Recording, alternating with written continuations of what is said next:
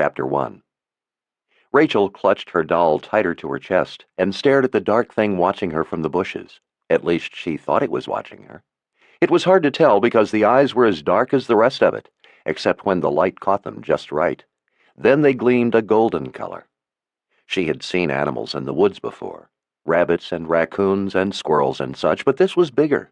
It was as big as her, maybe bigger. Bears were dark. She wondered if it could be a bear. But this wasn't exactly the woods, since it was indoors.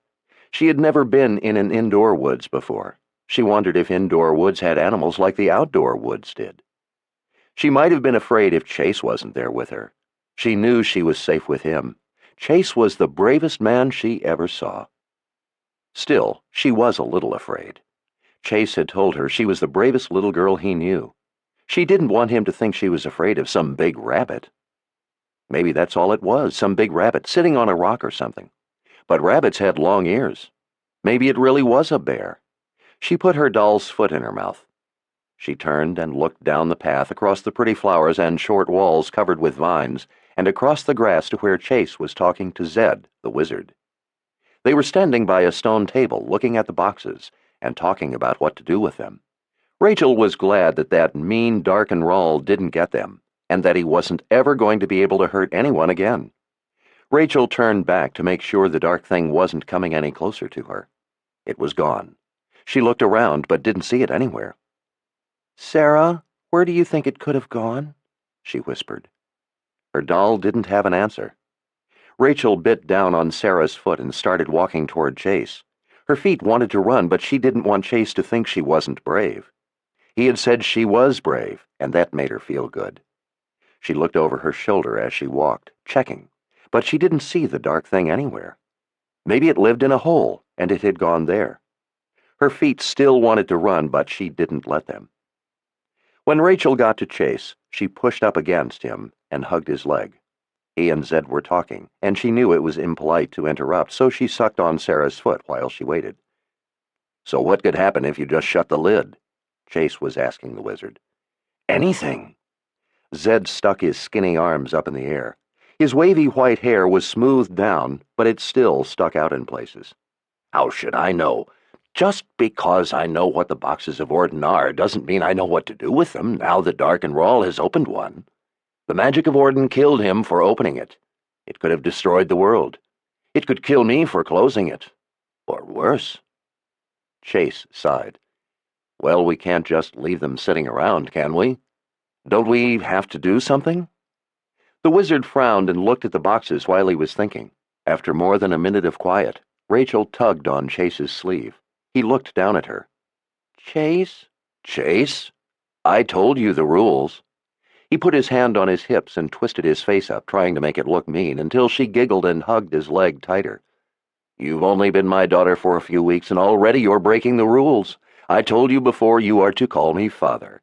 None of my children are allowed to call me Chase. Understand?" Rachel grinned and nodded. "Yes, Father." He rolled his eyes and shook his head. Then he mussed her hair. "What is it?"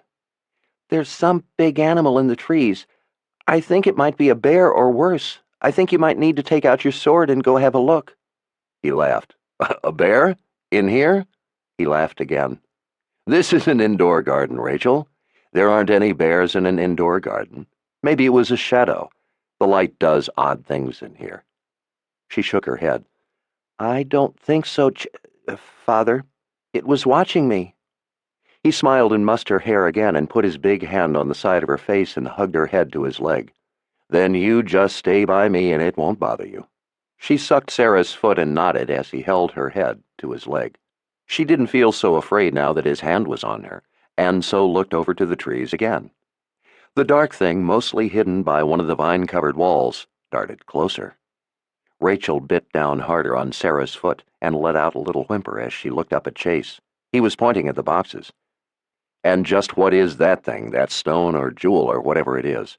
Did it come out of the box?" Zed nodded. "It did. But I don't want to say what I think it is until I'm sure. At least not out loud." "Father," Rachel whined. "It's coming closer." He looked down. "Good. You just keep your eye on it for me."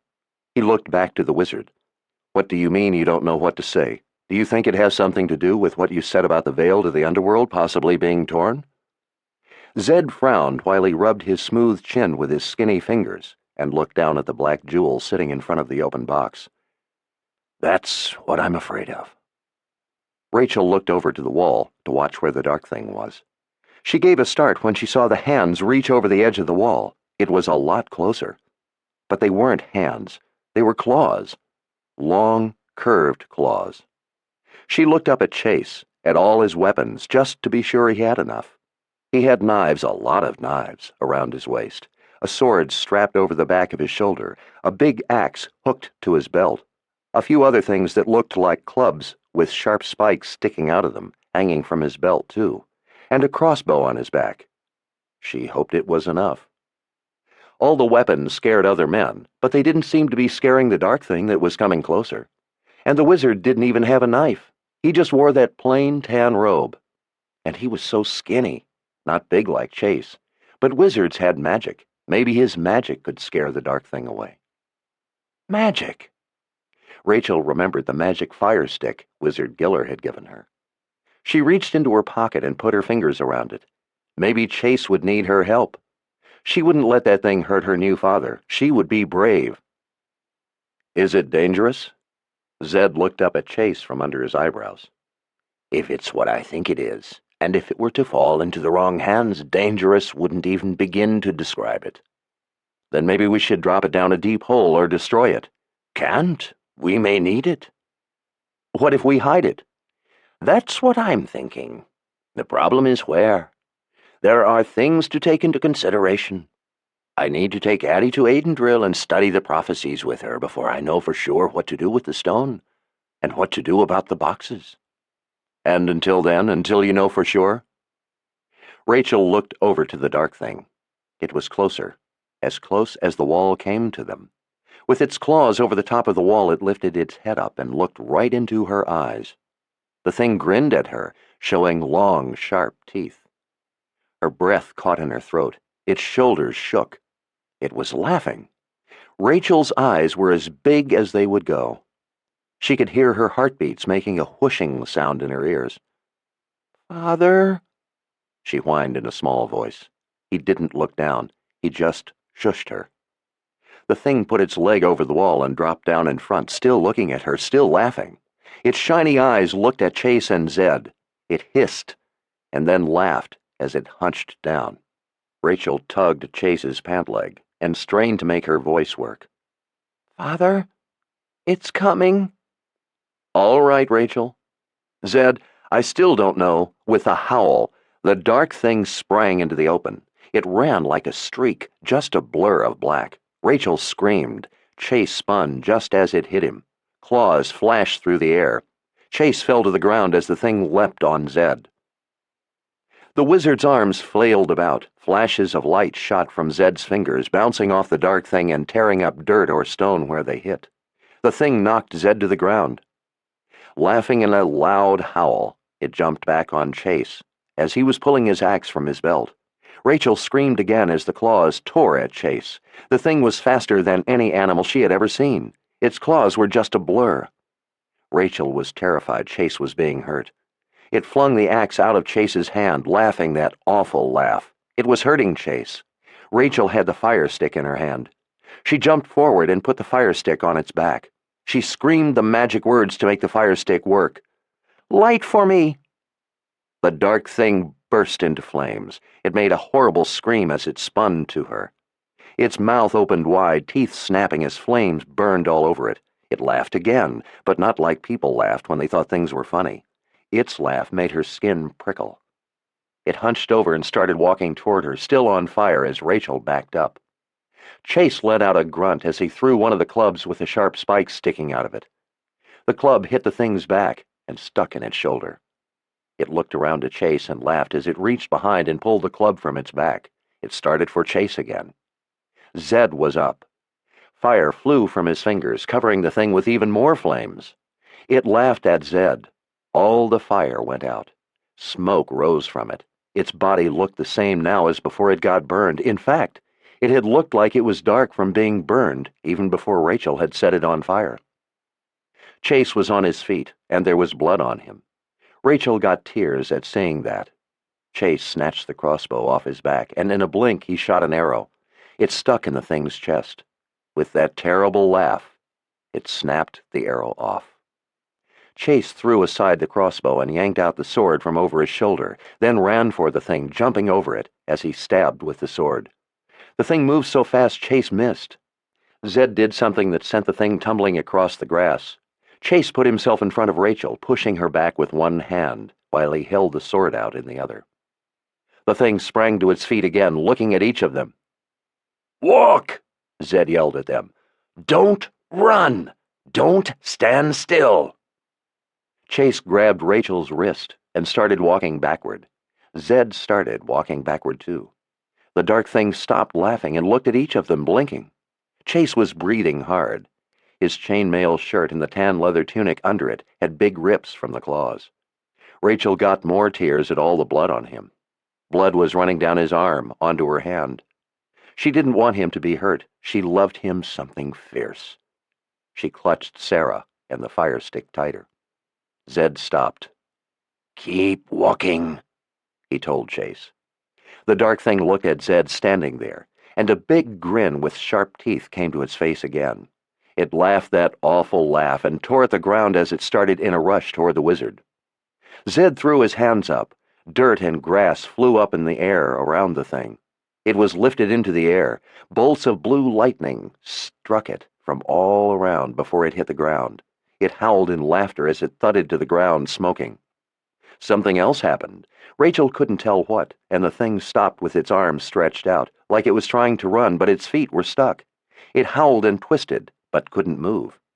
Zed's arms swirled around in circles, and he threw them out once more. The ground shook as if from thunder, and there were flashes of light hitting the thing. It laughed, and there was a breaking sound like wood snapping, and the thing started toward Zed. Zed began walking again. The thing stopped and frowned. Then the wizard stopped and threw his arms out again. A terrible ball of fire went through the air toward the thing as it ran for Zed. The ball of fire made a loud scream and grew bigger as it flew toward the dark thing. The fire hit so hard it made the ground shake. The blue and yellow light was so bright Rachel had to squint as she was walking backward. The ball of fire stayed in that one place as it burned and made a loud roar. Smoking, the dark thing stepped out of the fire, its shoulders shaking as it laughed. The flames went out in little sparks that flew around in the air. "Bags," the wizard said as he started walking backward. Rachel didn't know what bags meant, but Chase had told Zed not to say it in front of little ears. She didn't know what that meant either. The wizard's wavy white hair was all messed up and sticking out in clumps. Rachel and Chase were on the path through the trees almost to the door. Zed was walking backward toward them as the dark thing watched. Zed stopped, and the thing started coming again. Walls of flame shot up in front of it. The air smelled like smoke and roared with noise. The thing stepped through the wall of fire. Zed made another, and it stepped through that too.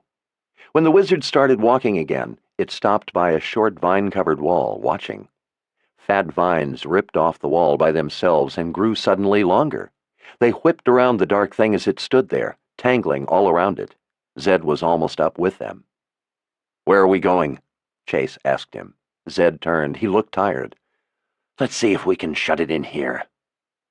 The thing tore at the vines as they pulled it to the ground and was slicing through them with its sharp claws as the three of them went through the big doorway. Chase and Zed each took one of the golden metal doors and pushed it shut. From the other side came a howl, and then a loud crash. A big dent popped out in the door, knocking Zed to the ground. Chase put a hand on each door and put all his weight against them as the thing pounded from the other side. Horrible screeches came through the metal as the thing clawed at the door. Chase was covered with sweat and blood. Zed jumped to his feet and helped Chase hold the doors closed. A claw stuck through the crack between the two doors and slid down. Then another came out from underneath. Through the door, Rachel could hear the thing laughing.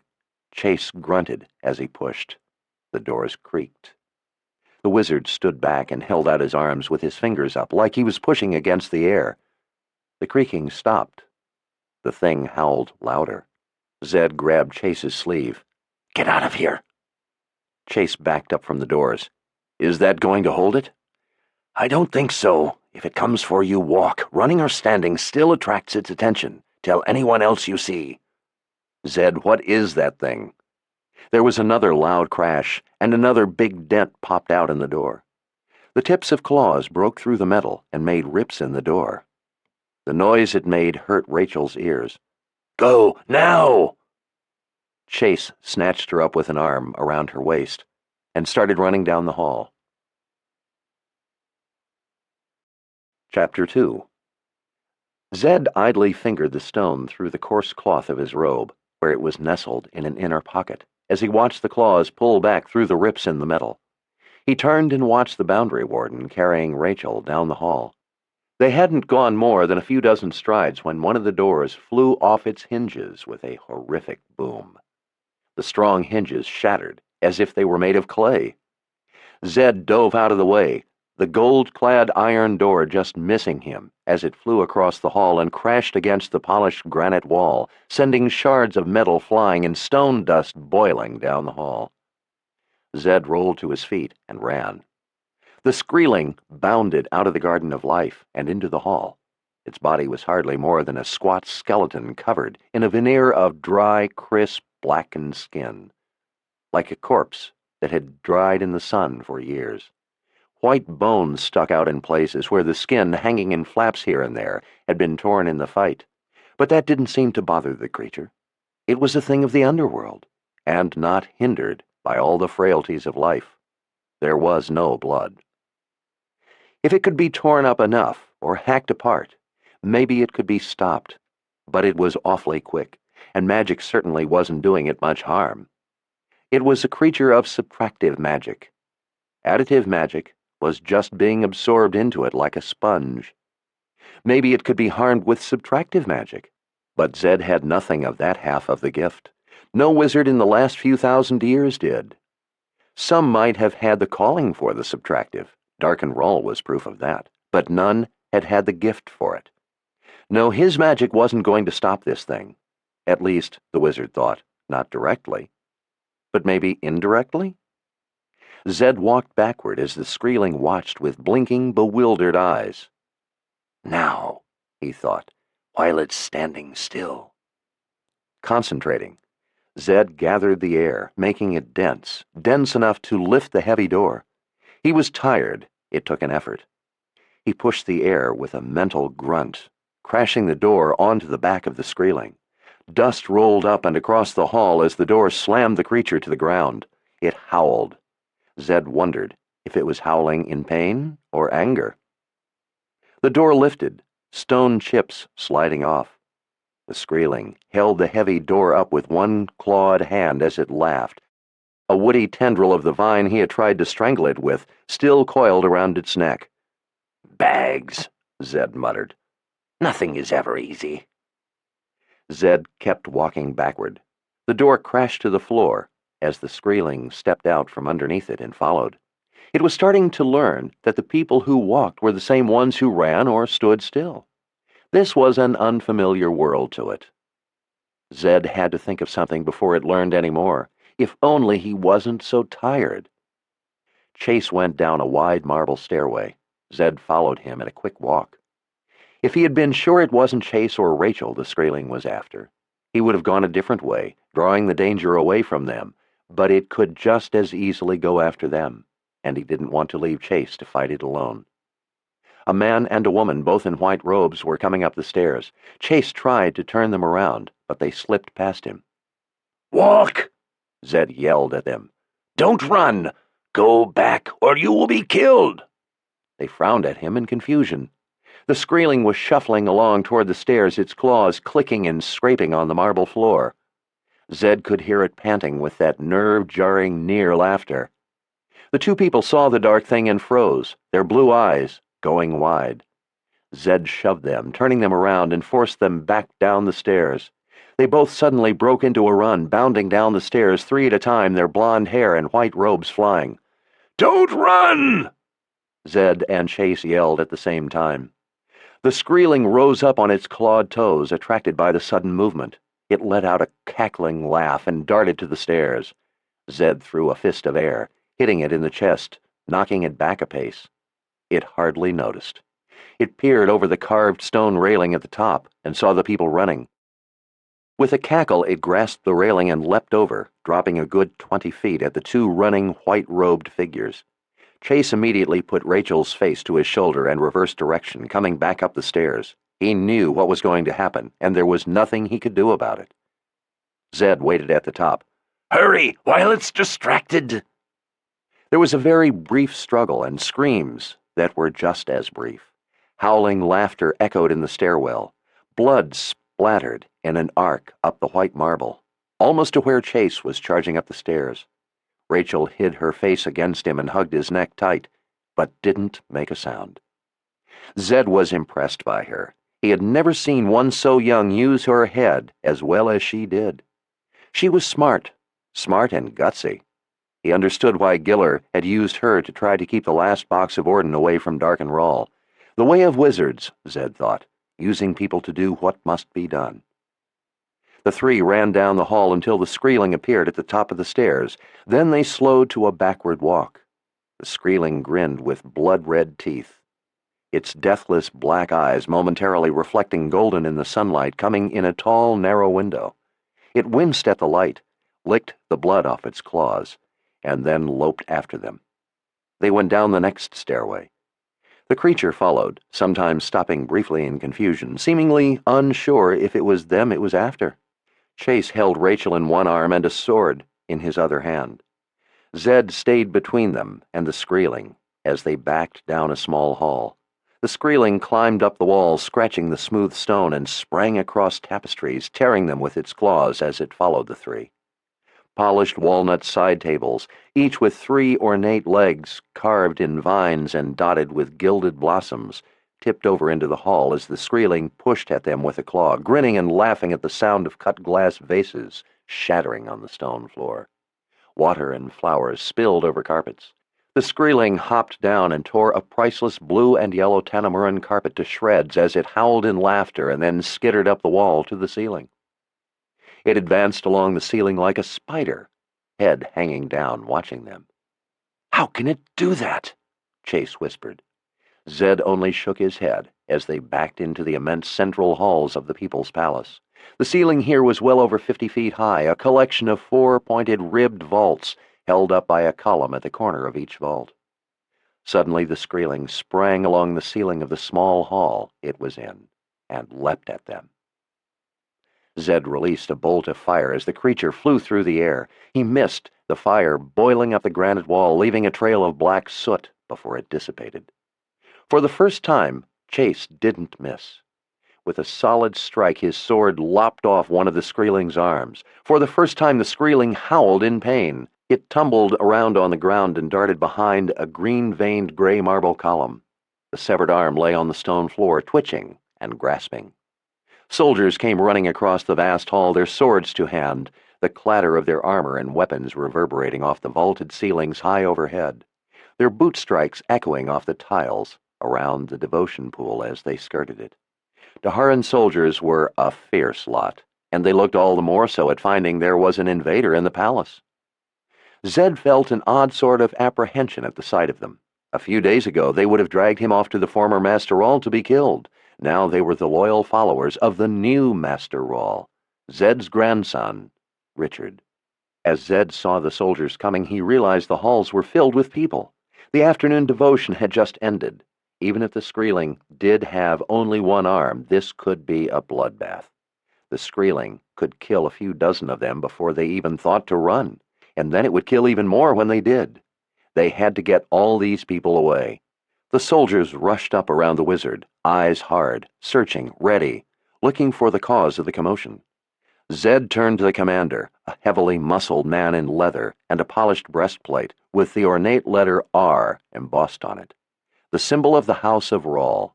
The scars of rank were incised on upper arms covered only with coarse mail sleeves. Intense blue eyes glowered out from under his gleaming helmet. "What's going on here?" he demanded. "What is it?" "Get these people out of this hall. They are all in danger." The commander's face reddened behind the cheek plates of his helmet. "I'm a soldier, not a bloody sheep herder." Zed gritted his teeth. "And a soldier's first duty is to protect people. If you don't get these people out of this hall, Commander, I will see to it you become a sheep herder." The commander's fist snapped to his heart in salute, his voice suddenly controlled at realizing who he was arguing with. "By your command, Wizard Zorander." He turned his anger instead on his men. "Get everyone back. Right bloody now! Spread rank! Sweep the hall!" The soldiers fanned out, pushing a wave of startled people before them. Zed hoped they could get them all clear, and then maybe with the soldiers' help, they could bottle up the Skreeling and hack it to pieces. But then the Skreeling launched itself from behind the column, a black streak tearing across the floor. It tumbled into a bunched knot of onlookers the soldiers were herding back, toppling many over one another to the floor. Shrieks and wails and the Skreeling's hideous laughter erupted from across the hall. Soldiers fell upon the creature and were flung back, bloodied, as more came to their aid. In the panicked clump of people, the soldiers couldn't swing a sword or axe with any effect as the Skreeling tore a bloody path through the bodies. It had no more caution for the armed soldiers than unarmed innocents. It simply ripped at anyone close enough. "Bags!" Zed cursed. He turned to Chase. "Stick close to me. We have to draw it away." He looked around. "Over there, the devotion pool." They ran to the square pool of water that was situated under an opening in the roof. Sunlight streamed down, reflecting in rippling patterns on the column at one of its corners. A bell perched on the dark pitted rock that sat off-center in the water. Orange fish glided through the shallow pool, unconcerned with the mayhem above. Zed was getting an idea. The Skreeling certainly wasn't bothered by fire. The most it did when hit with it was steam a little. He ignored the sounds of pain and dying and stretched his hands out over the water, gathering its warmth, preparing it for what he was going to do. He could see shimmering waves of heat just above the surface of the water. He held the rising heat at that point, just below ignition. "When it comes," he told Chase, "we have to get it in the water." Chase nodded. Zed was glad the boundary warden wasn't one who always needed to have things explained to him, and knew better than to waste precious seconds with questions. Chase set Rachel on the floor. "Stay behind me," he told her. She, too, asked no questions. She nodded and hugged her doll close. Zed saw she was clutching the fire stick in her other hand. Gutsy indeed. He turned to the uproar across the hall, lifted a hand and sent tickling tongues of flame into the flailing dark thing in its center. The soldiers fell back. The Skreeling straightened, turning, dropping a disembodied arm from its teeth as it did so. Steam rose where the flames had licked it. It hissed a cackling laugh at the wizard, standing still in the sunlight by the pool. The soldiers were pushing the remaining people down the halls, although the people no longer needed the encouragement. Zed rolled balls of fire across the floor. The Skreeling batted them out of the way, and they sparked out. Zed knew the fire wouldn't harm it. He only wanted to draw its attention. It worked. "Don't forget," he said to Chase. "In the water." "You don't mind if it's dead when it goes in, do you?" "All the better." With a clatter of claws against stone, the Skreeling charged across the hall. The tips of the claws scratched into the floor, sending little spurts of stone dust behind, along with flakes and chips. Zed hit it with compacted knots of air, hammering it down, keeping its attention, trying to slow it down enough so they might be able to handle it. It came to its feet in a rush each time, charging onward. Chase crouched a little lower in readiness, now holding a six-bladed mace in his fist instead of the sword. The Skreeling made an impossible leap through the air at the wizard, landing on him with a howl before he had a chance to turn it aside. As he was thrown to the floor, Zed wove webs of air to keep the thrashing claw at bay. Teeth snapped viciously at his throat. Man and beast rolled over once, and when the Skreeling came up on top, Chase swung the mace at its head, hitting a glancing blow. It spun to him, and he slammed it square in the chest, knocking it off the wizard. Zed could hear bones snapping with the blow. The Skreeling seemed hardly to notice. Its one arm swept out, yanking Chase's legs out from under him, and then sprang on his chest as he hit the floor with a hard grunt. Zed struggled to regain his wits. Rachel laid the fire stick on the Skreeling's back, and flames burst up. Zed pushed it with air, trying to knock it in the water, but the Skreeling held on to Chase with its claw to keep from being pushed. Angry black eyes glared out from behind the fire, lips curled back in a snarl. Chase brought the mace up with both hands, catching the powerful creature square in the back. The impact knocked the Skreeling into the pool. Hissing steam rose upon the contact of flame and water. Instantly, Zed ignited the air above the water, using the heat in the water to feed it. The wizard's fire sucked all warmth from the water. The entire pool froze into a solid block of ice. The Skreeling was encased. The fire sputtered out when the heat feeding it was exhausted. There was sudden quiet except for the moans from the injured across the hall. Rachel fell on Chase, her voice choked with tears. "Chase, Chase, are you all right?" He put an arm around her as he levered himself into a sitting position.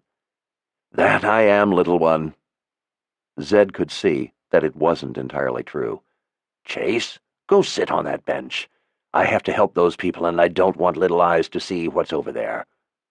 He knew this appeal would work better than telling Chase he didn't want him walking around with his injuries until they could be seen to. Still, Zed was a little surprised when Chase nodded without protest.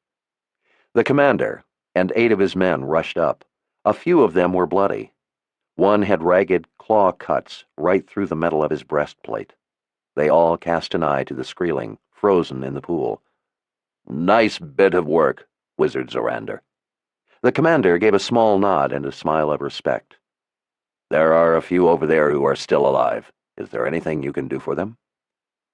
"I'll have a look, Commander. Have your men use their battle axes to hack that thing to pieces before it figures out how to melt the ice." His eyes went wide. "You mean it's still alive?" Zed gave a grunt to indicate that it was so. "The sooner the better, Commander." The men already had their crescent axes unhooked from their belts, waiting for the order. The commander gave them a nod, and they charged onto the ice, swinging before they slid to a stop. He lowered his voice. "Wizard Zorander, what is that thing?" Zed looked from the man's face over to Chase, who was listening intently. He held the boundary warden's gaze. "It's a Skreeling." Chase didn't show any reaction. The boundary warden rarely did. Zed turned back to the commander. The big man's blue eyes were wide. "The Skreelings are loose," he whispered. "Wizard Zorander, you can't be serious." Zed studied the man's face. He saw scars he hadn't seen before. Scars earned in battles to the death. For a Daharan soldier, there rarely was any other kind. This was a man not used to letting fear show in his eyes, even in the face of death. Zed sighed. He hadn't slept in days. After the quads had come and tried to capture Kalen, and she thought Richard had been killed, she had gone into the Kandar, the blood rage, killing their attackers. She, Chase, and Zed had walked for 3 days and nights to reach the palace, for her to extract vengeance. There was no stopping a confessor in the grip of the Kandar, that ancient mix of magics. Then they had been captured and discovered Richard alive. That was only yesterday, but it seemed forever ago. Dark and Rawl had worked all night, drawing forth the magic of Orden from the 3 boxes as they had watched, helpless, and only this morning was he killed by opening the wrong box. Killed by the wizard's first rule, wielded by Richard. Proof that Richard had the gift, even if Richard didn't believe it. For only one with the gift could use the wizard's first rule on a wizard of Dark and Rawl's talent. Zed glanced over momentarily at the men hacking at the Skreeling in the ice. "What's your name, Commander?" The man stiffened proudly to attention. "Commander General Trimac, First File of the Palace Guard." "First File? What are they?" Pride stiffened the man's jaw even more. "We are the ring of steel around Lord Rawl himself, Wizard Zorander, 2,000 strong. We fall to a man before harm gets a glance at Lord Rawl." Zed nodded. "Commander General Trimac, A man in your position knows that one of the responsibilities of rank is to bear the burden of knowledge in silence and solitude. I do. Your knowledge that this creature is a Skreeling is one of those burdens, for the time being, anyway. Trimac let out a heavy breath and gave a nod. I understand. He looked over to the people on the floor across the hall. About the injured, Wizard Zorander? Zed had respect for a soldier who held concern for wounded innocents. His disregard before had been duty, not callousness. His instinct had been to meet the attack. Zed started across the hall with Trimac at his side. You know Darkenrahl is dead? Yes. I was in the Grand Courtyard earlier today. I saw the new Lord Rahl before he flew away on the Red Dragon. And you will serve Richard as loyally as you have served in the past? He is a Rahl, is he not? He is a Rahl. And he has the gift? He does. Trimac nodded. To the last man, before harm gets a glance at him. Zed glanced over. He will not be an easy man to serve under. He is headstrong. He is a Rahl. That says the same thing. Zed smiled in spite of himself. He is also my grandson, although he doesn't know it yet. As a matter of fact, he doesn't even know he is a Rahl, or the Lord Rahl. Richard might not take well to the position he finds himself in, but someday he is going to need you. I would take it as a personal favor, Commander General Trimac, if you would give him a little understanding. Trimac's eyes surveyed the area, ever ready for any new danger. I would give him my life. I think understanding would serve him better in the beginning. He thinks of himself as nothing more than a woods guide. He is a leader by nature and by birth, but not by his own appraisal. He will not want anything to do with it. But it has come to him nonetheless. At last a smile came to Trimac's face. Done. He stopped and turned to the wizard. I am a Daharan soldier. I serve the Lord Rahl, but the Lord Rahl must also serve us. I am the steel against steel. He must be the magic against magic. Without the steel, he may still survive, but without the magic, we will not. Now tell me what a Skreeling is doing out of the underworld. Zed sighed and gave a nod. Your former Lord Rahl was meddling with dangerous magic, underworld magic. He tore the veil between this world and the underworld. Bloody fool. He's supposed to serve us, not take us into eternal light. Someone should have killed him. Someone did. Richard. Trimac grunted. Then Lord Rahl is already serving us. A few days ago, some would have viewed that thought as treason. It is a greater treason to deliver the living to the dead. Yesterday, you would have killed Richard to keep him from harming Darkenrahl. And yesterday, he would have killed me to get at his foe. But now we serve each other. Only a fool walks into the future backward. Zed nodded and offered a small but warm smile of respect, but then his eyes narrowed as he leaned closer. If the veil is not closed, Commander, and the Keeper is loosed on the world, everyone will share the same fate. It won't be just Dahara, but the whole of the world that is consumed. From what I have read of the prophecies, Richard may be the only one who can close the veil. You just remember that, if harm tries to get a glance at Richard. Trimac's eyes were ice. Steel against steel, that he may be the magic against magic. Good. You have it right. Chapter 3. Zed surveyed the dead and dying as he approached. It was impossible to avoid walking through the blood. His heart ached at seeing the hurt. Only one Skreeling. What if more came? Commander, send for some healers. There are more here than I can tend to. Already done, Wizard Zorander. Zed nodded and began checking the living. Soldiers of the first file were spread out among the bodies, pulling the dead, many of whom were their own, out of the way, and comforting the hurt. Zed put his fingers to the sides of foreheads to feel the injuries, to feel what a healer could care for and what required more. He touched a young soldier laboring to breathe through a gurgle of blood. Zed grunted at what he felt. He glanced down and saw rib bones pulled through a fist-sized hole in his breastplate. Zed's stomach wanted to erupt. Trimac knelt on the other side of the young man. The wizard's eyes flicked up at the commander, and the other nodded his understanding. The young man's remaining breaths of life numbered in the few dozen. "Go on," the commander said in a quiet voice. "I'll stay with the lad." Zed moved on as Trimac gripped the young man's hand in his own and began telling a reassuring lie. 3 women in long brown skirts sewn with rows of pockets came up in a rush. Their mature faces took in the scene without flinching. With bandages and poultices pulled from their big pockets, the 3 women descended on the wounded and began stitching and administering potions. Most wounds were within the skill of the women to heal, or else beyond the skill of the wizard. Zed asked one of the 3, the one who looked least likely to pay heed to protests, to go see to Chase. Zed could see him sitting on the bench across the hall, his chin against his chest, Rachel sitting on the floor with her arms wrapped around his leg. Zed and the other 2 healers moved among the people on the floor, helping where they could, passing on where they couldn't.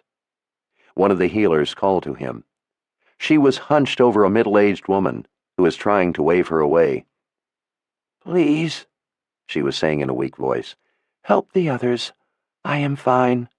I need only to rest. Please help the others." Zed felt the wetness of his blood-soaked robes against his knees as he knelt beside her. She pushed his hands away with one of hers. The other held her guts from spilling out of a ripping wound in her abdomen. "Please, there are others who should be helped." Zed lifted an eyebrow to her ashen face. A fine gold chain through her hair held a blue stone against her forehead.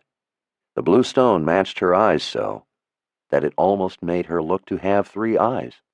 The wizard thought he recognized the stone and wondered if it could be true, or only a bauble bought on a whim. He had not seen one wearing the stone as a calling in a very long time. Surely one this young couldn't know what it proclaimed. "I am Wizard Zedekiah Zulzarander. And who are you, child, to give me orders?" Her face paled even more. "Forgive me, wizard." She calmed as Zed touched his fingers to her forehead. The pain caught his breath so sharply that he jerked his fingers away. He had to struggle to keep the tears of hurt from showing. He knew without a doubt now. She wore the stone in calling. The stone, to match the color of her eyes, and worn over the forehead, as if the mind's eye, was a talisman to proclaim her inner vision. A hand snatched at the back of his robes, tugging. "Wizard!" came a sour voice from behind. "You will tend to me first." Zed turned to a face that matched the voice, and maybe outdid it a little.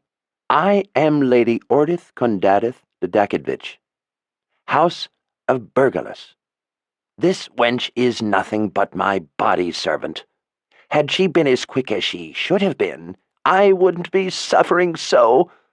I could have been killed as slow as she was. You will tend to me first. I could expire at any moment." Zed could tell without touching her that her injuries were minor.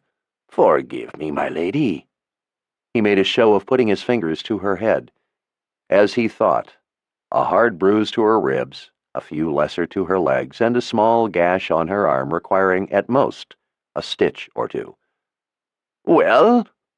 She clutched at the silver ruffles at her neck. "Wizards," she muttered. "Next to worthless, if you want to know the truth of it. And these guards, I think they were asleep at their posts. Lord Rawle shall hear of this. Well, what of my injuries?" "My lady, I'm not sure there is anything I can do for you." "What?" She snatched the neck of his robe and gave it a snug yank. "You had better see that there is, or I will see that Lord Rawle has your head on a pike. See what good your lazy magic does you then." "Of course, my lady. I will endeavor to do my best." He ripped the small gash in the dark maroon satin fabric of the sleeve, making it a huge, hanging flag, then put a hand back on the shoulder of the woman with the blue stone. She moaned as he blocked some of her pain and gave her strength. Her ragged breathing evened. He kept his hand on her, trickling in a little magic of reassurance and comfort. Lady Ordith shrieked. "My dress! You've ruined it!" "Sorry, my lady, but we can't risk the wound festering. I would rather lose the dress than the arm. Wouldn't you agree?" Well, yes, I guess. 10 or 15 stitches should do it," he said to the sturdily built healer, bent over between the two women on the floor. Her hard, blue-gray eyes glanced to the small wound and then back to the wizard. "I am sure you would know best, Wizard Zorander," she said in an even voice, betraying only in her gaze to him that she understood his true intent. "What? You are going to let this ox of a midwife do your work for you? My lady, I am an old man. I've never had any talent for sewing, and my hand shakes something awful. I'm afraid I would do more damage than I would repair, but if you insist, I will try my best." "No," she sniffed. "Let the ox do it." "Very well." He looked up to the healer. No emotion touched her features, but splotches of red colored her cheeks. "I fear there is only one hope for her other injuries, considering the pain she is in. Do you have any wattle root in those big pockets of yours?" She gave a little frown of puzzlement. "Yes, but—" "Good," he cut her off. "I think 2 cubes should be sufficient." Her eyebrow lifted. 2? "Don't you try to be skimpy with me," Lady Ordith screeched. "If there isn't enough to go around, then someone of lesser importance will just have to go short. You give me the full dose." "Very well." Zed glanced up at the healer. "Administer her the full dose. 3 cubes. Shredded, not whole." The healer's eyes opened a little wider, and she incredulously mouthed, "Shredded?" Zed squinted and nodded his insistence. The corners of her mouth curled up in a tightly controlled smile.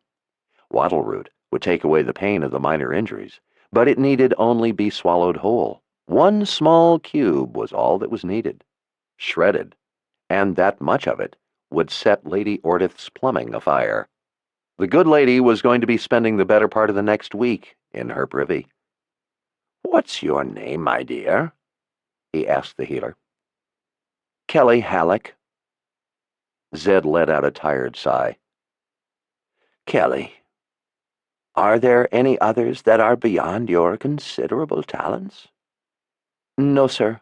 Medea and Annalie are finishing with the last of them."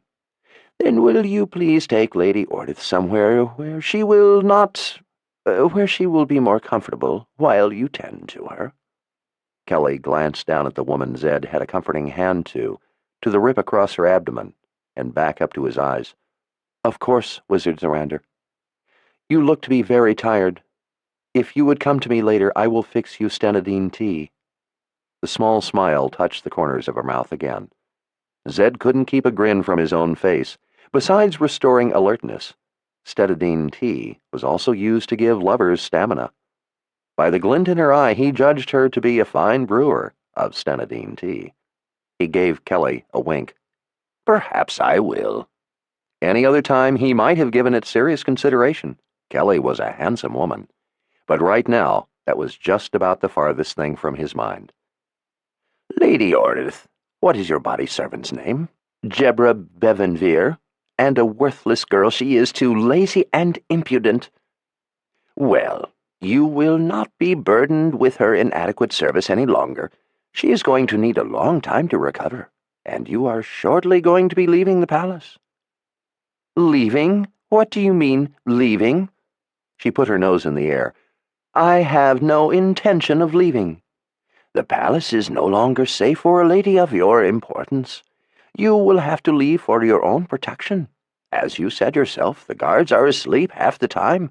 You will have to be on your way." "Well, I simply have no intention of—" "Kelly," he gave her a firm look, "please help Lady Ordith to a place where you can tend to her." Kelly was dragging the Lady Ordith off like a load of wash before she had a chance to cause any more trouble. Zed turned a warm smile to Jebra and brushed some of her short sandy hair back off her face. She held one arm across her grievous wound. Zed had managed to halt most of the bleeding, but that wasn't going to save her. What was outside had to be put back in its place, inside. "Thank you, sir. I'm feeling much better now. If you could help me to my feet, I will be out of your way." "Lie still, child," he said softly. "We must talk." With a hard glance, he moved onlookers back. Soldiers of the first file had only to see that one brief look, and they were already pushing people away. Her lip trembled as her breast rose and fell more rapidly. She gave a little nod. Her eyes blinked. "I'm going to die, aren't I?" "I won't lie to you, child. Your wound is at the limit of my talents, were I well rested. You don't have the time for me to rest. If I don't do something, you will die. If I try, I might hasten the end." "How long?" "If I do nothing, maybe hours, maybe the night. I could ease the pain enough to at least make the last of it tolerable." She closed her eyes as tears seeped from the corners. "I never thought I cared to live." "Because of the seer's stone you wear?" Her eyes snapped open. "You know? You recognize the stone? You know what I am?" "I do. The time is long past when people knew a seer by the stone. But I am old. I have seen such before. That is why you didn't want me to help you? You fear what the touch might do to me?" She nodded weakly. "But I find I suddenly care to live." Zed patted her shoulder.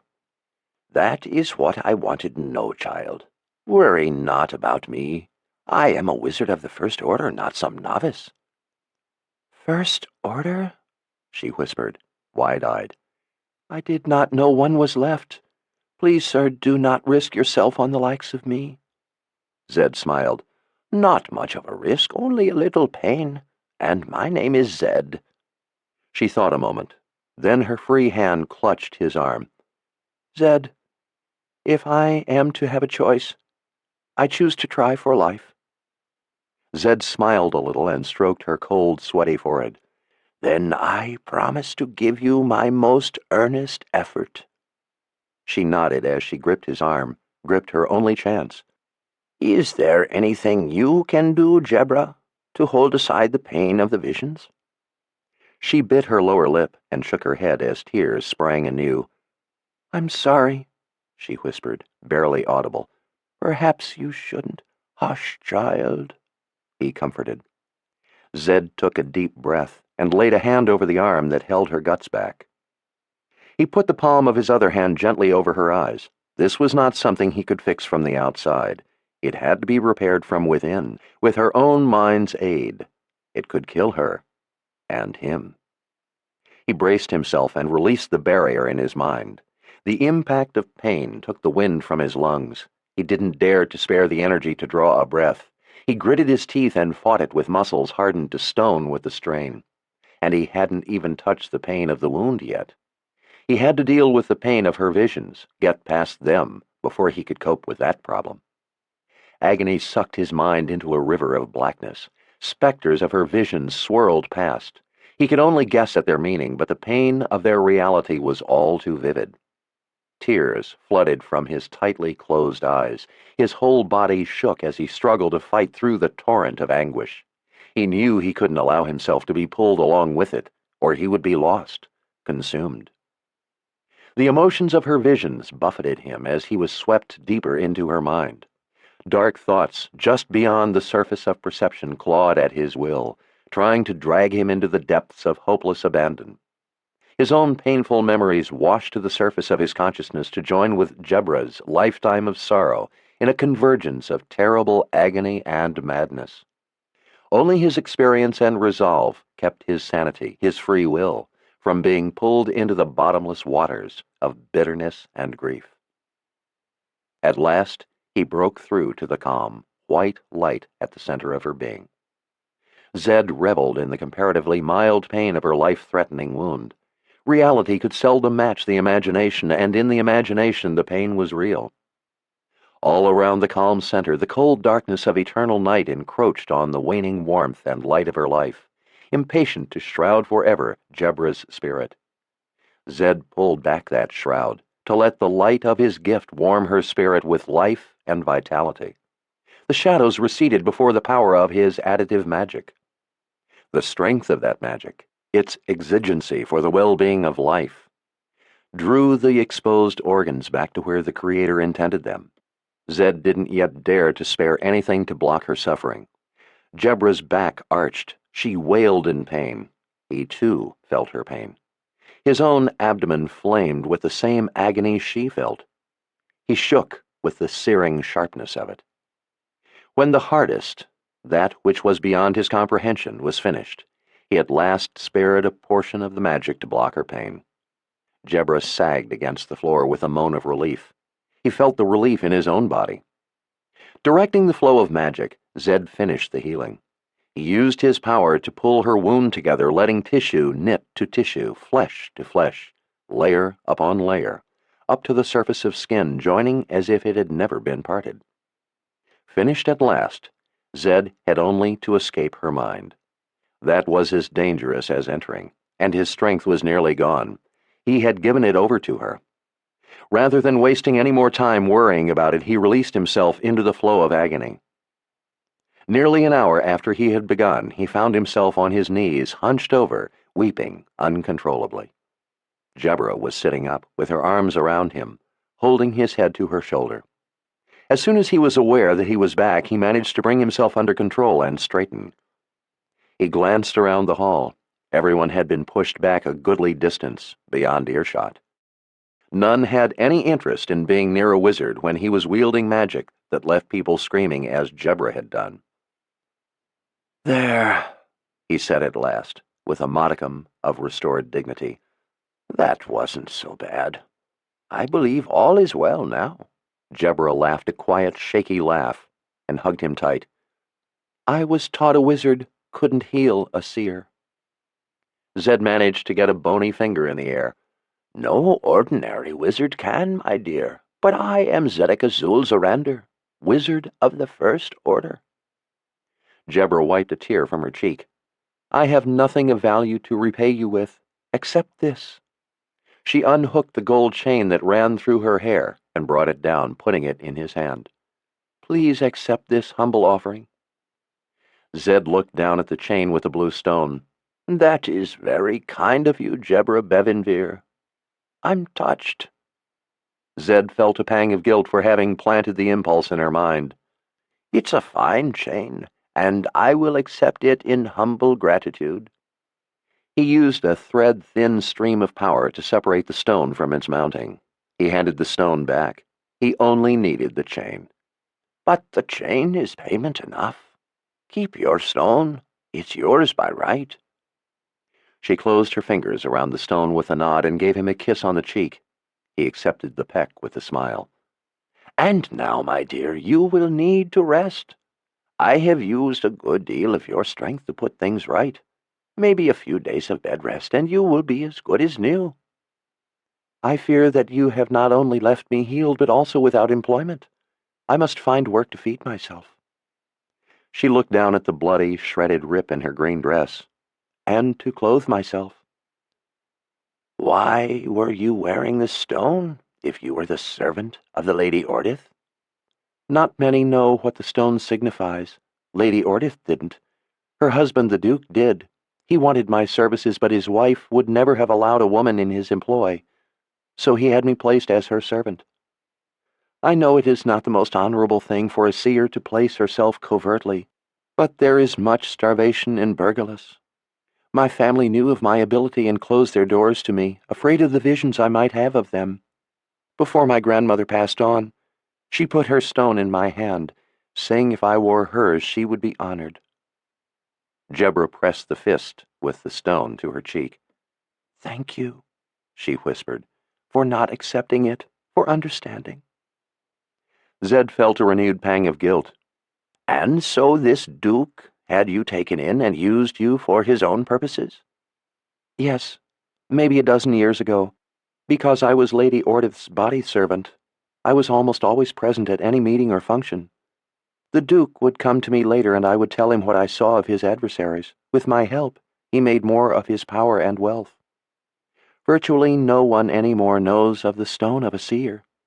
He disdained people who ignored the old knowledge. He mocked his opponent's ignorance by having me wear the stone openly. He also had me keep an eye to the Lady Ordith. It prevented her from succeeding at making herself a widow. So she now contents herself with being absent from the Duke's house whenever she can. She will not be displeased to be rid of me. The Duke used his strings of power to keep me employed when the Lady Ordith would have wished it otherwise. Why would she be displeased with your service? He grinned. Are you lazy and rude, as she claims? Jebra smiled back, the fine wrinkles at the corners of her eyes deepening. No, it's the visions. Sometimes when I have them, well, you felt some of the hurt when you healed me, though it is not as bad as that for me, I think.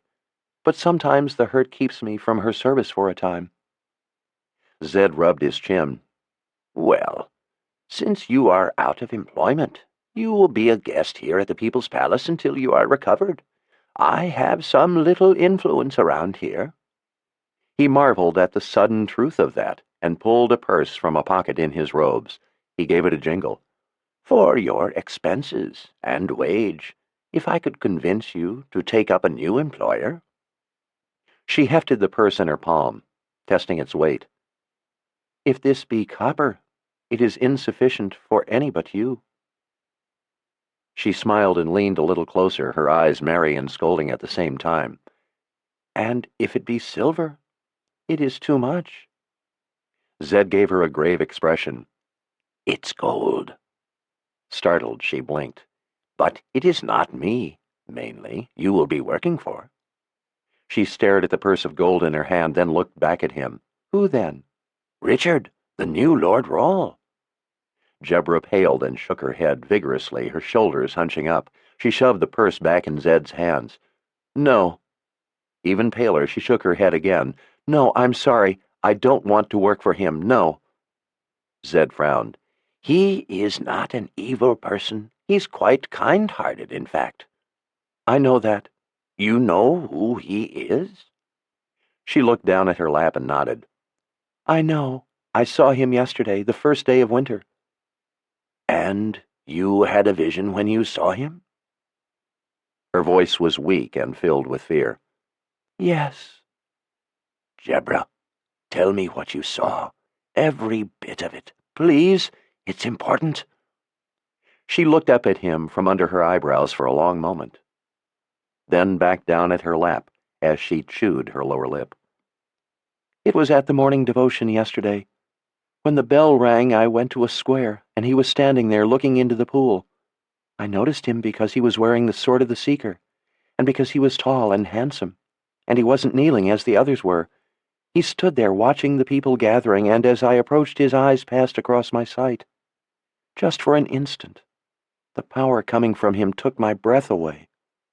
A seer can sense certain kinds of power, like the gift emanating from a person. She looked up at Zed. I have seen those with the gift before. I have seen their auras. They have all been like yours. There is a warmth to them, a gentleness. Your aura is beautiful. His was different. It had that, but more too. Violence, Zed said in a soft voice. He is the Seeker. She nodded. It could be. I don't know. I've never seen the like of it before, but I can tell you what it felt like. It felt like having my face pushed into a basin of icy water before I had a chance to get a breath. Sometimes I never get a vision from a person. Sometimes I do. I can never tell when it's going to come. Sometimes when a person is in distress, they throw off auras and visions more strongly. He was throwing off auras like lightning in a thunderstorm. He was in great emotional pain, like an animal in a trap trying to chew its own leg off. He felt the horror of having to betray his friends to save them. I didn't understand that. It didn't make any sense. There was an image of a woman, a beautiful woman with long hair, maybe a confessor, although I don't know how that could be. The aura flamed so strongly with anguish for her that I felt my face fearing I would find the skin burned. If I hadn't been at devotion, I would have fallen to my knees anyway from the agony of the auras. I almost rushed to him to comfort him when two moored Sith approached and noticed him standing and not kneeling. He felt no fear, but he went to his knees anyway out of resignation to the terrible betrayal he had been forced into. I was relieved when he knelt. I thought that would be the end of it. I was thankful I had seen only auras for the most part, and not true visions. I didn't want to see any visions from that man. She stared off, seemingly lost in the memory of it. But that wasn't the end of it. Her eyes came back to where she was. No, I thought the worst of it was over, but what I had seen didn't touch what was to come. Jebra dry-washed her hands for a moment. We were saying the chant to Father Roll, and all of a sudden he sprang up. He had a smile on his face. He had solved the puzzle that trapped him. The last piece had snapped into place. The woman's face and his love for her filled the aura. She shook her head. I pity the person who ever puts a finger between those two. They will lose the finger, maybe the hand, and maybe the whole arm before they have time to think to pull it back. Her name is Kaelin, Zed said with a little smile. And then what happened? Jebra crossed her arms across her abdomen. Then the vision started. I saw him killing a man, but I couldn't tell how. Not with blood, but killing him just the same. And then I saw the man he was going to kill, Darken Rawl. And then I saw that it was his father, but he didn't know it. That was when I knew who he was, the son of Darken Rawl, the soon-to-be new Master Rawl. The aura was flashing in terrible conflicts, commoner to king. Zed put a comforting hand to her shoulder. Darken Rawl wanted to rule the world with a frightful magic. By stopping him, Richard saved a great many from torture or death. Even though killing is terrible, by doing so he has saved the lives of many more. Surely you would not be frightened of Richard because of that? She shook her head. No. It was by what came next. The two moored Siths stood, because he was going to leave a devotion. One raised her aegil threatening him. I was surprised to see he wore one at his neck, red, just like theirs. He held it out in his fist. He told them that if they didn't let him pass, he would kill them. The aura of violence around him took my breath away. He wanted them to try. They sensed it and let him pass. As he turned to leave, that was when I saw the other visions. She put a hand to her heart as tears ran down her cheeks. Said, my visions are not always clear. Sometimes I don't know what they mean. Once I saw a farmer's vision. Birds were pecking at the stomachs of him and his family. I didn't know what it meant. It turned out that a flock of blackbirds came and ate the seed he had just planted.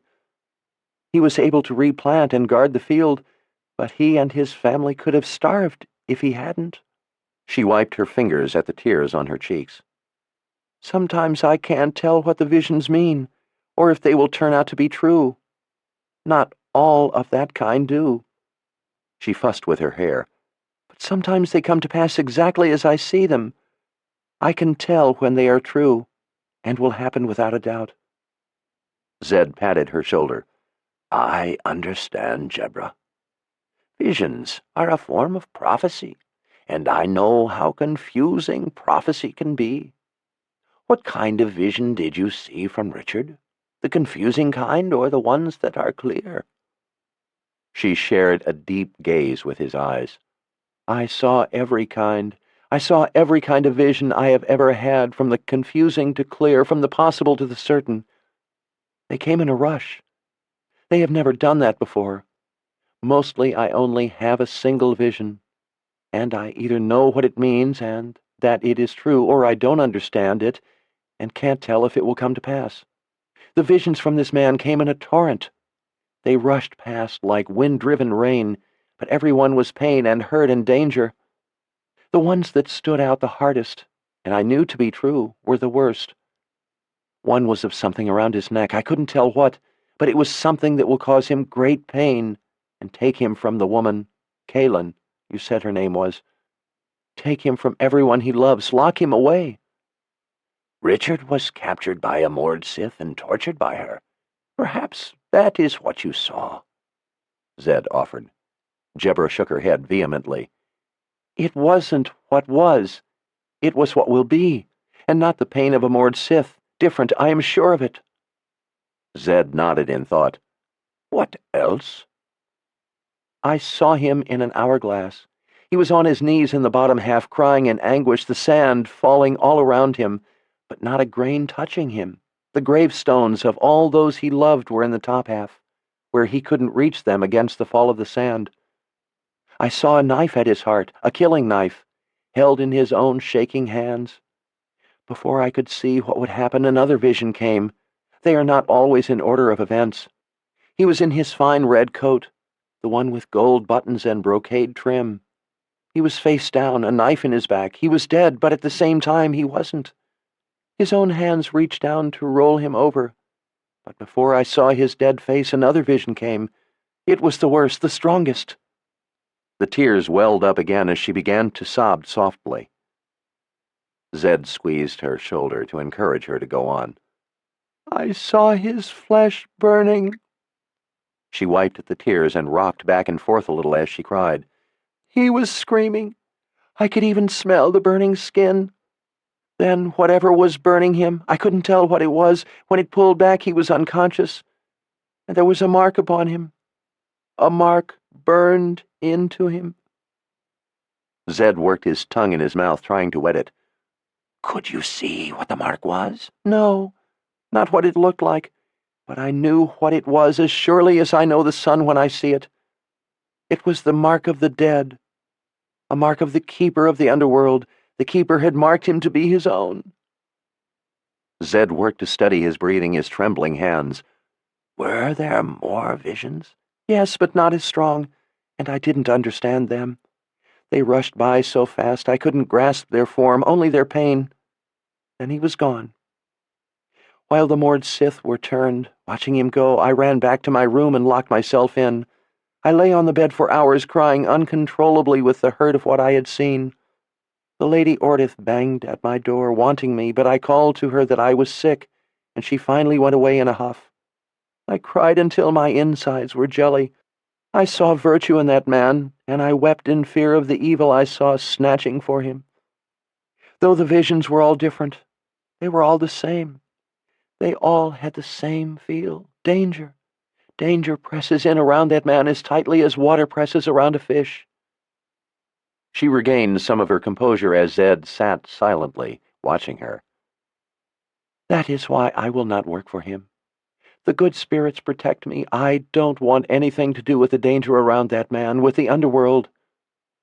Maybe you could help him with your talent. Help him to avoid the danger. That is what I was hoping anyway, Zed said in a quiet voice. Jebra dabbed her cheeks dry with the back of her sleeve.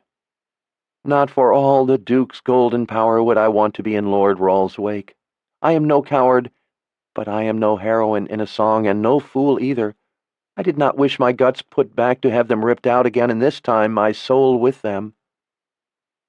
Zed quietly watched her sniffling herself back under control, putting the frightening visions away. She took a deep breath and sighed. Her blue eyes finally looked to his. Richard is my grandson, he said simply. Her eyes winced shut. Oh, good spirits, forgive me. Her hand covered her mouth for a long moment. Then her eyes came open. Her eyebrows wrinkled together in horror. Zed, I'm so sorry for telling you what I saw. Forgive me. Had I known, I never would have told you. Her hands trembled. Forgive me. Oh, please forgive me. The truth is the truth. I am not one who would shut a door in your face for seeing it. Jebra, I am a wizard.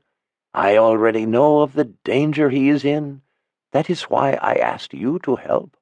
The veil to the underworld is torn. That thing that ripped you open escaped into the world of the living through the tear. If the veil tears enough, the keeper will escape. Richard has done things that the prophecies say mark him as maybe the only one able to close the tear." He lifted the purse of gold and slowly settled it in her lap, her eyes following it down. He withdrew his empty hand. Her gaze stayed on the purse as if it were a beast that might bite. "Would it be very dangerous?" she asked at last in a weak voice. Zed smiled when her eyes came up. "No more dangerous than going for an afternoon stroll in a fortress palace." With a reflex jerk, her hand clutched her abdomen where the wound had been. Her eyes rose to look off down the wide, resplendent halls as if seeking escape, or maybe fearing an attack. Without looking to him, she spoke. "My grandmother was a seer and my only guide. She told me once that the visions would bring me a lifetime of hurt and there was nothing I would ever be able to do to stop them. She said that if ever I was presented with the opportunity to use the visions for good, to take the chance, and it would make up for some of the burden. That was the day she put her stone in my hand." Jebra lifted the purse and set it back in Zed's lap. "I will not do it for all the gold in Dahara, but I will do it for you." Zed smiled and patted her cheek. "Thank you, child." He put the gold back in her lap, the coins making a muffled clink. "You will be needing this. You will have expenses. What is left is yours. That is the way I wish it." She nodded resignedly. "What must I do?" "Well, first, we must both get a good night's sleep. You will need to rest for a few days to regain your strength. And then you have some traveling to do, Lady Bevanvere." He smiled at the way one of her eyebrows lifted. "We are both very tired right now. Tomorrow, after I have rested, I must be off on important business. Before I leave, I will come to you, and we will talk more of this. But starting right now, I would ask you not to wear the stone where it can be seen. No good can come of declaring your talent to eyes in the shadows." "So my new employer shall use me covertly too? Not the most honorable of things." "The ones who would recognize you now are not vying for gold. They serve the keeper. They want much more than gold. If they discover you, you will wish I had not saved you today." She winced, before finally nodding. Chapter 4. Zed stood with the aid of a hand to his knee. He helped Jebra up. As he expected, she was unable to stand without leaning heavily on him. She apologized for the burden. He made her smile by telling her he would use any excuse to have his arm around the waist of a pretty maiden. People were starting to go back to their business, engaged in hushed conversation as their eyes darted about the suddenly not-so-safe palace. Those hurt had been helped away, and the dead carried off. Maidservants in heavy skirts worked tearfully at the task of cleaning up the blood, sloshing mops in buckets of reddening water. Soldiers of the first file were spread out everywhere. Zed motioned to Commander Trimac across the hall. "Anyway, I shall be glad to be away from this place," Jebra said. "I have seen auras here that make me sweat in my sleep." As the officers started toward them, Zed asked, "Do you see anything of this man coming toward us?" She studied him a moment as he strode towards them, checking the placement of his men. "A faint aura, duty." She frowned as she stared. "It has always been a burden for him. He is daring to hope that maybe he will now find pride in it. Does that help you any?" Zed smiled a little. "Yes, it does. Any visions?" "No, just the faint aura." The wizard nodded in thought, then brightened. "By the way, why has a woman as lovely as you not found herself a husband?" She gave him a sidelong glance. "3 have asked. As each was on bended knee before me, I saw a vision of them lying with another woman." Zed grinned. "Did they ask you why you said no?" "I didn't say no. I only slapped them so hard it made their heads ring like a bell." Zed laughed until she was caught up in it. Trimac came at last to a halt before them. Commander General Trimac, may I introduce the Lady Bevanvere? Trimac gave a smart bow. As are you, as am I. This lady is one who is at the task of keeping harm from getting a glance at Lord Rawle. I would like her to have a heavy guard at all times while she is in the palace. Lord Rawle needs her help, and I don't want her life risked again as it was today. While she is in the palace, she will be as safe as a babe in her mother's arms, by my honor. He turned and gave a coated tap to his shoulder. A good 24 men of the first file came at a dead run, freezing to a halt, at attention, not even breathing hard. This is the Lady Bevanvere, every one of your lives before hers. With a sharp snap, every fist came to an armored heart as one. 2 of them took Jebra's weight from Zed. She kept one hand tightly closed around the stone. The purse of gold bulged in a pocket of her long green skirt. It was covered, most of the way down, with dried blood. Zed addressed the men holding her up. She will need suitable quarters and meals brought in. Please see to it she is not disturbed by anyone but me. He looked at her tired blue eyes and gently touched her arm. Rest well, child. I will visit you in the morning. She smiled weakly. Thank you, Zed. As the soldiers helped her away, the wizard turned his attention to Trimac. There is a woman staying in the palace, a Lady Ordith Condatith Dudakadvich. Lord Rawle is going to have enough trouble without her kind around. I want her out of here before the day is finished. If she refuses to leave, offer her the choice of a carriage or a noose. Trimac grinned wickedly. I will see to it personally. If there are any others you know of about the palace who are of her temperament, feel free to make them the same offer. New rule brings change. Zed couldn't see auras, but he was sure that if Jebra had been standing there, she would have seen Trimac's brighten. Some are uncomfortable with change, Wizard Zorander. The man had spoken more than his simple words. Are there any above you in command in the palace, other than Lord Rawle? Trimac clasped his hands behind his back as his eyes swept the hall. There is one named Demon Nas, commander of the Quads, who gave orders to all but Darken Rawle. Zed let out a heavy breath at that memory. He is dead. Trimac nodded with what might have been relief. Below the palace, quartered in the chambers of the plateau, there are perhaps 30,000 men of the army. Their generals outrank me in the field, but in the palace the word of the commander-general of the first file is law. Some of them I know will welcome the change, some will not. Richard is going to have a difficult enough time being the magic against magic, underworld magic, without troubles from steel. You have a free hand, Commander, to do as you see fit to protect him. Err on the side of duty. Trimac grunted acknowledgment, then went on. The People's Palace, one roof though it may be, is a city. Thousands live here. Merchants and supplies, trains of wagons to lone peddlers come and go in an endless stream in all directions except to the east, across the Azrith Plains. The roads in are the arteries that feed the heart of Dahara, the People's Palace. The inside of the plateau is chambered with twice the number of rooms of the palace above ground.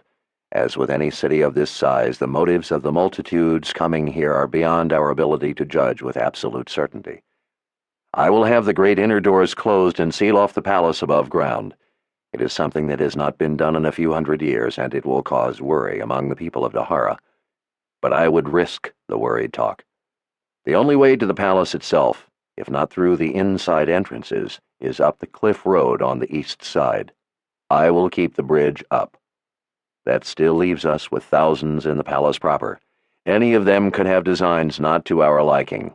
Worse, there are thousands of battle-tested soldiers in the belly of the palace, many led by men I would not want getting a glance at Lord Rawle. I have a feeling the new Lord Rawl is not the kind of Rawl they are used to dealing with, and they are not going to like the change. Dahara is a vast empire, the supply routes long. Perhaps it is time some of these divisions were sent out to see to the safety of these routes, especially the ones to the far south, near the wilds, where I have heard rumor there is unrest and trouble. And perhaps from the ranks of the ones I trust, the size of the first file could be increased threefold.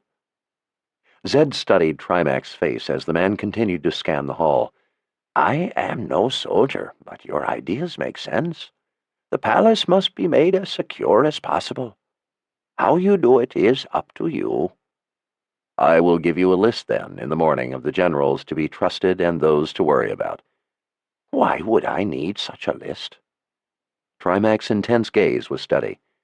Because orders such as these must come from one with the gift. Zed shook his head, muttering. Wizards shouldn't be ruling people. It's not right. It is the way in Dahara. Magic and steel. I want to protect Lord Rawl. This is what I think needs to be done. Zed stared off into the distance, feeling the ache of exhaustion in his bones. Do you know, Trimac, that I have fought and killed wizards who wanted to take it upon themselves to rule? When an answer didn't come, Zed turned back to the officer. Trimac was studying him. Given the choice, Wizard Zorander, I would choose to serve one who bears command as a burden to one who wears the mantle as a right. Zed sighed and nodded. In the morning, then. There is one other matter, the most important of all. I want the Garden of Life guarded. That is where the Skreeling first attacked. I don't know if there will be more. There is a door up there that will have to be fixed. Put a ring of steel around the garden, enough men that they have room only to swing an axe. No one at all is to be allowed to go in except myself or Richard or by our order. Anyone attempting to go into that room is to be viewed as harm trying to get a look at Lord Rawl. Even one who tells you he is there only to pull weeds. And you can bet your mother's honor that anything trying to get out is harm trying to have more than a look. Trimac clapped his fist to his armored chest. To the last man, Wizard Zorander. Good. Lord Rawl may need what's in that room. I don't dare to move those things for the time being. They are extremely dangerous. Take very seriously the guarding of that room, Commander. More Skreelings could come, or worse. How soon? I would not have thought we would have seen the first for a year or more, at least months. That the Keeper could have loosed one of his assassins so soon is a great worry. I don't know who it was sent for. It's possible it was simply sent to kill whoever was around. The Keeper needs no reason to kill. I must leave the palace tomorrow to learn what I can before we are surprised again. Trimac pondered this with troubled eyes. Do you know when Lord Rawl will return? Zed shook his head. No. I thought I was going to have time to teach him some of what he must know, but now I must send for him at once to meet me in Aidendrill, and see if we can discover what must be done. He is in great danger and knows nothing of it. Events have outpaced me. I have no idea what the Keeper is going to do next, but I now fear how deep his tendrils may be. That they were around Darkenrawl even before the veil was torn means I have already been an ignorant fool in this business. If Richard should happen to return unexpectedly, or if anything happens to me, help him. He sees himself as a woods guide, not the Lord Rawl. He will be distrustful. Tell him I said to trust you. If he is distrustful, how shall I convince him to trust me? Zed smiled. Tell him I said it is the truth. The toasted toad's truth. Trimac's eyes widened with incredulity. You wish the Commander-General of the First File to say such a childish thing to the Lord Rawl? Zed straightened his face and cleared his throat. It's a code, Commander. He will understand it. Trimac nodded, but looked skeptical. I had better see to the Garden of Life and the rest of it. No disrespect intended, but you look like you could use some rest. He tilted his head toward where the army of maidservants were still cleaning blood off the marble floor. All the healing you did looks to have tired you. It did. Thank you, Commander Trimac. I will take your advice. Trimac's fist snapped to his heart. The salute softened by the hint of a smile. He began to turn, but hesitated. His intense blue eyes looked back to the wizard. May I say, Wizard Zorander, that it's a pleasure to at last have one with the gift in the palace who is more concerned with putting people's guts back inside than with spilling them out. I've never seen the like of it. Zed didn't smile. His voice was quiet. I am sorry, Commander, that I could do nothing for that lad. Trimac gave a sorrowful nod. I know that to be the truth, Wizard Zorander. The toasted toad's truth. Zed watched the commander stride across the hall, drawing armored men to him like a huge magnet. The wizard brought his hand up, staring at the gold chain looped over his stick-like fingers. He gave a pained sigh. Wizard business, using people. And now, for the worst of it. He brought the black tear-shaped stone from a pocket deep in his robes. The spirits be cursed, he thought, for the things a wizard must do. He held the mounting where the blue stone had been and pressed the point of the smooth black stone to it. Elemental power flowed from the fingers of each hand, joining in the middle, welding the stone to the mount. Hoping he was wrong, Zed brought forth a painful memory of his long-dead wife. With the way Jebra's mind had shredded his barriers, it wasn't difficult. When a tear ran over his cheek, he wet his thumb in it, and shut the memory away with the greatest of effort. He smiled a little at the irony that wizards had to use even themselves, and that the horrible memory at least brought with it one with a little pleasure to balance it.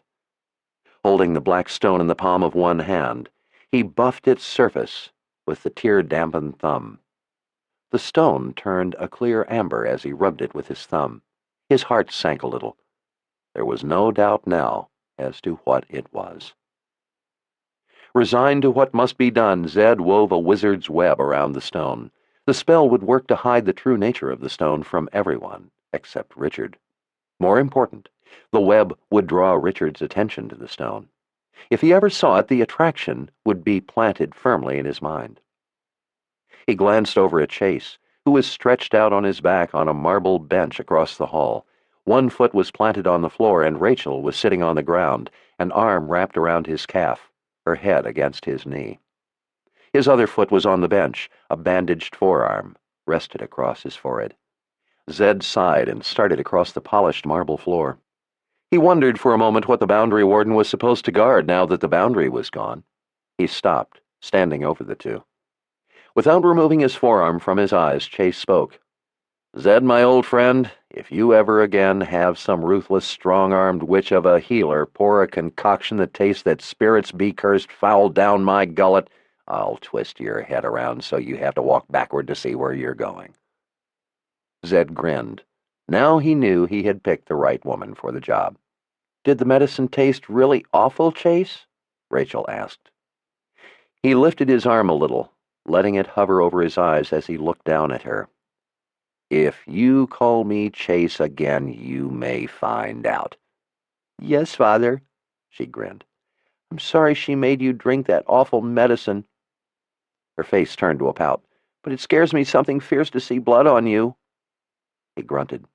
She peered at him. Maybe the next time, if you take your sword out when I tell you to, you wouldn't get blood on you and have to drink awful medicine. Zed marveled at the childlike innocence of the perfectly delivered, stinging rebuke. Chase held his head up a little off the bench, with his arm frozen in the air several inches above his eyes, as he glowered at the little girl. Zed had never seen a man struggle so mightily to keep from laughing.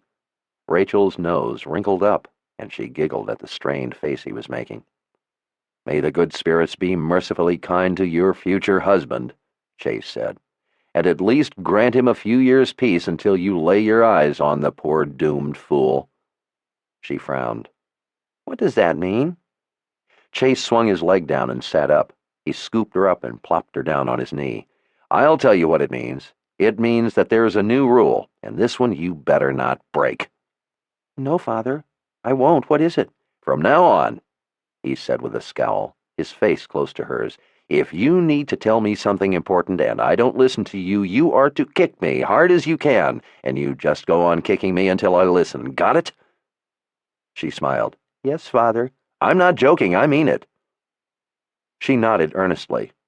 "I promise, Chase." The big man rolled his eyes and swept her to his chest with one arm, holding her to him the way she held her doll to herself. Zed swallowed back the lump in his throat.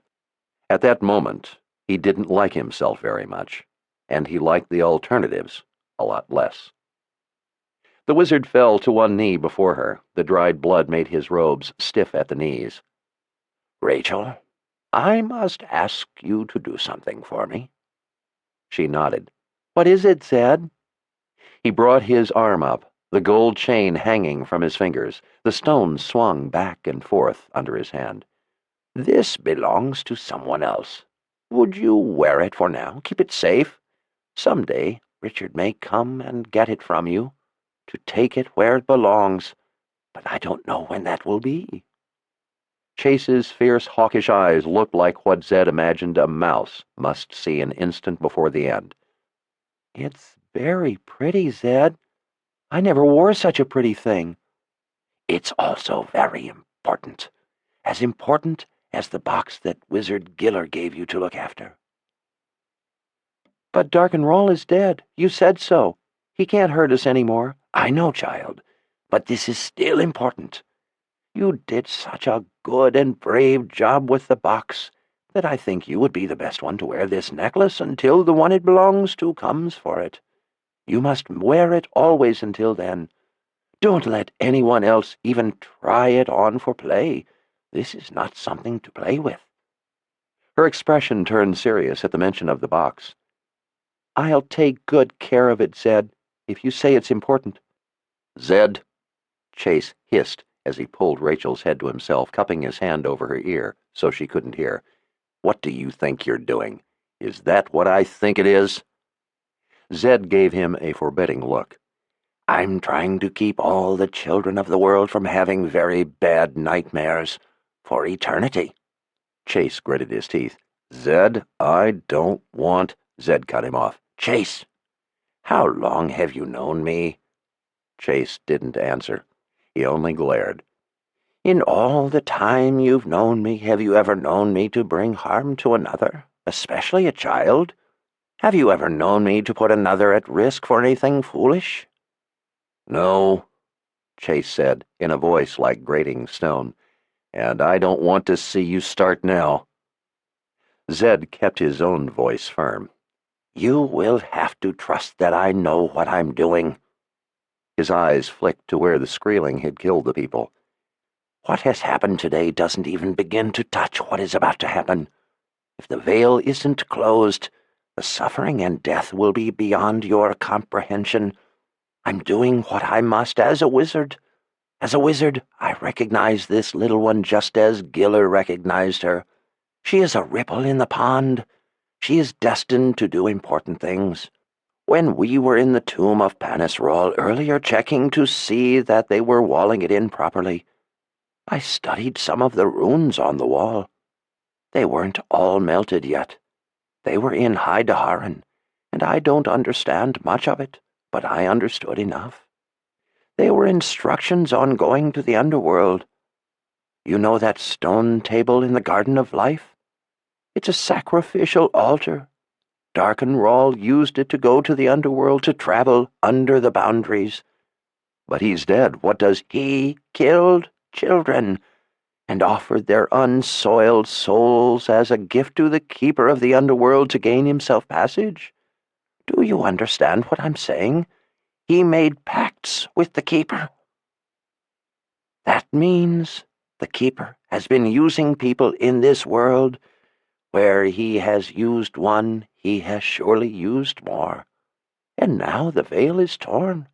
That a Skreeling was here proves it beyond question. Many of the oldest prophecies, I believe, are about what's beginning to happen now and about Richard. Whoever wrote them was intending to send him help across time. I believe they are meant to aid him in the fight against the Keeper, but much has happened in the last few thousand years to muddy those words. I fear that it is the Keeper's patient work that has obfuscated the meaning of the prophecies. He has no more important skill than patience. He has an eternity of it. He has probably been sending careful tendrils into this world to influence people, wizards like Darkenrawl, to do his bidding. The fact that we need the prophecies so much right now, and that there are no wizards left to understand them, can't be coincidence. I have no idea where the Keeper's eyes lurk, or what he intends next. Chase's eyes still had fire in them, but it was different from the kind they held before. Tell me how to help. What would you like me to do? Zed smiled sadly and patted the big man's shoulder. I would like you to teach this child to be like you. I know she is smart. Bring it out in her. Make her your student. Teach her how to use every weapon you know. Teach her to be strong and quick. Chase sighed and gave a nod. Such a little warrior. In the morning, I must leave to get Addie and take her to Aidendrill. I would like you to go to the Mud People. Ride hard, fast as you can go. Richard and Kaelin and Sidon will be with the dragon tonight, and tomorrow she will take them there. It will take you weeks to reach him. We can't afford to waste any time. Tell Richard and Kaelin to come to me in Aidendrill at once. Tell them of the danger as I have told you. Then maybe you should take this child to safety. If there is any such thing. Isn't there anything else I can do? The most important thing is to get to Richard. I've been a fool for thinking we would have time. I never should have let him out of my sight. Zed rubbed his chin a moment in thought. Maybe you could tell him I am his grandfather and that Darkenrawl was his father. Maybe that will give his anger time to cool before he reaches me. Zed lifted an eyebrow and smiled. Do you know what the Mud People call him? They call him Richard with the Temper. Imagine that, Richard, of all people. He is one of the gentlest people I've ever known. But I fear the sword of truth has brought out his other side. Chase flashed a rare, reassuring look. He won't be angry to learn you are his grandfather. He loves you. Zed sighed.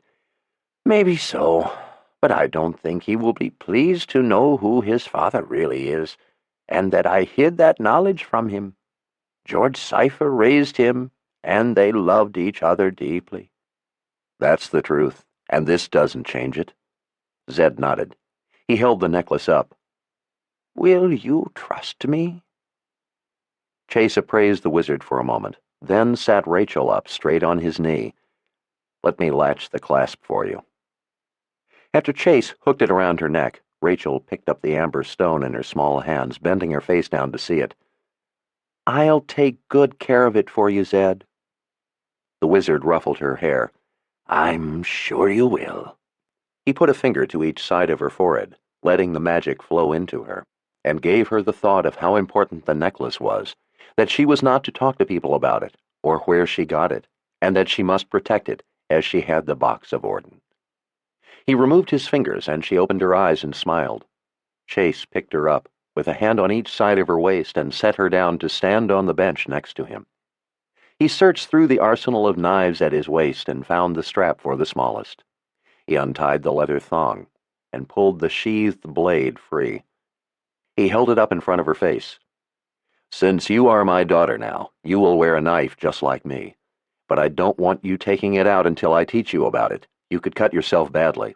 I will teach you how to use it in a safe manner. I'm going to teach you how to protect yourself, so you will be safe, all right? Rachel beamed. You'll teach me to be like you? I would like that ever so much, Chase. Chase grunted as he tied the leather strap at her waist. I don't know how good I'll be teaching you. Seems I can't even teach you to call me father. She smiled shyly. Chase and Father mean the same thing to me. Chase shook his head, a resigned grin on his face. Zed came to his feet and straightened his robes. Chase, if you need anything, Commander General Trimac will see to it. Take as many men as you would like. I wouldn't like any. I'm in a hurry. I don't need the extra baggage to tend, and besides, I think a man and his daughter would draw less attention. Isn't that the whole idea? He glanced pointedly at the stone around Rachel's neck. Zed smiled, appreciating the boundary warden's sharp mind. Those two were going to make quite a pair. I will travel with you until I reach the route toward Addy. I must do some things in the morning, and then we can be on our way. Good.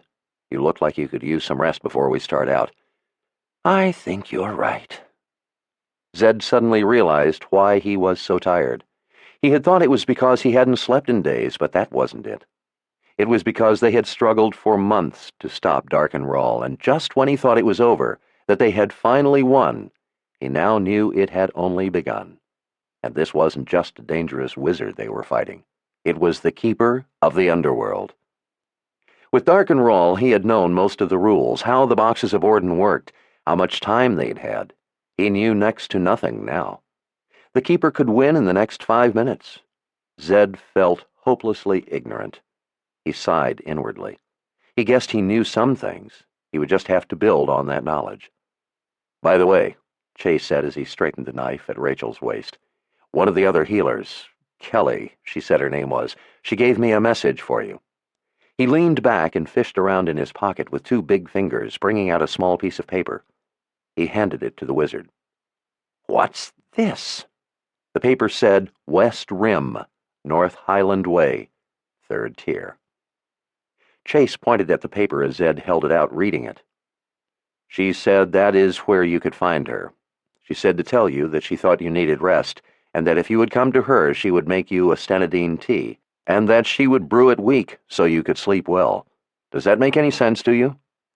Zed smiled just a little to himself as he crumpled the note in his fist. A bit. He tapped his lower lip in thought. Get yourself some rest. If you think the pain of the wounds will keep you from sleeping, I could have one of the healers brew you up some. Chase held a hand up. No, I'll sleep fine. Very well. He patted Rachel's arm and Chase's shoulder and started off. A thought came to him and he turned back. Have you ever seen Richard wearing a red coat? A red coat with gold buttons and brocade? Chase gave a snort of a laugh. Richard? Zed, you half-raised him. You should know better than I that Richard doesn't have a red coat like that. He has a feast day coat that's brown. Richard is a woods guide. He favors earth colors. I've never even seen him wear a red shirt. Why? Zed ignored the question. When you see him, tell him I said not to wear a red coat. He shook a finger at Chase. Ever. It's very important. Don't forget. No red coat. Chase nodded. Done. He knew when not to press the old man. Zed gave Rachel a smile and a quick hug before starting off down the hall. He wondered idly if he could remember where a dining hall was. It had to be almost past dinner time. A thought occurred to him. He didn't know where he was going. He hadn't done anything about finding himself a place to sleep. Well, no matter, he thought. The palace had guest rooms. He had told Chase about them. He could go there too. He unfolded the crumpled piece of paper in his hand and looked at it. A distinguished man with a neatly trimmed gray beard and dressed in official gold robes was walking past. Zed snagged him gently. Excuse me, but could you tell me where? He looked at the paper. Where West Rim, North Highland Way, 3rd tier is located? The bearded man gave a polite bow of his head. Of course, sir. Those are the healers' quarters. It is not far. Let me guide you part way there and give you direction for the rest of it. Zed broke into a smile. He suddenly didn't feel quite so tired. Thank you. That is very kind of you. Chapter 5. As Sister Margaret turned the corner at the top of the stone steps, an old maidservant carrying a mop and bucket saw her and fell to her knees. The sister paused momentarily to touch the top of the old woman's bowed head. "The Creator's blessing on his child." The woman looked up, her face wrinkling into a warm, toothless smile. "Thanks be to you, sister, and blessings to you in his work." Margaret smiled back and watched as the old woman lugged her heavy bucket on down the hall. Poor woman, she thought, having to work in the middle of the night. But then, here she was herself up and about in the middle of the night. The shoulder of her dress pulled uncomfortably. She looked down and saw that in her haste she had misaligned the top 3 buttons. She redid them before pushing open the heavy oak door out into the darkness. A pacing guard saw her and came at a run. She held the book over her mouth to hide her yawn. He lurched to a halt. "Sister, where's the prelate? He's been yelling for her. Runs shivers up my spine, it does. Where is she?" Sister Margaret scowled at the guard until he remembered his manners and dropped a quick bow. When he came back up, she started off down the rampart with the man at her heels. "The prelate does not come simply because the prophet roars, but he called out for her specifically." She stopped and clasped her hand over the one holding the book.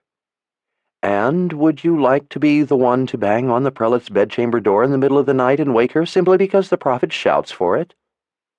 His face paled in the moonlight. "No, sister." "It is enough that a sister must be dragged out of bed for his nonsense."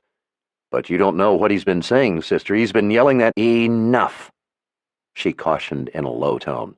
"Need I remind you that if a word he says ever touches your tongue, you will lose your head?" His hand went to his throat. "No, sister. I would never speak a word of it, except to a sister. Not even to a sister. It must never touch your tongue. Forgive me, sister." His tone turned apologetic. "It's just that I've never heard him cry out so before. I've never heard his voice except to call for a sister. The things he said alarmed me. I have never heard him speak such things. He has contrived to get his voice through our shields. It has happened before. He manages it sometimes. That is why his guards are sworn on an oath never to repeat anything they should happen to hear. Whatever you heard, you had best forget it before this conversation is over, unless you want us to help you forget." He shook his head, too terrified to speak. She didn't like frightening the man, but they couldn't have him wagging his tongue over a mug of ale with his fellows. Prophecies were not for the common mind to know. She laid a gentle hand on his shoulder. "What is your name?" "I am Swordsman Kevin Andelmere, sister." "If you will give me your word, Swordsman Andelmere, that you can hold your tongue about whatever you heard to your grave, I will see about having you reassigned. You are obviously not cut out for this duty." He dropped to a knee. "Praise be to you, sister. I'd rather face 100 heathens from the wilds than have to hear the voice of the prophet. You have my oath on my life." "So be it, then. Go back to your post. At the end of your duty, tell the captain of the guards that Sister Margaret ordered you reassigned." She touched his head. "The Creator's blessing on his child." "Thank you for your kindness, sister." She walked on, across the rampart, to the small colonnade at the end, down the winding stairs and into the torch-lit hall before the door to the prophet's apartments. 2 guards with spears flanked the door. They bowed together. "I hear the prophet has been speaking out through the shield." Cold, dark eyes looked back at her. "Really? I haven't heard a thing." He spoke to the other guard while holding the sister's gaze. "You hear anything?" The other guard leaned his weight on his spear and turned his head as he spat. He wiped his chin with the back of his hand. "Not a thing. Been quiet as a grave." "That boy upstairs been wagging his tongue?" the first asked. "It has been a long time since the prophet found a way to get anything other than a call for a sister through our shields. He has never heard the prophet speak before, that's all." "You want we should make it so's he don't hear nothing again or speak it?" "That won't be necessary. I have his oath and have ordered him reassigned." "Oath?" The man made a sour face at the word. "An oath is nothing more than babbled words. A blade's oath is truer." "Really? Am I to assume that your oath of silence is nothing more than babbled words, too? Should we see to your silence, then, in a truer way? Sister Margaret held his dark gaze until it at last broke with a downward glance. No, sister. My oath is true enough. She nodded. Has anyone else been about to hear him yelling? No, sister. As soon as he started in calling for the prelate, we checked the area, to be sure there were none of the staff or anyone else about. When we found everything was clear, I posted guards at all the far entrances and sent for a sister. He's never called for the prelate before, only a sister. I thought it should be up to a sister, not to me, to decide if the prelate was to be awakened in the middle of the night. Good thinking. Now that you're here, sister, we should be off to check the others. His expression darkened again. To make sure no one heard anything. She nodded. And you had better hope Swordsman Andelmere is careful and doesn't fall off a wall or break his neck, or I will come looking for you. He gave an annoyed grunt. But if you hear him repeat so much as a single word of what he heard tonight, you find a sister before you stop to take another breath. Through the door and halfway down the inner hall, she stopped and felt the shields. She held the book to her breast in both arms as she concentrated, searching for the breach. She smiled when she found it, a tiny twist in the weave. He had probably been picking at it for years. She closed her eyes and wove the breach together, binding it with a barb of power that would thwart him if he tried the same thing again. She was ruefully impressed by his ingenuity and his persistence. Well, she sighed to herself, what else had he to do? Inside his spacious apartments, the lamps were lit.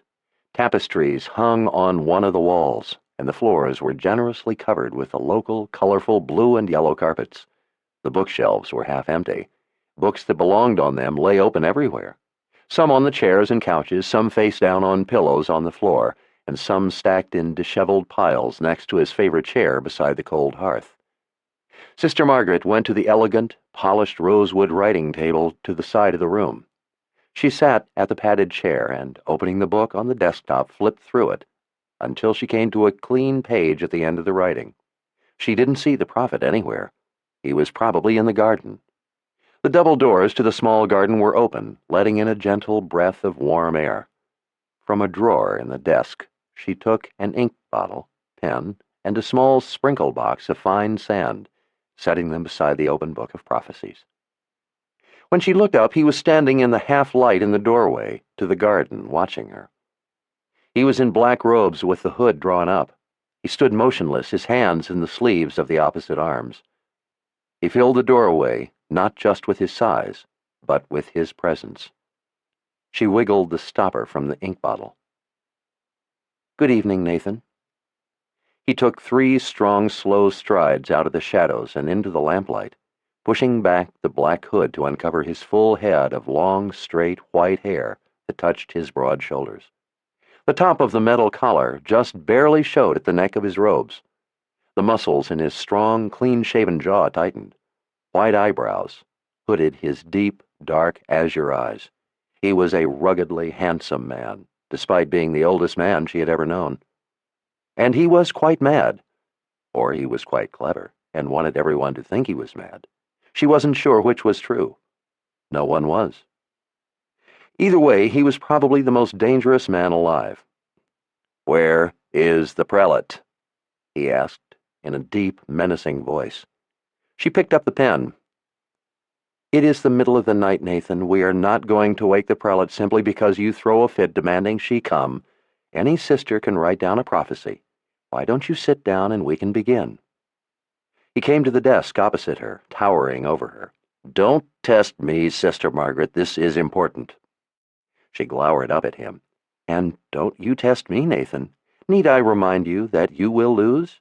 Now that you have gotten me out of my bed in the middle of the night, let's get this over so I may return to it and try to salvage a part of a night's sleep." "I asked for the prelate. This is important." "Nathan, we have yet to decipher prophecies you gave us years ago. It could not possibly make any difference if you give this one to me and she reads it in the morning or next week or next year, for that matter. I have no prophecy to give." Her anger rose. "You have called me from my bed for company?" A broad smile spread on his lips. Would you object? It's a beautiful night. You are a handsome enough woman, if a little tightly wound. He cocked his head to the side. No? Well, since you have come, and must have a prophecy, would you like me to tell you of your death? The Creator will take me when he chooses. I will leave it to him. He nodded, staring off over her head. Sister Margaret, would you have a woman sent to visit me? I find I am lonely of late. It is not the task of the sisters to procure harlots for you, but they have seen to a courtesan for me before, when I have given prophecies. With deliberate care, she set the pen on the desk. And the last one left before we could talk with her. She ran back half naked and half mad. How she got through the guards, we still don't know. You promised not to speak prophecies to her. You promised, Nathan. Before we could find her, she had repeated what you had told her. It spread like a wildfire. It started a civil war. Nearly 6,000 people died because of what you told that young woman. His worried white eyebrows went up. Really? I never knew. She took a deep breath and spoke in a soft voice to control her anger. Nathan, I myself have told you this 3 times now. He looked down with sad eyes. I'm sorry, Margaret. Sister Margaret. Sister? You? You are far too young and attractive to be a sister. Surely you are but a novice. She stood. Good night, Nathan. She closed the cover on the book and started to pick it up. Sit down, Sister Margaret, came his voice, again full of power and menace. You have nothing to tell me. I am returning to my bed. I did not say I had nothing to tell you. I said I had no prophecy to give. If you have had no vision and have no prophecy, what could you possibly have to tell me? He withdrew his hands from his sleeves and placed his knuckles on the desk, leaning close to her face. Sit down, or I won't tell you. Margaret contemplated using her power, but decided that it was easier and quicker to simply make him happy and sit down. All right, I'm sitting. What is it? He leaned over even more, his eyes going wide. There has been a fork in the prophecies, he whispered. She felt herself rising out of the chair. When? Just today, this very day. Then why have you called me in the middle of the night? I called out as soon as it came to me. And why have you not waited until morning to tell us this? There have been forks before. He slowly shook his head as he smiled. Not like this one. She didn't relish telling the others. No one was going to be happy about this. No one but Warren, that is. He would be in a state of glee to have a piece to fit into the puzzle of the prophecies. The others, though, would not be pleased. This meant years of work. Some prophecies were if and then prophecies, bifurcating into several possibilities. There were prophecies that followed each branch, prophecies to foretell events of each fork, since not even the prophecies always knew which events would come to pass. Once one of these kind of prophecies came to pass and resolved which fork was to be true, and one of the alternatives took place, a prophecy had forked, as it was called. All the prophecies that followed down the path that had been voided now became false prophecies. These themselves multiplied like the branches of a tree, clogging the sacred prophecies with confusing, contradicting, and false information.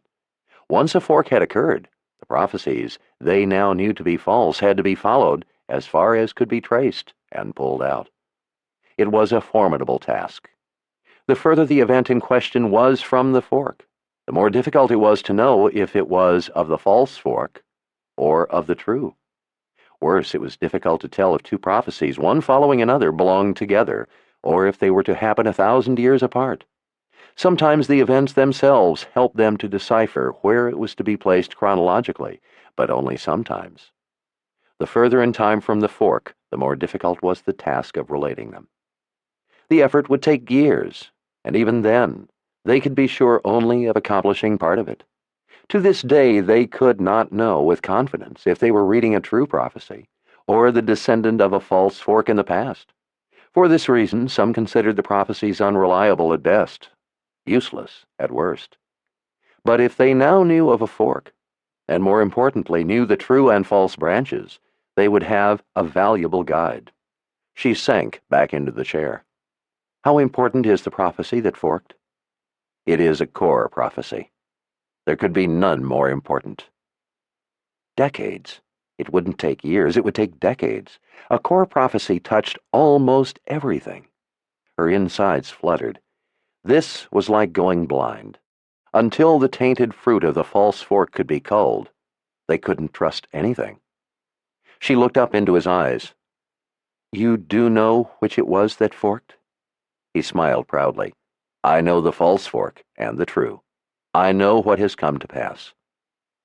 Well, at least there was that. She felt a ripple of excitement. If Nathan could tell her which fork was true and which was false, and the nature of each branch, it would be valuable information indeed. Since the prophecies were not in chronological order, there was no way to simply follow a branch. But this would be a very good start. They would know right where to begin. Better yet, they had learned of it as it had happened, and not years later. You have done well, Nathan. He grinned like a child who had pleased his mother. Bring a chair close and tell me of the fork. Nathan seemed drawn up in the excitement as he pulled a chair to the side of the desk. He flounced down in it, squirming like a puppy with a stick. She hoped she wouldn't have to hurt him to get this stick out of his mouth.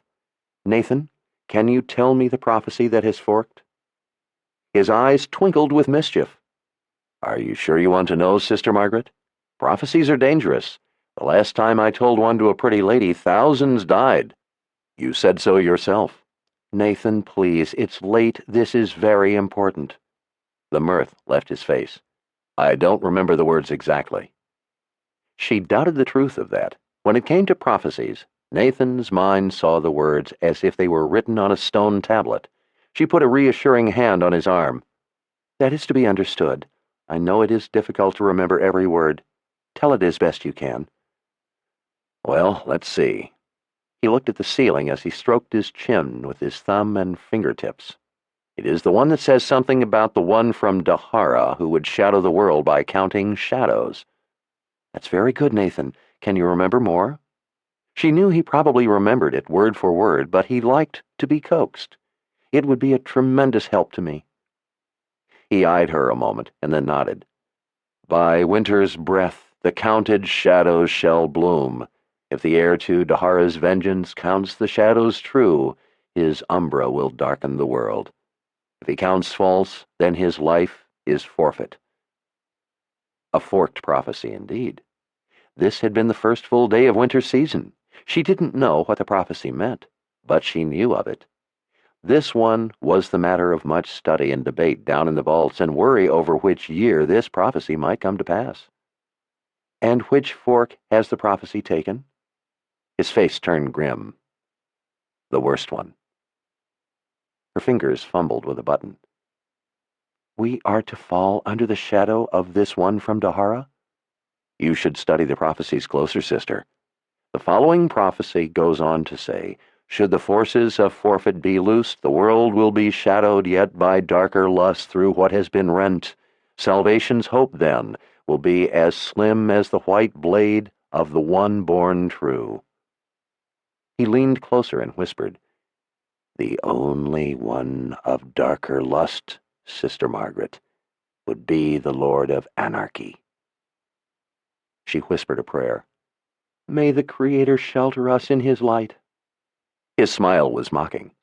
The prophecy says nothing about the Creator coming to our aid, sister. If it is protection you seek, you had better follow the true fork. It is in that way he has offered you a glimmer of hope for defense from what will be. She smoothed the folds of her dress in her lap. Nathan, I don't know what this prophecy means. We can't follow the true and false forks if we don't know what it means. You said you know those forks. Can you tell me? Can you tell me a prophecy on each fork, one that leads each way, so we may follow their path? Vengeance under the Master will extinguish every adversary. Terror, hopelessness, and despair will reign free. He peered at her intently with one eye. This one leads down the false fork. She wondered how it was possible for the true prophecy to be worse. And one of the true fork? A close prophecy after the true fork says, Of all there were, but a single one born of the magic to bring forth truth will remain alive when the shadow's threat is lifted. Therefore comes the greater darkness of the dead. For there to be a chance at life's bond, this one in white must be offered to her people to bring their joy and good cheer. Margaret pondered these two prophecies. She didn't recall either. The first seemed simple enough to understand. They could follow the false branch for a ways, anyway, from this one. The second was more oblique, but seemed as if it could be deciphered with a little study. She recognized it as a prophecy about a confessor. The reference to one in white meant the mother confessor. Thank you, Nathan. This will make the false fork easier to follow. The other, the true fork, will be a little harder, but with this prophecy to lead the way, we should be able to reason it out. We will just have to look for prophecies leading away from this event. Somehow she is to bring happiness to her people. That brought a small smile to her lips. It sounds as if maybe she is to be wed, or something of that nature. The prophet blinked at her, then threw his head back and howled. He rose to his feet, roaring in laughter until he coughed and choked. He turned back to her, his face red. "You pompous fools! The way you sisters strut around as if what you do is meaningful, as if you even knew what you were doing. You remind me of a yard of chickens cackling to one another, as if they thought they understood higher mathematics. I cast the grain of prophecy at your feet, and you cluck and scratch at the dirt and then peck at gravel." For the first time since she became a sister, she felt small and ignorant. "Nathan, that will be quite enough." "Idiots!" he hissed. He lurched toward her so quickly it frightened her. Before she knew it, she had released a bolt of power. It dropped him to his knees. He clutched at his chest as he gasped. Margaret recalled her power almost instantly, sorry she had reacted in this manner, out of fear. "I apologize, Nathan. You frightened me. Are you all right?" He grasped the chair back, drawing himself up into it as he gasped. He nodded. She sat still, ill at ease, waiting for him to recover. A grim smile spread on his lips. "Frightened you, did I? Would you like to be really frightened? Would you like me to show you a prophecy? Not tell you in words, but show it to you? Show it to you the way it was meant to be passed on? I have never shown a sister before. You all study them and think you can decipher their meanings from the words, but you don't understand. It is not the true way they work." She leaned forward. "What do you mean that is not the way they work? They are meant to foretell, and that is what they do." He shook his head. "Only partly. They are passed on by ones with the gift, ones like me, prophets. They are intended to be read and understood through the gift, by ones with the gift, ones like me, not to be picked over by the likes of your power." As he straightened himself, pulling the aura of authority around himself again, she studied his face. She had never heard of such a thing. She wasn't sure if he was telling the truth or just talking out of anger. But if it was the truth, "Nathan, anything you could tell me or show me would be a great help. We are all struggling on the side of the Creator. His cause must prevail. The forces of the Nameless One struggle always to silence us. Yes, I would like you to show me a prophecy the way it is meant to be passed on, if you can." He drew himself up, peering at her with burning intensity. At last, he spoke softly. "Very well, Sister Margaret." He leaned toward her, his expression so grave it nearly took her breath away. "Look into my eyes," he whispered. "Lose yourself in my eyes." His gaze drew her in, the deep azure color spreading in her vision, until it seemed she was looking up into the clear sky. She felt as if he were drawing every breath for her. "I will tell you the prophecy of the true fork again, but this time I will show it to you as it is meant to be." She floated as she listened. "Of all there were, but a single one born of the magic to bring forth truth will remain alive." The words melted away, and instead she saw the prophecy, as if seeing a vision. She was pulled into it. She was no longer in the palace, but in the vision itself. She saw a beautiful woman with long hair, dressed in a satiny white dress, the Mother Confessor. Margaret saw the other confessors being killed by quads sent from Dahara, and she felt the blinding horror of it. She saw the woman's best friend and sister confessor die in her arms. She felt the grief of the mother confessor. Then Margaret saw the mother confessor before the one from Dahara, who had sent the quads to kill the other confessors. The handsome man in white stood before 3 boxes.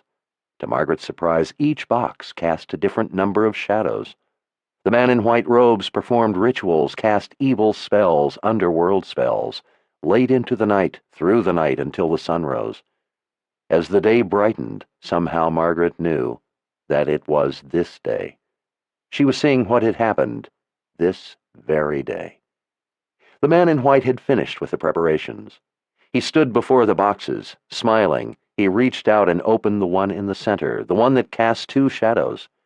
Light from within the box bathed him in its brilliance at first, but then, in a flash of power, the magic of the box swirled about him and snuffed out his life. He had chosen wrong. He had forfeited his life to the magic he sought to claim. She saw the mother confessor with a man she loved. She felt her happiness.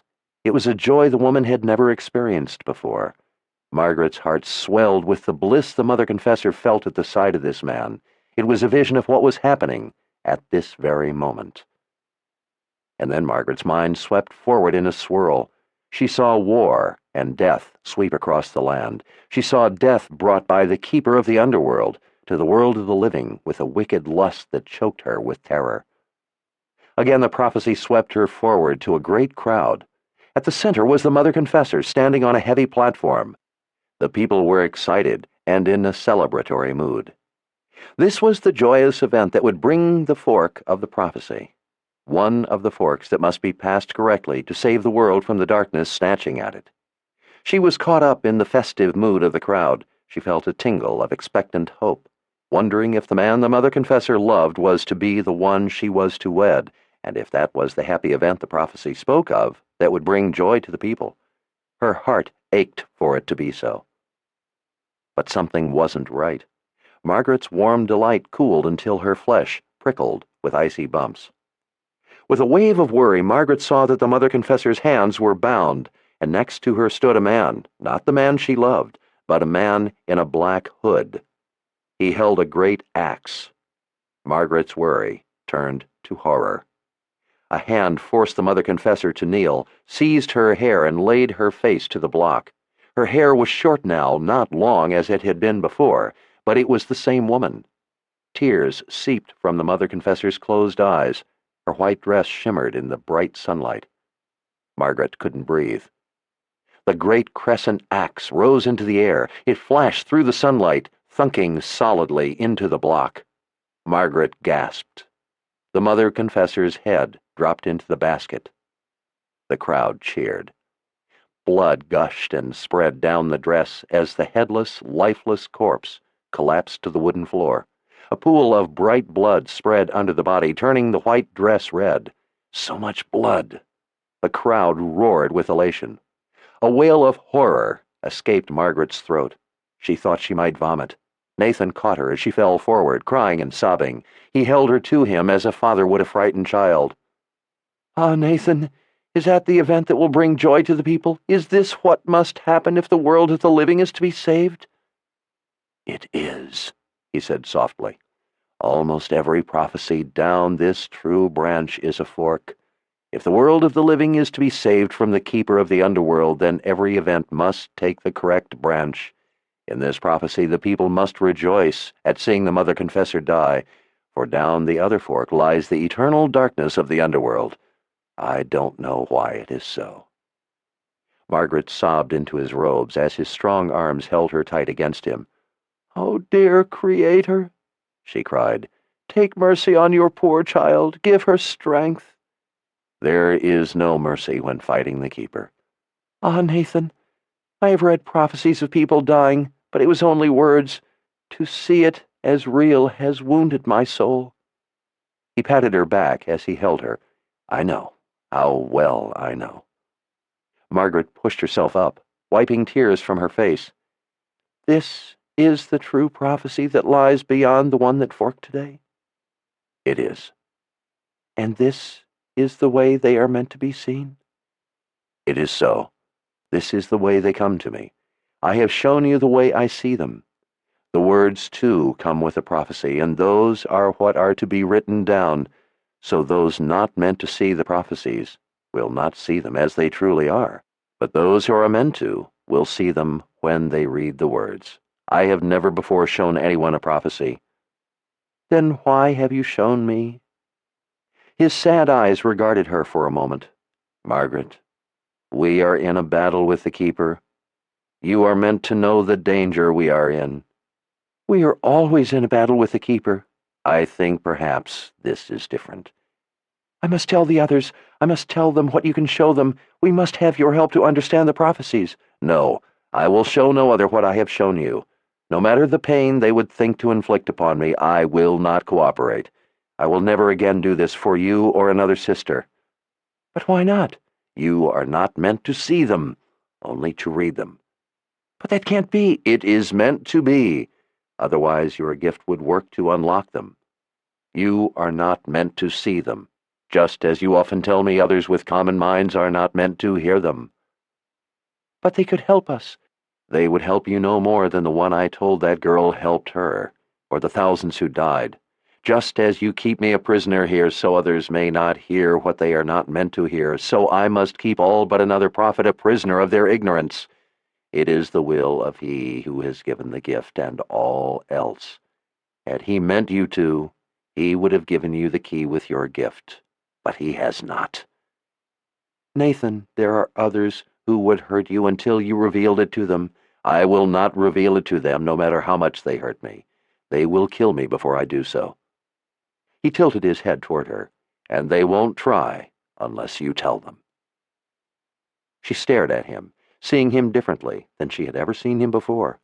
None before had ever been as devious as he. He was the only one they had never been able to trust. All the others had told the truth about their gift and its capabilities, but they knew Nathan lied, knew he was not telling them all he was able to do. She wondered what he knew, what he was capable of.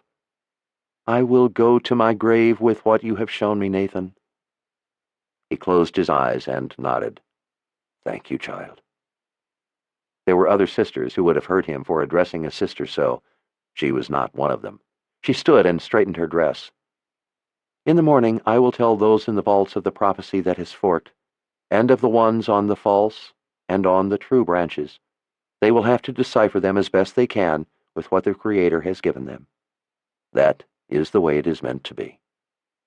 She returned the ink, pen, and sand shaker to the desk drawer. Nathan, why did you want the prelate to come? I don't recall you ever asking for her before. When she looked up, he was studying her with cool detachment. That, too, Sister Margaret, is not for you to know. Do you wish to bring me pain, to attempt to make me tell you? She picked up the book of prophecy off the desk. No, Nathan, I will not do that. Then you will deliver a message to the prelate for me? She nodded, sniffling back the tears that still burned at her eyes. What would you have me tell her?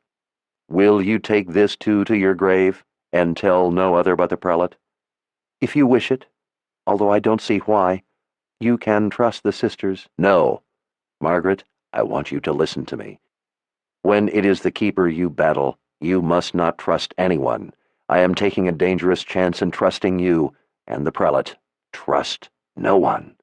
His bunched eyebrows gave him a frightening look. Only those you trust can betray you. All right, Nathan, what is the message? He peered intently at her. At last his words came in a whisper. Tell her that the pebble is in the pond. Margaret blinked at him. What does that mean? You have been frightened enough, child. Don't tempt your endurance again. Sister Margaret, Nathan, she said softly. I am not child, but Sister Margaret. Please treat me with the respect I am accorded. He smiled. Forgive me, Sister Margaret. Sometimes his eyes ran shivers up her spine. One more thing, Sister Margaret. What is it? He reached out and brushed a tear from her cheek. I don't really know of your death. She sighed inwardly with relief. But I do know something else of importance pertaining to you. of importance in the battle with the Keeper. If it will help me to bring the Creator's light upon the world, then tell me. He seemed to draw himself inward, looking out at her as if from a great distance. A time will come, soon, when you stumble upon something, and you will have need to know the answer to a question. I don't know the question, but when you have the need to find the answer, come to me, and that I will know. This, too, you must tell no other. Thank you, Nathan. She reached out and touched his hand. The Creator's blessing on his child. No, thank you, sister. I do not wish anything more from the Creator. She stared at him in surprise. Because we keep you locked in here? His small smile returned. There are many different kinds of prisons, sister. As far as I am concerned, his blessings are tainted. The only thing worse than being touched by the Creator is being touched by the Keeper. And of that, I am not even resolved. She took her hand back. I will still pray for you, Nathan. If you care so much for me, then free me. I'm sorry I can't do that. You mean you won't do that? Look at it how you will, but you must remain here. At last he turned away from her. She started for the door. Sister, would you send a woman to visit me, to spend a night or two with me? The pain in his voice almost made her weep. I thought you would be beyond that age. He slowly turned to her. You have a lover, Sister Margaret. She reeled at this. How could he know? He didn't know. He was guessing. She was young and thought attractive by some. Of course she would be interested in men. He was only guessing. But then none of the sisters knew what he was able to do. He was the only wizard they couldn't trust to be truthful about his powers. You listen to gossip, Nathan? He smiled. Tell me, Sister Margaret, do you have the day planned out in advance when you will be too old for love, even if it is only for a time as fleeting as a night? Exactly how old, sister, is it when we lose the need for love? She stood silent, ashamed for a time. I will go myself, Nathan, into the city, and bring back a woman to visit you for a time. Even if I must pay her price myself, I can't pledge she will be beautiful to your eyes, as I don't know what your eyes fancy, but I can vow she will not be empty between the ears, as I think you value this more than you will admit. She saw a single tear fall from the corner of his eye. Thank you, Sister Margaret. But Nathan, you must promise me you will tell her no prophecy. He bowed his head slightly. Of course, sister. I swear it on my word as a wizard. I mean it, Nathan. I do not wish to have a part in being responsible for people dying. Not only men died in those battles, but women too. I could not bear having a part in it. His eyebrows lifted. Not even, Sister Margaret, if one of those women would bear, had she lived, a boy child who would grow into a brutal tyrant, who would go on to torture and slaughter tens of thousands upon tens of thousands of innocent people, women and children among them, not even, sister, if you had a chance to choke off this fork of a terrible prophecy. She stood stunned, frozen. At last she made herself blink. Nathan, she whispered, are you saying? Good night, Sister Margaret. He turned and strode off to the solitude of his small garden, pulling up his black hood as he went. Chapter 6. The wind ripped at her, tugging at her clothes and snapping the loose ends. After yesterday's tangled mess, Kaylin was at least glad she had thought to tie back her hair. She clung to Richard for dear life, pressing the side of her face against his back as she squeezed her eyes tightly shut. It was happening again, the thick feeling of growing heavy that made the knot in the pit of her stomach sink lower of its own accord. She thought she might be sick. She was afraid to open her eyes. She knew what always happened when she felt heavy like this. Richard called back for her to look. She opened her eyes just a little, peeking through narrow, squinting slits.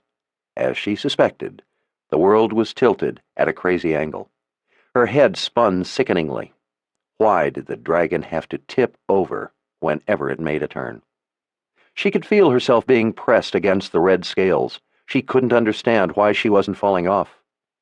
Richard had told her he had figured out that it was just like when you swung a bucket of water around over your head and the water didn't fall out.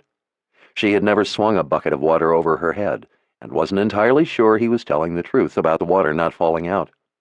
She looked longingly at the ground and saw what Richard was pointing at, the Mud People's village. Siddon squealed with glee from his place in Richard's lap as Scarlet's huge leathery wings caught the air and pulled them into a tight spiral. As the red dragon plummeted earthward, the knot of Kalen's stomach felt as if it were coming up in her throat. She didn't understand how they could like doing this. They enjoyed it. They actually enjoyed it. Arms stuck up in the air, they were both laughing with delight, acting like little boys.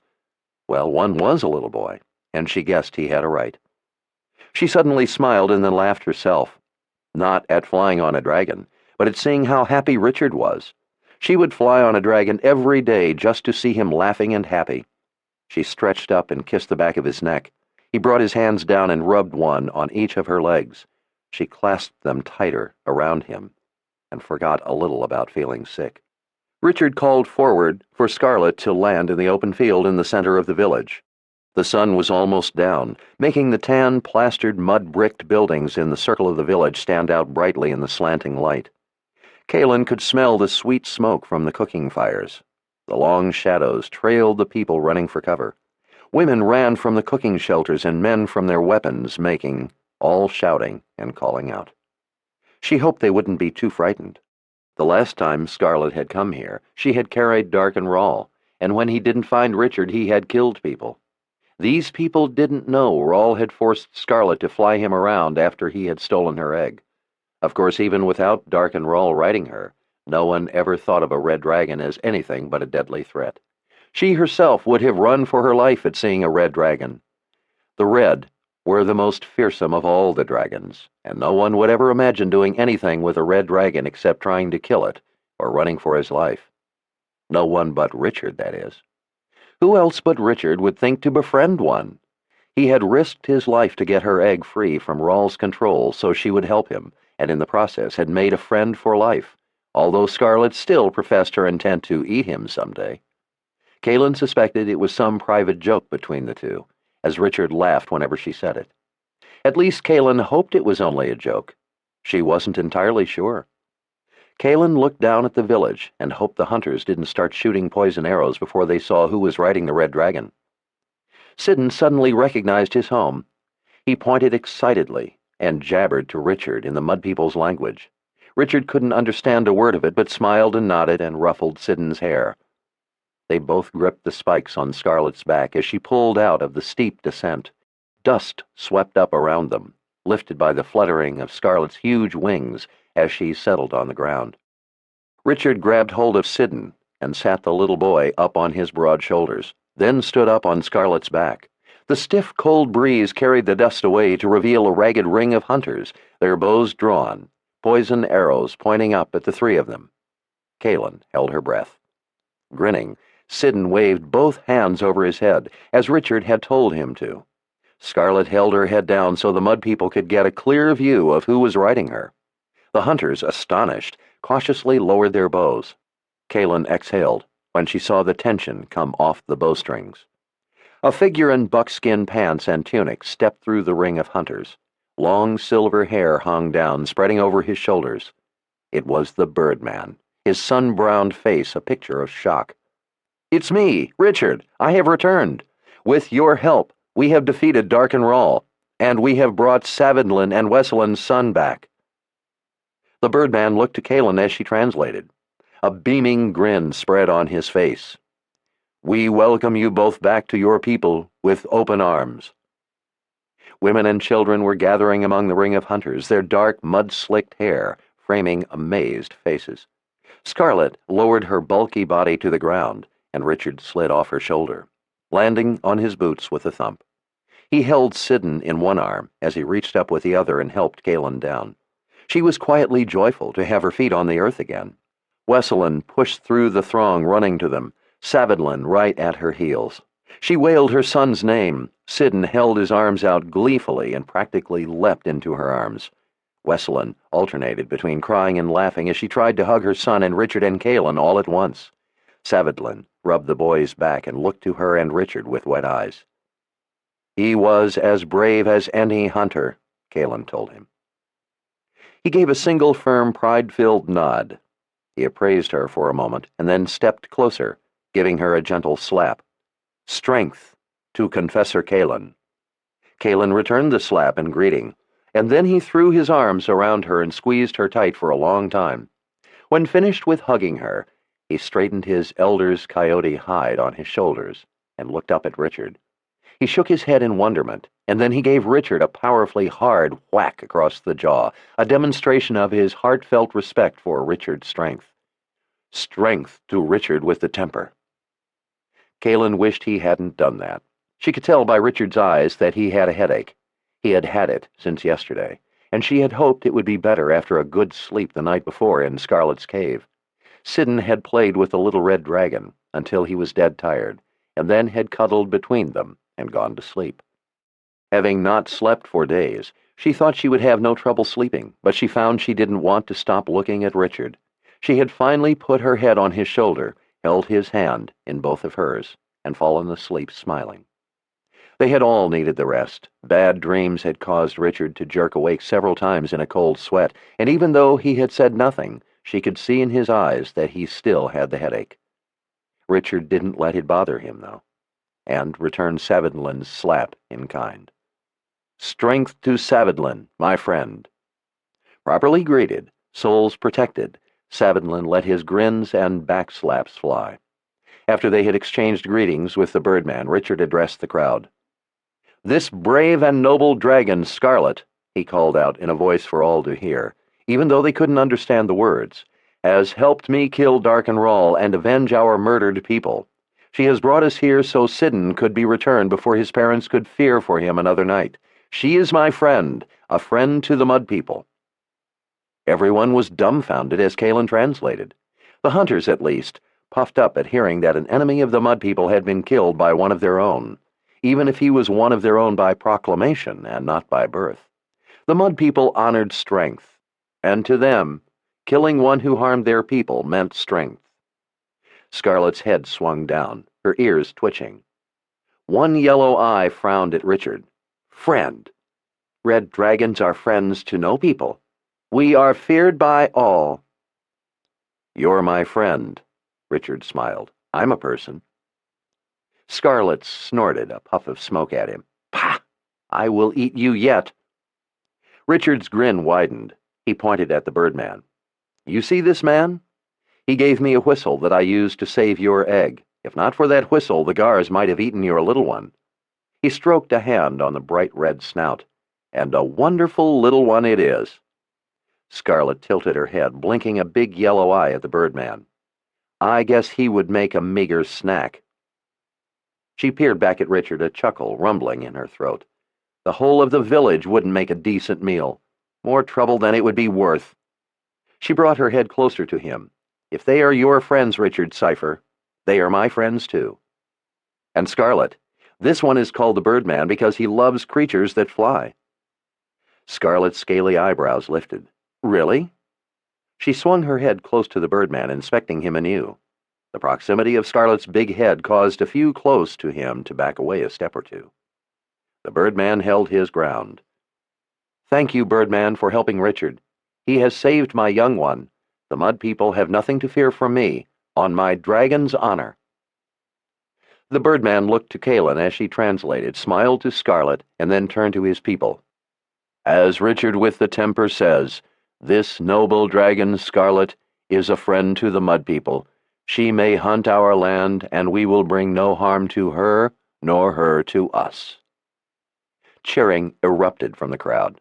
For a people to have a dragon as a friend was taken as an honor to their strength. Everyone seemed to be shouting with excitement. They waved their arms in the air and stamped around in little dances. Scarlet joined in the merriment by throwing her head back and sending a roaring column of flames skyward. The people cheered louder. Kalen noticed Richard glancing off to the side. She followed the direction of his gaze to a small band of hunters standing together. None of them were cheering. She recognized their leader. He was the one who had blamed Richard for bringing trouble to their village, blamed Richard for the deaths of mud people at the hands of Dark and Rawl. As the hooting and hollering went on, Richard motioned Scarlet toward him. When she lowered her head, he put his face right in her ear. She listened to whatever he was saying and then pulled her head back, regarding him with a big yellow eye. She nodded. Richard held out the carved bone whistle hanging from a leather thong at his neck as he turned to the birdman. "You gave me this as a gift, but told me it would never aid me because I could only call all the birds at once. I think maybe the good spirits wanted it that way. This gift helped me save everyone from Dark and Rawl. It helped me save Kaelin. Thank you." The birdman smiled at the translation. Richard whispered in Kaelin's ear that he would be back in a short time, and then climbed up on Scarlet. "Honored Elder, Scarlet and I would like to give you a small gift. We would like to take you up in the air so you may see where your beloved birds fly." He extended a hand to the birdman. The elder, upon hearing the translation, looked apprehensively at Scarlet. Her vibrant red scales were glossy in the late afternoon sun, undulating with her breathing. Her tail reached nearly to the mud brick homes across the field. The dragon unfolded her wings and lazily stretched them. He looked at Richard, who was still offering his hand to him. A little boy grin lit the elder's face. It made Kaelin laugh. He clasped Richard's arm and hoisted himself up. Savinland strode over and stood by Kaelin as the dragon rose into the air. The people cheered their approval as they watched the dragon lifting their honored elder into the air. Kaelin wasn't seeing the dragon. She saw only Richard. She could hear the birdman laughing as Scarlet carried them up and away. She hoped he was still laughing after Scarlet made a turn. Savinland glanced at her. "He is a rare person, Richard with the temper." She smiled and nodded. Her gaze went across the way to the man who wasn't cheering or happy. "Savinland, who is that man?" "Chandelin. He blames Richard for Dark and Rawl coming here and killing people." The wizard's first rule came to her mind. People will believe anything. If it wasn't for Richard, Dark and Rawl would rule us all now. The same Dark and Rawl who killed those people. Savinland shrugged. "Not everyone who has eyes can see. Remember the elder you killed, Tofalar? That was his uncle." She nodded absently. "Wait here." Kaelin walked across the field, pulling the tie from her hair as she went. She was still dazed by the knowledge that Richard loved her, and that he couldn't be harmed by her magic. It was hardly possible to believe she, a confessor, could ever experience love. It went against everything she had ever been taught. She just wanted to take Richard somewhere alone and kiss him and hug him until they were old. There was no way she was going to allow this man, Chandelin, to bring any harm to Richard. Now that she and the man she loved could somehow magically be together, she wasn't going to allow anything to jeopardize that. The mere thought of anyone harming Richard brought the blood rage, the Kandar, boiling up inside her. She had never known about the Kandar before, had never known it was part of her magic until she brought it forth when she thought Richard had been killed. Since then, she felt it within her, just as she always felt the rest of the confessor's magic. With his arms folded across his chest, Chandelin watched her come. His hunters stood behind him, leaning on spears planted butt first in the ground. Apparently, they had just returned from a hunt. Their lean bodies were still smeared with sticky mud. They stood easy, but alert. Bows were slung over their shoulders, and quivers hung at one side of their belts, long knives at the other. There were smears of blood on some of the men. Grass tied in bands at their upper arms and around their heads helped make them invisible in the surrounding grassland when they chose to be. Kaelin stopped in front of Chandelin, looking into his dark eyes. She slapped him. "Strength to Chandelin." He pulled his glare from her, arms still folded, turned his head, and spat. His fierce eyes came back to hers. "What do you want, confessor?" The hunters' mud-streaked faces all took on small, tight smiles. The Mud People's land was probably the only place where it was an insult not to be slapped. "Richard with the temper has sacrificed more than you could ever know to save our people from Dark and Rawl. Why do you hate him?" "The two of you have brought trouble to my people. You will bring it again." "Our people," she corrected. Kaelin unbuttoned the cuff of her shirt and drew the sleeve up to her shoulder. She pushed her arm up in front of his face. Tofalar cut me. This is the scar he left as he tried to kill me. That was before I killed him, not after. He killed himself by attacking me. I did not go after him. Without emotion, Chandalin's gaze rose from the scar to her eyes. Uncle never was very good with a knife. Pity. Kaelin's jaw clenched rigid. She couldn't back down now. She kissed the end of her fingers as she held his gaze. Reaching out, she touched the kissed fingers to his cheek, where she had slapped him. The hunters broke into angry whispers, yanking their spears from the ground. Chandalin's face twisted into a hateful glare. This was the worst insult you could give a hunter. He had given a disrespectful slight by not slapping her. It did not admit to having no respect for her strength, only that he didn't wish to show it if he did. By placing a kiss where she had offered a slap of respect, she had withdrawn her respect for his strength. The touch of the kiss said she had no respect for his strength and considered him no more than a foolish child. She had as much as spat on his honor publicly. While this was a dangerous thing to do, it was more dangerous among the mud people to show weakness to an enemy. That would be an invitation to be murdered in your sleep. Showing weakness denied you the right to face an adversary in the light. Honor required that strength be challenged openly. Since she had done this to him in the view of others, honor required any challenge from him be the same. "From now on," she said, "if you want my respect, you must earn it." Chandalin's white-knuckled fist jerked back to his ear, preparing to strike her. Kaelin held her chin out for him. "So, you have decided to show your respect for my strength?" His glare flicked to something behind her. His hunters flinched and reluctantly thrust the butts of their spears into the ground. Kaelin turned and saw about 50 men with drawn bows. Every arrow was leveled at Chandalin, or one of his 9 men. "So," Chandalin sneered, "you are not so strong. You must ask others to back you."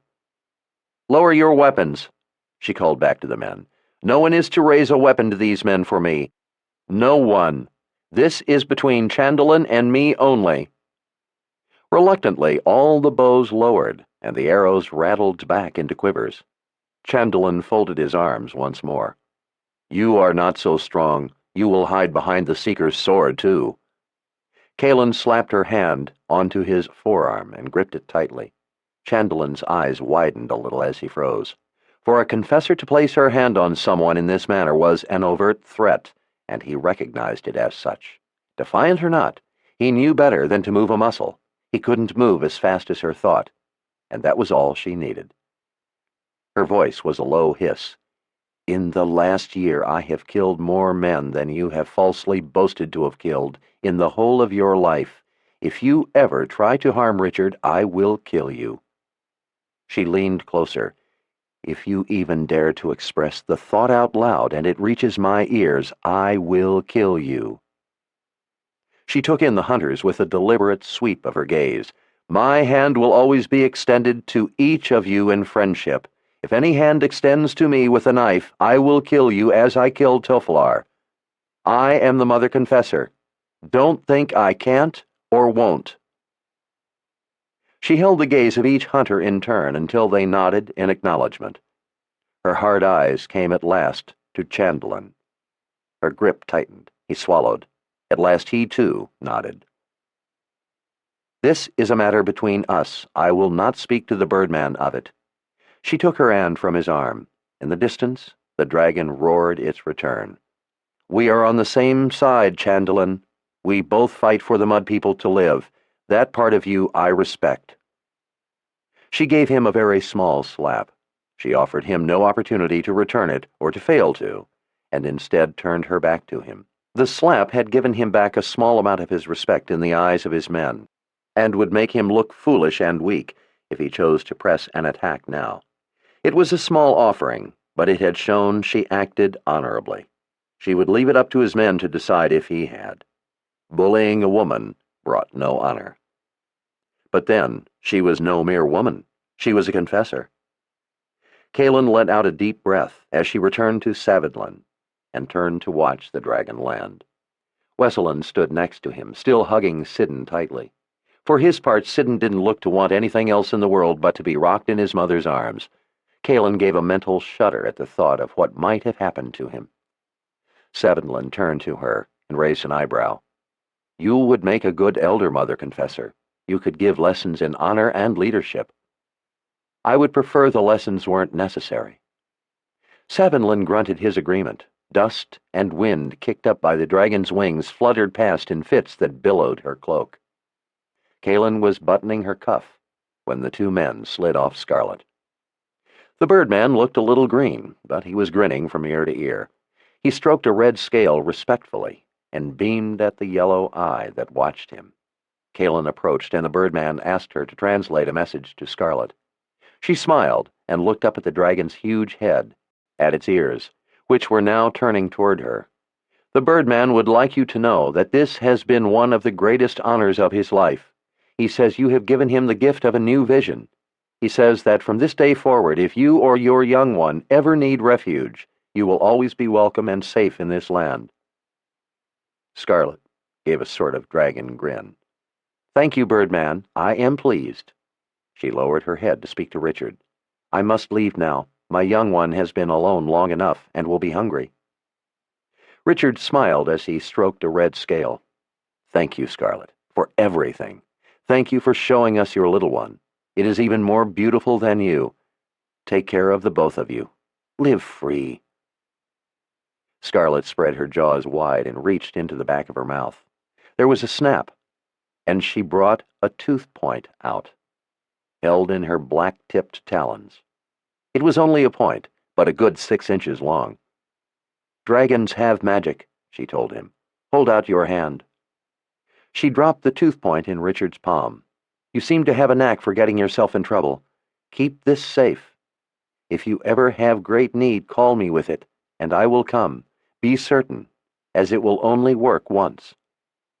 "But how can I call you with it?" Her head floated closer to him. "You have the gift, Richard Cipher. Just hold it in your hand and call to me. I will hear. Remember, great need." "Thank you, Scarlet, but I don't have the gift." Scarlet threw her head back and rumbled in laughter. The ground shook.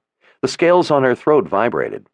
When her fit of laughter died out in spurts, she tilted her head to look at him with one yellow eye. "If you don't have the gift, then no one does. Live free, Richard Cipher." Everyone in the village watched in silence as the red dragon grew smaller in the golden sky. Richard put his arm around Callan's waist, pulling her close against him. "I hope that I've finally heard the last of this nonsense about me having the gift," he muttered, half to himself. "I saw you from up in the air." He pointed with his chin across the clearing. "You want to tell me what that was all about with our friend over there?" Chandelin was making a point of not looking at her. "No, it's not important." "Are we ever going to get to be alone?" Callan asked with a coy smile. "Pretty soon I'm going to have to start kissing you in front of all these people."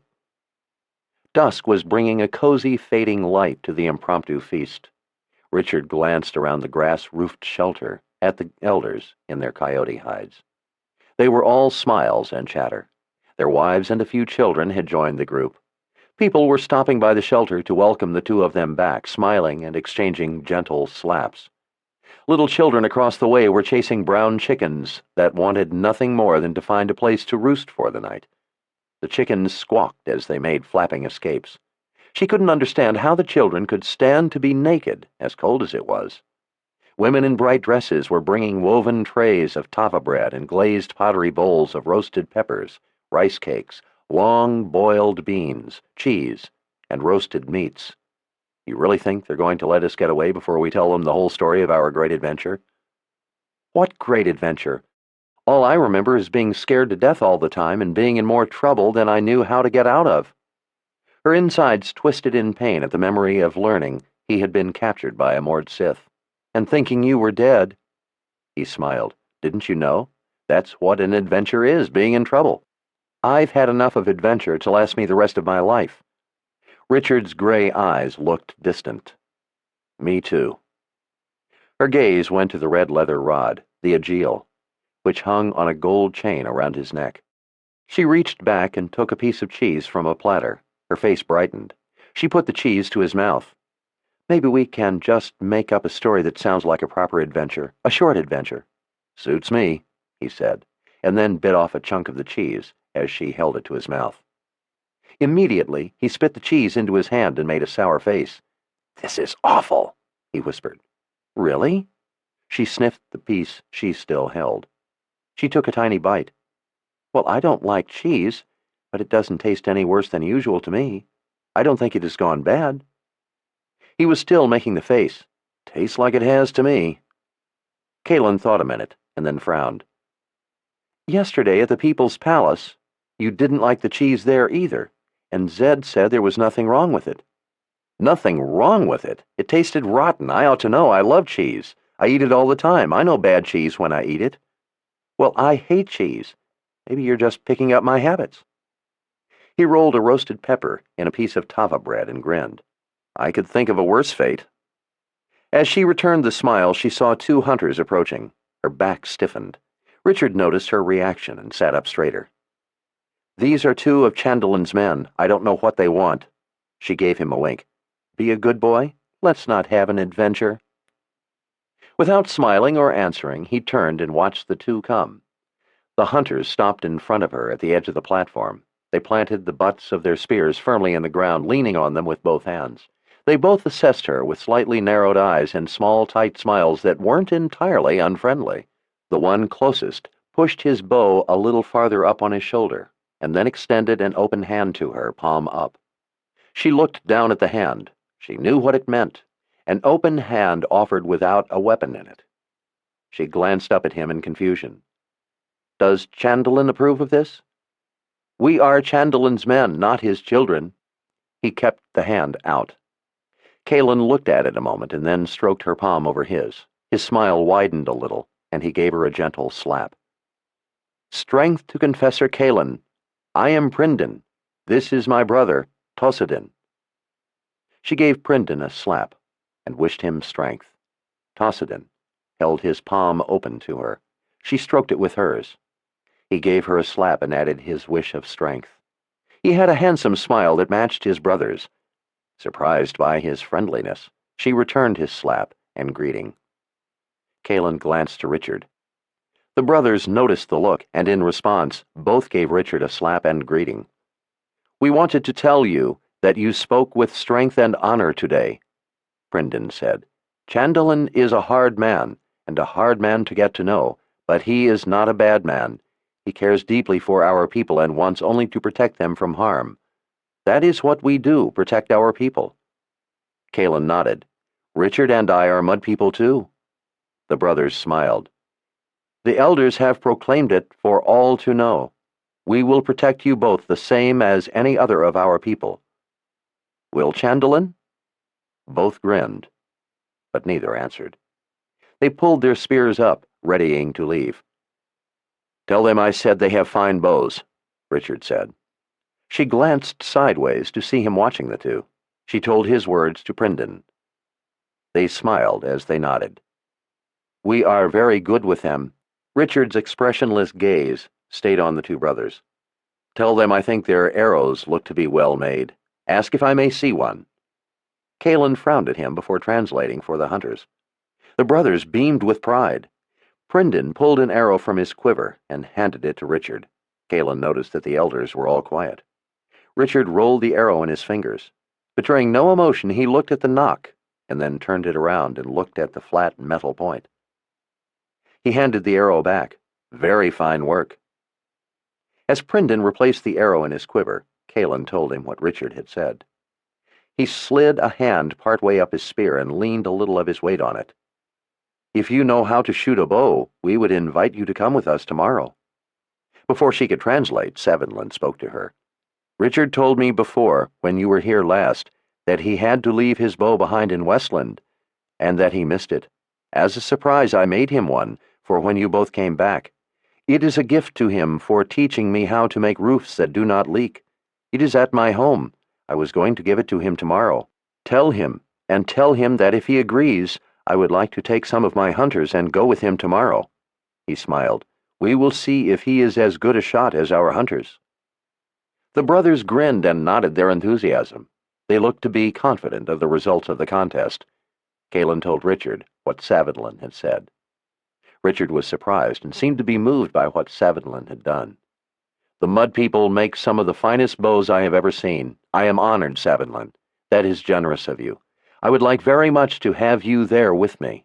He grinned. "We can show these two how to shoot." The brothers laughed at the last part of the translation.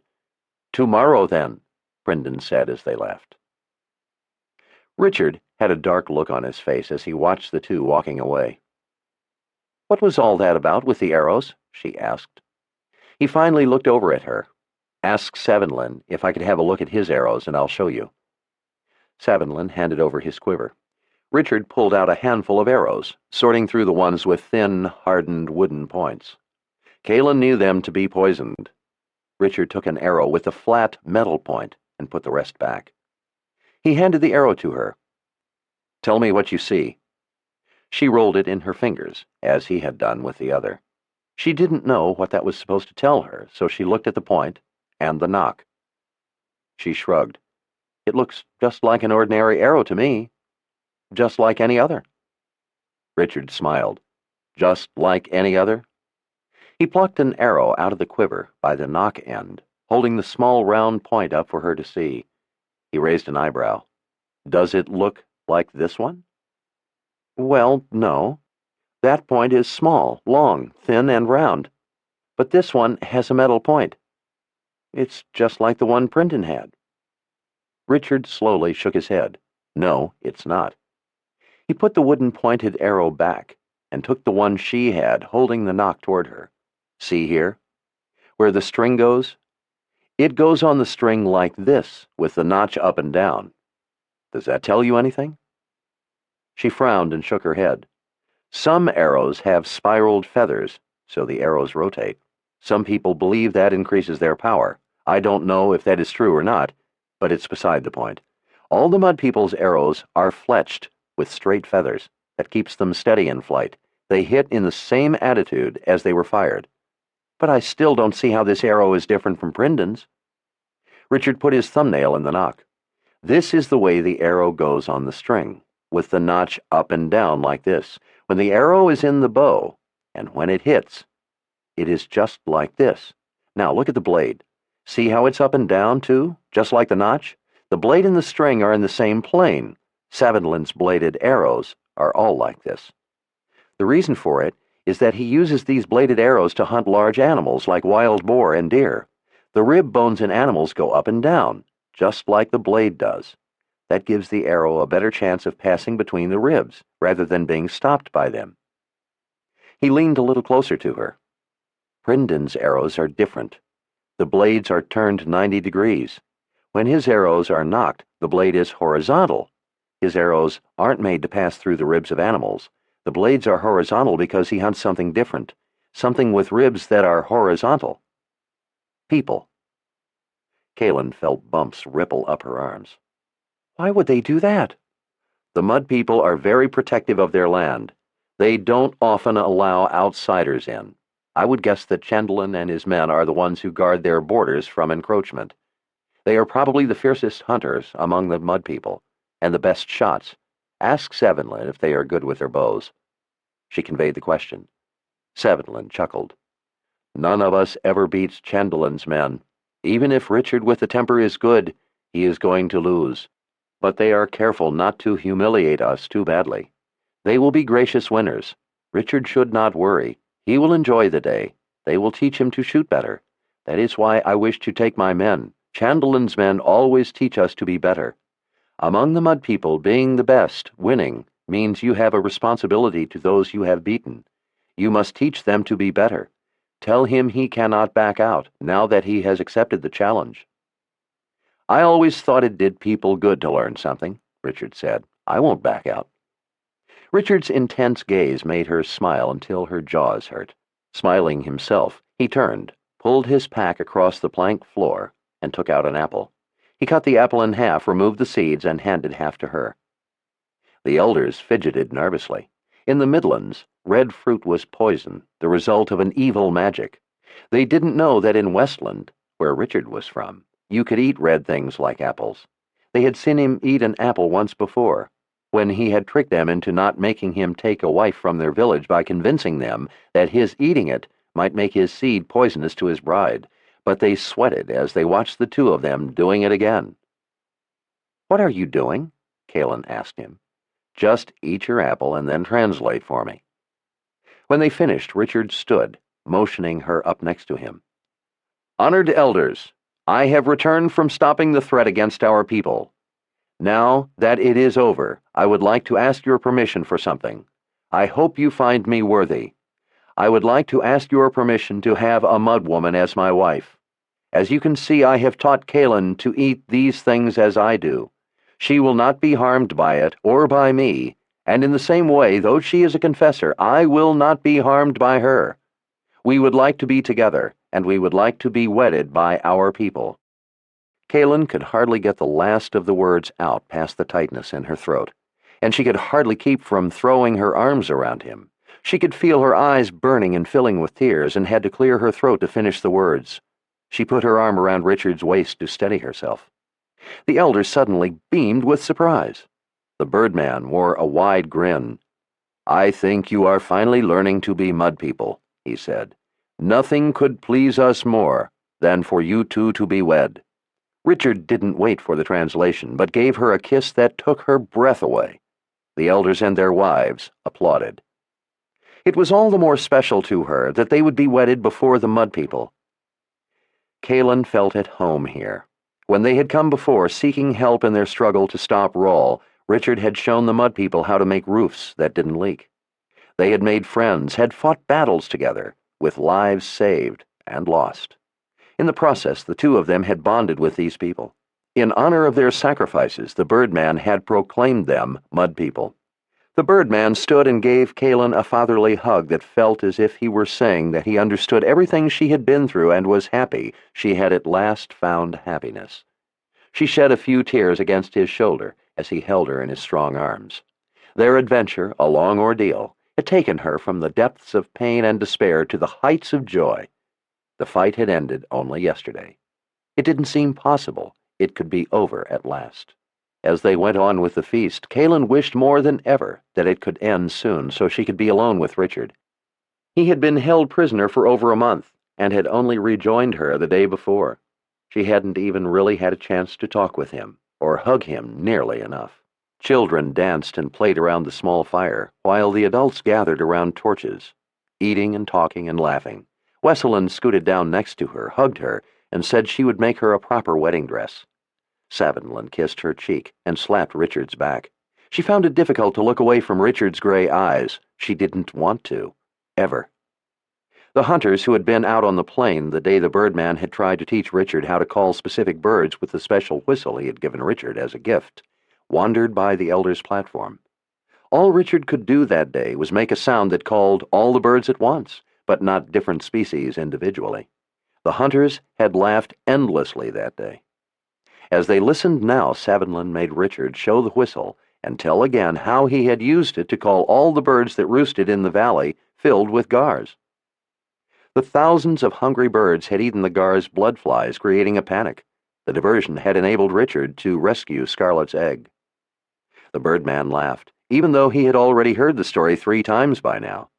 Savonlin laughed and slapped Richard's back. The hunters laughed and slapped their thighs. Richard laughed as he watched them react to Kaelin's translation. Kaelin laughed at seeing Richard laugh. "I think we have found an adventure that satisfies them." She thought about it and frowned. "How did Scarlet land you close enough to the egg without being seen by the gars?" Richard looked away and was silent a moment. "She landed me on the valley on the other side of the hills around Fire Spring. I went through the cave." He didn't look at her. Kaelin hooked some hair behind an ear. "And was there really a beast in the cave? A shadran?" He let out a deep breath as he looked across the open area. "That there was, and more." As she put her hand on his shoulder, he took it and kissed the back of it, still staring off. "I thought I was going to die there, alone. I thought I would never see you again." He seemed to shake off the memory and leaned back on an elbow, gazing at her with a lopsided smile on his face. "The chagrin left some scars that aren't healed yet, but I would have to take off my pants to show them to you." "Really?" Kalen gave a throaty laugh. "I think I better have a look to see if everything is all right." As she looked deep into his eyes, she abruptly realized most of the elders were watching them. Suddenly she felt her face warm. She snatched up a rice cake and took a quick bite, relieved to know they couldn't understand their words. She hoped others couldn't understand the look in their eyes. She chided herself to pay more attention to where she was. Richard sat up again. Kalen reached over to a small bowl of roasted ribs that looked to be wild boar and set it down in his lap. "Here, have some of these." She looked over at a group of the wives. She held up the rice cake and smiled. "These are very good." They nodded their satisfaction. She looked back to Richard. He was staring down at the bowl of meat. His face was white. "Take it away," he whispered. Kalen frowned and lifted the bowl from his lap, setting it behind her. She scooted closer to him. "Richard, what's wrong?" He was still staring at his lap, as if the bowl were still there. "I don't know. I looked down at the meat, and then I could smell it. It made me feel sick. It just seemed like a dead animal to me, like I was about to eat some dead animal lying there in front of me. How could anyone eat some dead animal that was just lying there?" Kalen didn't know what to say. He didn't look well. "I think I know what you mean. I was sick once, and they fed me some cheese. I threw it all back up. They thought it would be good for me, and every day fed me more, and I would throw it up until I was well again. That is why to this day I don't like cheese. Maybe it's something like that, because you have a headache." "Maybe," he said in a weak voice. "I spent a long time at the People's Palace. They don't eat meat there. Darkenroll didn't eat meat, so none was served at the palace. Maybe I just got used to not eating meat." She rubbed his back as he put his head in his hands, running his fingers through his hair. First cheese, and now meat. His eating habits were becoming as peculiar as a wizard's. "Kalen, I'm sorry, but I need to go somewhere where it's quiet. My head really hurts." She put her hand on his forehead. His skin was cold and clammy. He looked about ready to fall over. Her insides fluttered with worry. Kalen squatted in front of the Birdman. "Richard doesn't feel well. He needs to go somewhere quiet. Is that all right?" At first he thought he knew why they wanted to leave. His smile faded when he saw the anxiety on her face. "Take him to the spirit house. It is quiet there. No one will bother him. Get Nissel if you think there be need." A little of his smile came back. "Maybe he has spent too much time on the dragon. I thank the spirits my gift of flight was short." She nodded, unable to manage much of a smile, and said a quick good night to the others. Picking up both their packs, she put a hand under Richard's arm and helped him to his feet. His eyes were squeezed shut, his eyebrows wrinkled together in pain. The pain seemed to pass a little, and he opened his eyes, took a deep breath, and started off with her across the open area. The shadows were thick among the buildings, but the moon was up, giving them enough light to see their way. The sounds of the feast faded into the background, leaving only the slow scrape of Richard's boots scuffing on the dry ground. He straightened a little. "I think some of it has passed. Do you get headaches often?" He smiled over to her in the moonlight. "I'm famous for my headaches. My father told me that my mother used to get headaches like the ones I get, where you feel sick to your stomach because your head hurts so much. But this one is different. I've never had ones like this before. It's like something inside my head is trying to get out." He took his pack from her and hoisted it to his shoulder. "It hurts more than my other headaches." They passed from the narrow passageways to the wide spaces around the spirit house. It sat by itself, moonlight reflecting off the tile roof Richard had helped the mud people build. Wisps of smoke rose from the chimney. Around the side, by the door, a row of chickens roosted on a low wall. They watched as she pulled the door open for him, starting a little at the squeak of the hinges, and settled down as the two of them passed inside. Richard flopped down in front of the fireplace. Kalen pulled out a blanket and made him lie back, bunching the blanket under his head. He rested the back of his wrist over his eyes as she sat cross-legged next to him. Kalen felt helpless. I think I should go get Nissel. Maybe a healer can do something for you. He shook his head. I'll be all right. I just need to be away from all the noise. He smiled, his arms still over his eyes. Have you ever noticed how badly we do at parties? Every time we are at a party, something happens. Caitlin thought back to every gathering they had been at together. I think you're right. She rubbed a hand on his chest. I think the only solution is for us to be alone. Richard kissed her hand. I would like that. She enfolded his big hand in both of hers, wanting to feel the warmth of him as she watched him rest. It was dead quiet in the spirit house, except for the slow crackling of the fire. She listened to his slow, steady breathing. After a while, he slid his hand away and looked up at her.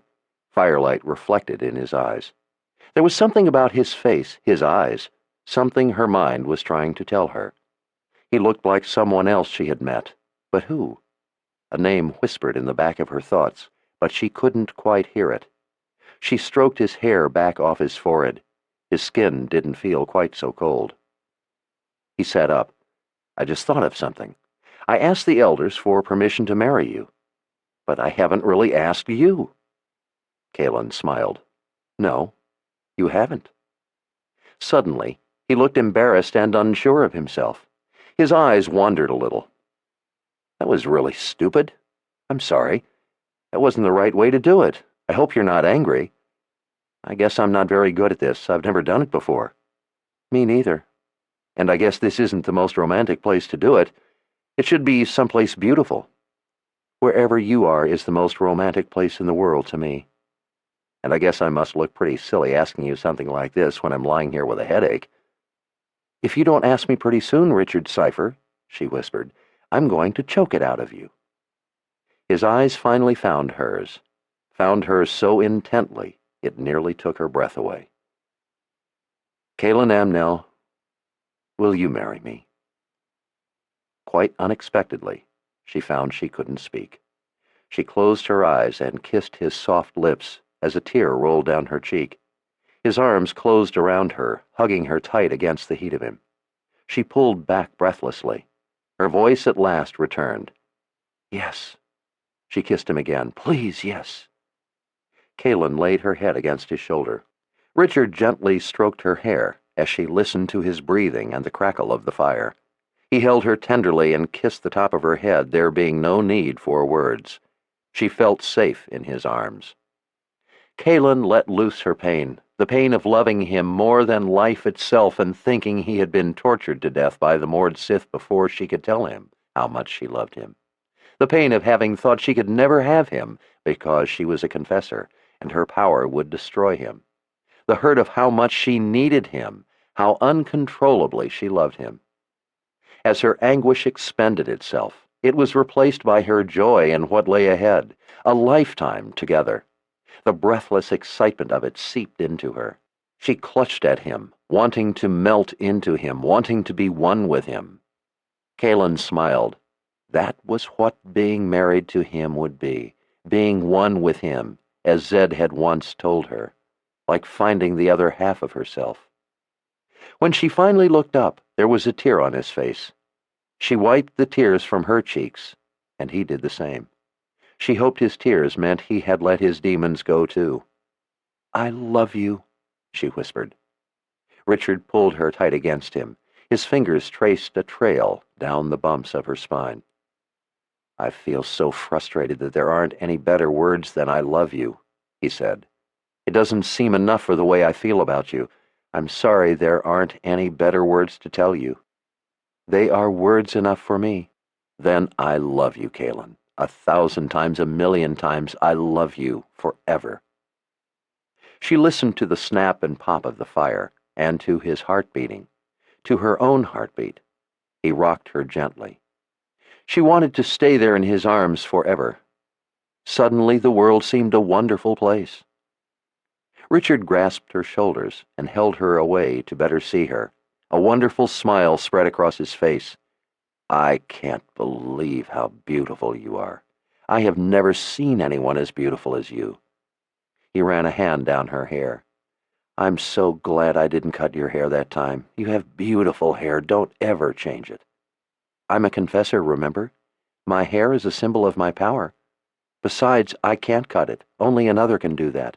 Good. I would never cut it. I love you the way you are, power and all. Don't ever let anyone cut it.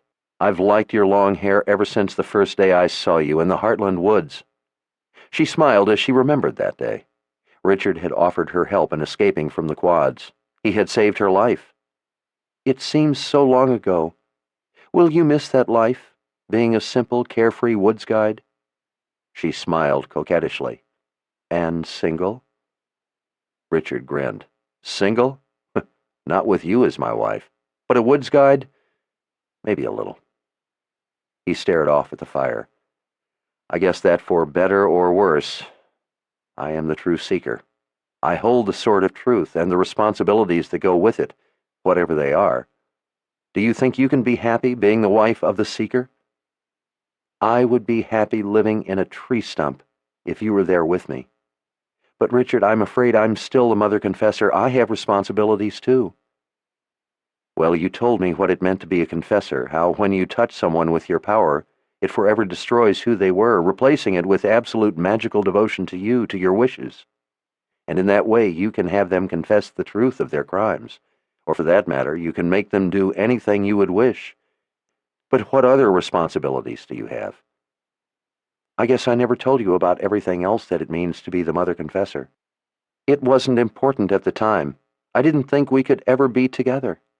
I thought we would die, or even if we somehow won, you would go home to Westland, and I would never see you again. You mean the part about it meaning that you are more than a queen? She nodded. The Central Council of the Midlands in Aidendrill is made up of representatives of the more important lands of the Midlands. Together, the Central Council more or less rules the Midlands. Even though the lands are independent, they still bow to the word of the Central Council. In that way, through the Confederation of Lands, common goals are protected and peace is maintained. It keeps people talking instead of fighting. If one land were to attack another, it would be viewed as an attack against unity, against all, and all would put the aggression down.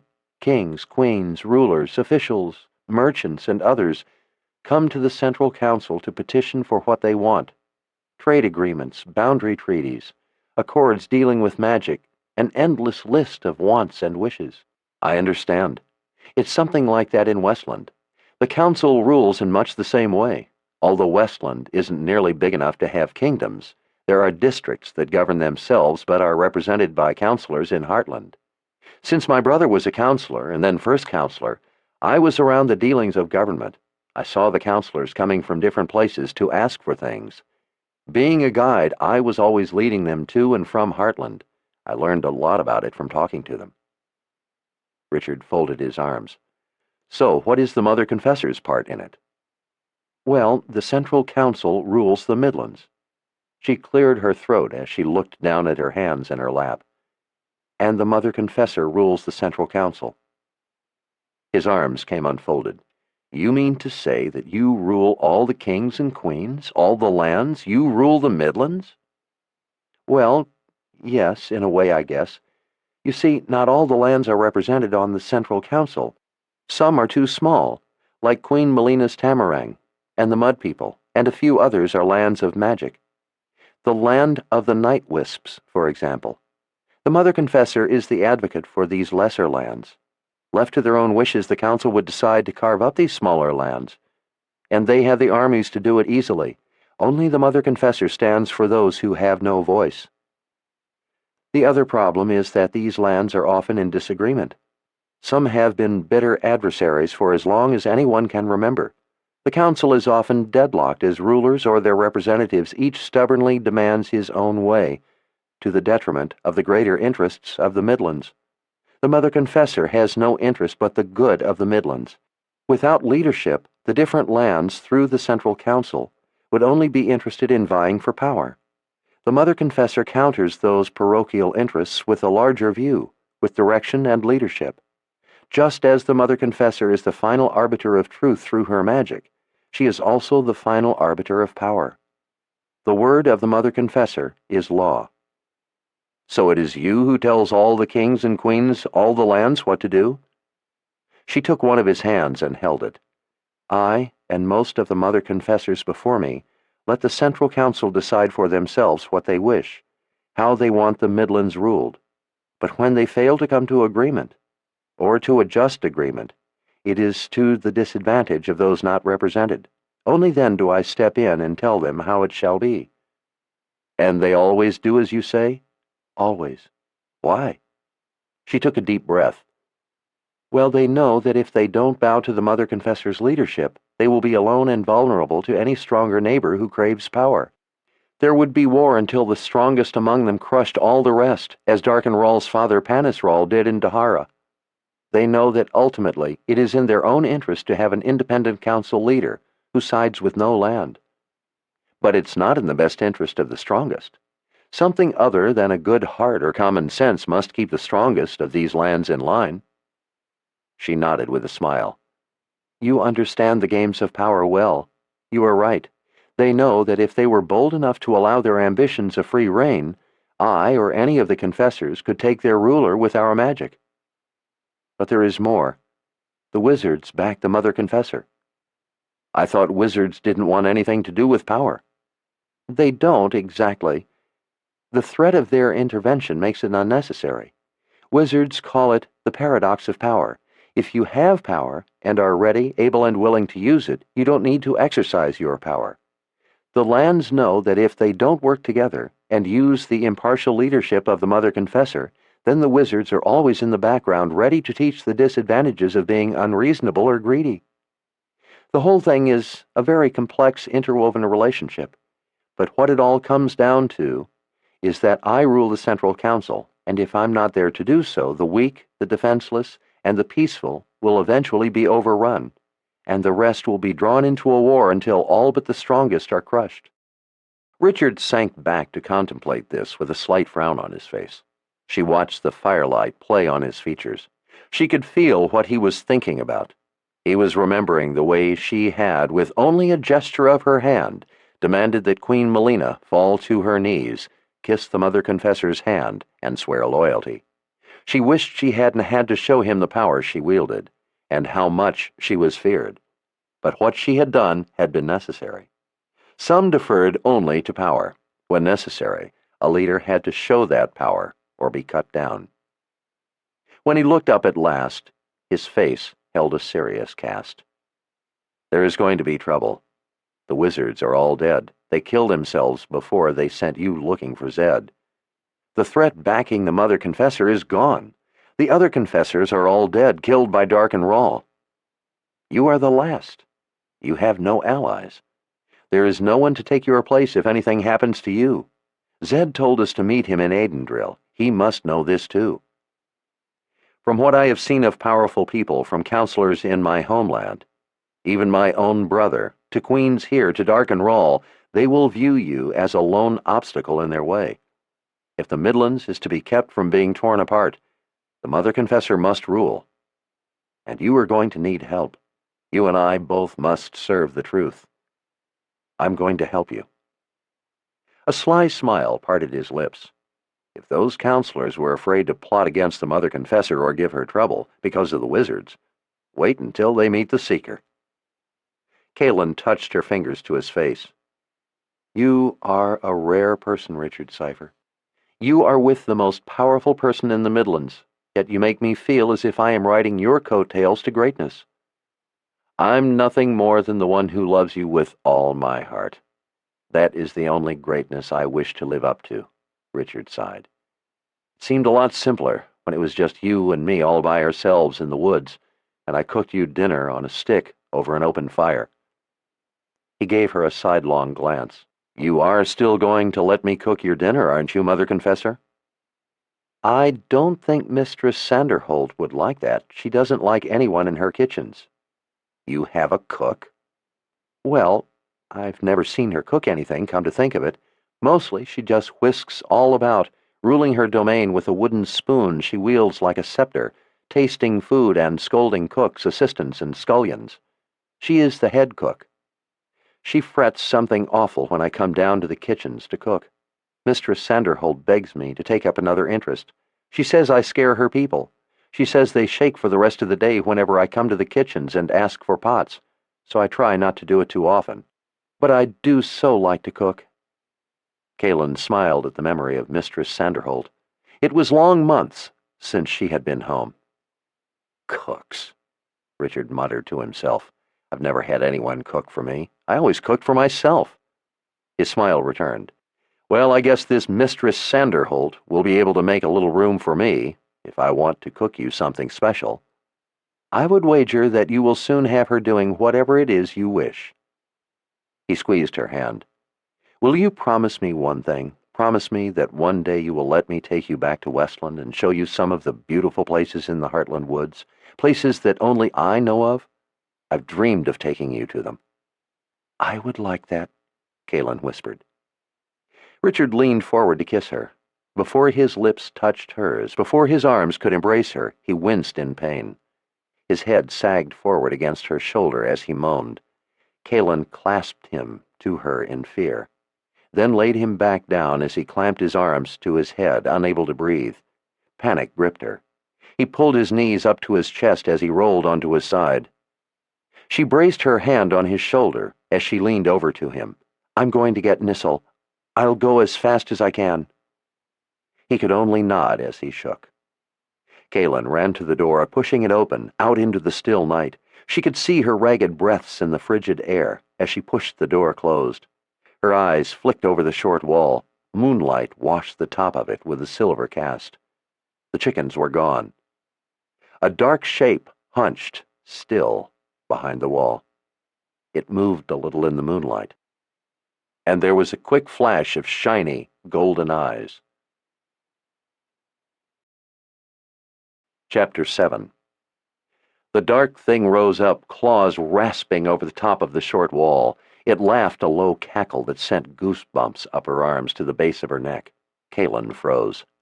Breath caught in her throat. The form was a black void in the pale moonlight. After the brief flash, the eyes had vanished into a pool of night. Her mind raced, trying to fit what she knew with what she was seeing. She wanted to run, but didn't know which way. Toward Richard or away? Though she couldn't see the eyes, she could feel them like cold death. The tiniest of sounds rose from her throat. With a howling laugh, the dark shape leaped to the top of the wall. The heavy door crashed open behind her, banging against the wall of the spirit house. At the same time, she heard the distinctive ring of the sword of truth being drawn in anger. The black head snapped toward Richard, the eyes flashing golden again in the moonlight. Richard reached out, snatching her by the arm, and tossed her back through the doorway. As the door rebounded from hitting the wall, he kicked it shut behind himself. From behind the door, Kaelin heard a howling laugh, and then there was a crash against the door. She came to her feet, pulling her knife. Through the door, she could hear the sword-tip whistle and bodies thudding against the wall of the spirit house. She could hear the screaming howls of laughter. Kaelin threw her shoulder against the door and rolled out into the night. As she sprang to her feet, she saw a small, dark form hurtling toward her. She slashed with her knife and missed. It came again, but before it was on her, Richard kicked it, slamming it back against the short wall. In the moonlight, the sword of truth flashed toward the shadow. The blade caught only the wall. A shower of mud brick fragments and plaster exploded into the air. The thing howled in laughter. Richard snatched her back just as the dark shape flew past. She caught it with her blade, ripping through something hard, bone hard. A claw flashed past her face, the sword following, missing. She could hear Richard panting as he searched the darkness. The shadow came out of nowhere and knocked him to the ground. Dark forms tumbled across the dirt. She couldn't tell which was Richard and which was the attacker. Claws flung dirt into the air as it flailed at him. With a grunt, Richard heaved it over the wall. Instantly, it sprang to the top, and stood there, eyes flashing golden in the moonlight, cackling that awful laugh as the two of them backed away. It fell silent as it watched them walking backward. The air was suddenly alive with the zip of arrows. Within the space of a heartbeat, a dozen thudded into the black body. Not one missed. A breath later, an equal number followed. The thing panted in laughter. It stood on the wall looking like a black pincushion. Kaylin's jaw dropped as she saw it snap off a handful of arrows that stuck out of its chest. The thing snarled a cackling laugh at them, then blinked as it watched them backing away. She couldn't understand why it just stood there. Another flight of arrows thudded into the black body. It paid no attention, but dropped from the wall to the ground. A dark figure ran forward, spear in hand. From the shadow of the wall, the thing sprang at the runner. The hunter let the spear fly. With impossible speed, the black form ducked to the side, and with its teeth snatched the spear from the air. Laughing, it bit the shaft in half.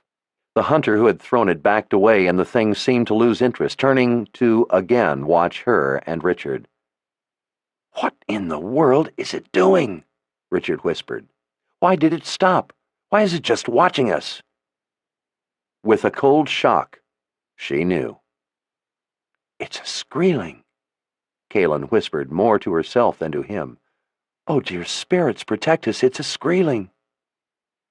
She and Richard were clutching each other's shirt sleeves as they walked backward, watching the Skreeling. "Get away!" she yelled at the hunters. "Walk! Don't run!" They answered with another useless flight of arrows. "This way," Richard said, "between the buildings where it's dark. Richard, that thing can see better in the dark than we can see in the light. It's from the underworld."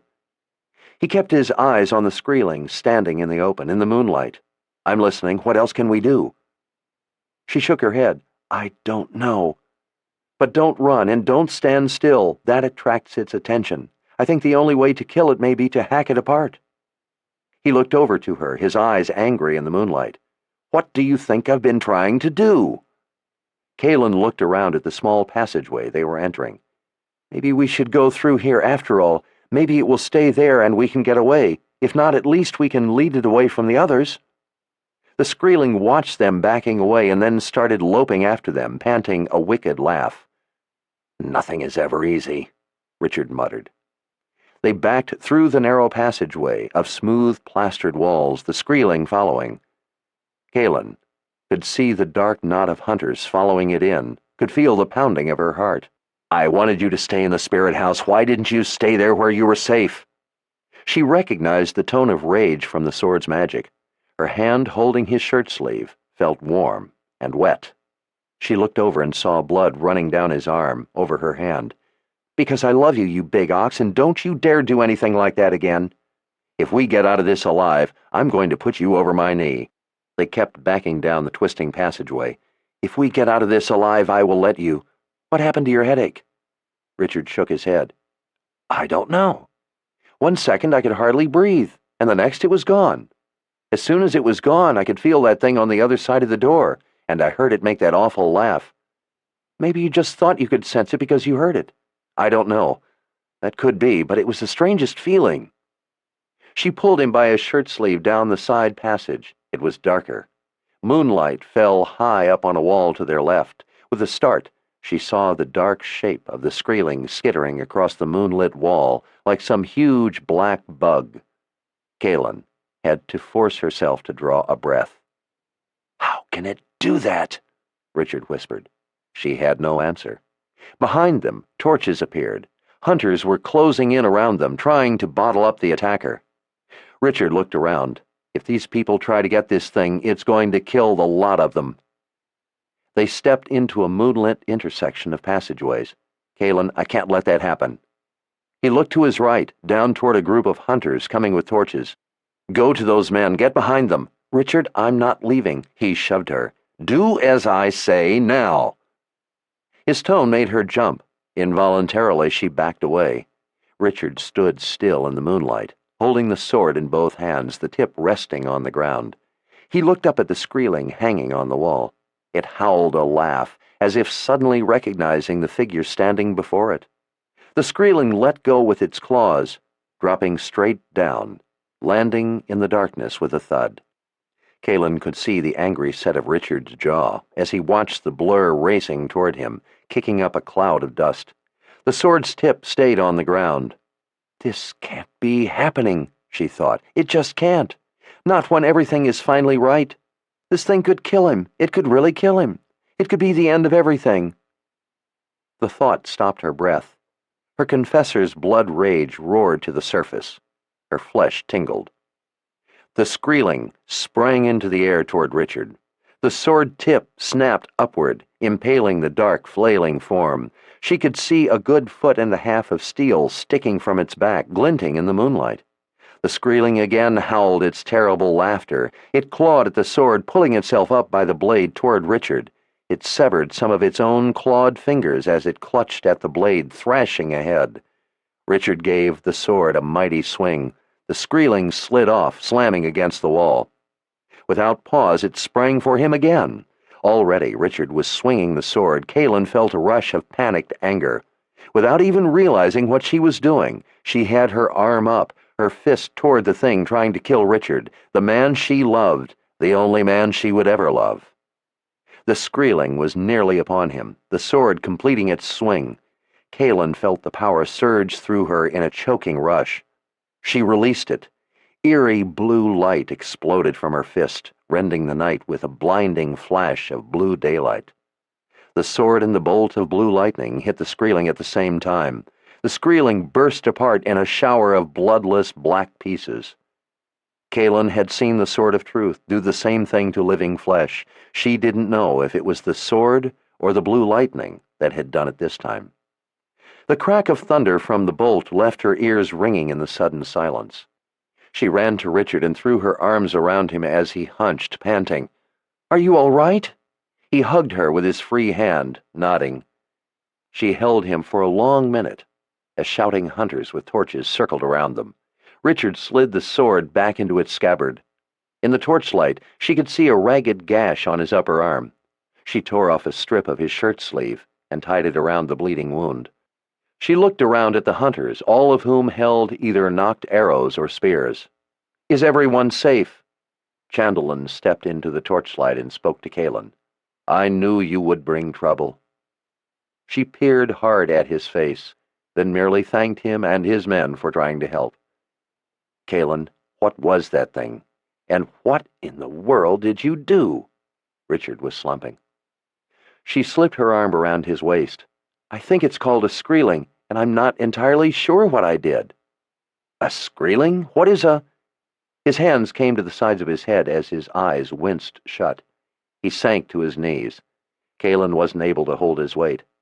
Savinland was there and reached for him, but before he could get an arm around him, Richard fell forward on his face. He cried out in the dirt, "Savinland! Help me get him back to the spirit house and send someone for Nissel. Please tell them to hurry." Savinland shouted for one of his men to run for the healer. He and some of the others lifted Richard. Leaning on his spear, Chandlelan only watched. A torchlit procession wound its way back to the spirit house. Savinland and the men carrying Richard went inside with Kaelin. They laid Richard in front of the fire, lowering his head to the blanket. Savinland sent his men out, but stayed with her. Kaelin knelt next to Richard, and with trembling hands felt his forehead. He was ice-cold and drenched in sweat. He appeared to be nearly unconscious. She bit her lip and tried not to cry. "Nissel will make him well," Savinland said. "You will see. She is a good healer. She will know what to do." Kaelin could only nod. Richard mumbled incoherently as his head twisted about, as if seeking some position that brought no pain. They sat in silence until Savinland asked, "Mother Confessor, what was that you did? How did you make lightning?" "I'm not sure how I did it, but it is part of the Confessor's magic. It is called the Kandar." Savinland studied her a moment as he squatted on his feet, with his sinewy arms wrapped around his knees. "I never knew a confessor could call down lightning." She glanced over. "I have known for only a few days myself." "And what was that dark thing?" "I think it may be a creature from the underworld." "From the place the shadows came from before?" Kaelin nodded.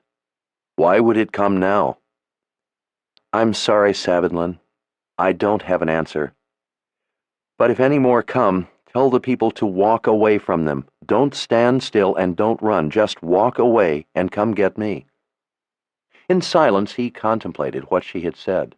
At last the door squeaked open, and a stooped figure, flanked by two men with torches, entered. Kaelin sprang up and ran to her, taking her hand.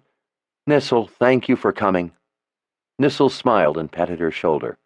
"How is the arm, Mother Confessor?" "Healed, thanks to you. Nissel, something is wrong with Richard. He has terrible headaches." Nissel smiled. "Yes, child. We will have a look at him." One of the men with Nissel handed her a cloth bag as she knelt beside Richard. The objects in the bag clinked against one another as she set it on the ground. She told the man to bring the torch around. She took off the bloody bandage and, with her thumbs, pressed open the wound. Nissel glanced to Richard's face to see if he felt it. He didn't. "I will tend to the wound first, while he sleeps." She cleaned the gash and stitched it, while Kaelin and the three men watched in silence. The torches spit and hissed, lighting the inside of the nearly empty spirit house with harsh, flickering light. On the shelf, the skulls of ancestors watched along with the rest of them. Sometimes, talking to herself as she worked, Nissel finished sewing, packed the wound with a poultice that smelled of pine pitch, and wrapped the arm with a clean bandage. Rummaging around in her bag, she told the men they could leave. As he went past, Savendlin touched Kaelin's shoulder sympathetically and told her he would see them in the morning. After they were gone, Nissel halted her pawing in the bag and looked up at Kaelin. "I hear you are to be mated to this one." Kaelin nodded. "I thought you couldn't have a love, because you are a confessor, that your power would take him when you make babies." Kaelin smiled across Richard to the old woman. "Richard is special. He has magic that protects him from my power." They both had promised Zed they would never reveal the truth, that it was his love for her that protected him. Nissel smiled, and her weathered hand touched Kaelin's arm. "I am happy for you, child." She bent back to her bag and finally pulled out a handful of little stoppered pottery bottles. "Does he get these headaches often?" "He told me he gets bad headaches sometimes, but that this is different, that it hurts more, like something is trying to get out of his head. He said he has never had any like it before. Do you think you can help him?" "We will see." Pulling stoppers, she waved the bottles one at a time under his nose. One of them finally brought Richard awake. Nissel smelled the bottle herself to see what it was. She nodded and mumbled and went back into her bag. "What's going on?" Richard groaned. Kaelin bent over and kissed his forehead. "Nissel is going to do something for your headaches. Lie still." Richard's back arched as he squeezed his eyes shut against the pain. He put his shaking fists to the sides of his head. The healer pressed his chin down with her fingers, forcing his mouth open, and with her other hand shoved in some small leaves. "Tell him to chew. Keep chewing. She says to chew the leaves. They will help you." Richard nodded and rolled to his side in agony as he chewed. Kaelin combed his hair back with her fingers, feeling helpless, wishing she could do more. It terrified her to see him in pain. Nissel poured a liquid from a skin into a large cup and mixed into it powders from other jars. She and Kaelin helped Richard sit up to drink the concoction. When he finished, he flopped back down, breathing hard but still chewing the leaves. Nissel stood. "The drink will help him to sleep." Kaelin came to her feet, and Nissel handed her a small bag. "Have him chew more of these leaves when he needs them. They will help the pain." Kaelin hunched over a little, so as not to tower over the old woman quite so much. "Nissel, do you know what is wrong?" Nissel pulled the stopper from the little bottle and sniffed it, then held it under Kaelin's nose. It smelled of lilacs and licorice. "Spirit," she said simply. "Spirit? What do you mean?" "It is a sickness of his spirit, not of his blood, not of his balance, not of his air. Spirit." Kaelin didn't know what any of that meant, but it wasn't really what she wanted to know. Will he be all right? Will the medicine and the leaves, will they cure him? Nissel smiled and patted Kaelin's arm. "I would like very much to be there when you are wed. I will not give up. If this doesn't work, there are other things to try." Kaelin took her arm and walked her out the door. "Thank you, Nissel." Kalen saw Chandelin standing near the short wall. Some of his men stood farther off in the darkness. Bryndin was close, against the spirit house. She went to him. "Would you escort Nissel home, please?" "Of course." He took the healer's arm respectfully and guided her into the night. Kalen shared a long look with Chandelin and then went over to him. "I appreciate you and your men guarding us, thank you." He regarded her without emotion. "I am not standing guard for you. I am guarding our people from you, from what you may bring next." Kalen brushed dirt from her shoulders. "Either way, if something else comes, don't try to kill it yourself. I don't want any mud people to die. That includes you. If something comes, you must not stand still or run. If you do, it will kill you. You must walk. Come and get me. Don't try to fight it by yourselves. Understand? Come and get me." He still showed no emotion. "And you will call down more lightning?" She looked at him coolly. "If I have to." She wondered if she could. She had no idea how she had done it. "Richard with the temper is not well. He may not be able to shoot arrows with you and your men tomorrow." He looked smug. I thought he would think of an excuse to back out. Kalen took a deep breath through gritted teeth. She didn't want to stand here and trade insults with this fool. She wanted to go back inside to be with Richard. "Good night, Chandelin." Richard was still on his back, chewing the leaves. She sat beside him, heartened to see that he looked more alert. "These things are starting to taste better." Kalen stroked his forehead. "How do you feel?" "A little better. The pain comes and goes. I think these leaves are helping. Except they are making my head spin." "But better to spin than to pound." "Yes." He put his hand on her arm and closed his eyes. "Who were you talking to?" "That fool Chandelin. He's guarding the spirit house. He thinks we may bring more trouble." "Maybe he's not such a fool. I don't think that thing would have been here without us.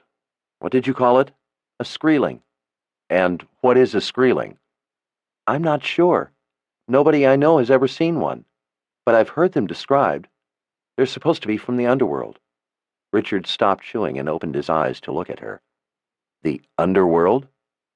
What do you know about this screeling thing?" "Not much," she frowned. "Have you ever seen Zed drunk?" "Zed? Never. He doesn't like wine, just food.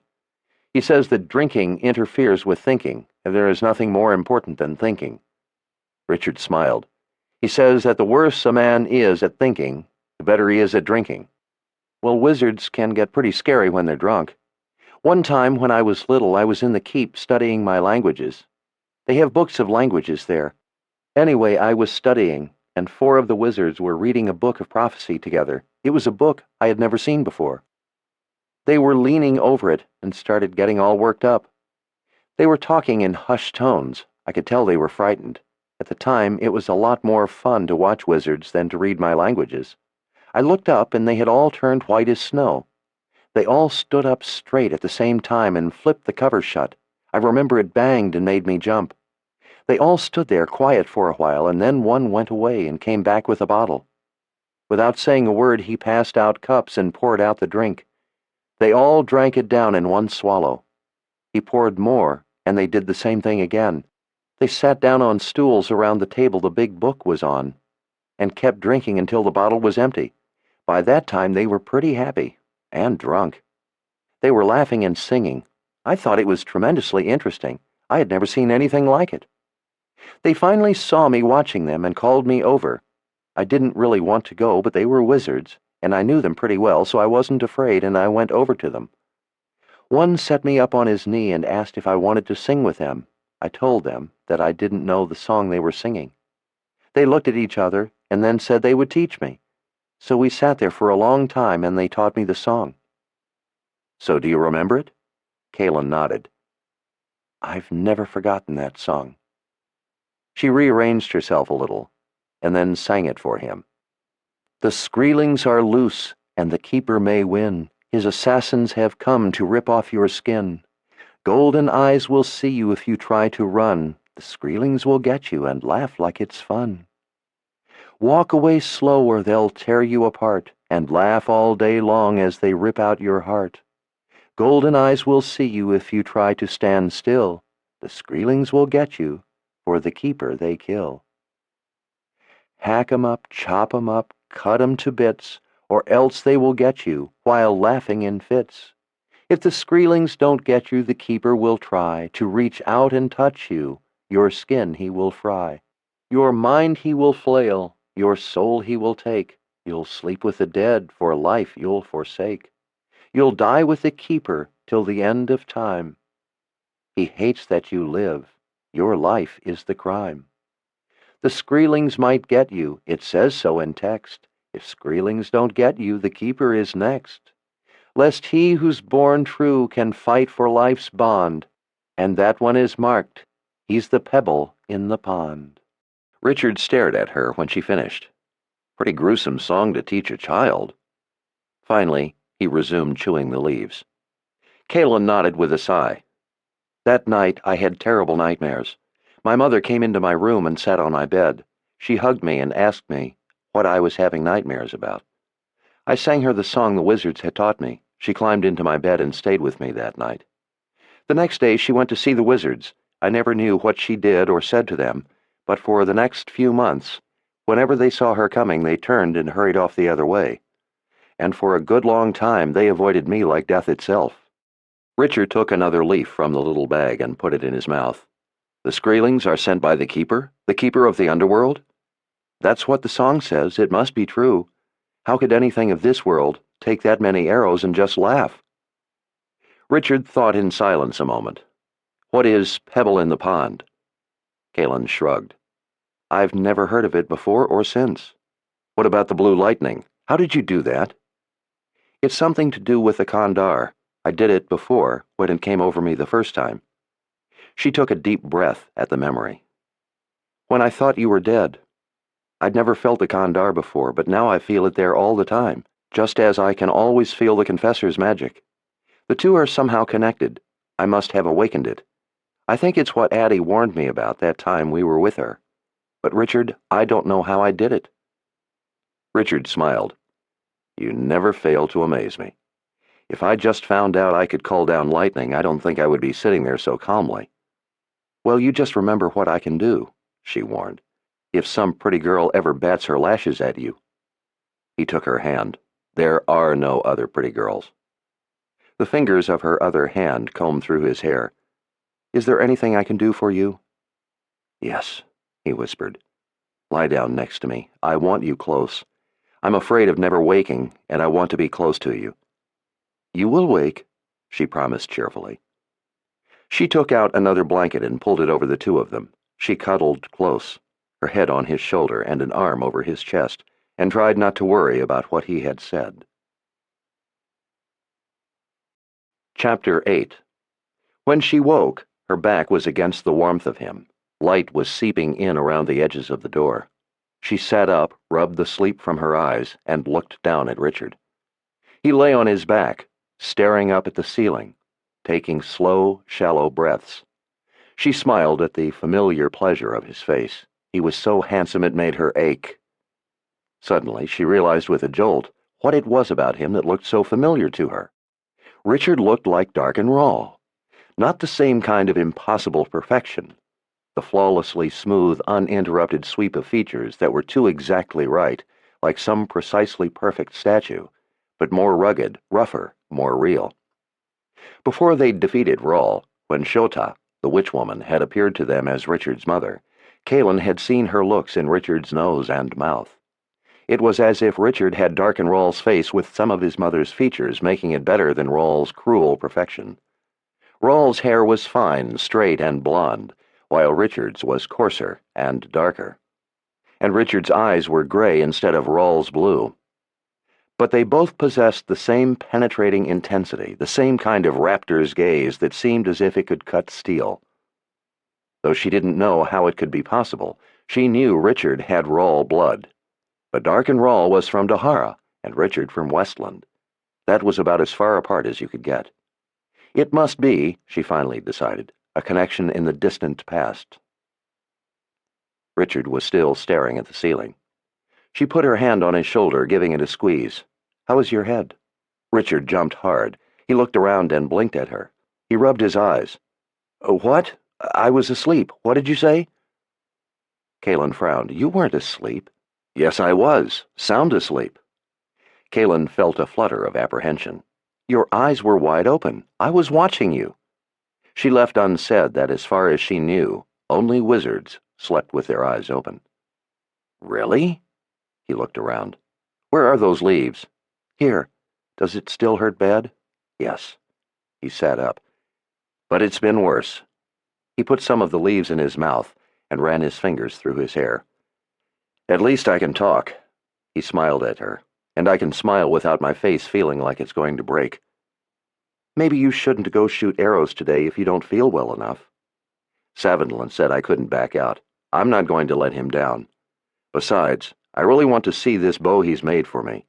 It's been, well, I don't even remember how long it's been since I shot a bow.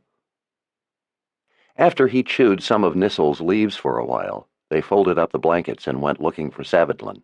They found him at his home, listening to Sidon telling stories of what it was like to ride a dragon. Savendlin liked listening to stories.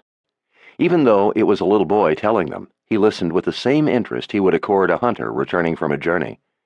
Kalen noted with pride that the little boy was giving a remarkably accurate rendition, without fanciful embellishment. Sidon wanted to know if he could have a dragon for a pet. Savendlin told him the red dragon was not a pet, but a friend to their people. He told him to find a red chicken, and he could have that. Wesselin was cooking a pot of some sort of porridge with eggs mixed in. She asked Richard and Kalen to join them, and passed each a bowl as they sat on a skin on the floor. She gave them flat tava bread to fold and use as a scoop for the porridge. Richard had her ask Savendlin if he had a drill of any kind. Savendlin leaned way back, and with a finger and thumb pulled a thin rod from a pouch beneath a bench. He handed the rod to Richard, who had the dragon's tooth out. Richard turned the rod around with a puzzled look, put it at the base of the tooth, and twisted it experimentally. Savendlin laughed. "You want a hole in that?" Richard nodded. Savendlin held out his hand. "Give it to me. I will show you how it is done." Savendlin used his knife point to start a small hole, and then held the tooth between his feet as he sat on the floor. He placed a few grains of sand in the hole, followed by the rod. He spat in his palms and then spun the rod back and forth rapidly between his hands, stopping occasionally to drop a few more grains of sand down the hole and wipe a little spittle into the opening. In a little while he had drilled all the way through the tooth. He used his knife to clean the burrs from where the drill went through the other side of the tooth, and then held it up, grinning, showing off the hole. Richard laughed and thanked him as he strung a leather thong to the tooth. He hung it around his neck with the birdman's whistle and the Mord Sith's agiel. He was getting quite a collection. Some of it she didn't like. Wiping out his porridge bowl with a piece of tava bread, Savendlin asked, "Is your head better?" "It's better, but still hurts something fierce. Nissel's leaves help. I'm embarrassed I had to be carried back last night." Savendlin laughed. "One time I had a bad hurt here." He pointed at a round scar in his side. "I was carried home by women." He leaned closer and lifted an eyebrow. "Women!" Wesselin cast a disapproving eye toward him. He made a point of not noticing. "When my men found out I was carried home by women, they had a good laugh over it."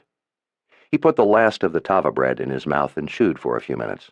"Then I told them which women carried me home, and they stopped laughing and wanted to know how to get a hurt like mine, so they, too, could be carried home by those women." "Savendlin!" Wesselin scolded in a scandalized tone. She turned to them. "If he didn't already have a hurt, I would have given him one, a good one." "So how did you get this hurt?" Richard asked. Savendlin shrugged. "Like I told my men, it was easy.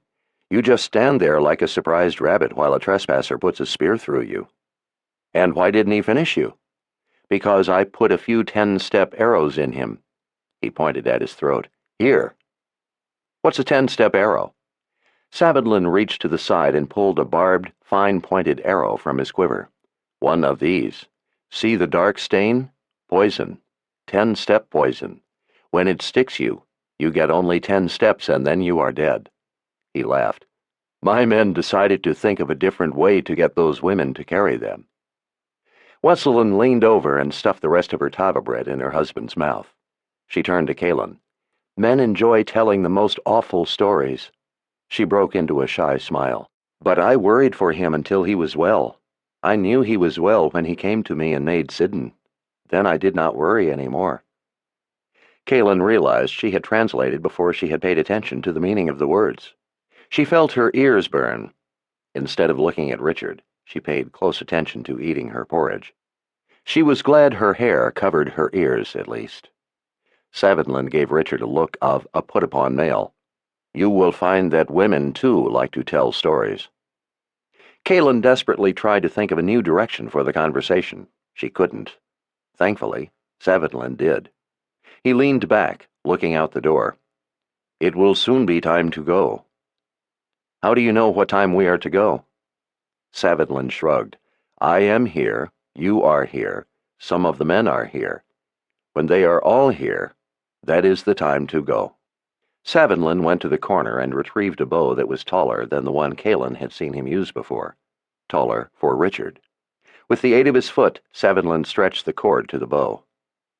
Richard had a wide grin on his face. He told Savitland it was the finest bow he had ever seen. Savitland beamed with pride and gave him a quiver full of arrows.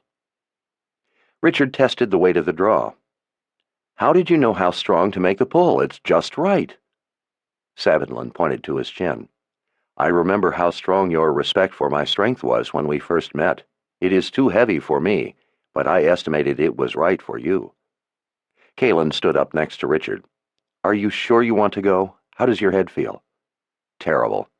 But I have the leaves. They help a little. I think I'll be all right. Savitland is looking forward to this. I don't want to disappoint him." She rubbed her hand on his shoulder. "Should I come with you?" Richard kissed her forehead.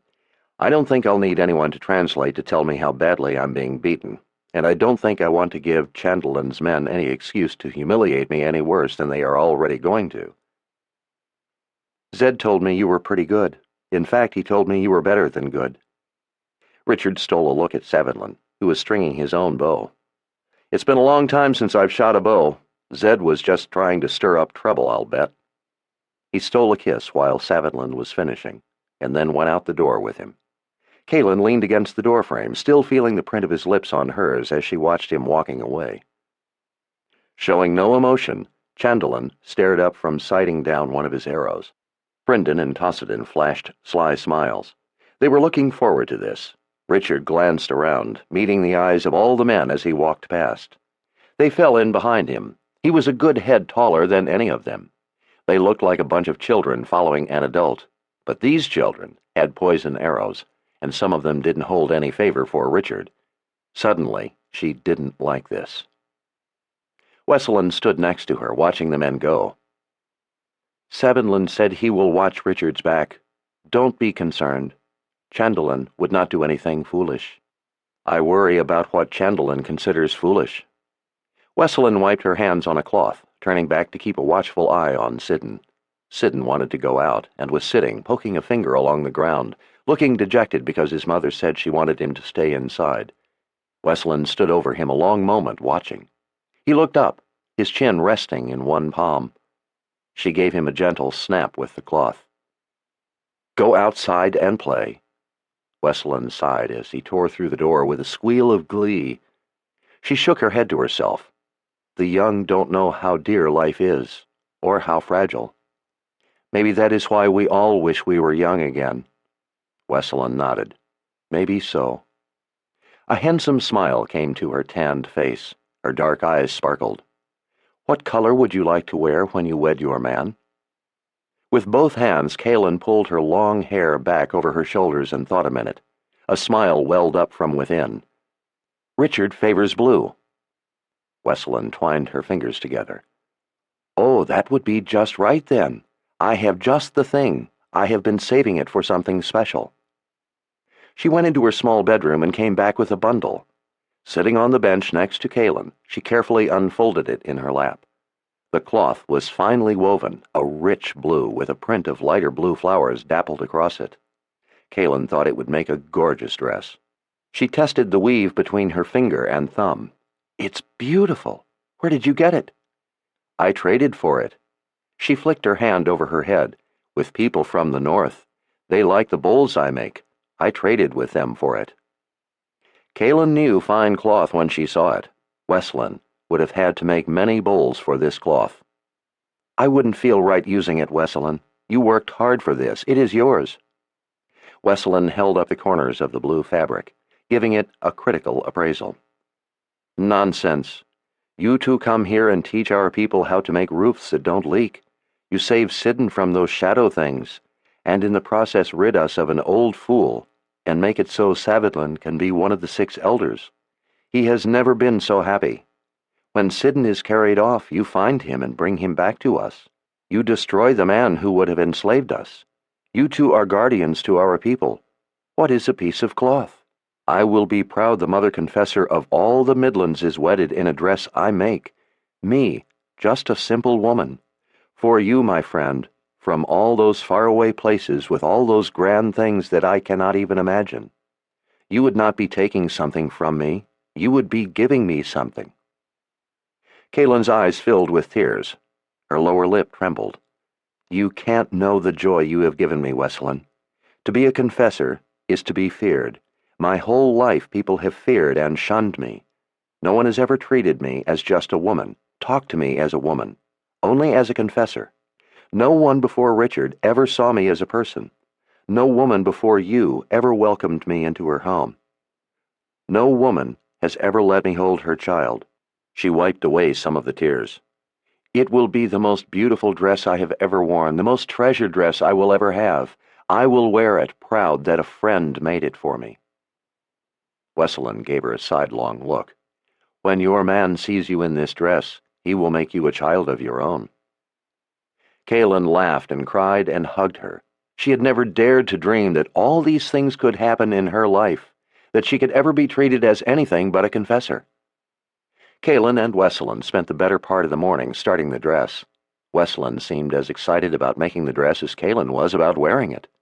The seamstresses back in Aidendrill had nothing over Wesleyan with her fine bone needles. They settled on a simple design fashioned something like a kirtle. They had a light lunch of tava bread and chicken broth. Wesleyan said she would work on the dress later and asked what Kaylin wanted to do in the afternoon. Kaylin said she really would like to cook something. Kaylin never ate meat when she was here before on official business because she knew the mud people ate human flesh, ate their enemies to gain their knowledge. To avoid offending them, she had always used the excuse that she didn't eat meat. The night before, Richard had reacted strongly to eating meat, so Kaylin didn't say anything to change the menu when Wesleyan suggested a vegetable stew. The two of them cut up tava, some other rust-colored roots Kaylin didn't recognize, peppers, beans, some nutty kuru, and then added greens and dried mushrooms into the big iron kettle hanging over the little fire in the corner cooking hearth. Wesleyan pushed a few sticks of hardwood into the fire as she told Kaylin the men probably wouldn't be back until dark. She suggested they go to the common area with the other women and bake some tava bread in the ovens. "I would like that," Kaylin said. "We will talk about the wedding with them. Talk of weddings always makes for good conversation," she smiled, "especially when there are no men around." Kaylin was happy to find that the young women talked to her now. In the past, they had always been too shy. The older women wanted to talk about the marriage. The younger women wanted to talk about faraway places. They wanted to know if it was really true that men followed her orders, that they did as she said. Their eyes were wide as Kaylin told them about the Central Council, and how she protected the interests of peoples like the Mud People from the threat of invasion by more powerful lands, so the Mud People and others in small communities could live as they wished. She explained that although she was able to command people, she did so only because she was the servant to all the people. When they asked if she commanded armies of men in battle, Kaylin told them it wasn't like that. That what she did was try to help the different lands work together so there wouldn't be fighting. They wanted to know how many servants she had and what sorts of fabulous dresses she had. The questions were beginning to make the older women nervous and to frustrate Kaylin. She flopped a ball of dough down on the board, sending up a little cloud of flour. She looked the younger women in the eye. The prettiest dress I will ever have will be the dress Wesselin is making me, because she is doing it out of friendship and not because I commanded her to make it. There is no possession to compare to friendship. I would give up everything I have and live in rags and grub for roots just to have one friend." That seemed to quiet the young girls and settle the older women. The chatter drifted back to the subject of the wedding, and Kaylin was happy to let it. She tried to keep out of it, to let the older women lead the talk. Near the end of the afternoon, Kaylin saw a commotion across the field. She saw a taller figure, Richard, taking long strides towards Savadlin and Westland's home. Even from a distance she could tell he was angry. A throng of hunters followed in his wake, trotting at times to keep pace. Kaylin wiped her flour-covered hands on a cloth. She threw the cloth on a table as she stepped off the plank floor of the shelter and jogged the distance to the men. She caught them as they went down a wide passageway. Pushing through the hunters, she finally caught up with Richard just before he reached Savadlin's doorway. Chandelin was right at his heels, along with Savadlin. Chandelin had blood down his shoulder with some kind of mud pack over a wound on top. He looked to be in a mood to chew rocks. She grabbed Richard's sleeve. He spun around with a hot expression that cooled a little when he saw it was her. He removed his hand from the hilt of the sword. "Richard, what's wrong?" He glared around at the men, mostly Chandelin, then settled his gaze back on her. "I need you to translate. We had a little adventure this afternoon. I haven't been able to make them understand what happened." "I want to know how he could dare to try to kill me," Chandelin was saying over Richard's words. "What's he talking about? He wants to know why you tried to kill him." "Kill him? I saved his fool life. Don't ask me why. I should have let him get killed. The next time I will." He ran his fingers through his hair. "My head is killing me." Chandelin pointed angrily at the wound on the top of his shoulder. "You did this deliberately. I saw how you shoot. It could not have been an accident." Richard threw his hands in the air. "Idiot!" he said to the sky. He lowered his glare to Chandelin's fierce eyes. "Yes, you saw me shoot. Do you have any doubt that if I wanted to kill you, you would not be breathing right now? Of course I did it deliberately. It was the only way to save you." He reached over her shoulder, putting his hand close to Chandelin's face, holding his first finger and thumb half an inch apart. "This is all the room I had. At the most, if I didn't take it, you would be dead." "What do you mean?" Chandelin demanded. Kaylin put a hand on his arm. "Calm down, Richard. Just tell us what happened." "He couldn't understand me. None of them could. I couldn't explain it to them." He looked at her in frustration. "I killed a man today." "What?" she whispered. "You killed one of Chandelin's men?" "No, that's not what they're angry about. They're happy I killed him. I was saving Chandelin's life, but they think—" She collected herself. "Just calm down. I will explain your words to them." Richard nodded and rubbed his eyes with the heels of his hands. He looked down at the ground as he combed the fingers of both hands through his hair. He looked back up. "I'm only going to explain this once, Chandelin. If you can't get it through your thick head, then we are going to stand at opposite ends of the village and shoot arrows at each other until we can't argue anymore, and I will only need one arrow." Chandelin lifted an eyebrow and folded his muscular arms. "So, explain." Richard took a deep breath. "You were standing a long way off. For some reason I knew he was there behind you. I spun around. All I could see of him, here, like this." He grabbed Kaylin by her shoulders and turned her around, facing Chandelin. He held her shoulders and ducked down behind her. "Like this. I couldn't see any of him but the top of his head.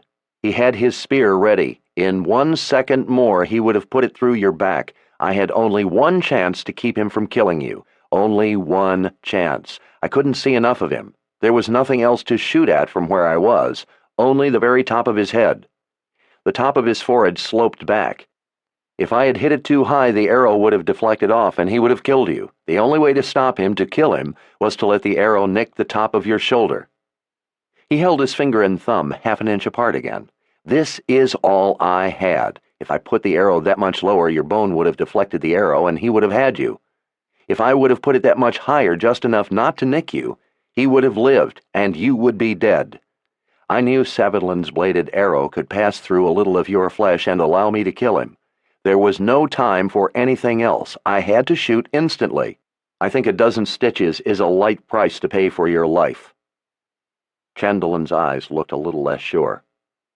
"How do I know you are telling the truth?" Richard shook his head, muttering. He suddenly thought of something. He snatched a cloth sack from one of Chandelin's men.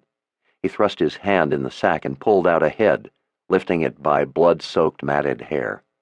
Kaelin gasped. She put a hand over her mouth as she turned away, but before she did, she saw an arrow jutting from the center of the forehead, the blade end sticking from the back of the head. Richard held the head behind Chandelin's shoulder and laid the feathers of the shaft on his shoulder next to the wound. "This is all I saw. If it were not as I say, if he had been standing straighter and I put the arrow where I did, it would not have touched you." The hunters all started nodding and whispering among themselves. Chandelin looked down at the shaft of the arrow lying on his shoulder. He looked back at the head. He thought about it a minute, and then unfolded his arms and took the head, stuffing it back in the sack. "I have been stitched before. A few more will not hurt me. I will take your words as true. This time." Richard put his fists on his hips as he watched Chandelin and his men walking away. "You're welcome," he called after them. Kaelin didn't translate that. "Why do they have that head?" "Don't ask me, it wasn't my idea, and you don't want to know what they did with the rest of him." "Richard, that seems a risky shot to me. How far were you when you shot that arrow?" The heat left his voice. "Not risky at all, believe me. And I was at least 100 paces. "You can shoot an arrow that accurately at 100 paces? He sighed. "I'm afraid I could have done it at twice that distance, 3 times that distance." He looked down at the blood on his hands. "I have to go wash this off. Kaelin, in about 2 minutes my head is going to explode. I have to sit down. Could you please go get Nissel? Yelling at that idiot was the only thing keeping me on my feet." She put a hand on his arm. "Of course. Go on inside. I'll go get her." "I think Savinlan is angry with me, too. Please tell him that I'm sorry I ruined so many of his arrows." She frowned as Richard went inside, closing the door. Savinlan looked as if he was about to speak to her. She took him by the arm. "Richard needs Nissel. Come with me and tell me what happened." Savinlan cast a glance over his shoulder at the door to his home as they hurried away. "Richard with the temper seems to be living up to his name. He is upset because he killed a man. It is not an easy thing to live with." "He didn't tell you all the story. There was more to it. So tell me." He looked over with a grave expression. "We were shooting. Chandelin was angry because of the shots Richard was making. He said Richard was a demon and went off and stood in the tall grass by himself. The rest of us were standing off to the other side watching Richard shoot. The things he was doing did not seem possible. He knocked an arrow. Suddenly he spun around toward Chandelin. Before we could even shout, Richard shot an arrow at Chandelin as he stood there with his arms folded. He had no weapon in his hand. None of us could believe Richard would do this. As the arrow was still flying toward Chandelin, 2 of his men who had arrows nocked drew their bows. The first one shot a 10-step arrow at Richard before his own arrow even reached Chandelin." Kaelin was incredulous. "He shot at Richard and missed? Chandelin's men don't miss." Savinlan's voice was low and trembled slightly. "He would not have missed. But Richard spun, pulling his last arrow from his quiver, a bladed arrow, and shot. I have never seen anyone do such a thing so fast." He hesitated, as if he didn't think she would believe him. "Richard's bladed arrow met the other in the air and split it in half. Each half went to one side of Richard." Kaelin halted Savinlan with a hand on his arm. "Richard hit the other arrow while it was in the air?" He nodded slowly. "And then the other man shot. Richard had no more arrows. He stood, his bow in one hand, and waited. It, too, was a 10-step arrow. I could hear it ripping the air." Savinlan looked around as if not wanting anyone else to hear. "Richard snatched it right out of the air with his hand. He had his fist around its middle. He put the man's arrow in his own bow and drew it on Chandelin's men. He was yelling at them. We couldn't understand his words, but they dropped their bows on the ground and put their arms out to the sides to show him their empty hands. We all thought Richard with the temper had become crazy. We thought he might kill us all. We were all very afraid. Then Printon called out. He had found the man behind Chandelin. We all saw then that Richard had killed a trespasser who was armed with a spear. We realized Richard had been trying to kill the invader, not Chandelin. Chandelin, though, was not so certain. He thought Richard cut him with his arrow on purpose. Chandelin became even angrier when his men all went and gave Richard slaps of respect. Kaelin stared at him. She couldn't believe the things she was hearing. Most of it sounded impossible. Richard wanted me to tell you he was sorry he ruined your arrows. What was he talking about? Do you know what a shaft shot is? Kaelin nodded. It's when you shoot an arrow through another already in the center of the target and split the shaft of the first. The home guard in Aidendrill gave ribbons for doing it. I have seen a few men with a half a dozen ribbons. I knew one with 10. Savinlan reached around and pulled a fat bundle from his quiver. Every arrow was split. It would be easier to give Richard with the temper a ribbon. If he ever missed, he would have no ribbons. He ruined over 100 arrows today. Arrows take time to make. They are not to be wasted, but the men kept wanting him to do it again because they had never seen anything like it before. One time, he put 6 arrows through the first, one right on top of the other. We shot rabbits and cooked them over a fire. Richard sat with us, and then when we started eating, he wouldn't eat with us. He looked sick and walked off and shot arrows by himself until we were finished. Later, after we ate, is when he killed the man. She nodded. We better hurry and get Nissel. She glanced over as they walked along. Savinlan, why did those men have that head? How can they be so gruesome? Did you see that there was black painted over the eyes of the dead man? That was to hide him from our spirits, so he could sneak up on us. A man who comes into our land with black over his eyes comes for only one reason, to kill. Chandelin's men put the heads of men like that on poles at the edge of our land to warn others who would paint black on their eyes. It may seem gruesome to you, but in the end it makes for much less killing. Do not think less of Chandelin's men for taking a head. They do it today not because they like it, but so there will be less killing tomorrow. Kaelin suddenly felt foolish. I guess that, just as Chandelin, I am guilty of judging too quickly. Forgive me, Elder Savinlan, for thinking things about your people that were wrong. He gave her a one-arm hug around her shoulders. When they came back with the healer, they found Richard huddled in a corner, his fingers intertwined over his head. His skin was white, cold, and wet. Nissel gave him something to drink. After a few minutes, she gave him a small cube of something to swallow. Richard smiled when he saw it. He must have known what it was. Nissel sat on the floor next to him and felt his pulse for a long time. When a little of his color came back, she made him put his head back and open his mouth. She twisted a clove of something over his mouth, dripping the juice in. He made a face. Nissel smiled at that without comment. She turned to Kaelin. I think these things will help him. Tell him to keep chewing the leaves. Come get me if he needs me. Nissel, is he going to get better soon? Shouldn't he be getting better? The stooped old woman glanced down at Richard. Spirit has a mind of its own. It doesn't always listen. I think his does not want to listen. She suddenly brightened at seeing the stricken look on Kaelin's face. Don't worry, child. I can make even the spirit listen. Kaelin nodded. Nissel gave her a warm smile and a pat on the arm before she went on her way. Richard looked up at Kaelin and Savinlan. Did you tell him?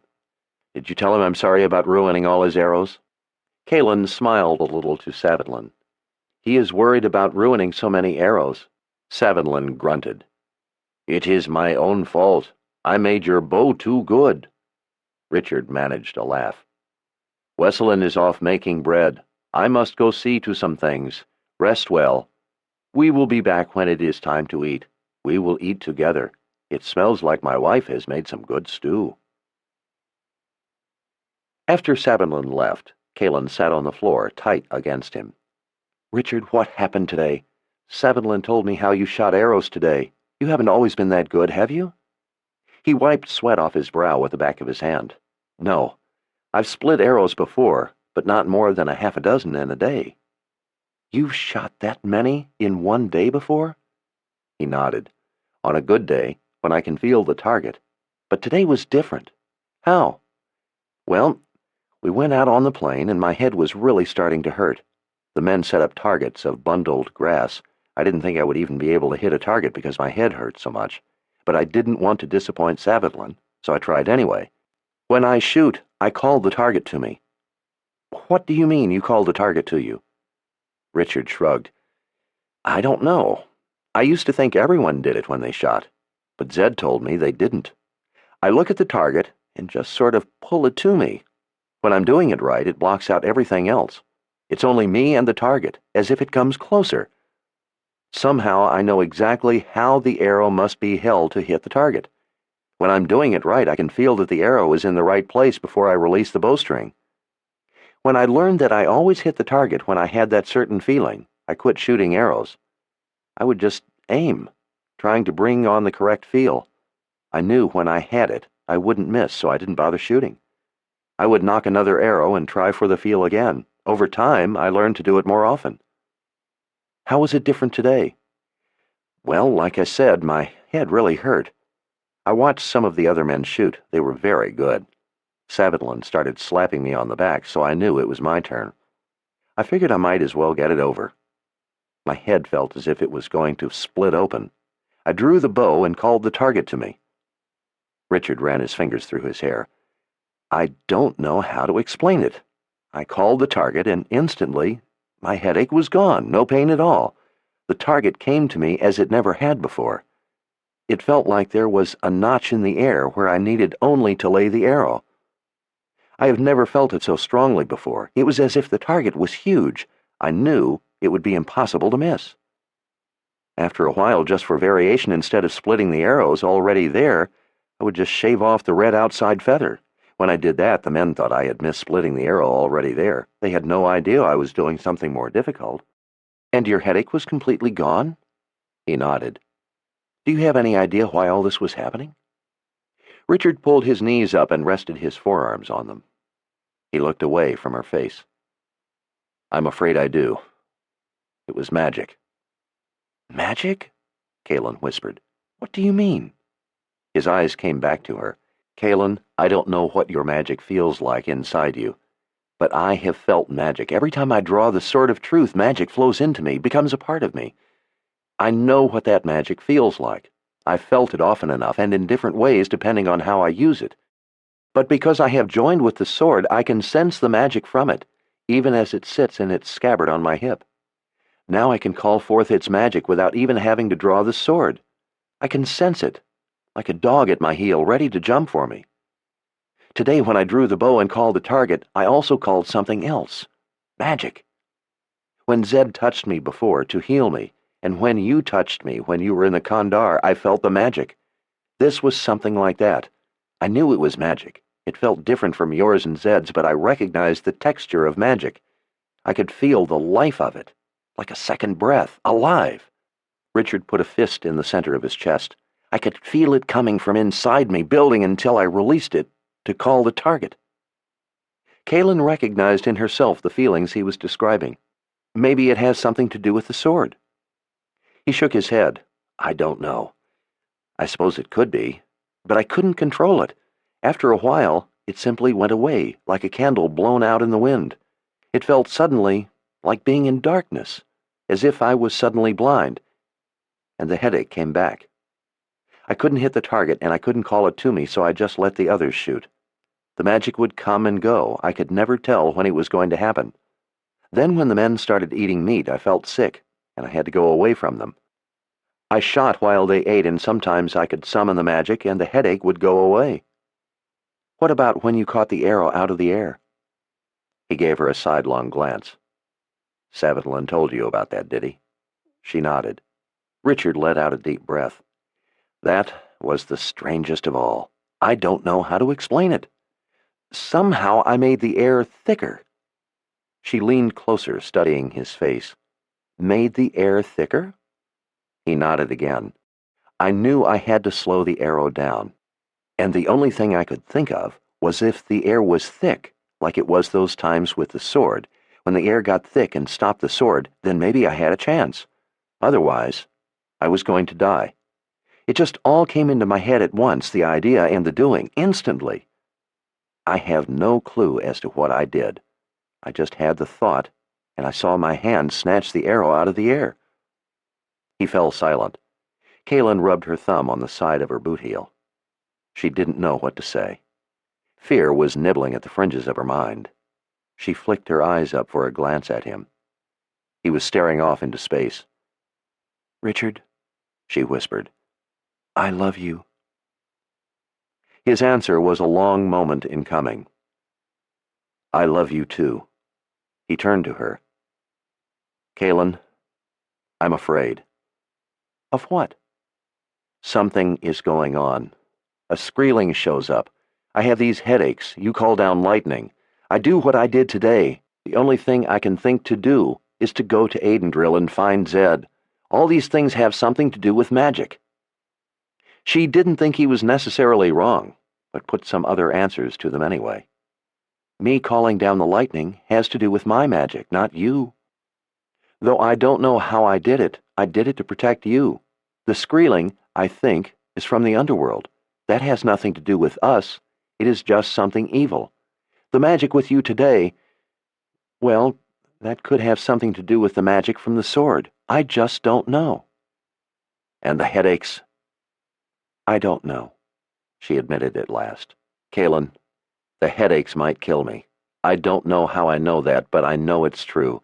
It's not just a simple headache. It's something else. I don't know what." "Richard, please don't say that. You're scaring me." "Scares me, too.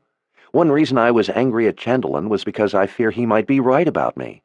About me bringing trouble. Maybe we should start thinking about getting out of here. Getting to Zed." "And what about the headaches? Much of the time I can't even stand. I can't stop every 10 paces to shoot an arrow." She swallowed past the lump in her throat. "Maybe Nissel can find an answer." He shook his head. "She can help only a little, and only for a time. Soon I don't think she is going to be able to do anything. I'm afraid I might die." Kaylin started crying. Richard leaned back against the wall, put his arm around her shoulders, and pulled her against him. He started to say something else, but she put her fingers over his lips. She pressed her face against him as she cried, clutching at his shirt. It seemed as if everything was slowly starting to unravel. He held her and let her cry. Kaylin began to realize she was being selfish. It was him these things were happening to. He was the one in pain, in danger. She should be comforting him, not the other way around. "Richard Cypher, if you think this is going to get you out of marrying me, you had better think again." "Kaylin, I'm not. I swear." She smiled and gently touched his cheek as she kissed him. "I know, Richard. We've solved problems a lot bigger than this one. We'll figure it out, I promise. We have to. Wesleyan has already started my dress." Richard put some of Nissel's leaves in his mouth. "Really? I bet you are going to look beautiful in it." "Well, if you want to find out, you are just going to have to marry me." "Yes, ma'am." Savadlin, Wesleyan, and Sidon returned a short time later. Richard had closed his eyes and rested as he chewed the leaves, and he said his head felt a little better. Sidon was excited. He was a local celebrity, having ridden on a dragon. He had spent the better part of the day telling other children what it had been like. Now he wanted to sit in Kaylin's lap and tell her about how he had been the center of attention. She listened with a smile while they all ate stew and tava bread. Like her, Richard didn't want any cheese. Savadlin offered him a piece of smoked meat. Richard politely declined. As they were finishing their meal, a grim-faced birdman, ringed by men with spears, showed up at the door. Everyone set their bowls down and stood. Kaylin didn't like the look on his face. Richard stepped forward. "What is it? What's happened?" The birdman took in everyone with a sweep of his eyes. "3 women, strangers, have come on horses." Kaylin wondered why 3 women would bring men with spears around the birdman. "What do they want?" "They are difficult to understand. They speak only a little of our language. I believe they want Richard. They seem to say they want Richard, and they want to see his parents." My parents? Are you sure? I think that is what they were trying to say. They said for you not to try to run anymore, that they have come for you and you must not run. They told me I must not interfere. Richard unconsciously loosened his sword in its scabbard, his brow taking on a hawk-like set. Where are they? I had them wait in the spirit house. Kaelin hooked some hair behind her ear. Did they say who they are? The birdman's long silver hair gleamed in the light of the setting sun coming from behind him. They called themselves the Sisters of the Light. Kaelin's breath caught in her throat. Goosebumps rippled up her arms. Her insides felt as if they had been twisted into an icy knot. She couldn't make her eyes blink. Chapter 9. Richard frowned. Well, who are they? What did he say? Still, she couldn't make her eyes blink. She could only manage a whisper. He said they are the Sisters of the Light. He stared at her a long moment. Who are the Sisters of the Light? Finally, she blinked and looked over at him. I don't know a whole lot about them. No one does. Richard, I think we should leave. Kaelin clamped both hands on his arm. Please, let's go, right now. Richard's gaze glided over the men with spears, stopping on the birdman. Thank him for coming to us. Tell him we will take care of it. After the birdman nodded, and he and his men left, and they had told Savadlin they would go alone, Richard led her outside by the arm. They went around a few corners, and he pushed her gently up against a wall, holding her by her upper arms. All right, you may not know a lot about them, but you know something. Tell me what it is. I don't need to be a mind reader to tell you know something, and you're afraid. They have something to do with wizards, with those with the gift. What do you mean? Kaelin put her hands on his arms, the way he had his on hers. One time when I was traveling with Wizard Giller, we were sitting around talking, about life, dreams, things like that. Giller was a wizard by calling. He didn't have the gift, just the calling. Being a wizard had been his lifelong ambition, his calling. Zed had taught him to be a wizard, only because of the wizard's web Zed put over everyone when he left the Midlands. Giller didn't remember Zed. No one did. No one even remembered his name. Anyway, I asked him if he ever wished he had had more than the calling, if he wished he had had the gift. He smiled and daydreamed about it a minute. Then his smile went away. His face turned white, and he said no, he didn't wish he had the gift. I was puzzled by the look of fear on his face. Wizards don't often get a look like that over a simple question. I asked him why he wouldn't want to have the gift. He said because if he had the gift, he would have to face the Sisters of the Light. I asked him who they were, but he wouldn't tell me anything about them. He said it was best not to even mention their name aloud. He begged me not to ask him any more on the subject. I still remember how much the look on his face scared me. Do you know where they're from? I've been almost everywhere in the Midlands. I've never heard of them being seen anywhere, and I've asked. Richard let go of her and put a fist on his hip. With his other hand, he squeezed his lower lip to a point, as he thought. Finally, he folded his arms and turned around. The gift. So we're back to the gift. I thought we were done with this nonsense. I don't have the gift. She knitted her fingers together. Richard, please, let's just get away. If a wizard was afraid of the Sisters of the Light, let's just get away from here. And what if they follow? What if they catch up with us, when the headache has me flat on my back, when I'm defenseless? Richard, I don't know anything about them, but if a wizard is that afraid of them, what if we are defenseless right now? I am the seeker. I'm not defenseless. But I might be later. Better to meet them on my terms than theirs. And I'm tired of hearing about the gift. I don't have it, and I'm going to put an end to this nonsense right now. She took a deep breath and nodded. All right. I guess the seeker and the mother confessor are not without defenses. He gave her a stern look. You're not coming. Do you have a rope? Richard frowned. No, why? She lifted an eyebrow. You will have a hard time stopping me if you don't have a rope to tie me up. Kaelin, I'm not letting you, and I'm not giving you a chance to have a look at a woman you might fancy more than me without being there to give her a whack. He watched her with an exasperated expression, and then leaned forward and kissed her. "All right, but let's not have an adventure." She smiled. "We will just tell these three you don't have the gift, send them on their way, and then I'm going to give you a serious kiss." The sky was darkening into a deep blue when they reached the spirit house. 3 strong horses were tethered a short distance away. Their saddles were different from any she had seen before, with high pommels and cantles. As they paused in front of the door, the air was cold enough to show their breath. Richard and Callan gave each other a smile and a squeeze of the hand. Richard checked that the sword was clear in its scabbard. He took a deep breath and pulled open the door. Callan wore her confessor's face, as her mother had taught her. The inside of the spirit house was lit by a small fire and 2 torches in brackets, one to each side of the fireplace. Their packs still sat to the side.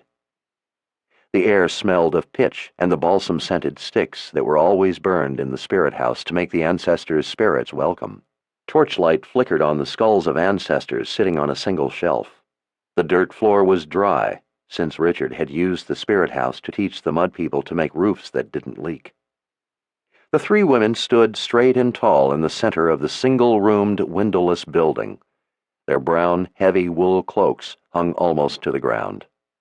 The hoods were up, partly shadowing their faces. They wore long, divided riding skirts of different, dark, muted colors and simple white blouses. They pushed back their hoods. The one in the middle, a few inches taller than the other 2, but not as tall as Callan, had brown hair with some curl and body to it. The one to her right had straight black shoulder-length hair, and the other's was curly, short, and dark with streaks of gray. Each had her hands clasped at ease in front of her. It was the only thing at ease about them. Their mature faces wore looks that reminded Callan of the headmistress of the maidservants back in Aidendrill. It was a countenance of authority they appeared to have held so long that it had worn permanent creases. Callan took a second glance at their hands to see if they were empty. They looked like they should be carrying switches. Their eyes watched, as if ready to silence any impudence. The woman in the middle spoke. "You 2 are Richard's parents." Her voice wasn't quite as harsh as Callan expected, but still carried a clear tone of authority. Richard glowered at them, looking as if just his look might push the 3 back a pace. He waited until the glare caused them to blink before he spoke. "No, I am Richard. My parents are dead, my mother since I was young and my father since the end of summer." The 3 exchanged sidelong glances. Callan saw the anger in his eyes. He was bleeding magic from the sword without even drawing it. She could tell the sword was only a blink away from coming out. She could see by the look in his eyes that he would not hesitate if these women did anything wrong. "That is not possible," the taller one in the center said. "You are old." "Not as old as you," Richard snapped. Their cheeks colored. The woman's eyes flashed an angry scowl, but she quickly softened it. "We did not mean to say you are old. We meant to say you are older than we expected. I am Sister Verna Soventrine." The black-haired woman to her right spoke. "I am Sister Grace Rendell." "I am Sister Elizabeth Merrick," the third said. Sister Verna turned her stern expression on Callan. "And who would you be, child?" Callan didn't know if it was Richard's attitude causing it, but she felt her blood heating too. She gritted her teeth. "I am not your child. I am the Mother Confessor." Callan's tone could carry authority too when she wished it to. It was almost imperceptible, but the 3 flinched. Together they bowed their heads slightly. "Forgive us, Mother Confessor." The air of threat in the spirit house was still palpable. Callan realized her hands were fists. It came to her that she felt this way because they were a threat to Richard. She decided it was time to act like the Mother Confessor. "Where are you 3 from?"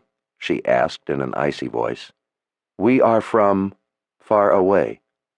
Callan's glare was beginning to match Richard's. "In the Midlands, a bow to the Mother Confessor is done on at least one knee." It was a custom she almost never had any interest in enforcing, but she felt the need now. The three leaned back as one, standing straighter. Their indignant frowns deepened. It was enough to bring out the sword. The distinctive ringing of steel hung in the air. Richard said nothing. He simply stood, holding the sword in both hands. Calen could see his muscles straining to be released. The sword of truth's magic danced dangerously in his eyes. She was glad his glower wasn't directed at her. It was frightening. The three didn't appear to be as frightened by it as she would have expected. But they turned to her and together went to one knee, bowing their heads again. "Forgive us, Mother Confessor," Sister Grace said. "We are not familiar with your customs. We meant no offense." They kept their heads down. Calen waited the appropriate period, and then added a few long seconds. "Rise, my children." When they came to their feet, they clasped their hands in front again. Sister Verna took a deep, impatient breath. "We are not here to frighten you, Richard. We are here to help you. Put the sword away." The last held a harsh hint of command to it. Richard didn't move.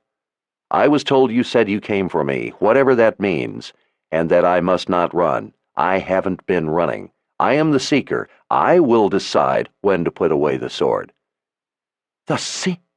Sister Elizabeth almost shouted. "You are the Seeker?" The three exchanged looks again. "State your business," Richard said. "Now." Sister Grace took an impatient breath this time. "Richard, we are not here to harm you. Are you that afraid of 3 women?" "Even one woman is cause enough for fear. I have learned that lesson the hard way. I no longer harbor foolish inhibitions about killing women. Last time offered, state your business or this conversation is ended." She glanced to the aegil around his neck. "Yes, we can see you have learned some lessons." Her face softened a little. "Richard, you need our help. We have come because you have the gift." Richard looked at each of them before he spoke again. "You have been seriously misinformed. I don't have the gift, nor do I want anything to do with it." He slid the sword back into its scabbard. "I'm sorry you have come a long way. For nothing." He took Calen's arm. "The Mud People don't like outsiders. Their weapons are tipped with poison, and they are not shy about using them. I will tell them to grant you safe passage out of their land. I advise you not to test their restraint." Richard led Calen by the arm toward the door. She could feel the rage radiating from him, could see the anger in his eyes, and something else, too. His headache. She could see the pain he suffered. "The headaches will kill you," Sister Grace said quietly. Richard froze in his tracks, his chest heaving as he stared ahead at nothing.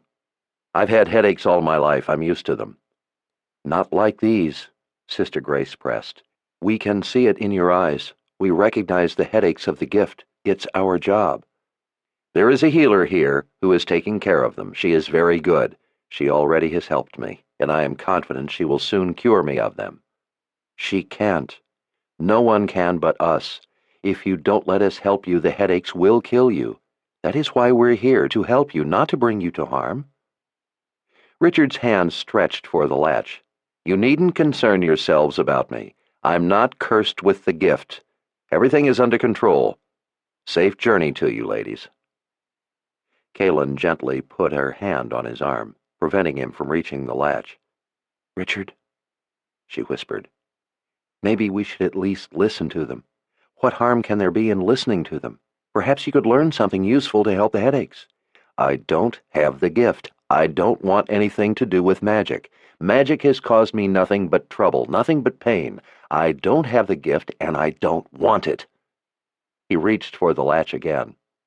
"And I suppose you are going to tell us that your eating habits haven't changed all of a sudden?" Sister Grace said. "I would say in just the last few days." Richard froze again.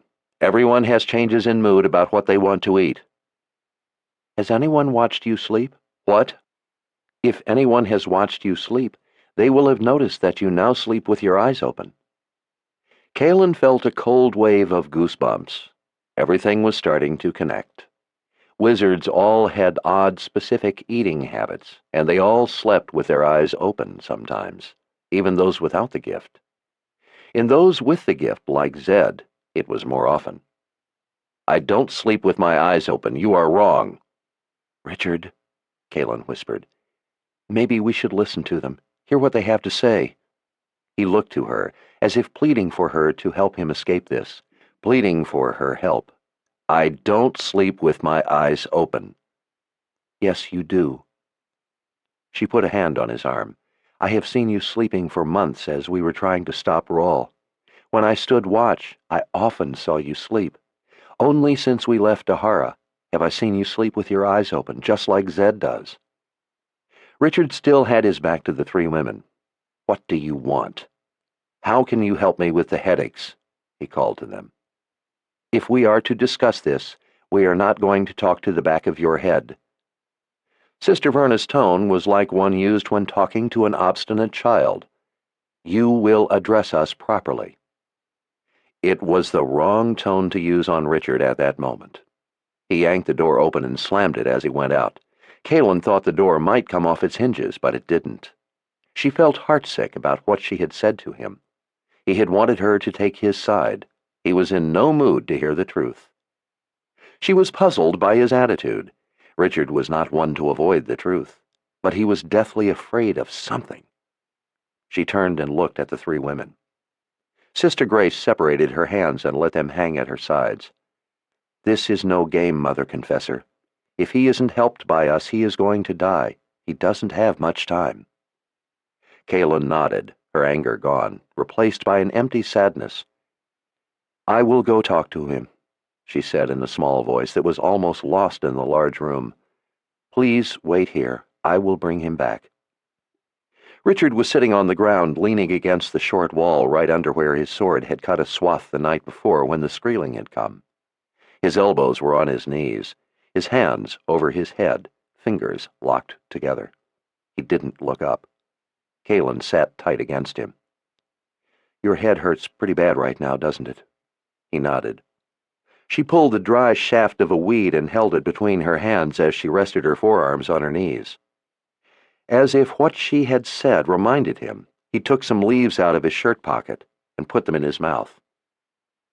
Kaelin stripped a little leaf off the stem. "Richard, tell me, what are you afraid of?"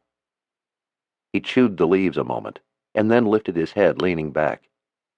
"Do you remember when the Skreeling came, and I said I sensed it, and you said maybe it was just that I heard it?" She nodded. "When I killed that man today, I sensed him too, just like the Skreeling. It was just the same. Danger. I didn't know what either was, but I sensed the danger. I knew there was trouble, but I didn't know what kind." "What does that have to do with the three in there?" "Before we went in the spirit house to see those women, I had the same sensation, danger. I don't know what it means, but it's the same feeling. Somehow I know those women are going to come between us." "Richard, you don't know that. They said only that they want to help you." "I do know. Just as I knew the Skreeling was there, and the man with the spear was there, these women are somehow a danger to me." Kaelin felt a lump growing in her throat. "You also said you know the headaches might kill you." "Richard, I'm afraid for you. And I'm afraid of magic. I hate magic. I hate the magic of the sword.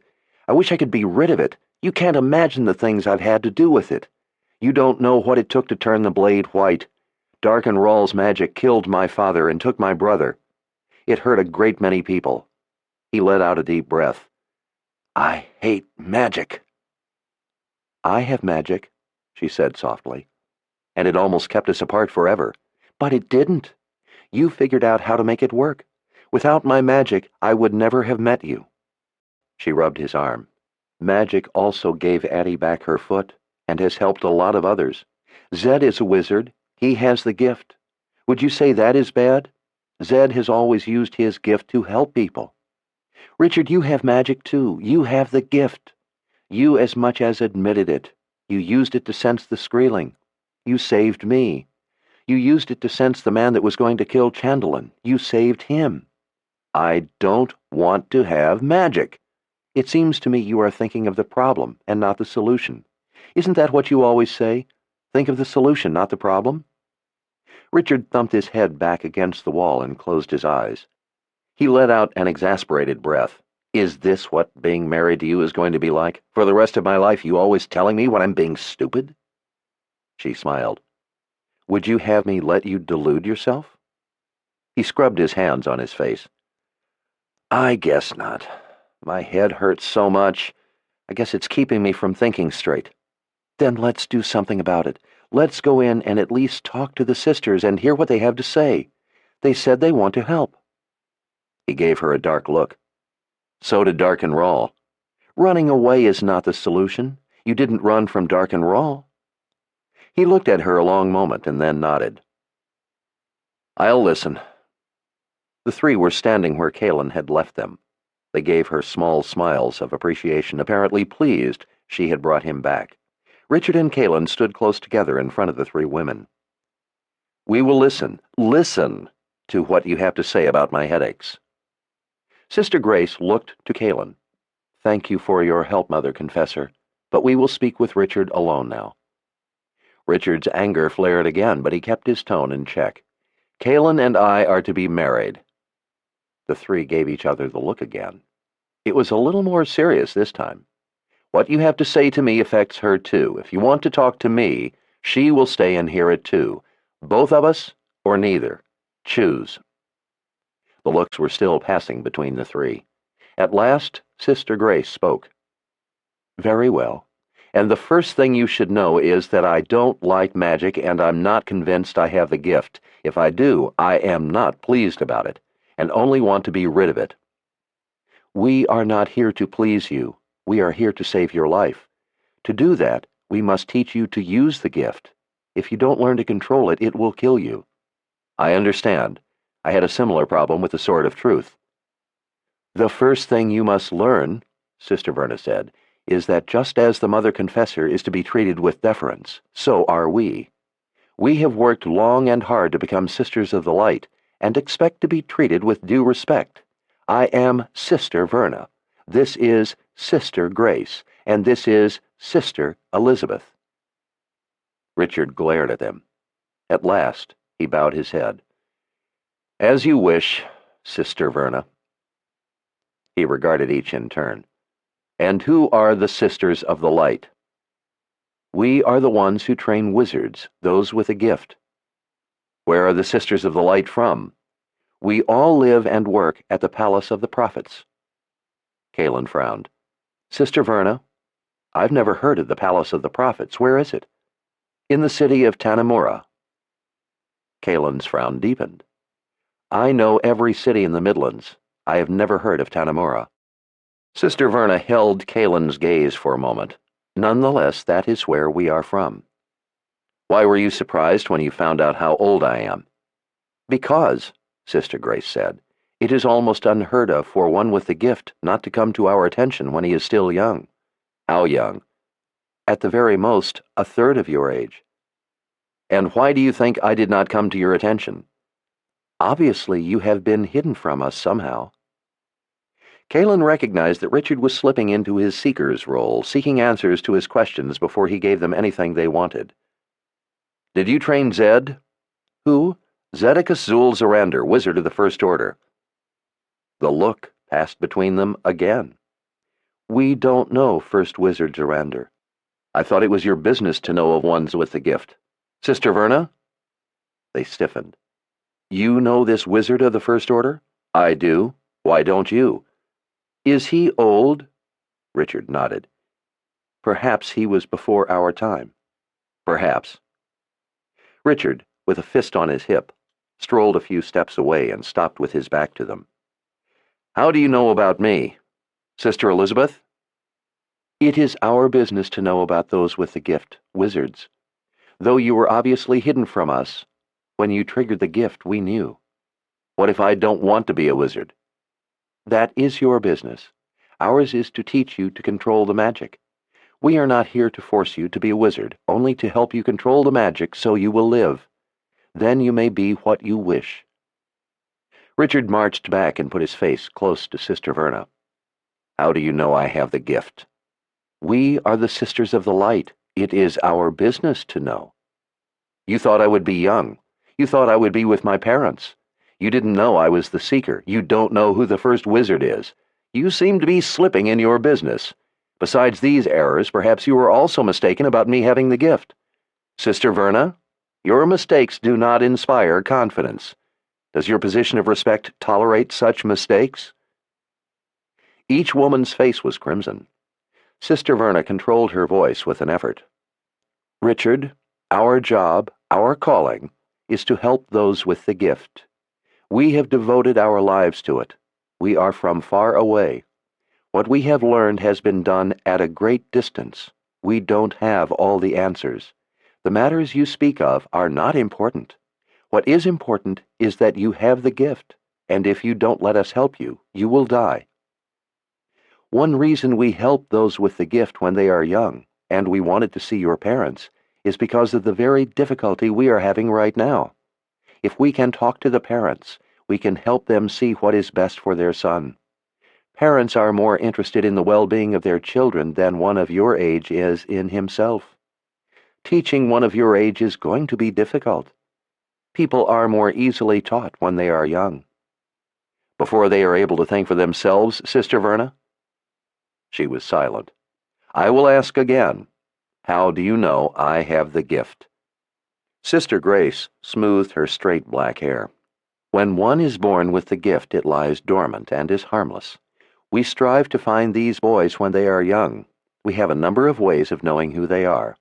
It has happened that one with the gift does things that trigger its growth, its evolution. When that happens, it becomes a threat to them. How you manage to slip by our knowledge is something we can't answer. Once triggered, the power begins to evolve. It cannot be stopped. It must be mastered, or you will die. This is what has happened to you. It is exceedingly rare for it to happen this way. To be honest, though we have been taught it has happened before, none of us has personal knowledge of it. Back at the Palace of the Prophets, there will be old records of this in others, and we will look into it. But that doesn't change what matters. You have the gift. It has been triggered, and the evolution has begun. We have never had to teach one of your age before. I fear the trouble it is going to cause at the palace.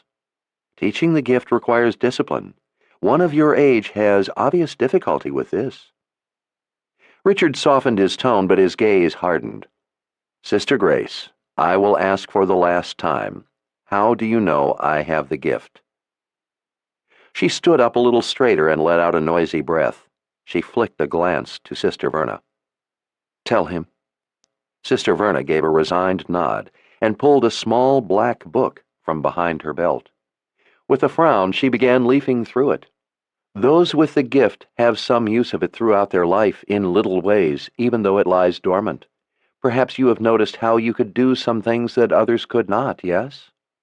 The evolution of the gift is triggered by the specific use of the magic. Once triggered, it cannot be undone. This is what you have done."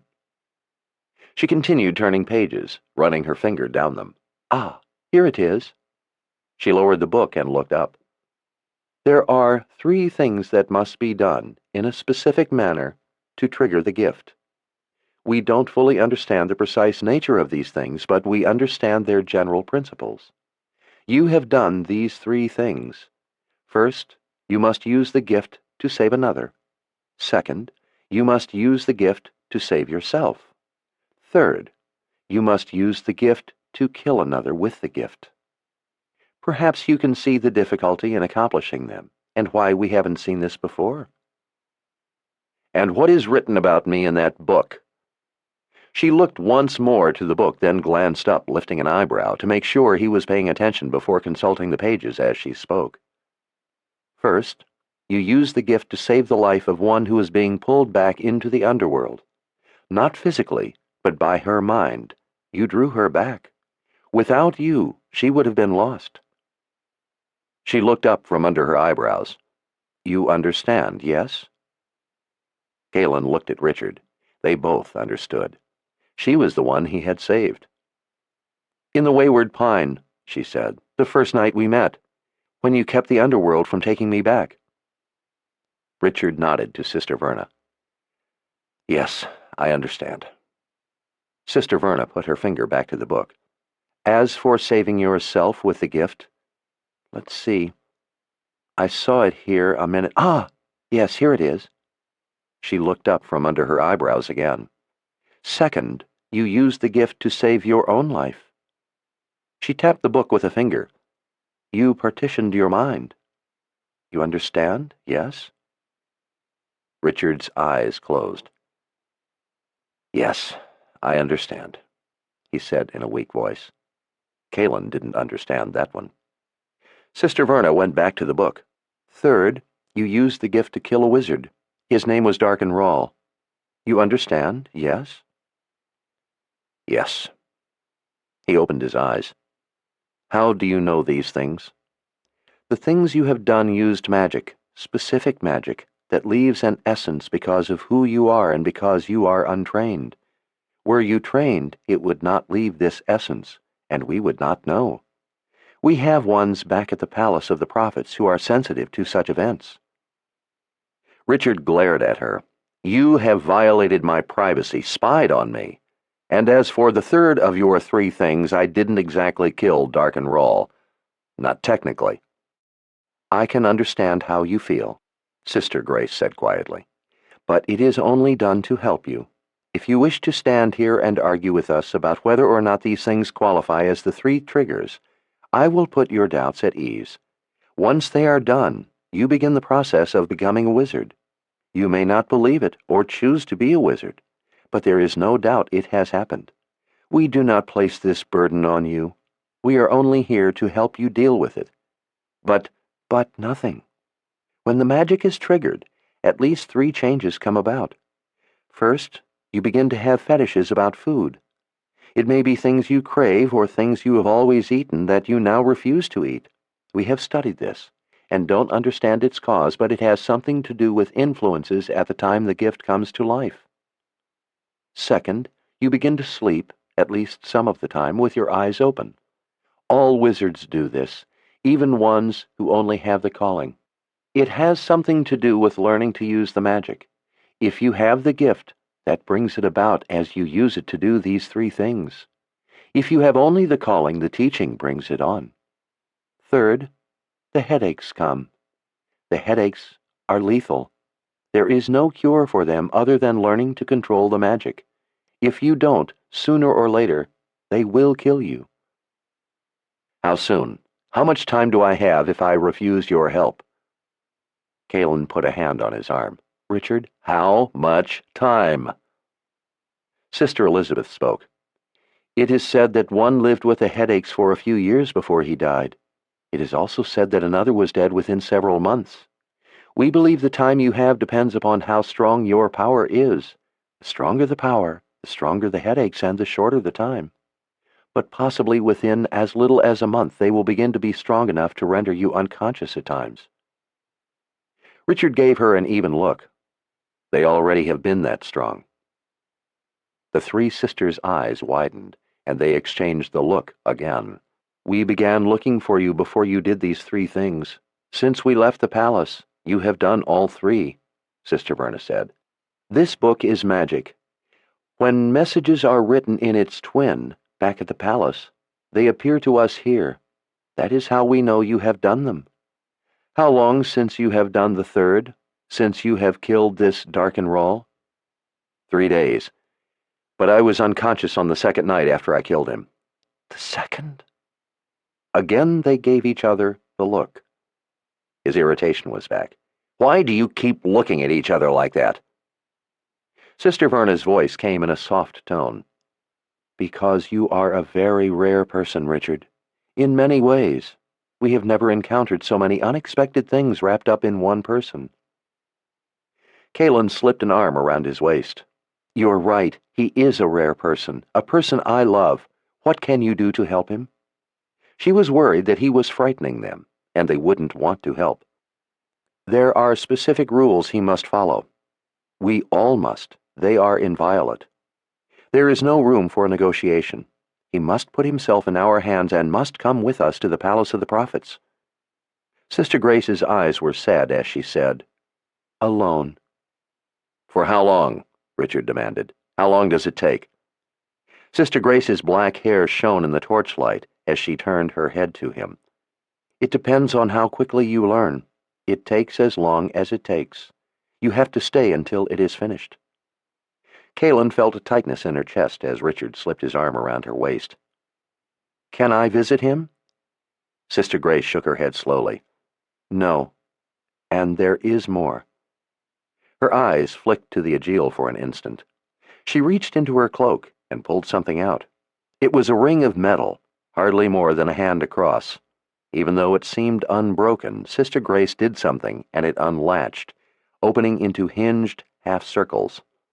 Its dull silver color reflected the firelight. She held it up in front of Richard. "This is called the Radahan. It is a collar. You must wear it." Richard took a step back, his hand coming away from Kaelin's waist and going to his throat. His face paled and his eyes widened. "Why?" he asked in a whisper. "The rules begin. Discussion is over." Sister Verna and Sister Elizabeth moved behind Sister Grace as she spoke, standing with their hands at their sides as the black-haired woman held the collar out in her hands. "This is no game. From now on, it can go only by the rules. Listen carefully, Richard. You will be offered 3 chances to take the Radahan, 3 chances to take our help, a sister for each chance. There are 3 reasons for the Radahan, a sister to reveal each. Before each offer and chance to refuse, a different sister will give you one of the reasons. After each reason, you will be offered the chance to accept or refuse.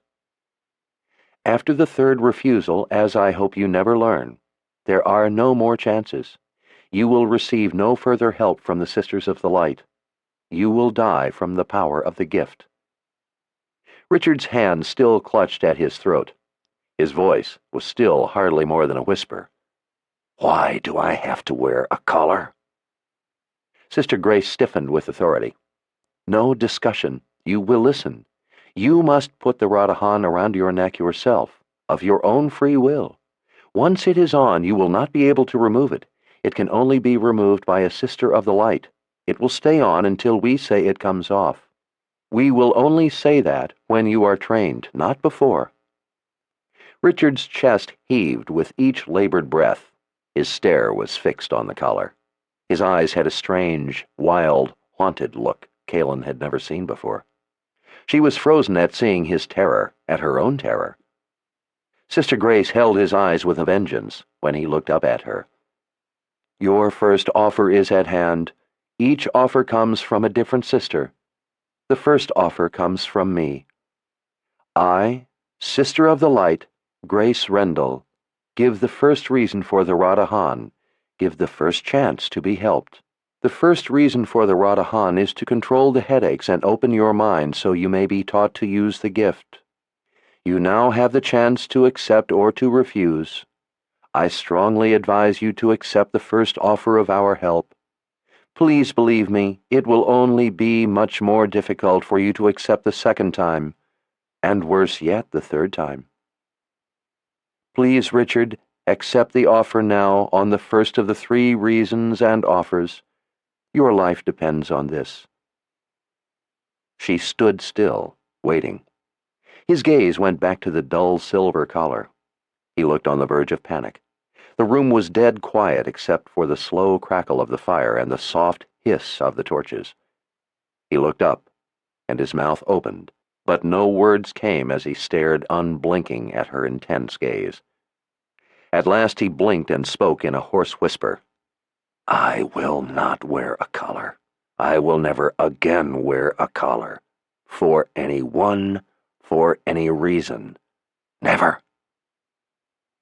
She straightened a little, lowering the collar, looking genuinely surprised. "You refuse the offer and the Radahan?" "I refuse." Sister Grace stood a while, staring at what seemed to be a mix of sadness and worry. Pale, she turned to the 2 sisters behind her. "Forgive me, sisters, I have failed." She handed the Radahan to Sister Elizabeth. "It is upon you now." "The light forgives you," Sister Elizabeth whispered as she kissed Sister Grace on each white cheek. "The light forgives you," Sister Verna whispered, giving the same kisses. Sister Grace turned back to Richard, her voice less steady. "May the light cradle you always with gentle hands. May you someday find the way." Holding Richard's gaze, she brought her hand up, giving it a flick. A knife appeared from her sleeve, but rather than a blade, it had what seemed to be a pointed, round rod coming from the silver handle. Richard leapt back, drawing the sword in one swift, smooth motion. Its distinctive ring sounded in the air. Deftly, Sister Grace flipped the knife in her hand, so it stopped with the blade pointing not at Richard, but toward herself. She held it with practiced grace, without taking her eyes from Richard, and then she plunged the knife between her breasts. There was a flash of light that seemed to come from within her eyes, and she collapsed to the ground, dead. Richard and Callan both took a step back in wide-eyed shock and horror. Sister Verna bent and pulled the knife from the dead woman. She stood and looked at Richard. "As we told you, this is no game." She slipped the silver knife into her cloak. "You must bury her body yourself. If you let another do it for you, you will have nightmares for the rest of your life. Nightmares caused by magic. There is no cure for them. Don't forget, you must bury her yourself." Both sisters pulled their hoods up. "You have been offered the first of 3 chances and refused. We will return." The 2 sisters glided to the door and were gone. The sword's point slowly settled to the ground. Richard stared at the dead woman, tears running down his face. "I won't wear a collar again," he whispered to no one but himself. "Not for anyone." With labored movements, he retrieved a small shovel and a handle from his pack and hooked them onto his belt. He then rolled Sister Grace onto her back, folded her hands across her, and lifted her lifeless form in his arms. One arm slipped from its place, loose, swinging. Her head hung down, limp. Her dead eyes stared. Black hair dangled. There was a small blossom of blood on the front of her white blouse. Richard's pained eyes sought Callan. "I'm going to bury her. I would like to go alone." Callan nodded and watched him shoulder the door open. After it had been pushed shut, she sank to the ground and started crying. Chapter 10.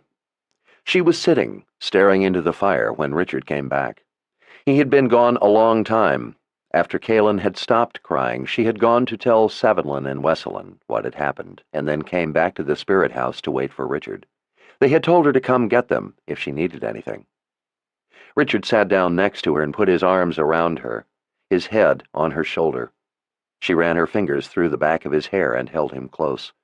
She wanted to say something, but was afraid to say anything, so she just held him. "I hate magic," he whispered at last. "It's going to come between us again. We won't let it. We just won't. We will think of something.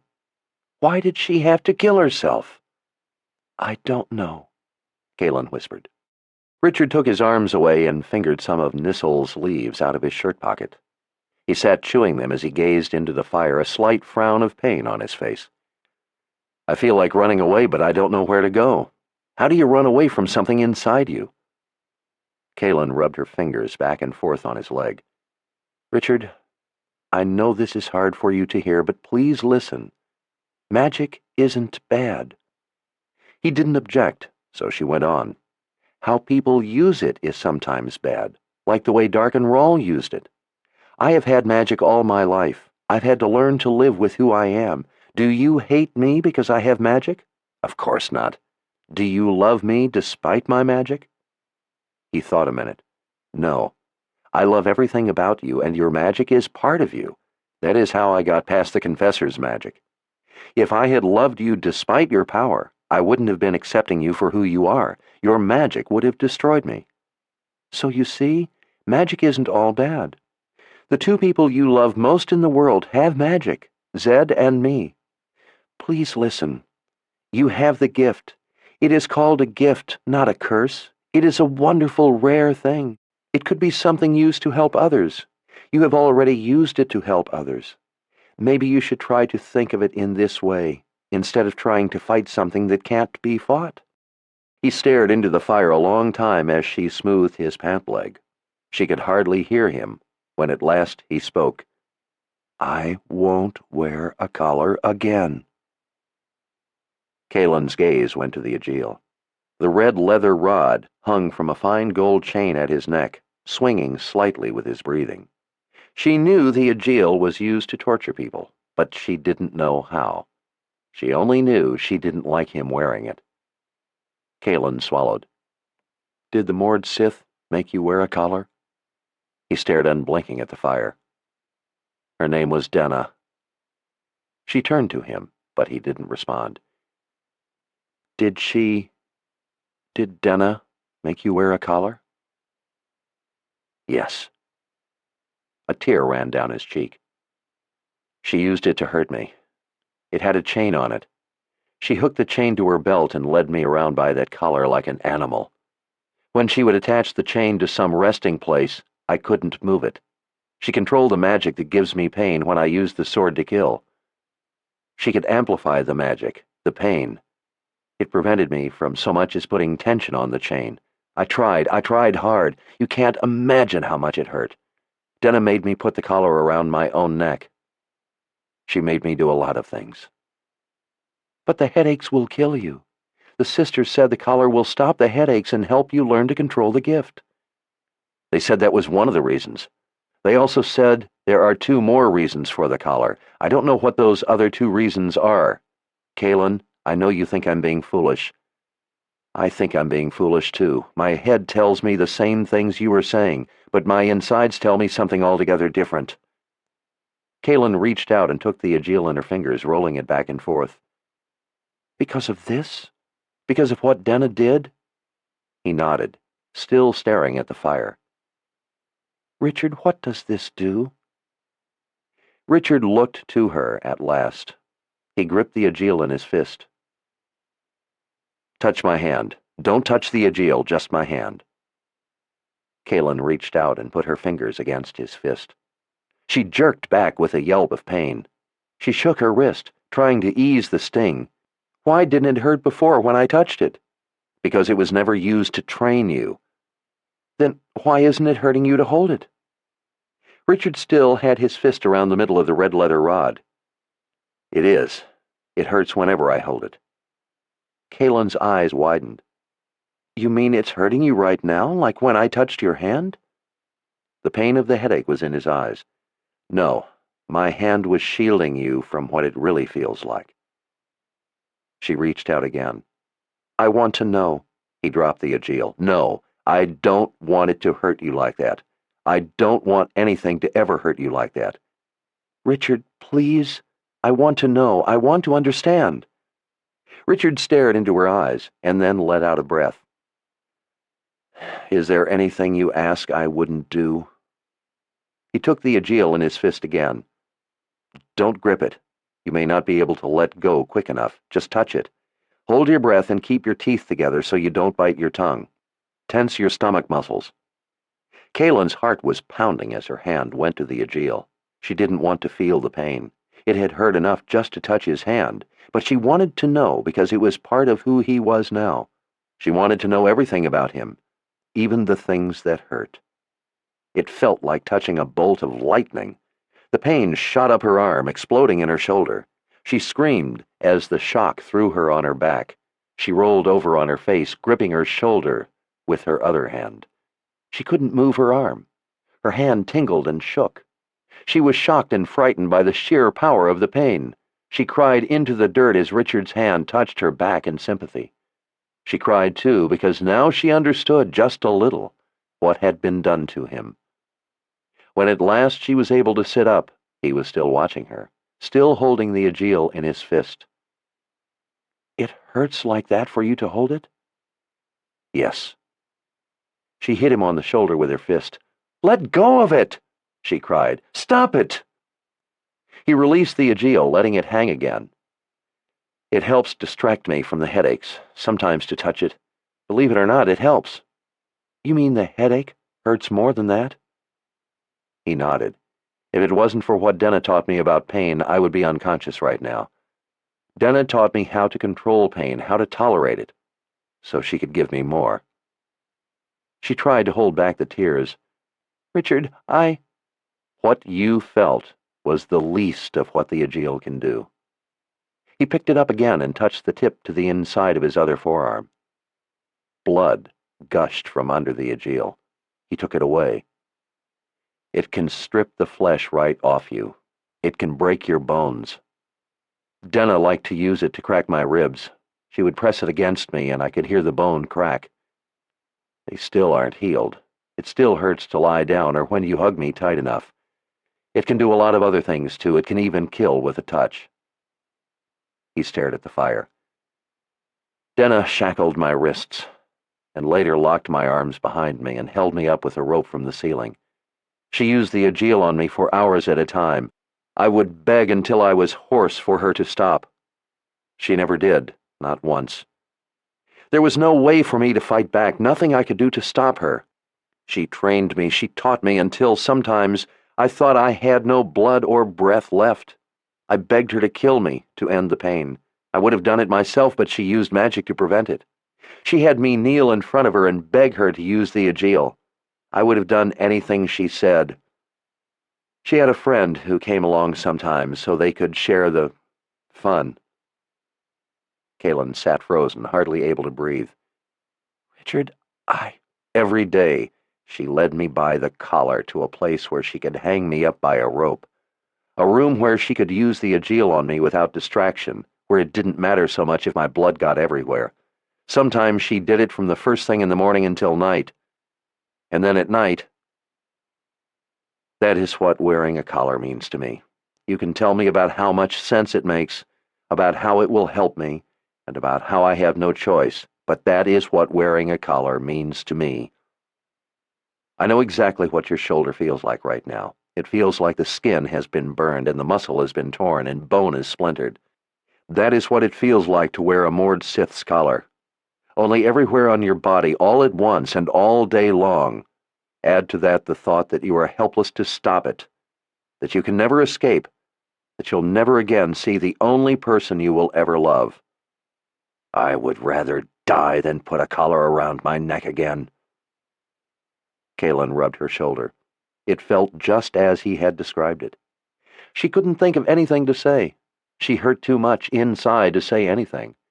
So she sat and watched him look at the fire as tears ran down her face.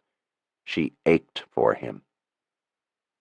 And then she heard herself ask something she had promised herself she wasn't ever going to ask. Denna took you for her mate, didn't she? She wished she could call the words back, and at the same time she didn't. Richard didn't flinch. Yes, he whispered, as he stared at the fire. Another tear ran down his cheek. How did you know? Demon Nas brought 2 quads to take me. He had a spell web from Dark and Rawl to protect him from Zed's magic, from mine too. Zed couldn't do anything. He was frozen by a web. Demon told me what had happened to you. He said you were dead. That was when I called forth the Kandar and killed him. Richard's eyes closed as another tear ran down. There was no way for me to stop her. I swear, Kaelin, I tried. You can't imagine what Denna did to me for trying to stop her. There was no way for me to fight back. She could do anything she wanted. It wasn't enough for her to hurt me just in the day. She wanted to hurt me at night, too. How can anyone be that evil? Richard stared at the Aegeal as he slowly grasped it in his fist again. She was captured when she was 12. They trained her with this Aegeal, this very one. Everything she did to me, they had done to her, over and over, for years. They tortured her parents to death in front of her. There was no one to help her. She grew into a woman at the end of this Aegeal, surrounded only by people who wanted her to hurt. There was no one to give her even a single word of hope, of comfort, of love. Can you imagine her terror? They gave her a life of endless pain. They raped her body and her spirit. They broke her. They made her one of them. Dark and Rawl personally made her one of them. The whole time she used this Aegeal on me, it hurt her. the same as it hurts me to hold it now.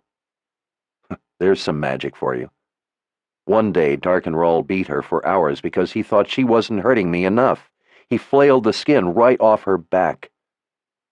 Richard's head hung as he cried. And then, at the end of all that, at the end of a life of pain and madness, I come along, turn the sword of truth white, and run it through her. The only thing she asked before I killed her was for me to wear her aegil and remember her. I was the only one who understood her pain. It was the only thing she wanted, for someone who understood to remember her. I promised, and she hung it around my neck. And then she just sat there as I pushed my sword through her heart. She had been hoping I would be the one with the power to kill her. That is how someone can be that evil. If I had the power, I would bring Darkenroll back to life so I could kill him again. Kaelin sat stunned, motionless, caught in a vortex of conflicting emotions. She hated this Denna for hurting Richard. She was unaccountably jealous of her, and at the same time, she felt unexpected, wrenching sorrow for her. Finally, she turned away and wiped the tears from her face. Richard, why didn't they win? Why wasn't Denna able to break you? How did you keep your sanity? Because, as the sisters said, I partitioned my mind. I don't know how to explain it. I don't even know exactly what it was I was doing, but that's how I saved myself. I put the core of myself away and sacrificed the rest. I let her do what she would. Darkenroll said that I have the gift because I did that. That was when I first heard the word. Partitioned. Richard lay back, resting his arm over his eyes. Kaelin pulled out a blanket and bunched it under his head. I'm so sorry, Richard, she whispered. It's over. That is what matters. He took his arm from his eyes and at last smiled up at her. It's over, and we are together. In some ways it was good. If she hadn't taught me, I wouldn't be able to deal with this headache. Maybe Denna has helped me. Maybe I can use what I know to get out of this. She winced in sympathy. Is it really bad right now? He nodded a little.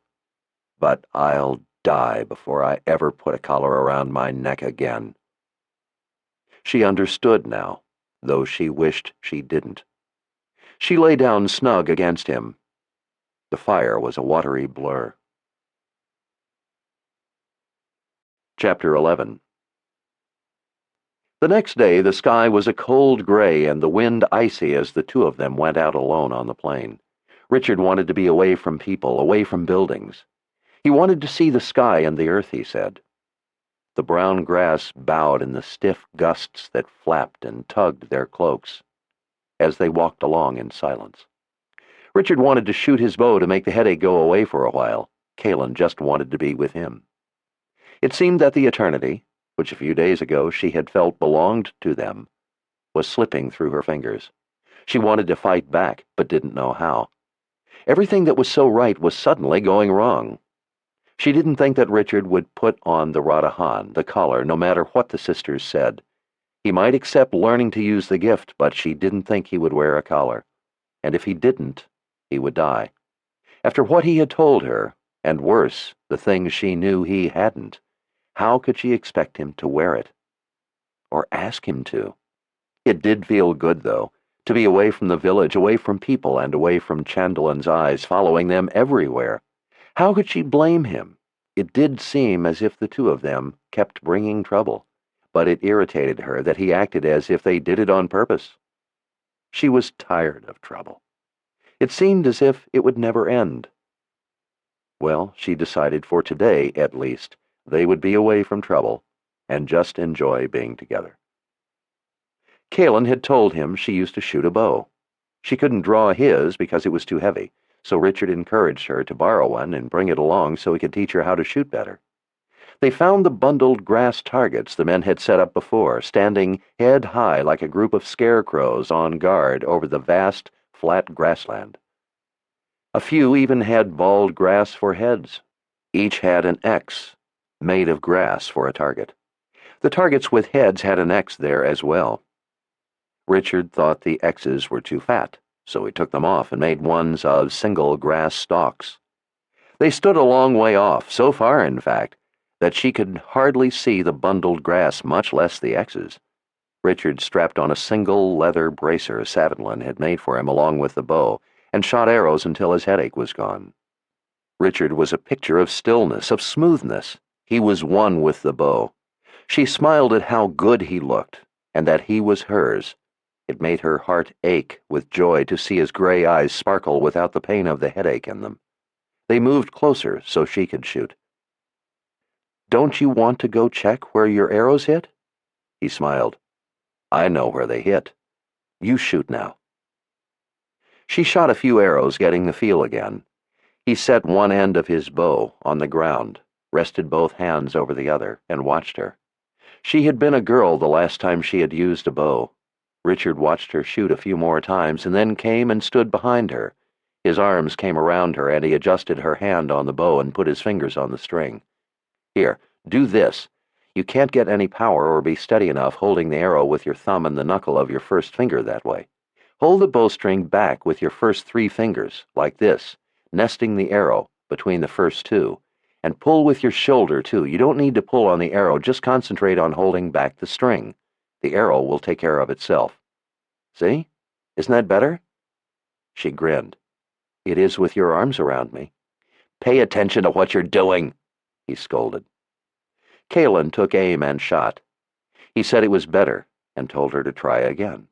She shot a few more arrows and thought she might have even hit the bundled grass once. She drew the bowstring again, trying to hold the bow steady. Suddenly, he tickled her stomach. She doubled over, squealing and laughing, trying to get his fingers off her. "Stop it!" She laughed breathlessly, trying to twist away from him. "Stop it, Richard! I can't shoot when you're doing that." He put his fists on his hips. "You have to be able to." She frowned up at him as she panted. "What do you mean? Besides being able to hit what you want, you have to be able to shoot no matter what is happening. If you can't shoot when you're laughing, how can you shoot when you're afraid? Just you and the target, that's all there is. Nothing else matters. You have to be able to block everything else out. If a wild boar is charging you, you can't think about how afraid you are, or what will happen if you miss. You have to be able to make the shot under pressure, or else have a tree close by you can climb." "But Richard, you can do it because you have the gift. I can't do that." "Nonsense. The gift has nothing to do with it. It's simple concentration. Here, I'll talk you through it. Knock an arrow." He stood behind her again, pulling her hair off her neck, leaning close, looking over her shoulder, and whispering in her ear as she drew the bowstring back. He whispered what she should feel, how she should breathe, where she should look, what she should see. He talked in a way that made the words melt into nothingness and instead made images form in her head. Only 3 things existed: the arrow, the target, and his words. She was in a world of silence. When everything else winked out, the target seemed to grow larger in her vision, drawing the arrow to it. His words made her feel it, made her do things without understanding them. She relaxed and exhaled, holding herself still without taking another breath. She could feel it, feel the target. She knew when it was time, when it was right. Lightly, like a breath of air, the arrow left of its own accord, as if it had decided to go on its own. In the quiet, she could see the feathers clear the bow, feel the string hit the bracer. She could see the target pulling the arrow. She could hear the arrow hit the X. She felt air rush back into her lungs. It was almost like when she released her confessor's power. It was magic, Richard's magic. His words were magic. It was like having a new vision. She felt as if she were coming awake from a dream. The world came back. She almost fell against him. Kalen turned and threw her arms around his neck, still gripping the bow in one hand. "Richard, that was wonderful. The target came to me. See, I told you you could do it." She kissed his nose. "I didn't do it. You did it. I was just holding the bow instead of you." He smiled. "No, you did it. I just showed your mind how. That's what teaching is. I was simply teaching you.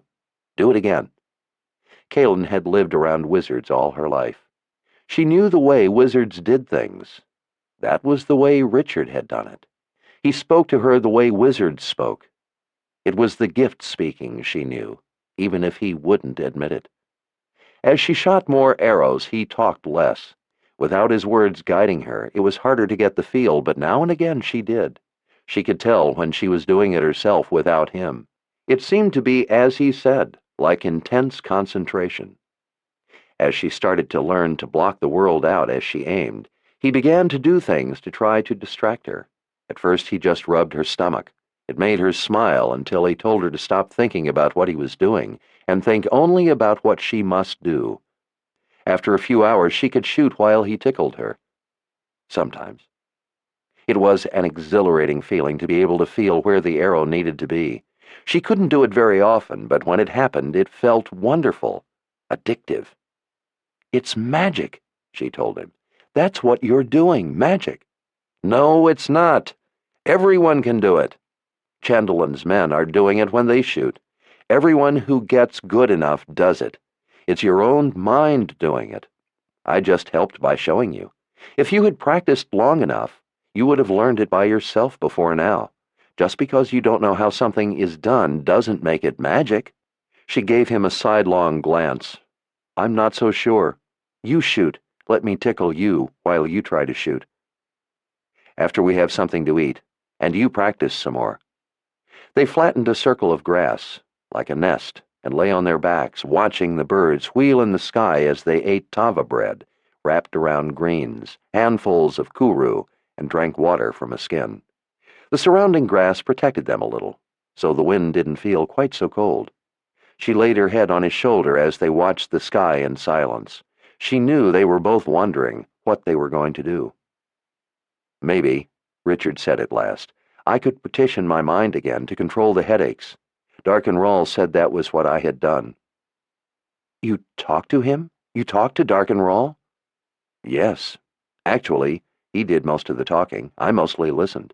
He told me a lot of things. I don't believe all of them. He told me George Cypher wasn't my father. He told me I had petitioned my mind, and that I had the gift. He told me I had been betrayed. Because of what Shota said, that you and Zed would both use your magic against me, I thought one of you had betrayed us. I never thought of my brother. Maybe if I could figure out how to petition my mind again, I could control the headaches so they wouldn't kill me. Maybe that's what the sisters teach. I've already done it once, so if I could do it again, I might be able to save myself without—" He rested an arm over his eyes, not wanting to finish the thought out loud. "Kaylin, maybe I don't have the gift. It could just be the wizard's first rule." "What do you mean?" "Zed told us that much of what people believe is wrong. The first rule can make you believe something is true either because you want it to be true or because you're afraid it might be. I'm afraid of having the gift, and that fear makes me accept the possibility that what the sisters say is true. It could be there are other reasons the sisters want me to think I have the gift, and that it isn't true. Maybe I don't have it." "Richard, do you really think you can dismiss all the other things that have happened? Zed said you had the gift. Darkenrall said you have the gift. The sisters say you have the gift. Even Scarlet says you have the gift. Scarlet doesn't know what she is talking about. I don't trust the sisters, and do you think I would believe anything Darkenrall said?" "And what about Zed? Do you think Zed is lying? Or that he doesn't know what he is talking about? You have told me you think he is the smartest man you know. Besides, he is a wizard of the First Order. Do you really think a wizard of the First Order wouldn't know the gift when he saw it?" "Zed could be wrong. Just because he's smart, that doesn't mean he knows everything." Kaylin thought a while about his reluctance to accept that he had the gift. She wished, for his sake, that it could be the way he wanted, but she knew the truth. "Richard, at the People's Palace, when I touched you with my power and we all thought it had taken you, and didn't know you had figured out how not to be consumed by the magic, you recited the Book of Counted Shadows to Darkenrall, didn't you?" He nodded. "I couldn't believe you did that. How did you know it? Where did you ever learn the book?" Richard sighed. "When I was young, my father took me to a place where he had it hidden. He told me it was being guarded by a beast sent by covetous hands to watch over it until that person could come for the book. So he rescued it. I know now that they were the hands of Dark and Rawl. But at the time we didn't know that. My father said he had to take it because otherwise it would be stolen by those hands. He feared that person might eventually find it, so he had me memorize it, all of it. He said I had to know every word so that someday I could return the knowledge to the keeper of the book. He didn't know that Zed was the book's keeper. It took me years to memorize every word of the book. He never looked in it. He said that was only for me to do. After I had learned it all perfectly, we burned the book. I'll never forget that day. Light and sound and strange forms came forth as the book burned. "Magic," she whispered. He nodded as he rested his wrist over his eyes again. My father died keeping the book from Dark and Rawl. He was a hero. He saved us all by his actions. Kaelin tried to think of how to put words to the things she was thinking, the things she knew. Zed told us the Book of Counted Shadows was kept in his keep. How did your father get it? He never told me that. Richard, I was born and raised in Aidendrill. I spent a good portion of my life in the Wizard's Keep. It is a huge fortress. In times long ago, hundreds of wizards lived there. When I grew up, there were only 6, and none were wizards of the First Order. It's not an easy place to enter.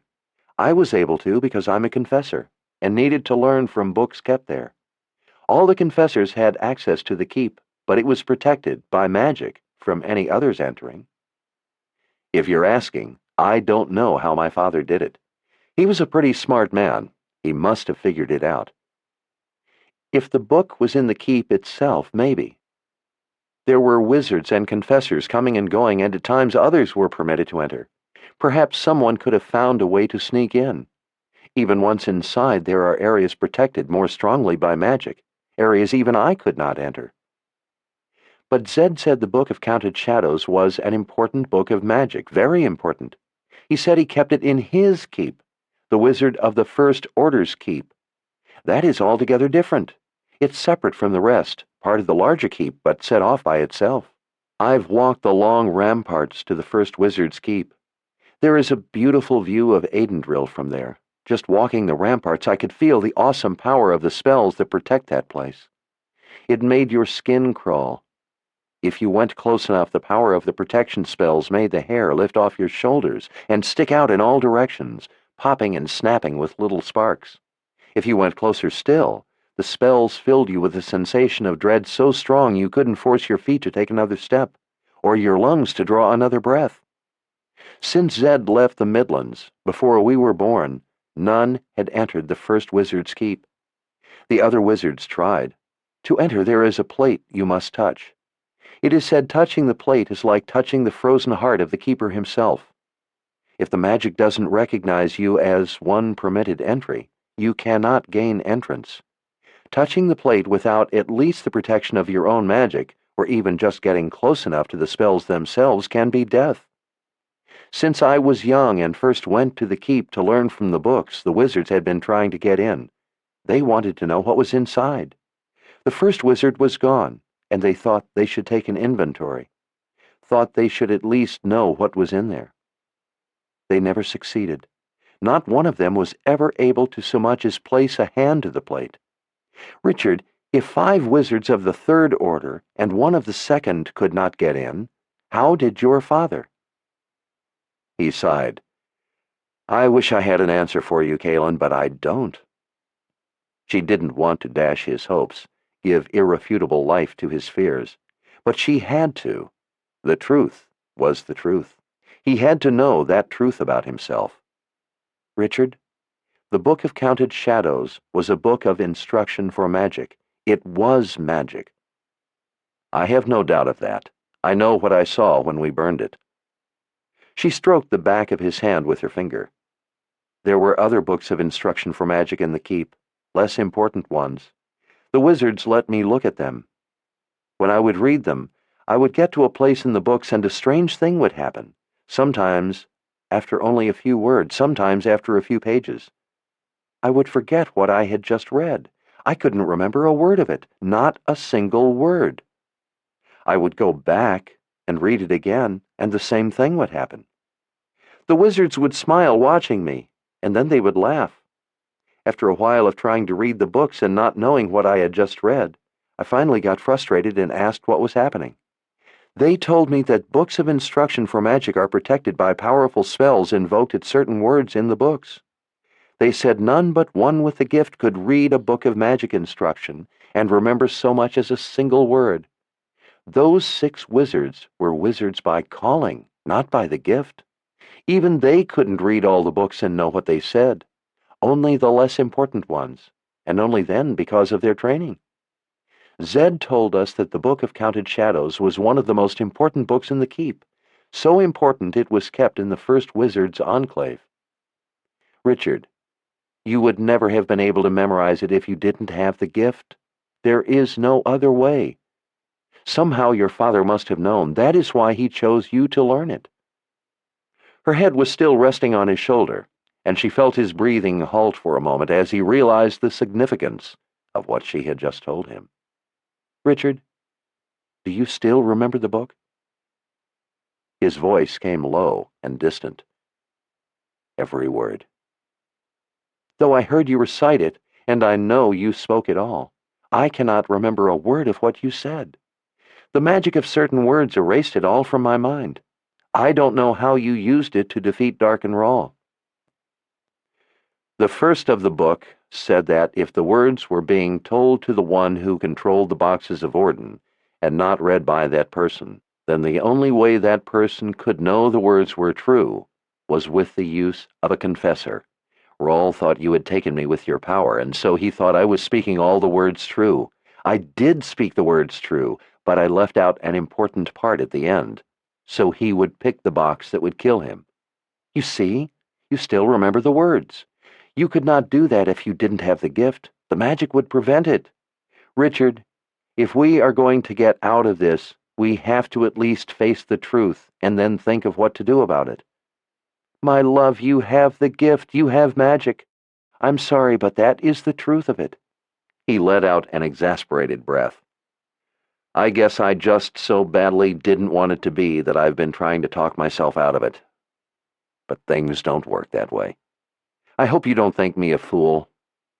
Thank you for loving me enough to make me see the truth. You are no fool. You are my love. We will think of something.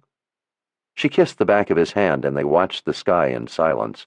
It was a dark, cold gray, a mirror to her mood. I wish you could have met my father. He was a special person. I guess even I never knew how special. I miss him. He stared off into his own thoughts. What of your father? Kaelin twisted a strand of her hair around her fingers. My father was mate to my mother, mate to a confessor.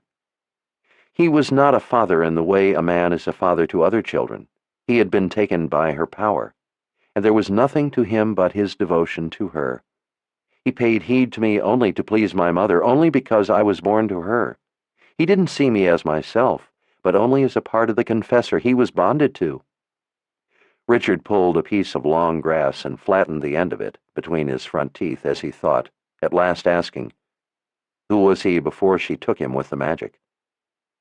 He was Wyborn Amnel, king of Galea. Richard pushed himself up on an elbow, looking down at her with surprise. King? Your father was a king? Without realizing she was doing it, her expression slipped into the calm exterior that showed nothing. A confessor's face. My father was mate to a confessor. That was all that was in him. When my mother was dying of a terrible wasting illness, he was in a constant state of panic. One day the wizard and the healer who had been tending her came to us and said there was nothing more they could do, that the spirits would soon take her to be with them, that she would soon pass from life. With a wail of anguish like none I have ever heard, my father clutched his chest and fell to the floor dead. Richard gazed into her eyes. I'm sorry, Kaelin. He bent and kissed her forehead. I'm sorry, he whispered. He lay back once more and put the stalk of grass between his teeth. It was a long time ago. So, what does that make you? Are you a princess or a queen or something? She laughed a little at the question, at how strange all this must seem to him. He still knew little of her life, her world. No, I am the mother confessor. The daughter of a confessor is a confessor, not the daughter of her father. She felt uncomfortable about seeming to belittle her father. It was not his fault her mother had chosen and taken him. Do you wish to know about him? He shrugged. Sure. You are part of him, too. I like knowing all about you. She thought a moment about what his reaction would be. Well, he was the husband to Queen Bernadine when my mother chose him as her mate. Your mother chose a man who is already married? She felt Richard's eyes on her. It is not as it must seem to you. The marriage between him and the Queen was arranged. He was a warrior, a great commander. The marriage wedded his realm to the lands ruled by Queen Bernadine, creating the land of Gallia. He did it for his people to make a united land under a crown that could stand against hostile neighbors. The Queen was a wise and respected leader. She married my father for the good of Gallia, not for herself. She and my father had no love for each other. He gave the people of Gallia a fine, strong daughter, Cyrilla, and then a son, Harold. Then you have a half-sister and brother? She shrugged. In a way, but not in the way you think of it. I am a confessor, not a knot in the string of royalty. I have met both Cyrilla and Harold. They are fine people. Cyrilla is the Queen of Gallia now. Her mother died a few years back. Prince Harold is the commander of the army, as was his father. They don't think of me as kin, nor I them. I am of the confessors, of the magic. What about your mother? When did she come into all this? She had just become the mother confessor at the time. She wanted a strong mate, one who would give her a daughter with strength. She had heard the Queen was not happy in her marriage and went to speak with her. Queen Bernadine told my mother that she did not love her husband, that he was a cuckold. Even though she loved another, she respected Wyborn as a strong man, as a leader, and as a cunning warrior, and would not condone my mother taking him with her power. While my mother was thinking on what she would do, Wyborn caught the Queen in the bed of that lover. He nearly killed her. When my mother heard of this, she returned to Gallia and solved everyone's problems before he could add the murder of the lover to the beating he had given his wife. Though a confessor has many things to fear, being struck by her husband is not one of them. It must be hard to have to choose a mate without loving him. She smiled and pressed her head against him. In my whole life I never thought I would be able to have anyone I love. I wish my mother could have known this joy. What was it like having him as your father? She folded her fingers together against her stomach. He was as a stranger to me. He had no emotion except for my mother, no real feelings except for devotion to my mother. She wished him to spend time with me, to teach me the things he knew, so he was overjoyed to do so, but for her sake, not mine. He spent time teaching me what he knew, war. He taught me the tactics of his enemies, how to steal victory from a much larger and confident force, and most importantly, how to survive and triumph by using your head instead of rules. My mother would sit sometimes and watch as he taught me. He would look up and ask her if he was teaching me correctly. She told him he was, to teach me so that I might know the skills of war he knew, in the hope I'd never need them, and if I did, so that I might survive. He taught me that the most important quality in a warrior is ruthlessness. He said that he prevailed many times by being ruthless. He said terror could overwhelm reason, and that it was a leader's job to bring that manner of terror to the enemy. The things he taught me helped me survive when other confessors died. Because of what he taught me, I was able to kill when there was need. He taught me not to be afraid of doing the things that must be done to survive. For the things he taught me, I loved him, and I hated him. Well, I love him for teaching you how to survive, so that you could be with me now. Kaylin shook her head slightly as she watched a small bird chasing away a raven. The things he knew were not the horror. Those who make you do them to survive are. He never wrongly took war to others. I shouldn't fault him for knowing how to triumph when he was forced to fight a war. Richard, perhaps we should start thinking about surviving now. You're right, he said, slipping an arm around her. You know, I was thinking, we're sitting here like those targets, just sitting here waiting for an arrow to come and shoot us, waiting to see what will happen to us. What do you think we should do? He shrugged. I don't know, but if we keep sitting here, sooner or later, we're going to get shot. Sooner or later, the sisters are going to come back. Why should we just wait for them to come to us? I don't have the answers, but I can't see how sitting here is going to help. She crossed her arms under her breasts, burying her hands to get them warm. Zed? Richard nodded. Zed would know what to do, if anyone would. I think we need to see him. What about the headaches? What if you get them when we're traveling? What if they get worse? And you don't even have Nissel to help? I don't know, he sighed. But I think we have to try. Otherwise, I don't have a chance. Then let's leave right away before they get worse. Let's not wait for anything else to happen. He squeezed her shoulders. Soon. But we have to do something first. Something important. Kaelin twisted her head around, looking up at him. What? He smiled down at her. We have to get married, he whispered. I'm not leaving until I get to see this dress I keep hearing so much about. She turned and hugged him. Oh, Richard, it's going to be so beautiful. Wesleyan smiles the whole time she sews on it. I can't wait for you to see me in it. I know you will love it. Of that, my wife-to-be, I have no doubt. Everyone is looking forward to it. A wedding feast among the mud people is a big party. Dancing, music, actors. The whole village joins in. Wesleyan said it will take a week or so to prepare everything once we give the word to start. He pulled her closer. Word is given. She had her eyes closed as she kissed him, but even so, she could tell his headache was back. Come on, she said, catching her breath. Let's shoot some arrows so your head will stop hurting. They took turns for a while. Kaelin squealed in delight when they went to retrieve their arrows, and she found she had put one of hers through one of his. Wait until the home guard hears about this. They will turn green, having to give the mother confessor a ribbon for making a shaft shot. They may even turn green just seeing me with a bow in my hands. Richard laughed as he pulled arrows from the targets. Well, you'd better keep practicing. They might not believe you, and you may have to prove it to them. And I'm not taking the blame for this one with Savinlan. He turned to her suddenly. What did you say? What did you say before, last night, about the quad? Rawl sent them with a spell so Zed couldn't stop them? Kaelin was a little surprised at his sudden change of subject.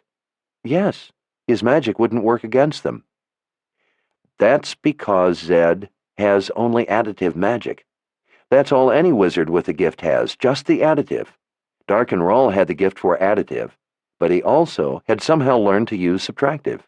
Zed had no defense against subtractive magic. Neither did you. Wizards created the Confessor's magic, and wizards have only additive magic. She nodded with a frown for him to go on. So then how did you kill them? I went into the Kandar. She shrugged. It's part of the Confessor's magic. But I had never before known how to use it. It was something to do with rage. It means blood rage. Kaelin, do you realize what you're saying? You had to have used subtractive magic. Otherwise, how could you have defeated them? Zed's magic didn't work, and your regular magic didn't work, because those men were protective from additive magic. You must have subtractive magic. But if wizards of long ago created your Confessor's magic, how can it have an element of subtractive to it? She stared at him. I don't know. I never thought about it. But it must be as you say. Maybe when we get to Aidendrill, Zed can explain it. With a frown, he pulled another arrow from the bundled grass. Maybe. But why would confessors have subtractive magic? His frown deepened. I wonder if that was what you did with the lightning. Richard with the gift, and her with subtractive magic. Two frightening thoughts. She shivered, but not from the cold. They shot arrows the rest of the afternoon until the daylight began to dim. Her shoulders and arms were weary from pulling the bowstring. She told him she couldn't shoot another arrow if her life depended on it, and told him to shoot some arrows before they went back so his headache would be gone for a while. As she watched him, it occurred to her she hadn't tried to distract him while he shot, and he had promised she could try. Kalen stepped up close behind him. Time to see if you are really as good as you think you are. When he drew back the bowstring, she tickled his ribs. He didn't flinch. He shot the same as before. But he laughed and squirmed after the arrow was away. She kept trying as he shot, but wasn't able to distract him. She became more determined. If tickling wouldn't work, she would just have to try something else. Kalen pressed up against his back as he concentrated on aiming and smoothly unbuttoned the top 3 buttons of his shirt. She slipped her hand inside and ran it over his chest. His skin was taut over his hard muscles.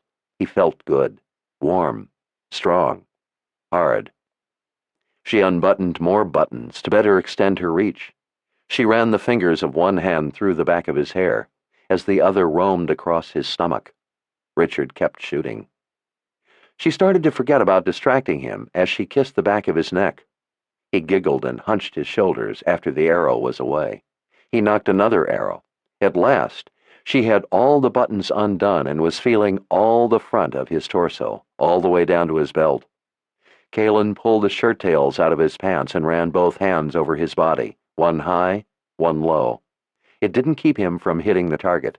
She couldn't break his concentration. Her breathing quickened. She decided she was going to win this game. She smiled as she pressed harder against him and reached farther. "Kalen," he gasped. "Kalen, that's not fair." He still had the bowstring drawn, but his aim was starting to wander. He worked to steady it. She drew his earlobe gently between her teeth and kissed his ear. "You said you have to be able to shoot no matter what is happening," she whispered, as she pushed her hand farther. "Kalen!"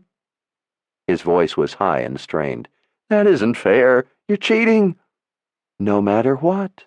Those were your exact words. You have to be able to make the shot under pressure." She ran her tongue into his ear. "Is this enough pressure, my love? Can you do it? Can you make the shot?" "Kalen," he panted, "you're cheating." She gave a throaty laugh and squeezed. He gasped and released the bowstring. By its flight, she knew that was one arrow they would never find. "I think you missed," she breathed in his ear. He twisted around in her arms, dropping his bow. His face was red as he enclosed her in his arms. He kissed her ear. "Not fair," he whispered, his breath hot. "You cheat." The touch of his lips on her ear made her gasp. She held on tight as he pulled her hair away and put his warm mouth to her neck. It made her shiver. She hunched her shoulder against his face and half moaned, half laughed, as the world tilted and she found herself on the ground under him. She managed to get out most of "I love you" before his lips covered hers, and she wrapped her arms around his neck. She couldn't get her breath. She didn't want to. Just as she was starting to wonder when his hands were going to get even for what she had done, Richard leapt to his feet. He drew his sword in a rush. The passion in his eyes had been replaced by rage. Anger from the sword of truth flashed in his expression. The ring of steel was carried away by the wind. He stood with his shirt open, his chest exposed and heaving with fury. She pushed herself up on her elbows. "Richard, what is it?" "Something is coming. Get behind me. Now." Kalen sprang to her feet, snatched up her bow, and nocked an arrow. "Something?"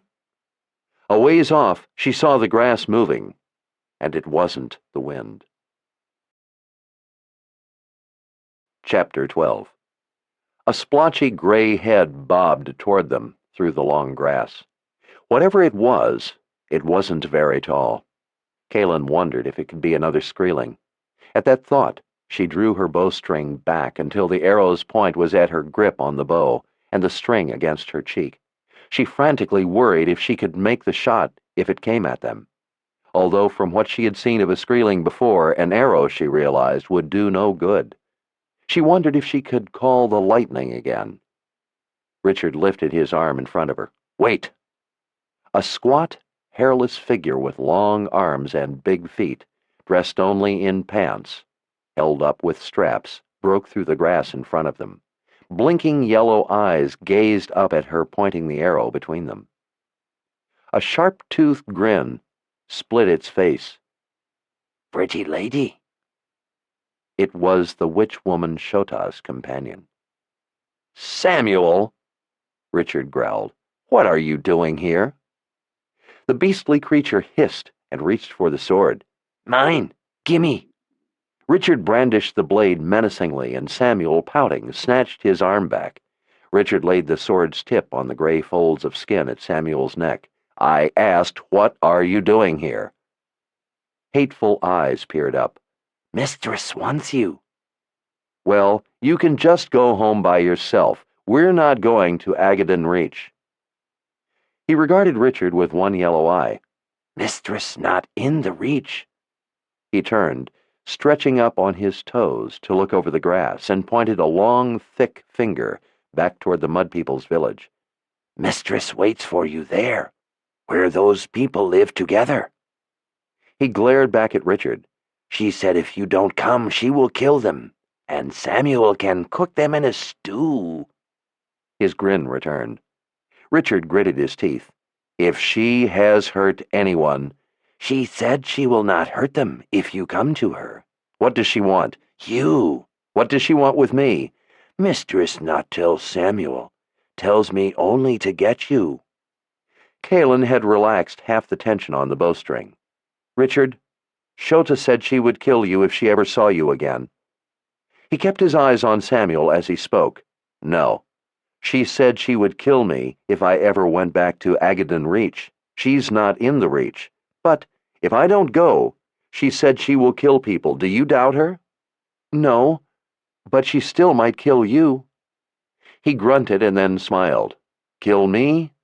I don't think so. She likes me. I saved her life, indirectly at least." Kalen bristled. Shota had once tried to bewitch him, and she didn't like that one bit. Other than the Sisters of the Light, the witch-woman was just about the last person Kalen ever wanted to see again.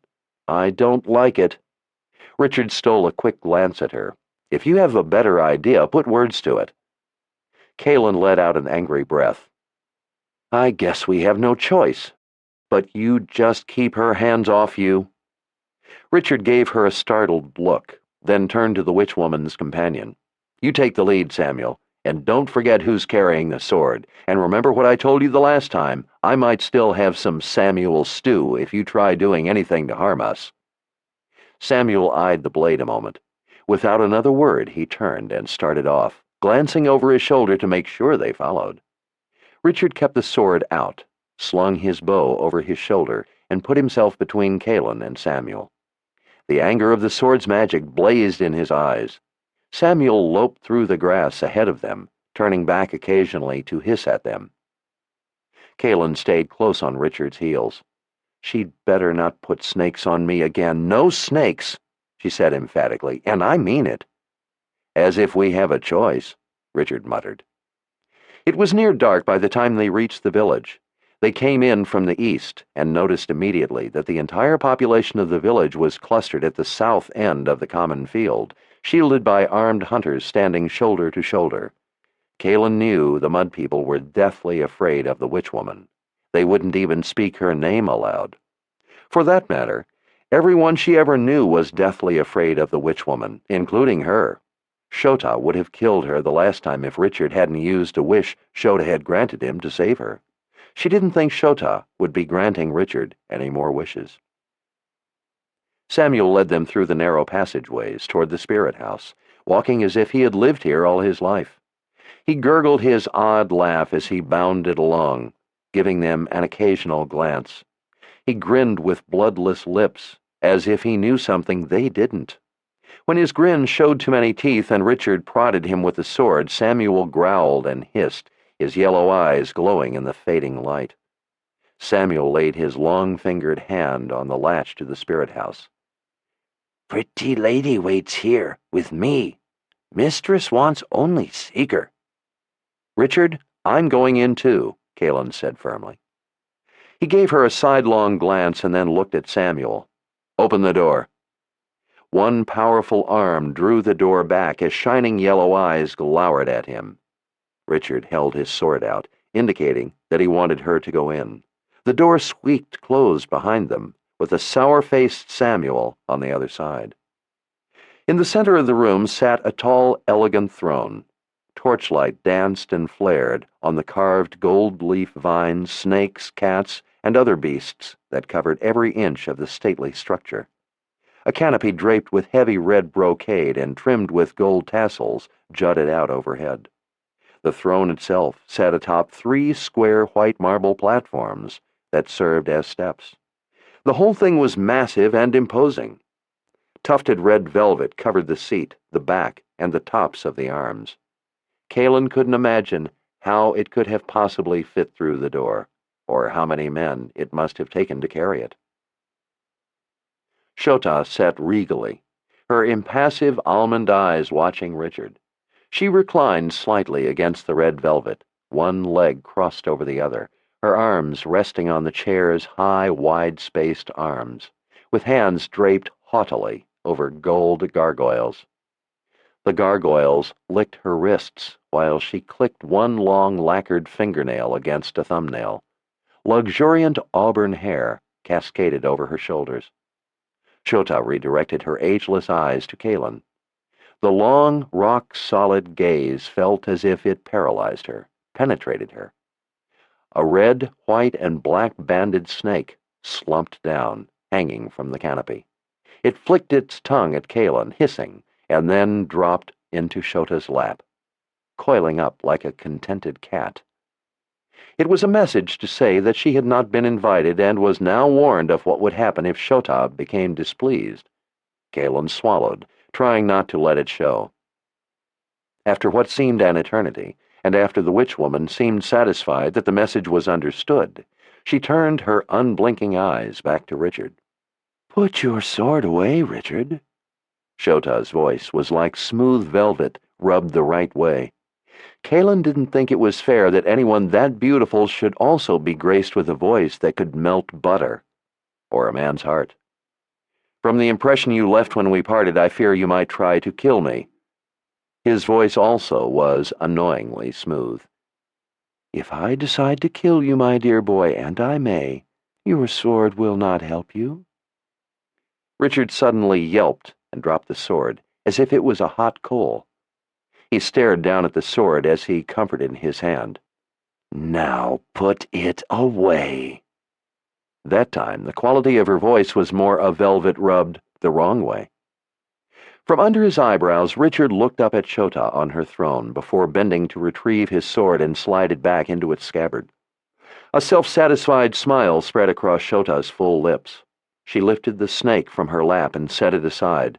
Shota watched Richard a moment longer and then stood, leaning forward enough in the process to offer her breasts the opportunity to fall out of her wispy, low-cut, variegated gray dress. How they managed not to, Kaelin didn't know. A little stoppered bottle tumbled from its snug place between her breasts and swung on a fine silver chain. Kaelin's face heated as Shota gracefully descended the 3 platforms, never taking her eyes from Richard. The loose points of the dress floated gently, as if in a light breeze, but there was no breeze inside the spirit house.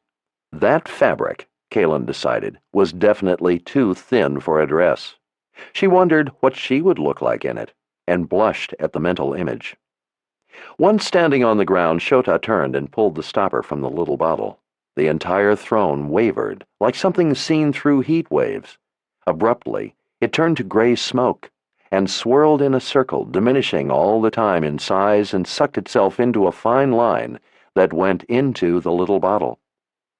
Shota replaced the stopper, tucked the bottle back between her breasts, and with a finger pushed it so far down it could no longer be seen. Kaelin took a deep, noisy breath. Shota's gaze glided from Richard's eyes and took in his open shirt with what might have been amusement, or satisfaction. Richard's face reddened. Shota's smile widened. "How delightfully indecent!"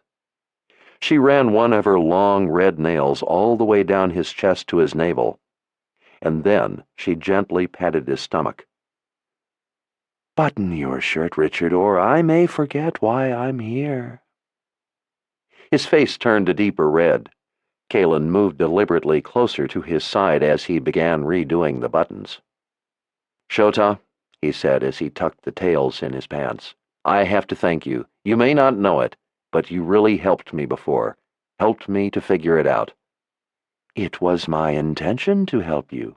"You don't understand. I mean, you helped me figure out how to be with Kalen. You helped me figure out how we could be together, how to love her." He smiled. "We're to be married."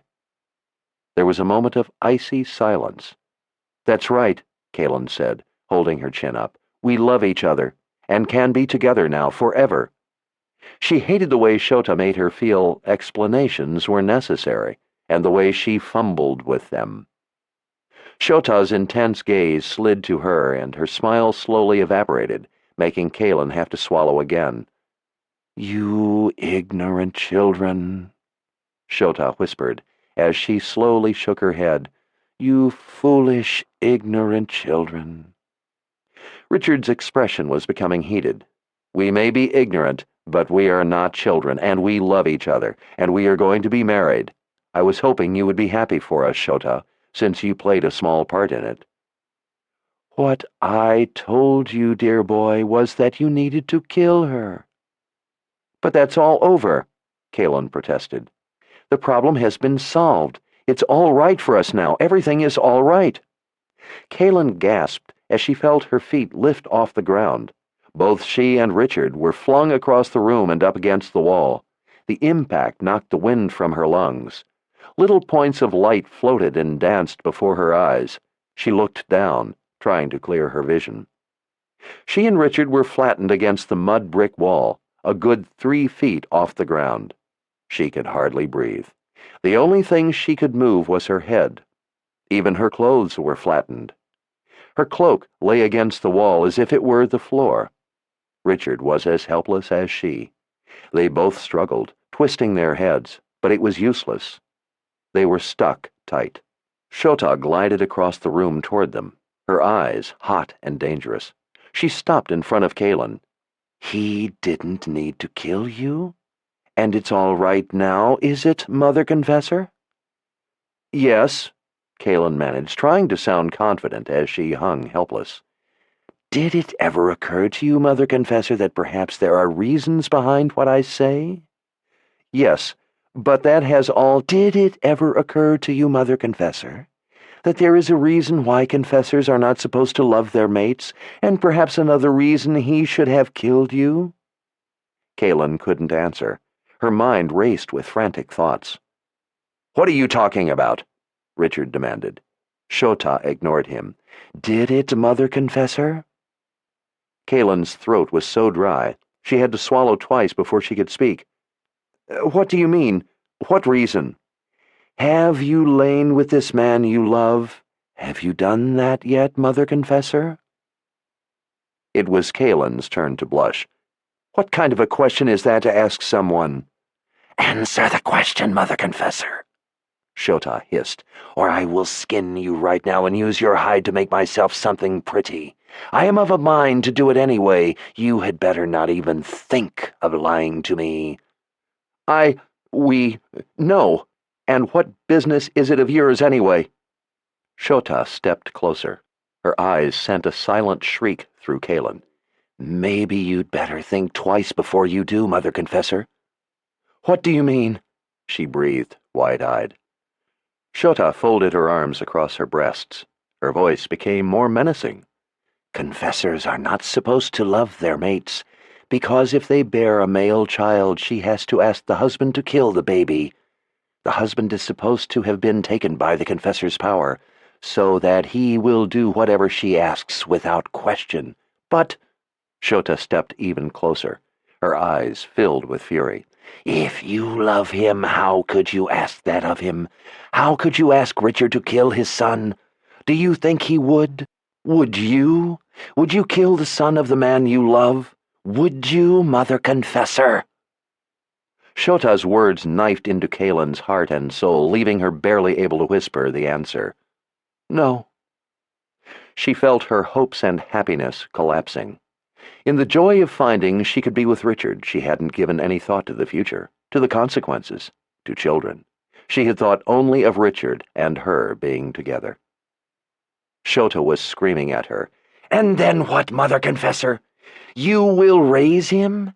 And you will visit upon the world a male confessor? A male confessor!" She unfolded her arms, her white-knuckled fists dropping to her sides. "You will bring the world to dark times again, the dark times. Because of you, because you love this man. Did you ever think of that, you ignorant child?" The lump in Kalen's throat threatened to choke her. She wanted to run from Shota, but she couldn't move. "Not all male confessors are that way." "Almost everyone is. Almost everyone." She pointed a single finger at Richard without looking at him. "Are you going to risk the world because you love this man? Risk sending everyone into the terror of the dark times just because you would selfishly want the son of this man to live?" "Shota?" Richard's voice was surprisingly calm. "Most confessors bear girls. You are worrying about something that probably won't even happen. We may not even have children. Not all couples conceive. You are extending your worries along a lot of forks in the road." Richard suddenly slid down the wall, landing with a grunt. In a rage, Shota grabbed his shirt in her fists and lifted him, slamming him against the wall, knocking the wind from his lungs. "Do you think I am as stupid as you? I know the flow of time. I am a witch woman. I told you before, I know how certain events flow and unfold.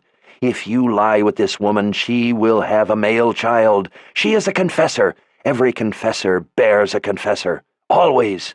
If you give her a child, it will be a boy."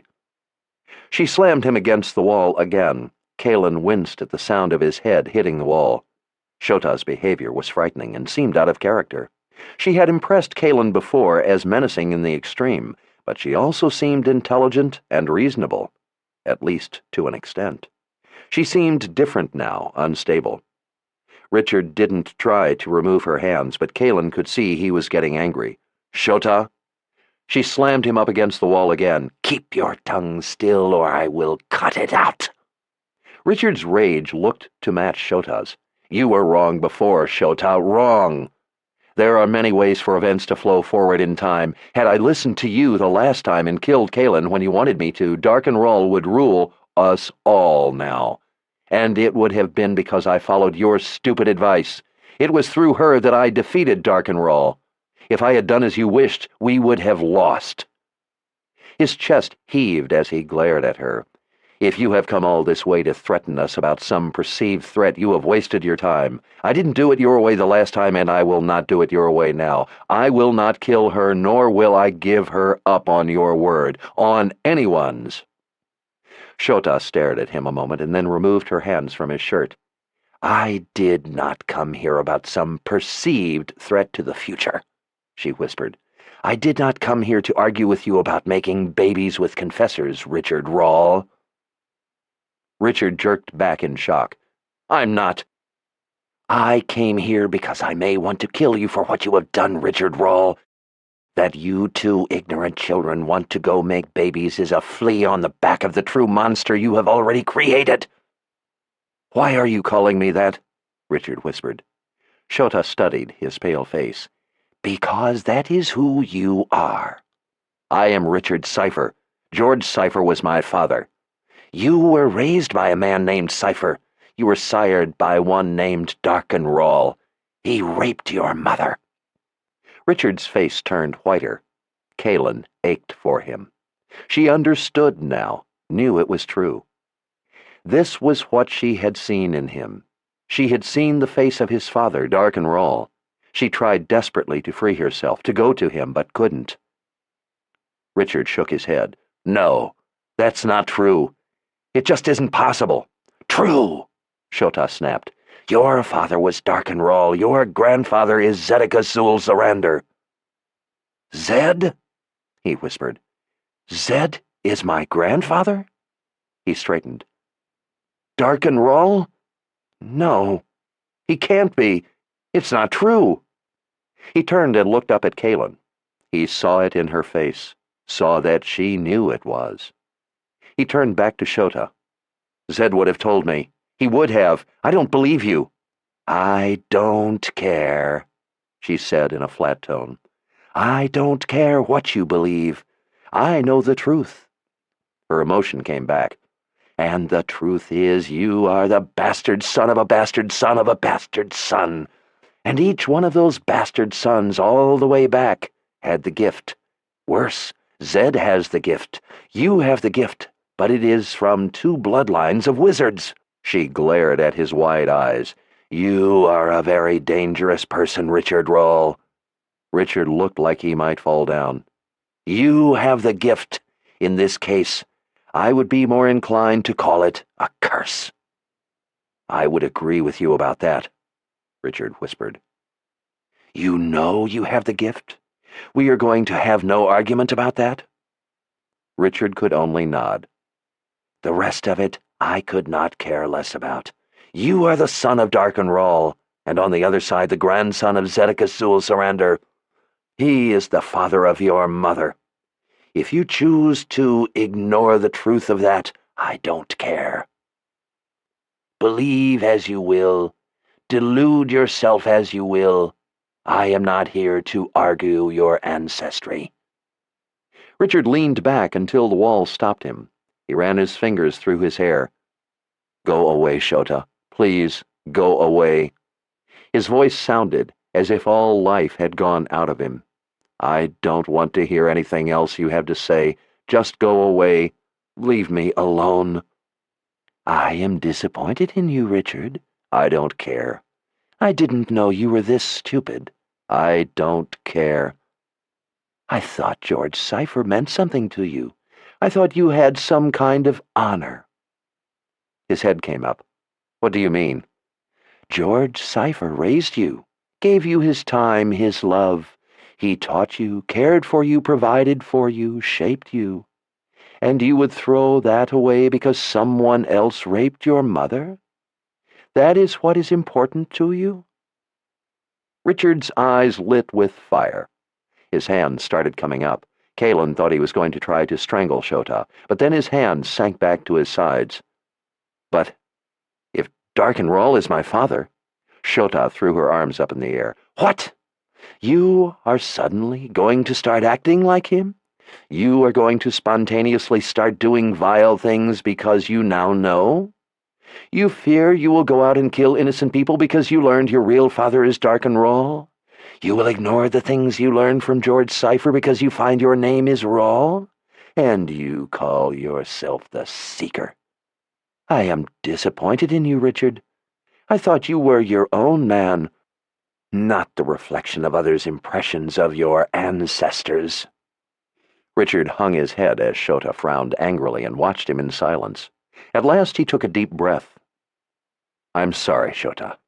Thank you for not letting me be any more stupid than I already am. His eyes were wet as he turned to Kaelin. Please, Shota, let her down. Kaelin felt the pressure lift, and she slid down the wall, her boots thumping against the ground. The glare Shota gave her made her stay where she was, even though she wanted to go to Richard. He stared at his boots. Shota put her fingers under his chin and lifted his head. You should be happy. Your father was not ugly. Some of his looks are the only thing of his you have. That, and a bit of his temper, and the gift. Richard pulled his chin away from her fingers. The gift. I don't want the gift. I don't want anything to do with it. I wouldn't call anything I got from Darken Rawle a gift. I hate it. I hate magic. It comes from Zed, too, Shota said with surprising compassion. From both sides. That is the way you get the gift. It is passed down, sometimes skipping one or even many generations, sometimes not. You received it from both sides. In you, it is more than a single dimension. It is a very dangerous mix. Passed down, like any other deformity. With a sneer, Shota gripped his face in her long fingers. Remember that before you lie with her. From Kaelin the boy would be a confessor. From you he would have the gift. Can you even fathom the danger of that? Can you conceive of a confessor with the gift? A male confessor? I doubt you can. You should have killed her when I told you to, you ignorant child. Before you found a way to be with her, you should have killed her." Richard glared at her. "I've heard enough of that talk. I intend to hear no more of it. I told you before, it is through Kalen I defeated Darken Rahl. Had I killed her, he would have won. I hope you didn't waste your journey here just to repeat this nonsense." "No," Shota said quietly. "None of these things matter. That is not why I am here. I came because of what you have done, not because of what you might do someday. What you have already done, Richard, is worse than anything you could ever do with this woman. No monster you conceive with her could equal the monster you have already created." Richard frowned. "I stopped Darken Rahl from ruling the world. I killed him. I created no monster." She shook her head slowly. "The magic of Orden killed him. I told you he mustn't open a box. You didn't kill him. You let him open one of the boxes of Orden. The magic of Orden killed him. You were supposed to kill him before he opened one of the boxes." "I couldn't. That was the only way. There was no other way to kill him, and what difference does it make anyway? He's dead." "It would have been better if you had let him win than let him open the wrong box." "You're crazy. What could be worse than Darken Rahl gaining the magic of Orden and ruling the world unchallenged?" Her eyebrows lifted. "The Keeper," she whispered. "It would have been better to let Darken Rahl rule us or behead us or even torture us to death than what you have allowed to happen." "What are you talking about?" "The Keeper of the Underworld is kept in his place, kept from the world of the living by the veil. The veil holds him and his minions back, holds the underworld back. It keeps the dead from the living. What you have done has torn that veil. Already some of the Keeper's assassins have been loosed." "The Screelings," Richard whispered. Shota nodded. "Yes. By freeing the magic of Orden, you have allowed its magic to somehow tear the veil to the underworld. If it tears enough, the Keeper will be freed. You can't even conceive of what that means." Shota lifted the Aegil at his neck. "It will make what was done to you with this seem like a lover's kiss compared to what he will do. To everyone. It would have been better to have let Darken Rahl win than to let this happen. You have condemned everyone to a fate beyond horror." She gripped the Aegil in her fist. "I should kill you for what you have done. I should make you suffer unspeakably. Do you have any idea how much the Keeper would like to settle his gaze upon one with the gift? Do you have any idea how much he wants those with the gift? Or how much he wants witch women?" Kalen saw tears run down Shota's cheeks. With a flush of understanding that sent an icy ripple of panic through her, Kalen realized Shota wasn't angry. She was afraid. That was why she was here. Not because she was angry at Kalen being alive or at them having a child. She was here because she was terrified. The idea of Shota, a witch woman, being afraid was worse than anything her own mind could conjure. Richard stared at her, his eyes wide. "But there must be something we can do, some way to stop it." "We!" she screamed, jabbing her finger at his chest. "You! Only you, Richard Rahl! Only you can fix it!" "Me? Why me?" "I don't know," she cried through gritted teeth. "But you are the only one with the power." She pounded her fist against his chest. "You!" She kept hitting his chest as he just stood there. "You are the only one who has a chance. I don't know why, but only you can fix it. Only you can repair the tear in the veil." Shota was sobbing now. "Only you, you stupid, foolish child." Kalen was dazed by the magnitude of what was happening. The idea of the Keeper being loose was beyond comprehension. The dead in the world of the living. She couldn't imagine the horror of it, but seeing Shota's fear put dimension to the dread. "Shota, I don't know anything about it. I don't have any idea of how to—" Shota was still hitting his chest as she cried, You must find a way. You have no idea what the keeper would do to me, what he'd do to a witch woman. If you won't do it for me, do it for yourself. He would be no easier on you than me. And if you won't do it for yourself, do it for Kaelin. He would have her for an eternity of pain for no other reason than that you love her. He would do it to her just to make it worse for you. We will all be held on the cusp between life and death for all eternity, twisting in anguish. She was sobbing uncontrollably now. Our souls will be stripped from us. He will have our souls forever. Shota hit Richard's chest again. He put his arms around her and pulled her against him, comforting her as she cried. Forever, Richard. Soulless minds trapped by the dead. An eternity of torment. You are too stupid to even comprehend it. You could never even imagine the horror of it until it happens. Kaelin stood next to Richard, putting her hand reassuringly on his shoulder. She felt no anger at the sight of him comforting Shota. She could see how terrified the witch woman was. Kaelin couldn't share the same level of terror because she didn't know the things Shota knew. But in some way, seeing Shota's reaction was knowing enough. Skreelings came into the Reach, she cried. Richard looked down at her. Skreelings? In Agaddon Reach? Skreelings, and a wizard. A particularly nasty wizard. Samuel and I escaped with little more than our lives. A wizard?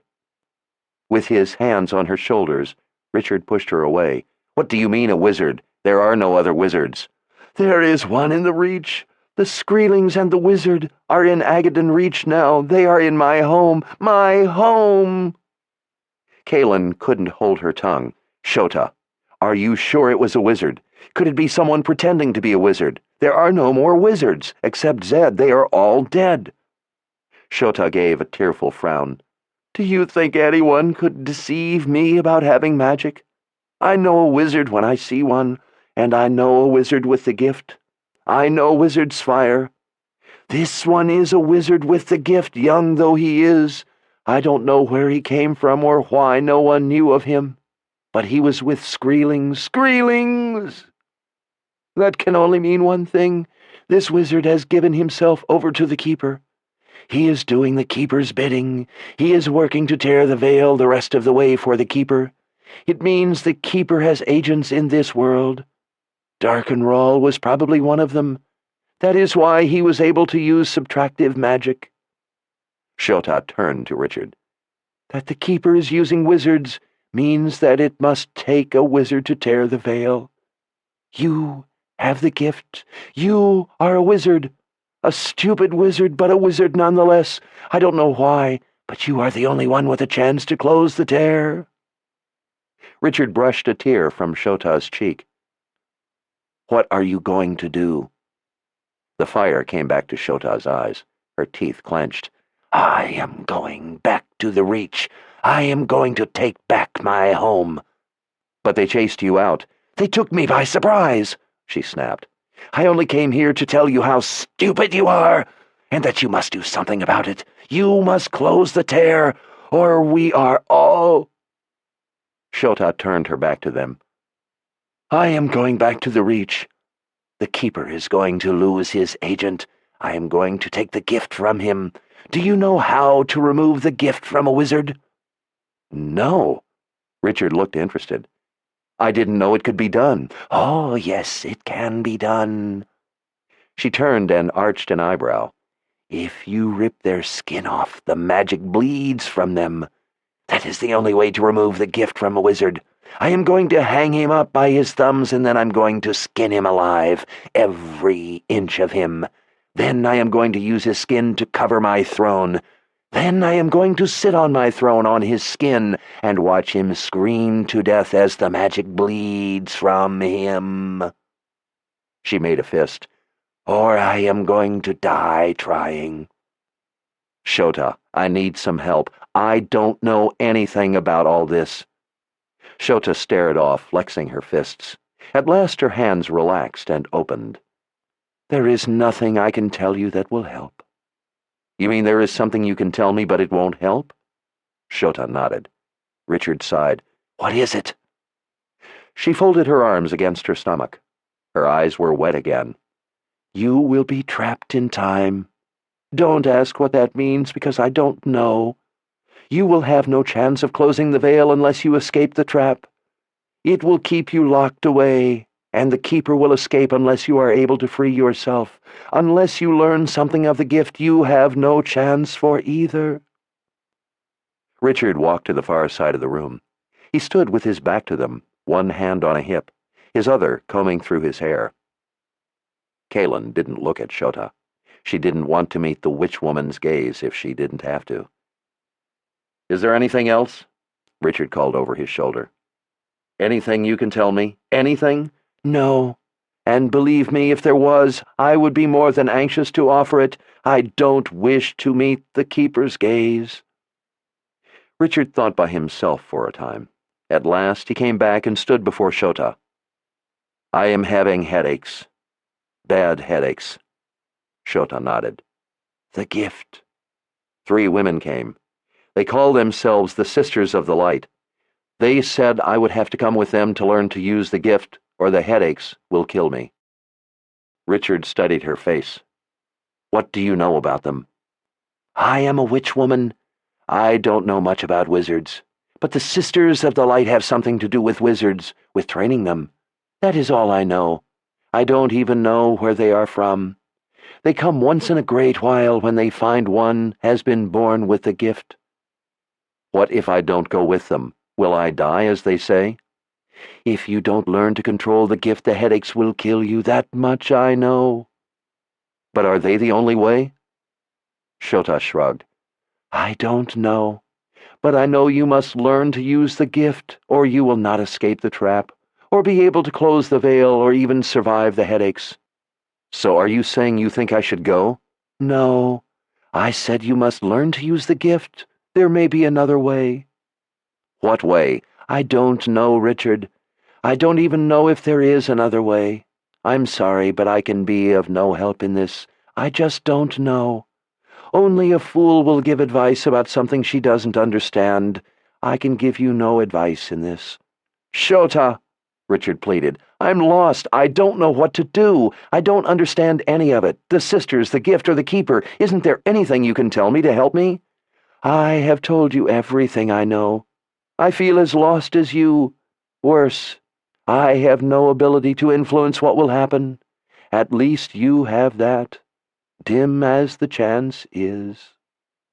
Shota's eyes glistened. "I fear I am going to look into the keeper's dead eyes forever. I haven't been able to sleep since I learned these things. If I knew anything, I would help. I just don't know anything about the world of the dead. It is not something the living have faced yet." Richard stared at the ground. "Shota," he whispered, "I don't have any idea what to do. I'm afraid. I'm very afraid." She nodded. "So am I." She reached out and touched his face. "Goodbye, Richard Rawle. Don't fight who you are. Use it." She turned to Kaelin. "I don't know if you can help him, but if there is a way, I know you will do your best." Kaelin nodded. "That I will, Shota. I hope you get your home back." Shota gave her a small smile. "Thank you, Mother Confessor." She turned and glided to the door, her wispy dress flowing behind. She pushed the door open. Samuel was waiting on the other side, his yellow eyes shining. Shota stopped in the doorway and stiffened. "Richard, if you should happen to somehow close the veil and save me from the keeper, save everyone from the keeper, I will be forever grateful to you." "Thank you, Shota." Her back was still to them. "But know this, if you give the Mother Confessor a child, it will be a boy. It will be a confessor. Neither of you will have the strength to kill him, even though you know the consequences." She paused a moment. "My mother lived in the dark times." Her voice was like ice. "I have the strength," and I will use it.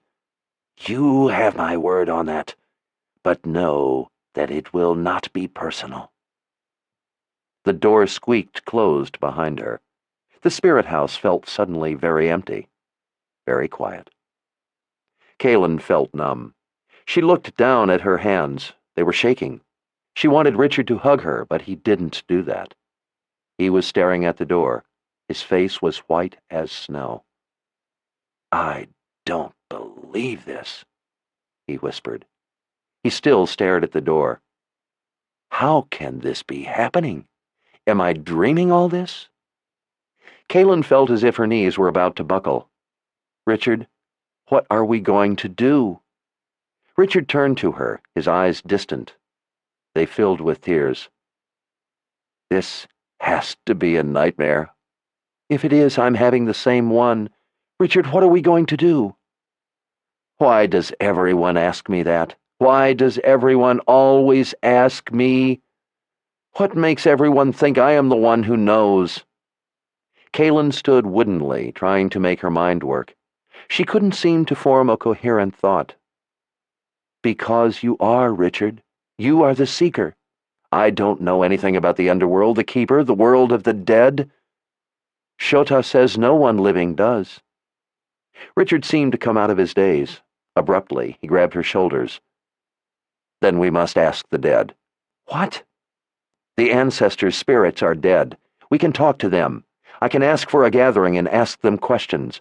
We can learn from them. Maybe we can find out how to close the veil. Maybe I can find out how to stop the headaches, how to use the gift."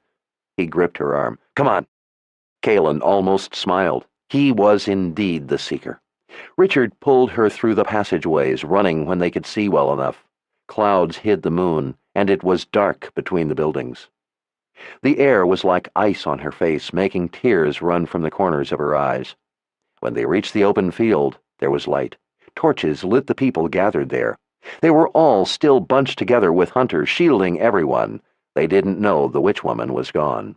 The entire village watched in silence as the two of them crossed the opening, the hunters parting for them as they approached the Birdman and the other 6 elders. Chandlan stood to their side. "Everyone is safe," Kaylin reassured them. "The witch woman is gone." There was a collective sigh of relief. Chandlan thumped the butt of his spear on the ground. "Again you bring trouble." Richard ignored him and asked her to translate. He took in the elders and let his gaze settle on the Birdman. "Honored elder, the witch woman was not here to harm anyone. She was here to warn me about great danger." "You claim," Chandlan snapped. "We do not know this to be true." Kaylin knew Richard was struggling to keep calm. "Do you doubt that if she wanted to send you to the spirit world, she could have done it?" Chandlan answered only with a glare. The Birdman gave Chandlan a look that seemed to shrink him a few inches. He looked to Richard. "What danger?" "She says we are in danger of the dead escaping into the world of the living." "They cannot come into the world of the living. The veil keeps them back." "You know of the veil?" "Yes. Each level of the dead, the underworld as you call it, is sealed with a veil. When we hold a gathering, we invite our ancestors' spirits to visit us, and they are able to come through the veil for a short time." Richard studied the Birdman's face a moment. "What else can you tell me about the veil?" The other shrugged. "Nothing. We know only what our ancestors' spirits have told us about it, that they must pass through it to come to us when we call them, and that it holds them back the rest of the time. They tell us that there are many levels of the underworld, the dead, and that they are in the uppermost level, and so they can come. Those who are not honored are in lower levels and may not come. Their spirits are locked away forever." Richard met the eyes of all the elders. "The veil is torn. If it isn't sealed again, the world of the dead will swallow us all." Gasps spread back through the gathered people. Fearful whispering broke out. Richard's gaze went back to the Birdman. "Please, honored elder, I request a gathering. I must have the help of our ancestors' spirits. I must find a way to seal the veil before the keeper of the dead escapes. The spirit ancestors may be able to help. I must know if they can help." Chandelin thumped his spear. Lies. You carry us the lies of a witch-woman. We should not call the honored spirits of our ancestors for the words of a witch-woman. The spirits of our ancestors are called only for our people, not a witch-woman. They will strike all our people dead for such blasphemy. Richard glared at him. They are not being called by a witch-woman. It is I who makes the request, and I am one of the Mud People. I ask for the gathering to help me keep our people from being harmed. You bring death to us. You bring strangers. You bring the witch-woman. You only wish to help yourself. How did this veil become torn? Richard unbuttoned his sleeve and pushed it up his arm. He slowly pulled the Sword of Truth. Holding Chandelin's glare, he drew the sword across his forearm, turning it to wipe both sides in the blood. He jammed the point in the ground and rested both hands over the hilt. Kalen, I want you to translate something. Don't leave out a single word. Richard returned his glare to Chandelin. His voice was calm, almost gentle, but his eyes shone with lethal intent. Chandelin, if I hear one more word from you tonight, even if it is to agree with me and offer your help, I will kill you. Some of the things the witch-woman told me have put me in the mood to kill. If you give me any more reason, it will be you I kill. The eyes of all the elders widened. Chandelin opened his mouth to say something, but at seeing the look on Richard's face, he shut his mouth and folded his arms. His glower was fierce, but no match for Richard's. At last he glanced to the ground. Richard spoke again to the Birdman. Honored Elder, you know my heart. You know I would do nothing to harm our people.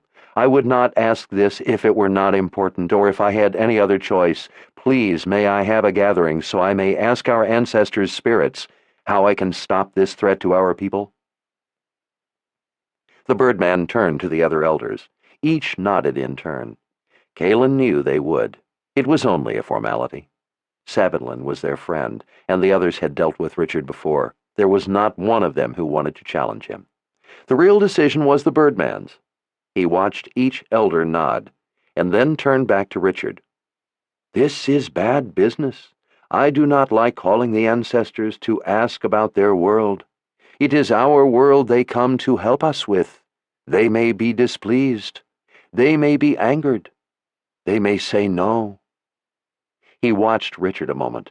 But I know your heart. I know you are a savior to our people, and you would not ask if you had any other choice. He laid a firm hand on Richard's shoulder. Granted. Kalen sighed in relief. Richard nodded his thanks. Kalen knew he didn't look forward to meeting the ancestors' spirits again. The last time had been devastating to him. Suddenly there was a flutter of shadow in the air. Kalen threw her hands up protectively. Richard was knocked back a step as something hit him on the head. People shouted in confusion. A dark shape thumped to the ground between Richard and the Birdman. Richard straightened, putting his fingers to his scalp. Blood trickled down his forehead. The Birdman squatted down over a dark form and then straightened. He was holding a dead owl, cradled in his hands. The head lolled to the side. The wings fell open. The elders all looked at one another. Chandelin's frown deepened, but he said nothing. Richard inspected the blood on his fingers. Why in the world would an owl hit me like that, and what killed it? The Birdman gently smoothed the dead bird's feathers. Birds live in the air, a different level than us. They live in two levels, land and air. They can travel between their level and ours. Birds are closely connected to the spirit world, to the spirits. Owls more than most birds. They see in the night where we are blind, just as we are blind to the spirit world. I am a spirit guide for our people. Only a Birdman can be a spirit guide because he understands such things. He held the dead bird a little higher. This is a warning. I have never witnessed an owl bringing a spirit message before. This bird gave its life to warn you. Richard, please reconsider your request for a gathering. This warning means the gathering will be dangerous, dangerous enough for the spirits to send this message. Richard looked from the birdman's face to the owl. He reached out and stroked its feathers. No one made a sound. Dangerous for me or for the elders? For you. You are the one calling for the gathering. The owl brought this message to you. The warning was for you. He glanced up at Richard's forehead. A blood warning, one of the worst kinds. The only thing worse than an owl would have been if a raven had brought the message. That would have meant sure death. Richard took his hand back and wiped his fingers on his shirt. He stared down at the dead owl. I don't have any choice, he whispered. If I don't do something, the veil will be torn and the keeper of the dead will escape. Our people, everyone, will be swallowed into the world of the dead. I must learn how to stop it. I must try. The birdman nodded. As you wish. It will take 3 days to prepare. Richard looked up. You did it in 2 days before. We can't spare any time. The elder took a deep breath and sighed. 2 days. Thank you, honored elder. Richard turned to her. His eyes were filled with pain. Kaelin, please find Nissel and bring her. I'm going to the spirit house. Ask her to bring something stronger. She squeezed his arm. Of course, I'll hurry. Richard nodded. He pulled his sword from the ground and walked off into the darkness. Chapter 13. Cause of Death. She looked up in thought, pressing the round end of the plain, wooden-handled pen to her lower lip. The small, modest room was dimly lit, with candles set among and on top of the disheveled piles of papers on her desk. Scrolls were balanced precariously in stacks between fat books. The dark patina of the desktop was only visible in a small area in front of her, framing the waiting report. Odd objects of magic stood jammed together, collecting dust on the shelves behind her. The ever-present and diligent cleaning staff was not allowed to touch them, and so the task of dusting them was left to her. But there was never enough time or inclination. Besides, they looked less important to curious eyes when covered in a mask of dust. Heavy drapes were drawn against the night. The only splash of color in the room was one of the local blue and yellow carpets she had placed on the other side of the desk. Visitors usually spent their time in her office staring down at it. Cause of death. Reports were such a bother. She sighed, but a necessary bother, for now anyway. The Palace of the Prophets required reams of reports. There were sisters who spent their whole lives in the libraries, cataloging reports, pampering them, keeping records of every useless word they thought might someday be important. Well, there was nothing for it but to think up a suitable cause of death. The truth would never do. Her sisters would have to have a satisfactory explanation as to the cause of death. They valued highly those with the gift. Fools. Training accident? She smiled. Yes, a training accident. She hadn't used that one in many years. She pursed her lips as she dipped the pen in the ink bottle and began writing. The cause of death was a training accident with the Radahan, a twig, as I have often warned the other sisters, no matter how young and tender, will break if bent too far. Who could question? Let them wonder where among them the fault lay. It would keep them from digging too deeply, lest the blame fall on them. As she blotted the paper, there was a soft rap at the door. "One moment, please." She touched the corner of the boy's letter to the candle flame, and when it was nearly consumed, tossed it in the cold hearth. The broken seal melted into a molten red puddle. He would be writing no more letters. "Come." The heavy, round-topped door opened enough to admit a head. "Sister, it's me," came a whisper from the shadow. "Don't stand there like a novice. Come in and close the door." The woman entered, closing the door quietly, after putting her head back out to check the hall. She didn't look down at the carpet. "Sister?" With a finger across lips and an angry scowl, she was silenced. "No names when we are alone, I've told you before." The other looked about at the walls as if expecting someone to pop out. "But surely you've shielded your room." "Of course it's shielded, but it is always possible the breeze could carry words to the right ears. If that ever happened, we wouldn't want our names carried with the words, now would we? The other's eyes flicked around at the walls again. Of course not. Of course you are right. She scrubbed her hands together. Someday this won't be necessary. I hate that we must remain hidden. Someday we will be able to— What have you found out? She watched as the woman straightened her dress at the hips and then put her fingers to the desk, leaning over a little. Her eyes had a fierce intensity. They were strange eyes, pale blue, with dark violet flecks. She always found it hard not to stare at those eyes. She leaned closer and whispered, "They found him." "You saw the book?" She nodded slowly. "I saw it. At dinner time. I waited until the others were at dinner." She gave an even look. "He refused the first offer." She slapped her hand down on the desk. "What? Are you sure?" "That's what the book said. And not only that, there was more. He's grown into a man." "Grown?" She took a heavy breath as she watched the sisters standing before her. "Which sister was it? What difference does it make? They are all ours." "No, they weren't. I wasn't able to send 3 of our own, only 2. One is a sister of the light." The other's eyes widened. "How could you let that happen? Something as important as this—" She slapped her hand down on the desk again. "Silence!" The other straightened, knitting her fingers together. A small pout came to her face. "It was Sister Grace." She closed her eyes and leaned back in the chair. "Sister Grace was one of ours," she whispered. The other leaned over the desk again. "Then only one of the 2 remaining is ours? Who is it? Sister Elizabeth or Sister Verna?" "That is not for you to know." "Why not? I hate never knowing.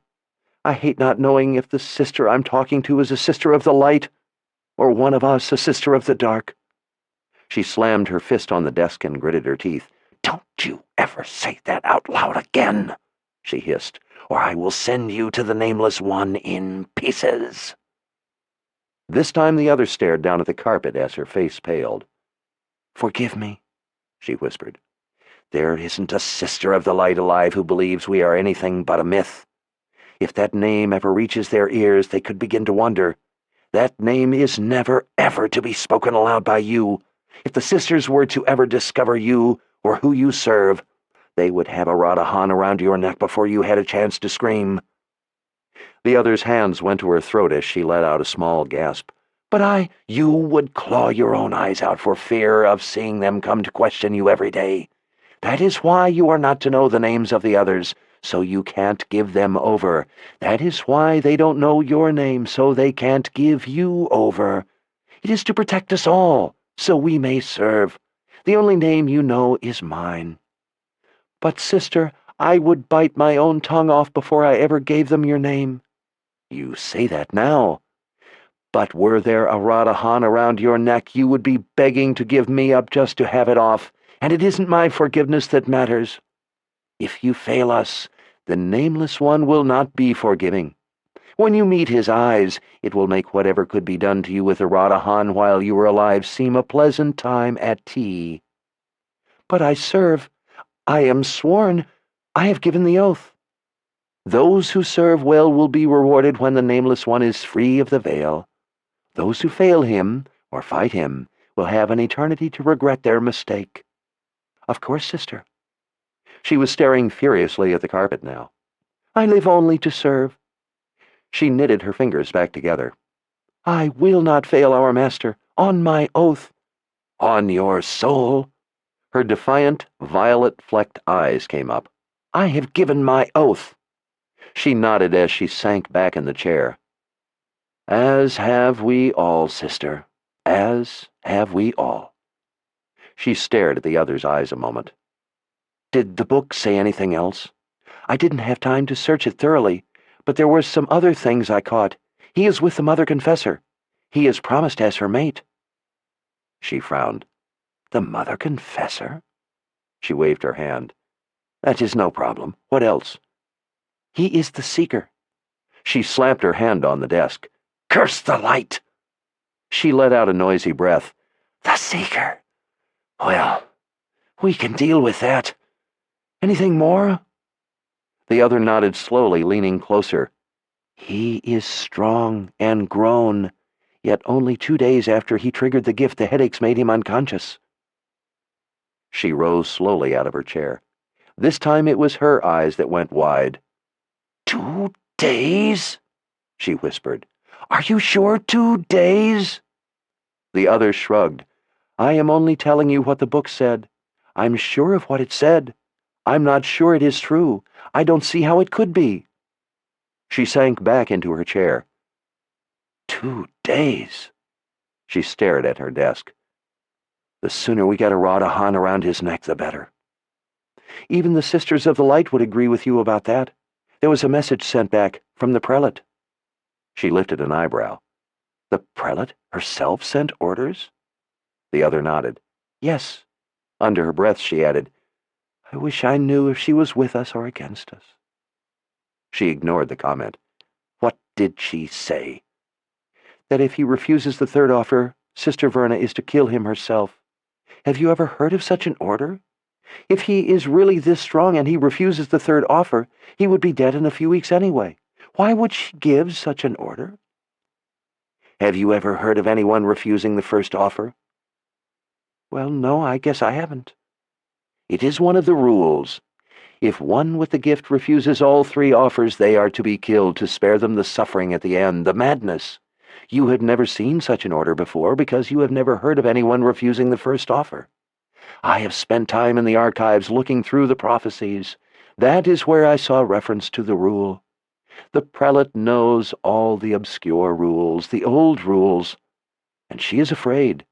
She has read the prophecies too." "Afraid?" she asked, wide-eyed. "The prelate? I have never seen her afraid of anything." She nodded up at the woman. "She is afraid now. Either way suits our purposes. Either he is collared or he is dead. If he is collared, we will deal with him in our way, as we have always done. If he is dead, we won't have to. Maybe better he were dead.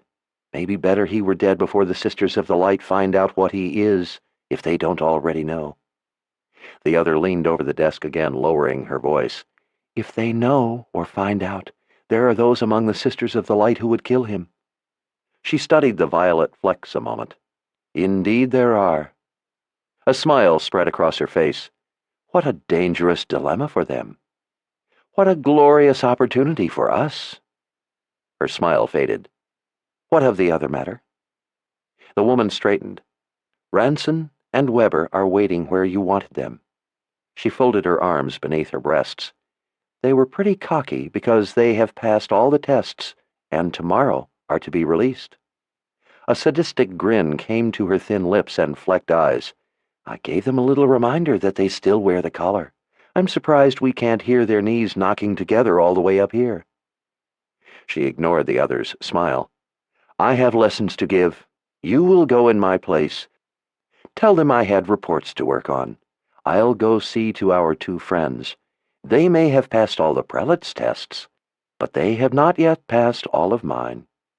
One has an oath to give, and the other—" She leaned halfway over the desk, hunger in her flecked eyes. "Which one? Which one are you going to— Oh, I so wish I could watch or help. Promise me you will tell me everything." She smiled at the other's eagerness. "Everything, I promise. From beginning to end, every last scream. Now, go see to my lessons for me." The woman danced through the doorway like a giddy schoolgirl. She was too eager. That kind of eagerness was dangerous. That kind of lust made one forget to be careful, made one take chances. She pulled a knife from a drawer and made a mental note to use her less in the future and keep an eye on her. She tested the edge gingerly with a thumb and, satisfied it was razor sharp, tucked the knife up her sleeve, the sleeve without the dakra. She plucked a small, dusty statue from the shelf and slipped it into a pocket. Before she was around the desk and through the door, she remembered one more item and turned back to pick up the stout rod leaning against the side of her desk. It was late, and the halls were quiet and mostly empty. Despite the heat, she pulled her short, thin blue cotton cloak tighter across her shoulders. Thoughts of this new one with the gift gave her a chill. Grown. A man.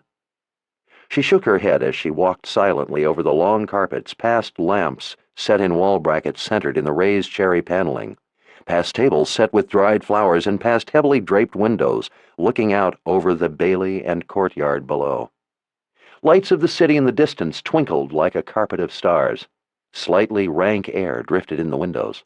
Must be near low tide, she thought. The cleaning staff, polishing a chair rail molding here or a banister there, dropped into deep curtsies as she swept past. She hardly noticed them and certainly didn't acknowledge them. They were beneath her attention. Grown. Into a man. Her face heated with anger at the thought. How could this be? Someone had made a serious mistake. A mistake. An oversight. It had to be that. A maidservant on her hands and knees, concentrating on wiping at a spot on a carpet, looked up just in time to leap back out of the way with a "Forgive me, sister." On her hands and knees, she touched her head to the floor with another apology. Grown. It would have been difficult enough to turn this one if he were still a boy. But a man? She shook her head again. Grown. She smacked the rod against her thigh in frustration. Two maidservants nearly jumped at the sound and fell to their knees, burying their tightly closed eyes behind prayerful hands. Well, grown or not, he would have a Radahan around his neck and a whole palace full of sisters to watch over him. But even wearing a Radahan, he was still grown into a man. And the Seeker. He might be difficult to control, dangerously difficult. If necessary, she guessed, he could always have a training accident. If not that, there were certainly enough other dangers to one with the gift, dangers that could leave a man worse than dead. But if she could turn him or use him, that would make all the trouble worthwhile. She turned into a hall she at first thought empty, then noticed a young woman standing in the shadows between lamps, gazing out a window. She thought she recognized her. One of the novices. She stopped behind the young woman and folded her arms. The novice tapped her toe on the carpet as she leaned on her elbows through the opened window, looking at the gates below. She cleared her throat. The young woman spun, gasped, and dropped into a curtsy. "Forgive me, sister. I didn't hear you coming. A good evening to you." When the big brown eyes came up, she put the end of the rod under the young woman's chin and lifted it a little more. "Pasha, isn't it?" "Yes, sister. Pasha Mays, novice 3rd rank, next in line to be named." "Next in line," she sniffed. "Presumption, my dear, does not befit a sister, and less so a novice, even one of the 3rd rank." Pasha cast her eyes down and gave a curtsy as best she could with the rod still under her chin. "Yes, sister, forgive me. What are you doing here?" "Just watching, sister, watching the night." "Watching the night. I would say you were watching the gates. Am I wrong, novice?" Pasha tried to look down, but the rod lifted her chin, keeping her eyes to her superior. "No, sister," she admitted. "You are not wrong. I was watching the gates." She licked her full lips several times. At last she spilled out the words. "I heard the talk among the girls. They say 3 of the sisters have been gone a long time now, and that could only mean they are bringing back one with the gift, a new one. In all the years I have been here, I have never seen a new one brought in." She licked her lips again. "Well, I hope to be next in line, and if I am to be named, I will have to be assigned a new one." She knitted her fingers together. "I so want to be named a sister. I have studied hard, worked hard, waited and waited, and no new one has come yet. Forgive me, sister, but I just can't help being excited and hopeful that I will be worthy. So, yes, I was watching the gate, hoping I would see him brought in." "And you think you are strong enough to handle the job, to handle a new one?" "Yes, sister. I study and practice my forms every day." She looked down her nose at the novice. "Is that so? Show me." As they stared at each other, she felt her feet rise off the ground a few inches. Solid grip of air. Strong. Not bad. She wondered if the novice could handle interference. With that thought, fire ignited at both ends of the hall, sweeping with a howl toward the two women. Pasha didn't flinch. The fire hit a wall of air before reaching them. Air was not the best for fire. A small error Pasha quickly corrected. Before the fire burned through, the air became moist, dripping. The fire hissed out. Although she didn't try to move, she knew she couldn't. She could feel that the grip held her firmly. She turned it cold, brittle with ice, and broke it. When she was free, she lifted Pasha from the floor. Defensive webs from the girl wove through her snaking onslaught, but failed to break the grip. Her feet rose again. Impressive. The girl could counter even while being held. Spells tangled together, conflicting, fighting, snarling into knots. Each matched and defended, striking back at any opportunity. The silent, motionless battle raged on for a time, the two of them hanging inches off the ground. At last, she tired of the sport and severed herself from the webs, tying them to the girl, locking them on. She settled gently to the ground and left Pasha with the whole weight of the load to juggle. A simple if devious escape, giving the opponent not only the attacking spells to deal with, but dumping her own back on her. Pasha hadn't been expecting this, and wasn't able to defend against it. It was not the way she had been taught. Sweat ran down the novice's face as she grimaced slightly. The force radiating through the hall made carpets curl up at their corners. Lamps chattered in their brackets. Pasha was getting angry. Her brow wrinkled. With a loud crack that shattered a mirror far off down the hall, she broke the spells. Her slippered feet settled to the ground. Pasha took a few deep breaths. "I have not seen that done before, sister. It is not by the rules." She put the rod back under the other's chin. "Rules are for children's games. You are no longer a child. When you are a full sister, you must deal with situations where there are no rules. You must be prepared for that. If you always stick to somebody's rules, you may find yourself at the point of a very sharp knife, held by a hand that doesn't know about your rules." Pasha didn't flinch. "Yes, sister. Thank you for showing me." She smiled inwardly, but kept it off her face. This one had a spine, if a small one, a rare commodity in a novice, even one of the third rank. She let her eyes take in Pasha again, soft brown hair that just touched her shoulders, big brown eyes, attractive features, lips of the sort men stared at, proud, upright shoulders, and a sweep of curves that even a novice's dress failed to conceal. She let the rod trail from Pasha's chin down her neck, down into the heart of her exposed cleavage. Grown into a man. "And since when, Pasha," she said in a quiet voice that could have been taken for either threatening or kind, "have novices been allowed to wear their dresses unbuttoned like this?" Pasha blushed furiously. "Forgive me, sister. It's such a warm night. I was alone. I didn't think there was anyone about. I just wanted to let the breeze cool my skin." Her face turned a deeper red.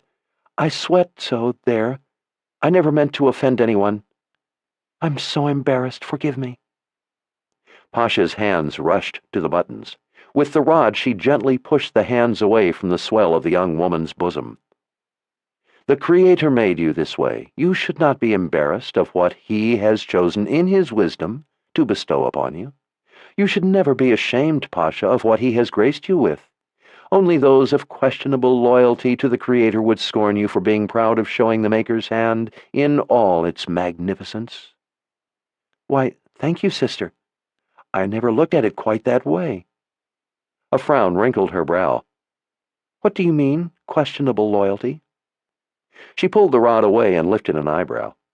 "Those who worship the Nameless One don't hide in the shadows, my dear. They could be anywhere. Why, even you could be one. Even me." Pasha fell to a knee, bowing her head. "Oh, please, sister," she implored, "don't say such a thing of yourself, even in jest.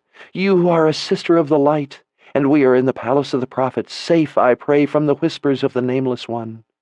"Safe?" With her rod, she motioned the novice up.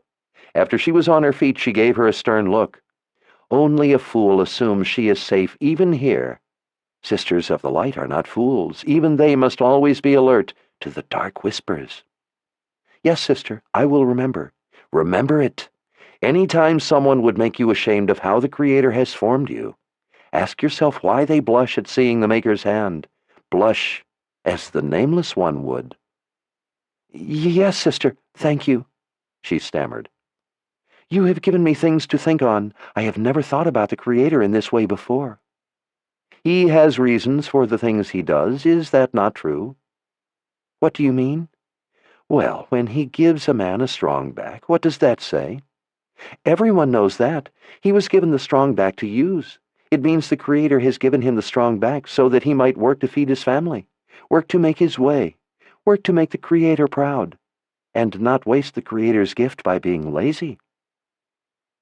She whisked the rod up and down in front of Pasha. "And what do you think the Creator had in mind when he gave you this body?" "I don't know exactly. That I should use it to make the Creator proud of his work in some way?" She nodded. "You think on it. You think on your reason for being here at this time. We are all here for a reason. The Sisters of the Light are here for a reason, are they not?" "Oh, yes, sister. We are here to teach the ones with the gift, teach them to use it and guide them so they may not hear the whispers of the Nameless One, that they may hear only the Creator." "And how are we able to do that?" "We are given the gift of being sorceresses, so that we may be able to guide them in their gift." "And if the Creator was wise enough to give you that gift, the gift of being a sorceress, do you not think he may have given you your looks for a reason too? Maybe to be a part of your calling as a Sister of the Light, to use your looks to serve him?" Pasha stared. "Why, I never thought of it that way before. In what way are my looks to be of aid?" She shrugged. "We cannot always know what the Creator has intended. When he wishes, it will be revealed." "Yes, sister." Her voice was unsure. "Pasha, when you see a man that the Creator has graced with good looks, a finely shaped body, what do you think? What do you feel?" Pasha blushed. Sometimes it makes my heart race. I guess it makes me feel good, feel longings." At last she allowed a small smile. "There is no need to blush, my dear. It is a longing to touch what the Creator's hand has wrought. Don't you suppose it pleases the Creator that you appreciate his work? Don't you think he wants you to like what he has done, to enjoy it? Just as you must know that men enjoy witnessing your beauty and long to touch the work of the Creator's hand. It would be a crime against the Creator not to use, in your service to him, what he has given you." Pasha smiled shyly. "I never thought about it in that way. You have given me new eyes, sister. The more I learn, the more it seems I don't know. I hope that someday I will be a Sister of the Light half as wise as you." "Knowledge comes as it will, Pasha.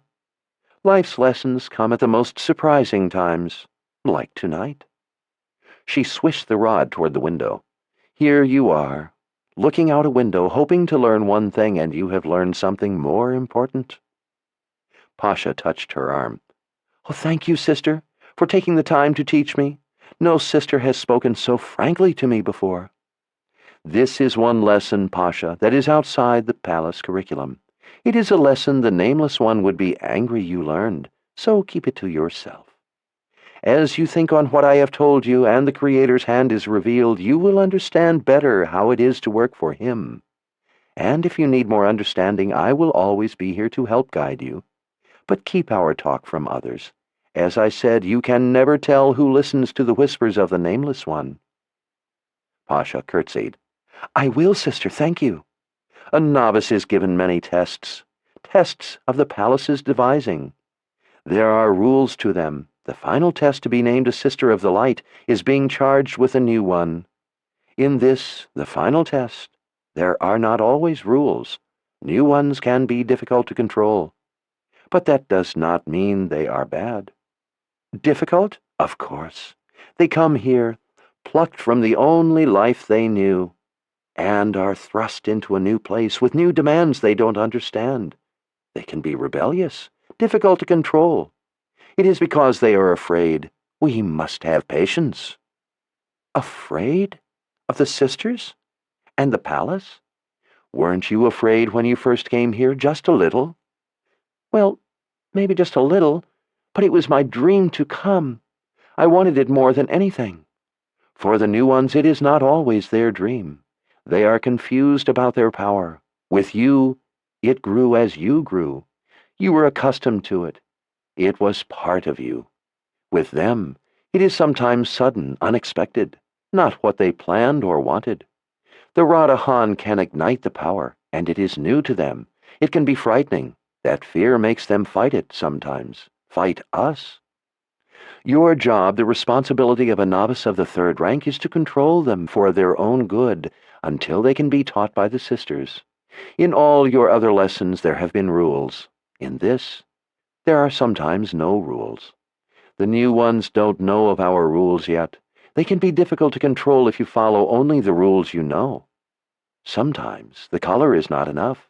You must use whatever the Creator has given you. You must be able to do whatever it takes to control the will of these untrained wizards. That is the true and final test to be a sister. Novices have failed in this final test and been put out of the palace. Pasha's eyes were wide. I have never heard such things. She shrugged. Then I have been of aid to you. I am pleased the Creator has chosen me to help. Perhaps others have not wanted so strongly for you to succeed and have held back. Perhaps you would do well to bring to me your questions about any new one you are assigned. Oh, yes. Thank you for your help, sister. I must admit it worries me to learn that the new ones can be difficult. I guess I always imagined they would be eager to learn, and that it would be a joy to show them and to help teach them. They are all different. Some are as easy as a babe in a crib. Let us hope you are given one like that. Some will test your wits. Why, I have even seen old records that tell of ones that have triggered the gift before we could get to them, before we could get a Radahan on them and help them. No, that must be frightening for them, to have the power awakened without guidance from us. Indeed. And fear can make them troublesome, as I have said. I have even seen an old report of one who refused to wear the collar on the first offer. Pasha's fingers covered her mouth as she gasped. She took them away. But that means one of the sisters. She nodded solemnly. It is a price we are all prepared to pay. We bear a heavy responsibility.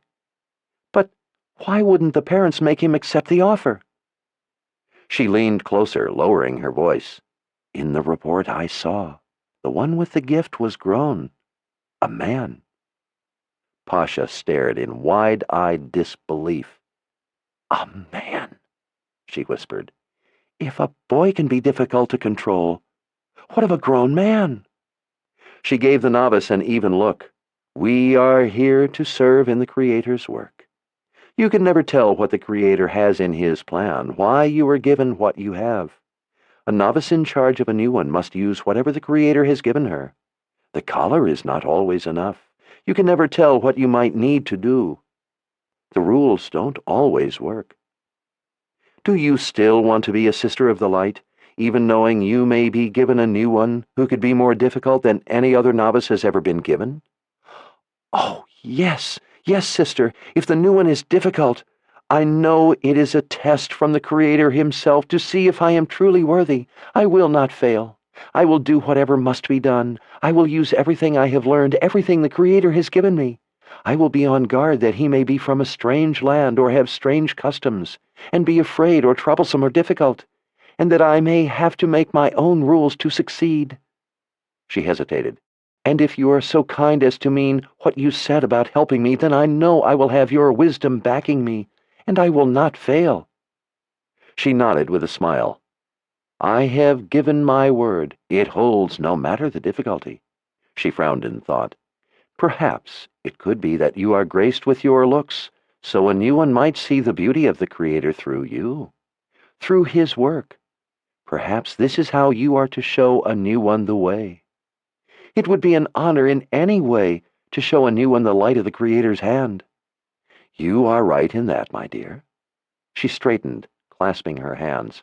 Now I want you to go to the mistress of the novices and tell her that you have too much free time, and that starting tomorrow you need to be assigned some chores.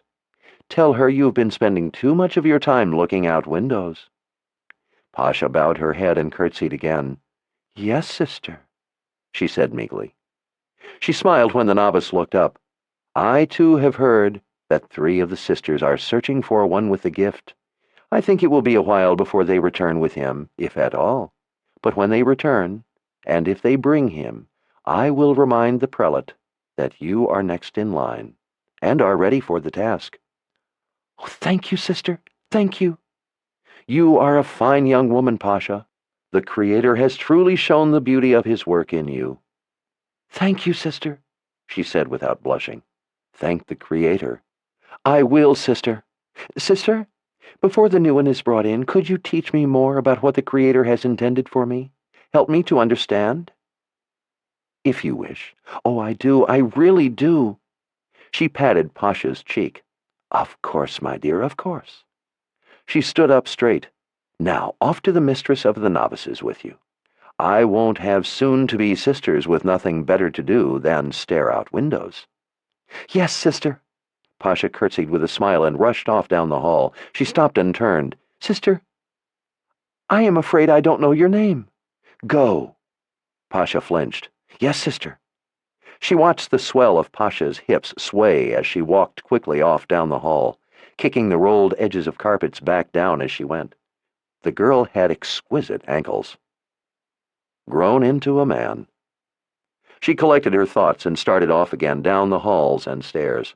As she descended, the wooden stairs changed to stone. The heat lessened, although not the stuffiness or the smell of the tide flats. The warm glow of lamps was replaced by the flickering shadows of widely spaced torches. The cowering palace staff diminished in number until she saw no one. She continued down to the lowest floors, below dusty storerooms, down below the servants' quarters and workshops. The torches became more widely spaced until there were no more. She ignited a ball of flame in her palm and held it up to see by as she continued on. When she reached the proper door, she sent the flame into a cold torch set in a bracket next to the doorway. The stone-walled room was small, an abandoned cellar of some sort, empty except for a moldy straw on the floor, a lit torch, and the 2 wizards. The smell was unpleasant, burning pitch and damp mold. At her entrance, the 2 stood, swaying slightly. Both wore the plain robes befitting their high rank. Each had a stupid half-grin on his face. They weren't cocky, she realized. They had been drinking, probably celebrating their last night in the Palace of the Prophets, their last night with the Sisters of the Light, their last night wearing the Radahan. The 2 men had been friends since they had been brought to the palace as boys, almost at the same time. Sam Weber was a plain man of average height, with curly light brown hair and a clean-shaven jaw that seemed too big for the rest of his soft face. Neville Ranson was slightly taller, with straight black hair cut short and smoothed neatly down. He wore a short, well-kept beard that was just beginning to show flecks of gray. His eyes were almost as dark as his hair. His features seemed all the more sharply formed, standing next to his soft friend. She had always thought he had grown into a handsome man. She had known him since he had come to the palace as a small boy. She had been a novice then, and he had been the one assigned to her, put in her care. Her final test before becoming a Sister of the Light. That had been a long time ago. Wizard Ranson swept his arm across his middle and gave a dramatic, although wobbly bow. He came back up with a widening grin. His grin always made his face look boyish, despite his years and the beginnings of gray. "A good evening to you, sister." Hard as she could, she backhanded him across the face with her rod. She could feel his cheekbone break. He fell back to the floor with a cry. "I have told you before," she hissed through gritted teeth, "never to use my name when we are alone. Being drunk does not excuse the order." Wizard Weber stood stone still, his eyes wide, his face white, his grin gone. Ranson rolled over on the ground with his hands to his face, leaving blood on the straw. The color came back to Weber's face in a red rush. "How dare you do this? We have passed all the tests. We are wizards." She sent a cord of power into the Radahan. The impact threw him back against the wall, where the collar stuck to the stone like a nail to a magnet. "Passed the tests!" she screamed. "Passed the tests! You have not passed my tests!" She twisted on the pain until Weber was choking in agony. "Is this how you address a sister? Is this the way you show respect?" She snipped off the cord and he fell to the floor, giving a grunt when he hit. He pushed himself up on his knees with an effort. "Forgive me, sister," he said in a pained, hoarse voice. "I beg you forgive our disrespect." His eyes rose cautiously to meet her glare. "It was only the drink speaking. Forgive us, please." With her fists on her hips, she stood watching him. She pointed with the rod at the one rolling and moaning on the floor. "Heal him. I don't have time for this nonsense. I have come to give you both your test, not to watch him whine and complain about a little slap." Weber bent to his friend, rolling him gently over on his back. "Neville, it's all right. I'll help you. Lie still." He took the man's shaking hands away and replaced them with his own. He began talking and healing.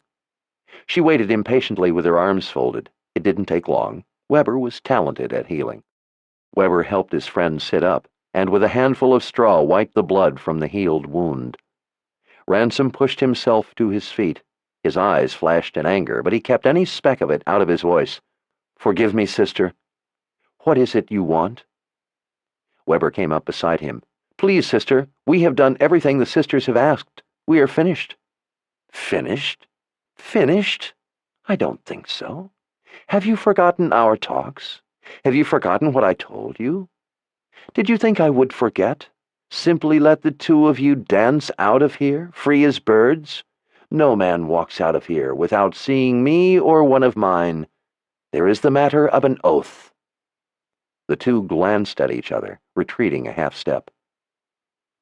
"If you will just let us go," Weber offered, "we will give you our oath." She watched them a moment, her voice coming quietly at last. "My oath? It is not an oath to me, boys. It is an oath to the keeper. You know that." They both paled a little. "And the oath comes only after one of you has passed the test. Only one of you has to give the oath." "One of us?" Ransom asked. He swallowed. "Only one of us has to give the oath, sister? Why only one of us?" "Because," she whispered, "the other will have no need to give an oath. He is going to die." They both gave a little gasp and moved closer together. "What is this test?" Weber asked. "Take off your robes and we will begin." They glanced at each other. Ransom lifted his hand a little. "Our robes, sister? Now, here?" She looked to each. "Don't be bashful, boys. I have seen you both swim naked in the lake since you were only this big." She held her hand out just below her waist. "But that was when we were boys," Weber complained. "Not since we have grown into men."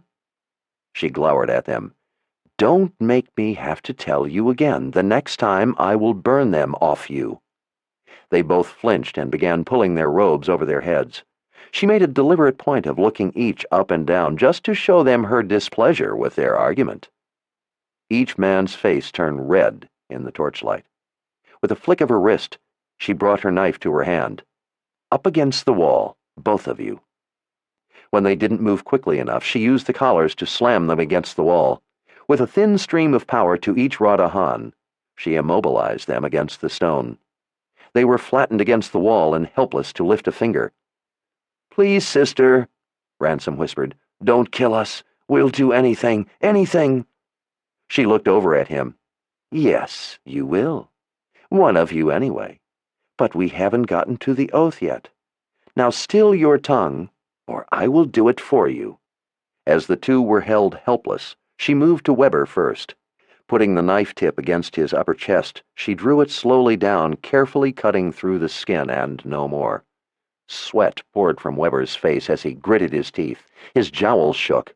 After she had made a cut, about a forearm long, she went back to where she had begun and made another next to it. So the two cuts were about a finger's width apart.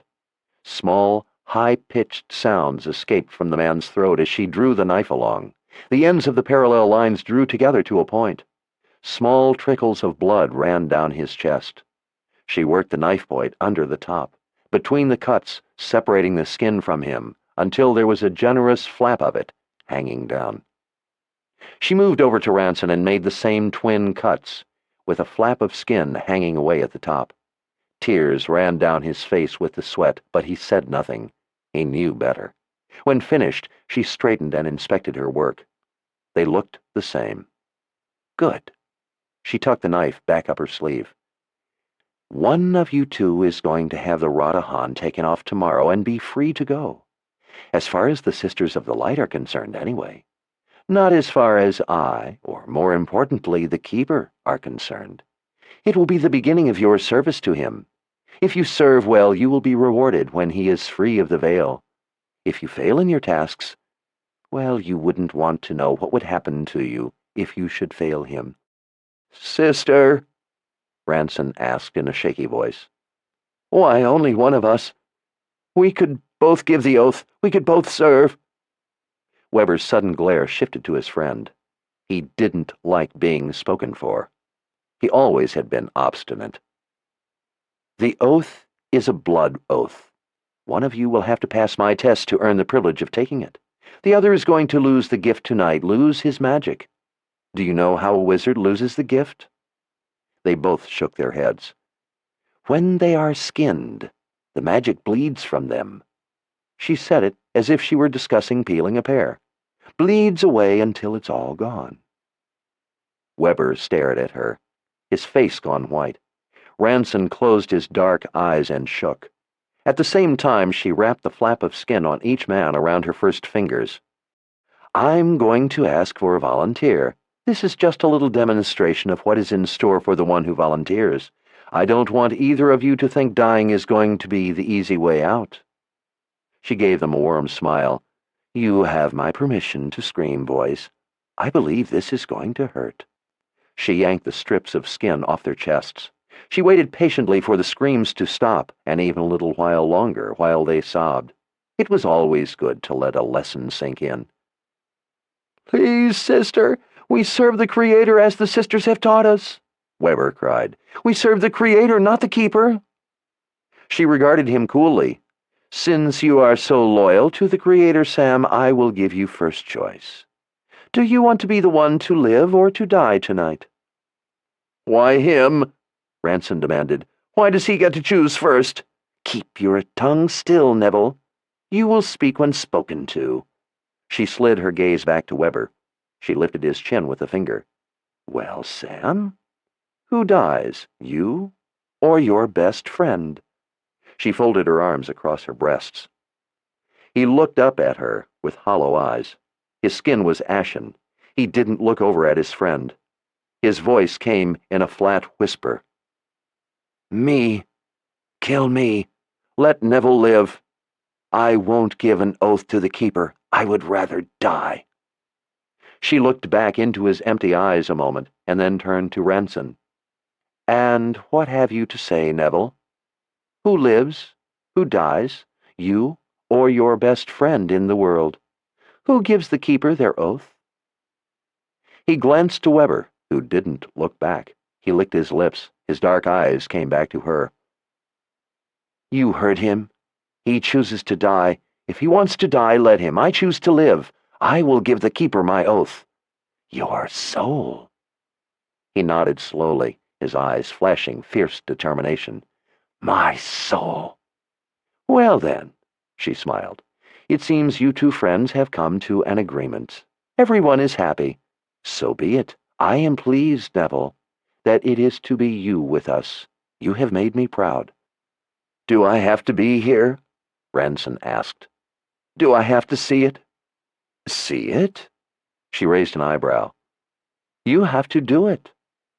He swallowed, but the hard look stayed in his eyes. She had always known it would be him.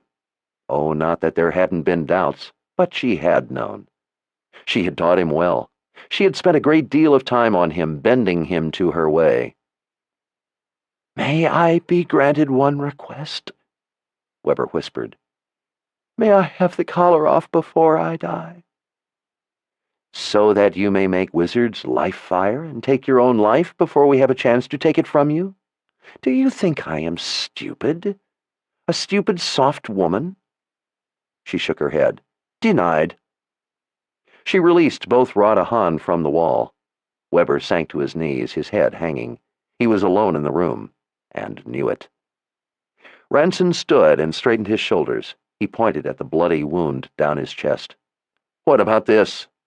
She turned her gaze to Weber. "Sam, stand up." Weber stood, his eyes staying to the ground. "Your good friend has an injury. Heal him." Without a word, Weber finally turned and put his hands on Ranson's chest and began healing. Ranson stood tall, waiting for the pain to be taken away. She walked to the door and leaned her back against it, watching Weber do his work, his last work. When he finished, he didn't look at either her or Ranson, but went to the far wall and slid his back down it until he sat on the floor. He buried his head between his knees and folded his arms around them. The healed but still naked wizard strode up to her and stopped, waiting. "What is it I am to do?" She flicked her wrist, bringing the knife to her hand once more. She gave it a quick, sharp toss in the air, catching it by the blade. She held the handle out to him. "You are to skin him. Alive." She pushed the handle against him until his hand came up and took it. Ranson's eyes left her steady gaze. He stared at the knife in his hand. "Alive," he repeated. She reached into a pocket and pulled out the small items she had brought, a pewter figure of a man on one knee, holding a crystal over his head. His tiny, bearded face was turned up to it in wonder. The crystal was slightly elongated, coming to faceted points. Inclusions floated, frozen inside, like a sky of constellations. She wiped the dust off it with the corner of her light cloak and held the small statue out to Ranson. "This is magic, and a receptacle of magic. The crystal is called Quillian. It will absorb the magic as it bleeds from your friend after he is skinned. When, and only when, all his magic has bled into the Quillian, it will give off an orange glow. You will bring the crystal to me to prove you have done the job." Ranson swallowed. "Yes, sister. Before I leave tonight, you will give the oath." She pushed the figure with the crystal toward him until he took it. "This will be your first task after giving the oath. Fail it, or fail any of the tasks to follow, and you will wish you could trade places with your friend. You will wish it for all eternity." He stood gripping the knife in one hand and the small figure in the other. "Yes, sister." He stole a quick glance over his shoulder at the man crouched on the floor against the wall. He lowered his voice. "Sister, could you still his tongue? I don't know if I could bear him talking while I do it." She raised an eyebrow. "You have a knife, Neville. If his words bother you, cut out his tongue." He swallowed and closed his eyes for a moment. They came open. "What if he dies before the magic is all bled away? With the Quillian present, he will live as long as there is any significant trace of it in him. After it's all in the crystal, it will begin to glow. In that way, you will know it is finished. After that, I don't care what you do to him. If you want, you may finish him quickly." "What if he tries to prevent what I do?" He leaned a little closer. "With his magic." She smiled and gave a nod. "That I will still, with his collar. He will not be able to stop you. After he's dead, there will be no life force to hold the Radahan on him. It will open. Bring it with you and give it to me when you bring the crystal." "And what about the body?" She gave him a hard look. "You know how to wield the subtractive. I have spent a good deal of time teaching you, as have others." She darted a glance at Weber. "Use it. Get rid of the body with subtractive magic. Every last scrap of it. Every last drop of blood." Ranson straightened a little and nodded. "All right. After you have finished here and before you come to me at dawn, there is one more task you will perform this night." Ranson took a deep breath, letting it out slowly. "Another task? Must I do another task this night?" She smiled and patted his cheek. "This second task you will enjoy. It's a reward for doing a good job with the first. Serving the keeper well has its rewards, as you will find out. Failing him has its punishments, as I hope you never discover." He looked suspicious. "And What is this second task? You know a novice named Pasha? He let out a grunt. There isn't a man in the palace who doesn't know who Pasha Mays is. And how well do these men know her? Ranson shrugged. She likes to give a kiss and a cuddle in a corner. Any more than a kiss and a cuddle? I know a few men who have had their hand up her skirt. I've heard them talk about what fine legs she has, how they would give up the gift just to have those legs around them, but I don't think any have. Some of the men watch out for her, as if she were a defenseless kitten. One in particular, young Warren, keeps a watchful eye on her. Warren is one of the men she likes to kiss and cuddle? I don't think she would know him if he was standing in front of her. He chuckled softly. If he could even work up enough courage to take his nose out of the archives and look her in the face. He frowned. So what is the task? When you are finished here, I want you to go to her room. Tell her how you are to be released tomorrow, and that when you passed all your tests, the Creator came to you in a vision. Tell her that the Creator told you in this vision that you were to go to her and teach her how to use the glorious gift of her figure that He had given her, how she was meant to use this gift to please men, so that when the special task He has for her is revealed, she will be prepared. Tell her the Creator said it was to help her deal with her new one, as he would be the most difficult any novice has ever been given. Tell her the Creator revealed to you that He made this night hot, so she would sweat between her breasts, over her heart, to awaken her to His wishes. She gave him a smooth smile. Then I want you to teach her how to please a man. He stared incredulously at her. What makes you think she will believe any of this or go along? Her smile widened. You tell her what I told you to tell her, Neville, and you will have a great deal more than your hand up her skirt. She will probably have her legs around you before you finish talking. He nodded dumbly. All right. She glanced deliberately down at him. I'm glad to see that you are up to the task. She looked back to his eyes. Teach her everything you can think of to please a man.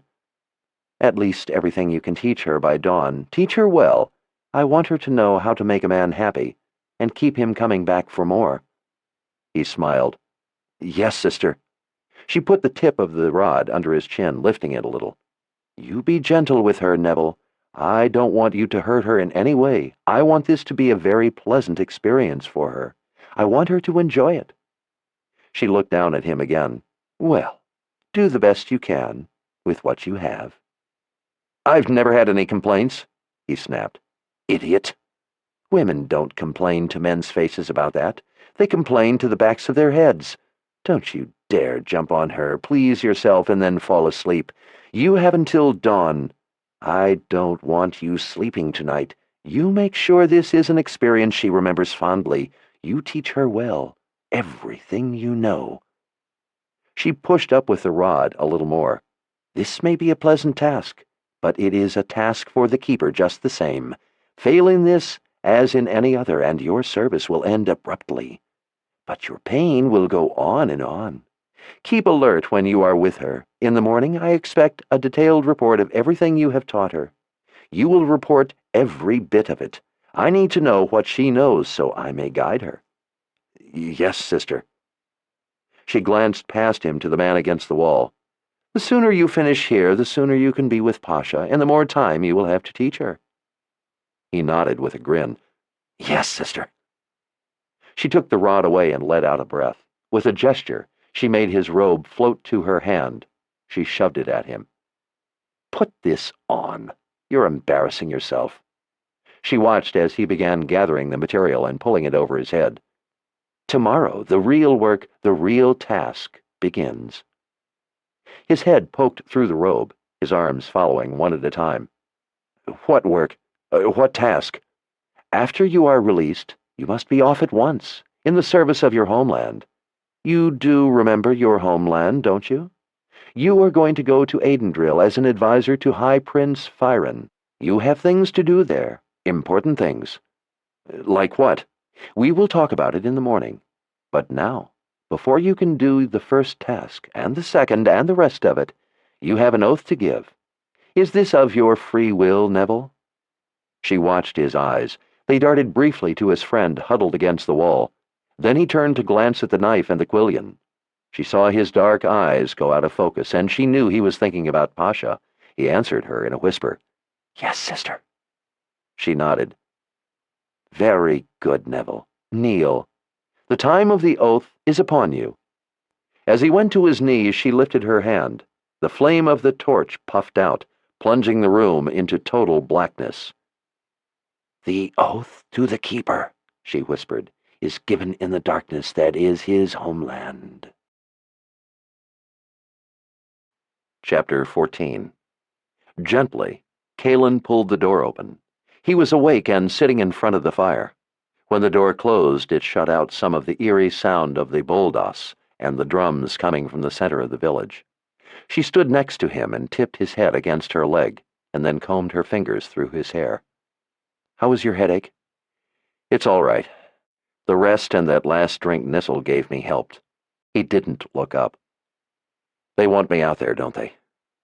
Kalen sank down to sit on the ground next to him. "Yes, it is time." She rubbed his shoulder. "Are you sure you want to eat the meat, knowing this time what it is?" "I have to. But it's still meat. Will you be able to eat it?" "If I want a gathering, I have to eat it. The way is the way. I will eat it." "Richard, I'm worried about this gathering. I'm not so sure you should go through with it. Maybe there's another way. The Birdman is afraid for you, too. Maybe you shouldn't do it." "I have to." "Why?" He stared into the fire. "Because this is all my fault. I am responsible. It is my fault the veil is torn. That's what Shota said. My fault. I caused it." "Dark and Rawl caused it. Somehow."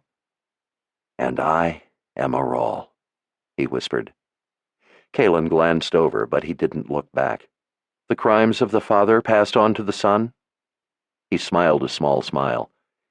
"I don't believe that old line, but maybe there is a little snip of truth to it." His eyes turned to her. "You remember what Shota said? That only I could restore the veil? Maybe because Dark and Rawl tore it through the magic of Orden and my intervention, I have to restore it." She watched the firelight flicker in his eyes. "So you think, what? That maybe since a Rawl tore it, it takes a Rawl to close it?" He shrugged. "Maybe. That could explain why only I can close it. It may not be the reason, but it's the only one I can think of." He smiled. "I'm glad I'm marrying a smart woman." She grinned. It made her happy to see him smile. "Well, this smart woman can't see how that could be the reason. It might not be, but it's a possibility I have to consider." "Then why do you have to go through with this gathering?" His eyes lit up with excitement as he gave her a boyish grin. "Because I figured it out. I figured out what we're going to do." He rearranged himself, turning toward her and folding his legs. "Tomorrow night we'll have the gathering and find out what we can that will help us. Then, the next morning, when it's over—" He snatched the dragon's tooth up in his fist and held it up to her as the grin grew on his face. "Then I call Scarlet with this. That's how we get to Zed. That's how we can get to Aidendrill without the headache stopping me on a long journey by land. Scarlet flies with magic. Her magic allows her to cover vast distances in little time. We'll be gone before the sisters can stop us, and it will take them a long time to follow. I won't have to turn them down for now. I can get to Zed first. He will know what to do. About the headaches, I mean. After the gathering, I'll call Scarlet. It will probably take her the better part of the day to reach us." He leaned toward her and gave her a quick kiss. "While we're waiting, we'll be married." Her heart leapt. "Married?" "Yes, married. All in the same day, day after tomorrow. We'll do it all and be away before the day is out." "Oh, Richard, I would like that. But let's do it now. Call Scarlet now. We can be married in the morning when she gets here. I know the mud people would do it quickly for us. We can get to Zed, and he will know what to do, and you won't have to risk a gathering." He shook his head. "We have to have the gathering. Shota said only I could close the veil, not Zed. What if he doesn't have any idea what to do? He has said he doesn't know much about the underworld. No one does. No one knows about the world of the dead. But the ancestors' spirits do. I have to find out whatever I can to help. We can't waste time going to Zed only to find out he doesn't know what to do. I have to find out what I can first, then go to Zed. Shota said only I could close the veil. Maybe it's because I am the seeker. I have to do my job and find the answers. Even if they mean little to me, they might be significant to Zed. And then he might know what to do, know what I can do. What if we beat Zed to Aidendrill? If we travel on Scarlet, she will get us there in a day. Zed may not be there yet. If he isn't there, we know he's going there, and we'll find him. He will be able to see Scarlet. She watched him a moment. Your mind is made up about all this, isn't it? He shrugged. If anyone could poke holes in my idea, it would be you. You have any better ideas? She shook her head at last. I wish I did, but I don't. I like all of it but the gathering. Richard's face softened with a gentle smile. I would really like to see you in the wedding dress Westland is making. Can she have it done that soon? We could spend our wedding night in Aidendrill in your home. Kaelin couldn't keep the smile back. She can, and there doesn't have to be a big wedding party. Anyway, there's not time to prepare with the banquet for the gathering going on, but the Birdman will be pleased to marry us without it. She looked at him coyly. We could have a real bed in Aidendrill. A big, comfortable bed. His arm circled around her waist and pulled her up against him. He gave her lips a soft kiss. She didn't want it to end, but she gently pushed back and glanced away. Richard, what about the other things Shota said? About a child?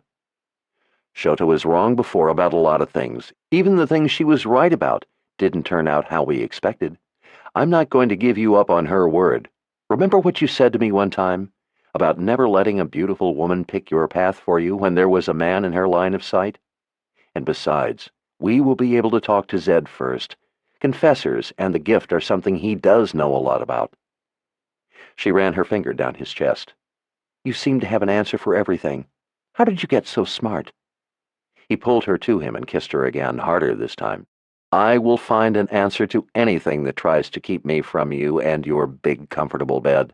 I would go to the underworld and fight the Keeper himself to be with you. She cuddled against his shoulder. It seemed like forever since he had found her in Westland, being chased by a quad. It seemed a lifetime ago, not a mere few months. They had been through so much. She was so tired of being afraid and being chased, hunted. It wasn't fair that just when it was over, it was starting again. She gave herself a mental shake. That was the wrong way to see things. It was the problem, not the solution. She forced herself to look at the new problem in its own light and not color it with what had happened in the past. Maybe it won't be so hard this time. Maybe we can do as you say and find out what needs to be done and be finished with it. She kissed his neck. We'd better get out there. They are waiting. And besides, if I stay here with you any longer, we won't make it to my big, comfortable bed. They left the quiet of the spirit house and walked hand in hand through the dark pathways between the buildings of the village. She felt safe holding his hand. From the first day they met, and he offered his hand to help her up, she had liked having her hand in his. No one had ever done that before. People were afraid of confessors. She wanted this over, so they could be together and live in peace, so they could hold hands whenever they wanted, and not ever have to run. The sound of the people, the dancing, the conversation, and the children grew louder until the two of them passed into the firelit field. Musicians stood on open, grass-roofed platforms, swaying as they drew paddles up and down the carved ripples on the Boldas, sending the haunting strains out over the surrounding flat grassland. Arms a-blur, men pounded on drums, sending frantic, echoing beats across the village to others who answered or joined in. Dancers in costumes followed one another around in circles, stopping and turning as one, jumping and stomping, acting out stories for the gleeful children and adults who crowded around them. Cooking fires sent sweet-smelling smoke and wonderful aromas drifting to them. As they walked past, large fires roared and crackled in the center of the field, warming one side of her with their heat. Men proudly wore their finest skins, and women their brightest dresses. All had their hair freshly slicked down with sticky mud. Woven trays of tava bread, roasted peppers, onions, long beans, cabbage, cucumber, and beets Bowls of stewed meats, fish and chicken, as well as platters of boar and venison, were carried by young women from the cook fires to people gathered at various shelters. The whole village was in joyful celebration to welcome the ancestors' spirits. Sevenland stood at their approach, welcoming them onto the elders' platform. He looked dignified with his official coyote hide around his shoulder. The Birdman and the other elders gave the two of them smiles and nods. As soon as she and Richard sat cross-legged, the young women brought woven trays and platters of food. They both took pieces of tava bread and rolled them around peppers, careful to put them into their mouths with the right hand only. A boy brought pottery mugs and a jug of water mildly flavored with spices. When he was satisfied they were comfortably settled, the Birdman nodded to a group of women at a nearby shelter. Kalen knew what this meant. The women were special cooks, the only ones allowed to prepare the banquet specialties. Richard's eyes watched as one of them came with a woven platter filled with dried meat, neatly arranged in a circular pattern. He gave no sign of his feelings. There would be no gathering if he didn't eat this meat. Worse, this was not just any meat. She knew, though, that he was determined and would eat it. The woman bowed her head, holding the platter out to the Birdman, and then the other elders. After each took some, she offered it to the elders' wives. A few took a piece. She turned and held the platter out to Richard. He looked at it a moment, and then reached up and took one of the larger pieces. He held it in his fingers, looking at it, as the woman left after Kalen declined the offer. "I know it is difficult for you," the Birdman said to Richard, "but it is necessary for you to have the knowledge of our enemies." Richard pulled off a big bite with his teeth. "The way is the way." He chewed and swallowed without showing any emotion. He looked off into the distance. "Who is it?" The Birdman watched him a moment after Richard looked back to him. "It is the man you killed." "I see." He took another bite. He had taken a big piece and was eating the whole thing to show them his determination to have the gathering, to show them that despite the warning from the spirits, he was resolved to go through with it. He watched the dancers as he chewed, washing each swallow down with a drink from his mug. The elders' platform was an isolated island of quiet in the sweep of noise and activity. Richard abruptly stopped chewing. His eyes widened. He sat up straighter. His head snapped around to the elders. "Where's Chandelin?" They looked at one another after studying his face a moment. Richard sprang to his feet. "Where's Chandelin?" "He is here somewhere," the Birdman said. "Find him, right now. Bring him here." The Birdman sent one of the nearby hunters to search. Richard hopped down off the platform without a word and went to the shelter with the banquet cooks. He found the woman with the platter of meat and took a piece. Kalen turned to the Birdman. "Do you have any idea what is going on?" He nodded solemnly. "He has had a vision from our enemy's flesh. It happens sometimes. That is why we do this, to know what is in our enemies' hearts." Richard returned and paced back and forth in front of the elders' platform, waiting. "Richard, what is it? What do you see?" He stopped pacing. The expression on his face was agitated. "Trouble." He resumed his pacing. She asked what sort of trouble, but he didn't seem to even notice the question. At last the hunter returned with Chandelin and his men. "What would make Richard with the temper ask for me?" Richard shoved a piece of meat at him. "Eat this. Tell me what you see." Chandelin watched Richard's eyes as he ate the strip of dried meat. Richard went back to his impatient pacing, pulling off another bite with his teeth. He chewed and paced. Finally, he could wait no longer. "Well, what do you see?" Chandelin watched warily. "An enemy." Richard let out an exasperated breath. "Who was this man? From what people?" "He was Bantak, from the east." Kalen jumped up. "Bantak?" She hopped down off the platform and stood next to Richard. "Bantak are peaceful. They would never attack anyone. It is against their way." "He was a Bantak," Chandelin repeated. "He had black painted on his eyes. He attacked us." He redirected his gaze to Richard. "At least, that is what Richard with the temper claims." Richard went back to pacing. "They're coming," he muttered. He stopped and grabbed Chandelin by the shoulders. "They're coming! They're coming to attack the Mud People!" Chandelin frowned. "The Bantak are not fighters. It is as the Mother Confessor says, they are peaceful. They plant crops, herd goats and sheep. We trade with them. This one that attacked us must have been sick in the head. The Bantak know the Mud People are stronger than they. They would not attack us." Richard hardly heard the translation. "Get your men together. Get more men. We have to stop them." Chandelin studied him. "We have nothing to fear from the Bantak. They would not attack us." Richard nearly exploded. "Chandelin, you are charged with protecting our people. I am telling you there is a threat to them. You must not ignore me in this." He ran his fingers through his hair, calming himself. "Chandelin, don't you think it a little strange that one man would have attacked all of us? Would you, as brave as you are, have come into the open and attacked that many men by yourself? You with only a spear, and they with bows?" Chandelin only glared. The Birdman led the elders off the platform and stood next to Chandelin, facing Richard. "Tell us what our enemy has revealed to you. Tell us what you have seen." "This man," Richard held the piece of meat up in front of the Birdman's face, "this man was the son of their spirit guide." The elders broke into worried whispers. The Birdman didn't move his eyes from Richard. "Are you sure of this? Killing the son of a spirit guide is a grave offense. Even in self-defense. It would be the same if someone killed my offspring, had I one." He lifted an eyebrow. "Grave enough to start a war?" Richard nodded hurriedly. "I know. That's what they had planned. For some reason they thought the Mud People were suddenly dangerous to them. To be sure, they sent the son of their spirit guide, knowing that if we killed him it would be a sign of our hostile intent.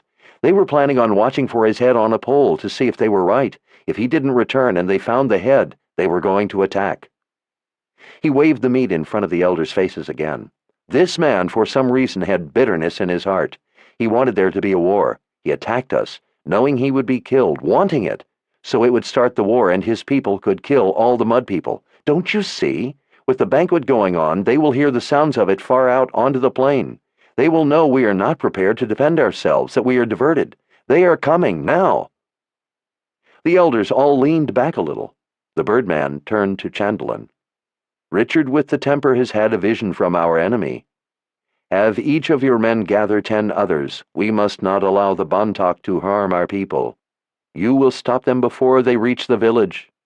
Chandelin's eyes flashed to Richard, and then back to the Birdman. "We will see if his vision is true. I will lead our men east. If they are coming, we will stop them." "No!" Richard screamed when Kalen translated. "They will come from the north." "North!" Chandelin glared at him. "The Bantak live to the east, not the north. They will come from the east.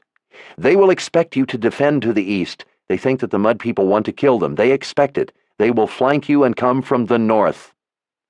Chandelin folded his arms. "The Bantak are not fighters. They do not know of such tactics. If they are going to attack us, as you say, they will simply come straight in. As you said, they will hear the banquet. They will know we will be unprepared. They have no reason to go all the way around and come in from the north. It would only slow them down for no reason." Richard glared at him. "They are coming from the north." "Was this part of your vision?" the Birdman asked. "Did you see this too from eating the meat?" Richard forced out a breath and looked down. "No, I didn't see it with the rest of the vision." He ran his fingers through his hair. "But I know it's true. I don't know how, but I know. They are coming from the north." The Birdman turned to Chandelin. "Perhaps you could split the men. Take some to the east and some to the north." Chandelin shook his head. "No. If the vision proves true, we will need all our men together. One strike with surprise, with all our men, and with luck, will end it. If there are enough of them, as he seems to think, then they might defeat a number that small. And then they would be upon our people before we could turn them back. Many women and children would be killed. The whole village could fall. It is too dangerous." The Birdman nodded. "Chandelin, a vision has been presented to us. It is your job to keep our people safe. Since the vision did not say which way they would come, only that they would come, I leave it to you to protect us as you see best. You are the smartest fighter among us. I will trust your fighting judgment." He frowned and leaned closer to the man. "But know that it had better be a fighting judgment and not a personal one." Chandelin showed no emotion.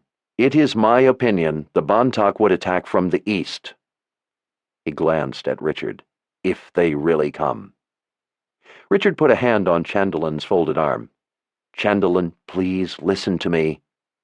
His voice was quiet and worried. "I know you don't like me. Maybe you are justified in your feelings. Maybe you are right that I have brought trouble to our people. But trouble is coming now, and it is coming from the north. Please, I beg you, believe me, the lives of all our people depend on this. Hate me all you want, but don't let any of them die because of that hate." Richard drew the sword of truth and held out the hilt. "I will give you my sword. Go north. If they come from the east and I am wrong, you may kill me with it." Chandelin looked down at the sword and back up to Richard's face. A small smile spread on his own. "I will not let you trick me. I will not let our people be devastated just for a chance to kill you. I would rather let you live among us than let my people be killed. I go to the east." He turned and strode off, shouting instructions to his men. Richard stood, watching him go, then slid the sword back into its scabbard. "That man is a fool," Calen said. Richard shook his head. "He is just doing what he thinks best. He wants to protect his people more than he wants to kill me. If I had to pick one man to fight beside me, as much as he hates me, it would be him. I am the fool for not being able to make him see the truth." He turned to her.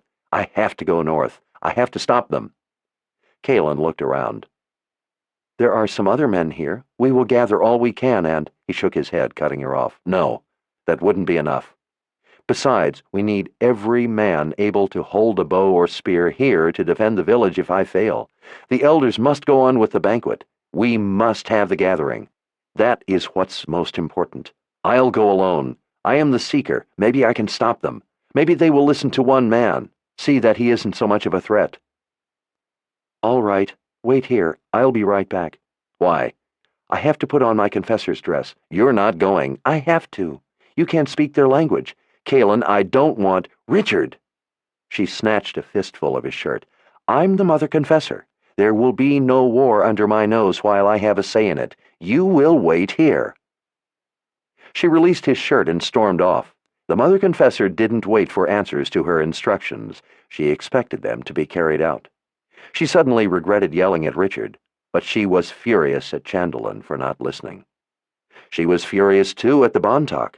She had been to their village before, and always found them to be a gentle people. Whatever their reasons, as long as she was around, there was going to be no war. The Mother Confessor was supposed to stop wars, not sit by and watch them start.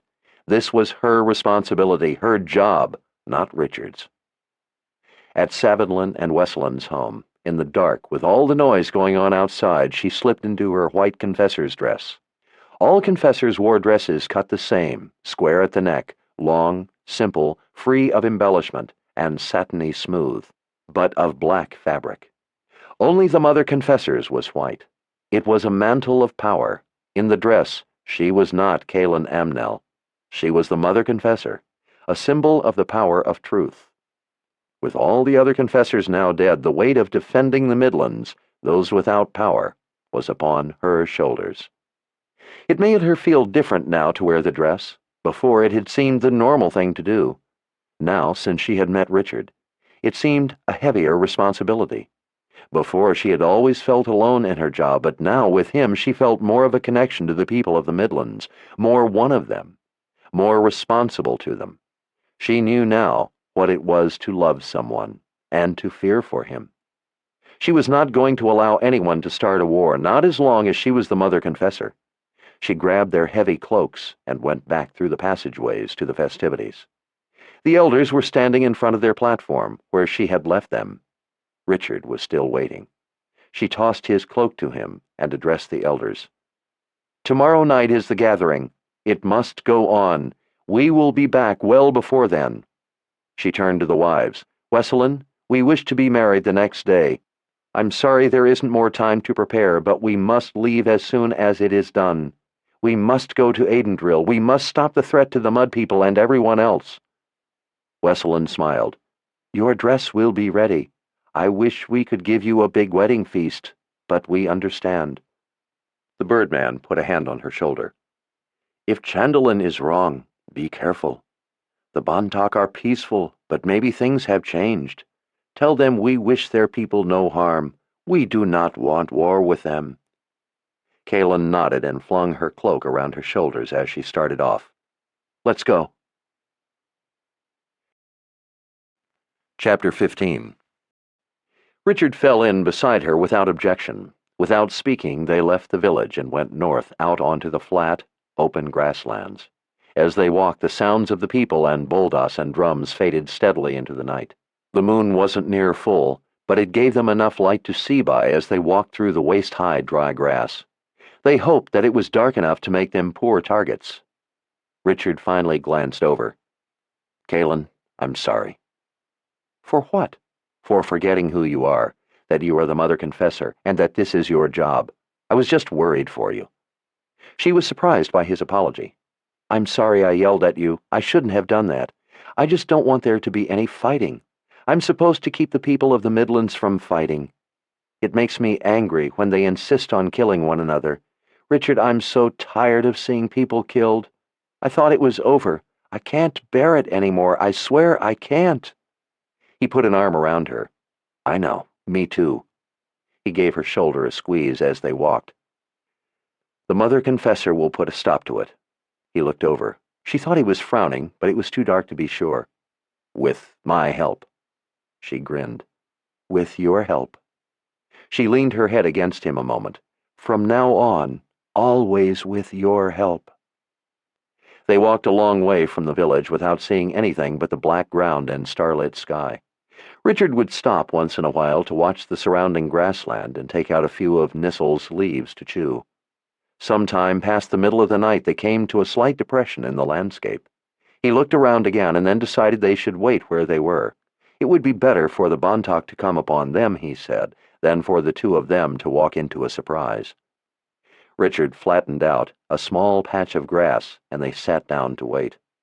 They each took turns taking little naps while the other watched to the north. With her hand over his, she watched him sleep and scanned the horizon, and thought about all the times they had done this before, one standing watch, the other sleeping. She longed for the day they could just sleep and not have to watch. Sleep together. It would happen, she decided, soon enough.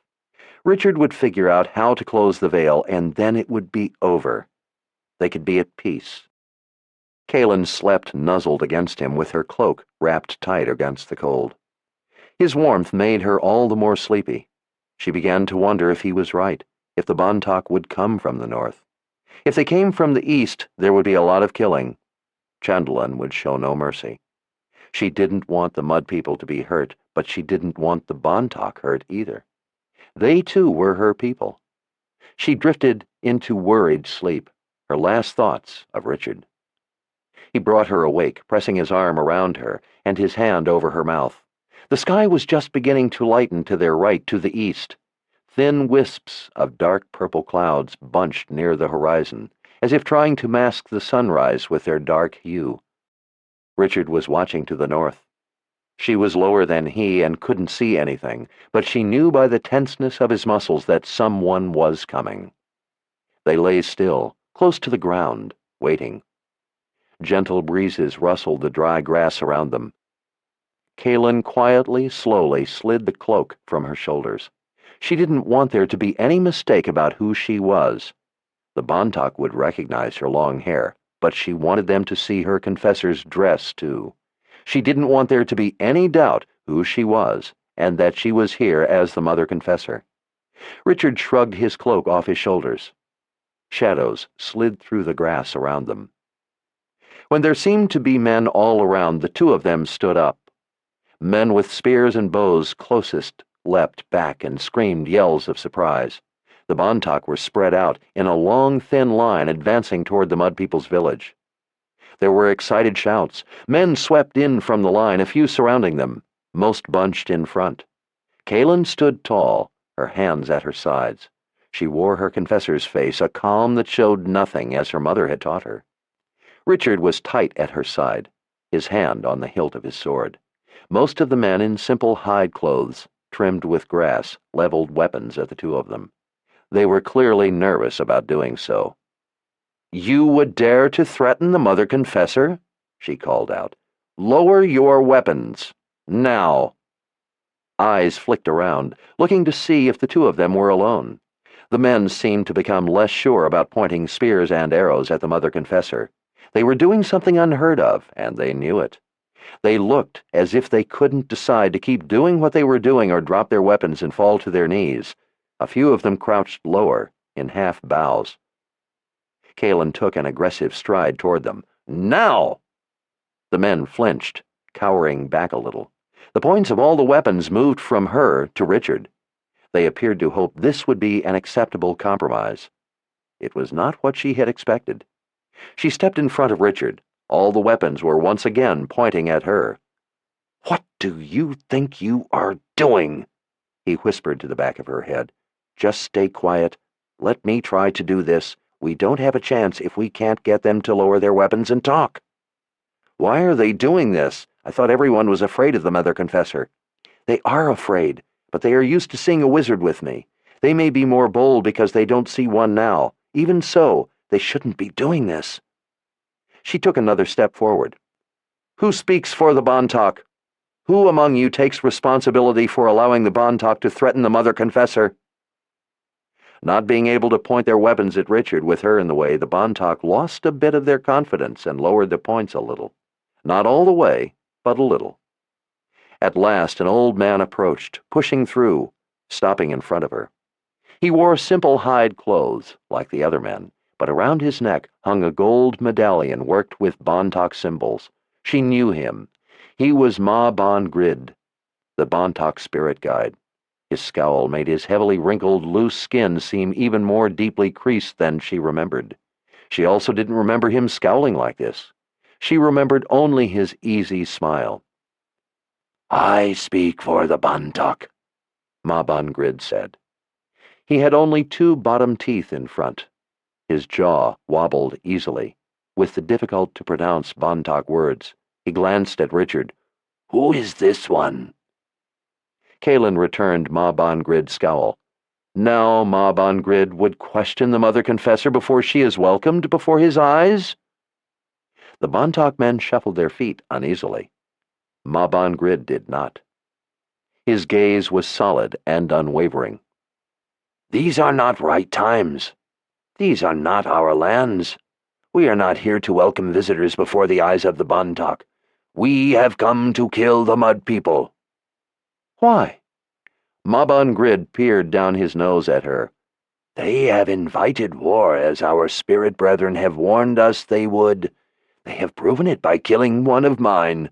We must kill them before they can kill us all." "There will be no war. There will be no killing. I am the Mother Confessor, and I will not allow it. The Bontoc will suffer by my hand if they do this." The band of men broke into worried whispers and moved back a pace. The spirit guide stood his ground.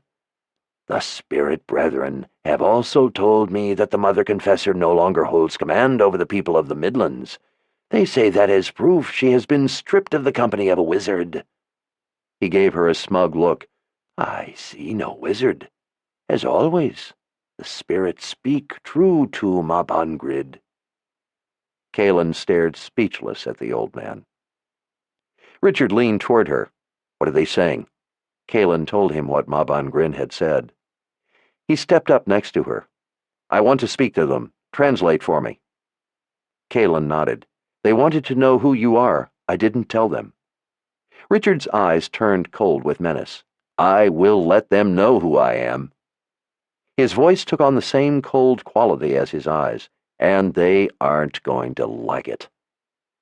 He turned his hawk-like glare on the men, deliberately ignoring Ma Bon Grid. And she saw in those eyes the rage of the sword's magic. He was calling the magic forth, even as the sword sat in its scabbard. "You men are following an old fool by the name of Ma Bon Grid, who is not wise enough to know true spirits from false spirits." The men gasped at the insult. Richard turned his penetrating gaze to Mabangrid. "Is this not true, old fool?" Mabangrid stammered with anger a moment before he could get any words out. "Who are you to dare to insult me like this?" Richard glared at him. "Your false spirits told you the Mud People killed one of yours. The false spirits lied to you, and you, in your foolishness, believed them." "Lie? We found his head. The Mud People killed him. They want war with us. We will kill them all, every last one. They have killed one of mine." "I am growing tired of talking to one as stupid as you, old man. The Bontoc are a witless people if they put one such as you in charge of talking to the spirit brethren."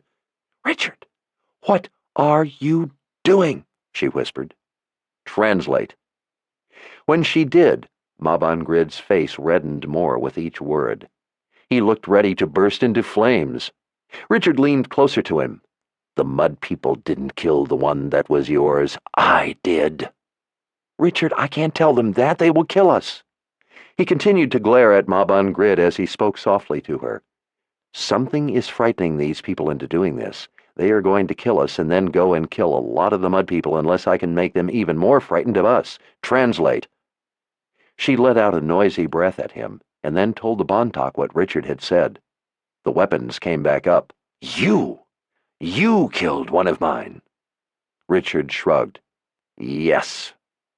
He pointed at his forehead. "I put an arrow right here. One arrow right here. Right through his head as he was about to put his spear in the back of a man who had no hate in his heart for the Bontoc. I killed him as I would kill a coyote sneaking up to steal one of my lambs. One who would take a life by such cowardice deserves to die.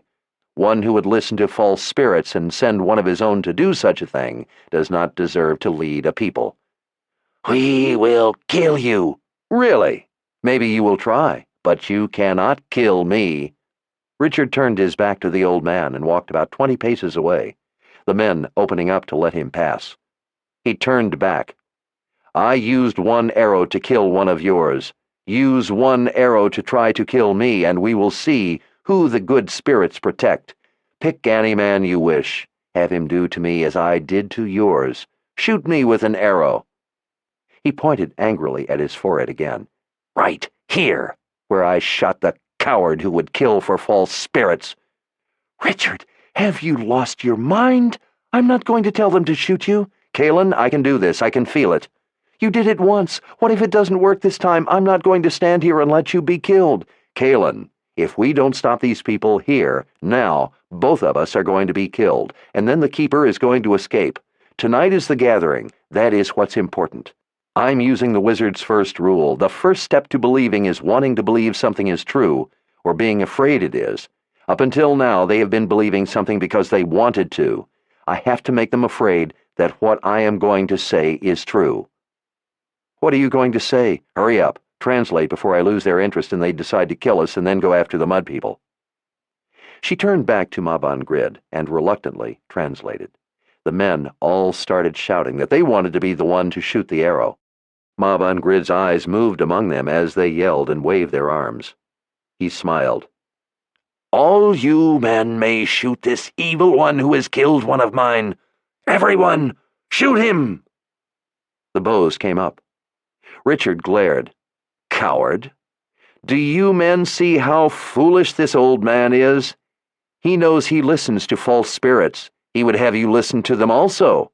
He knows the good spirits protect me in my challenge. He is afraid to have you see he is a fool. This proves it." Mabangrid's jaw tightened. He held his arm up for his men to halt. At last he turned to a man with a bow and snatched it from his hand.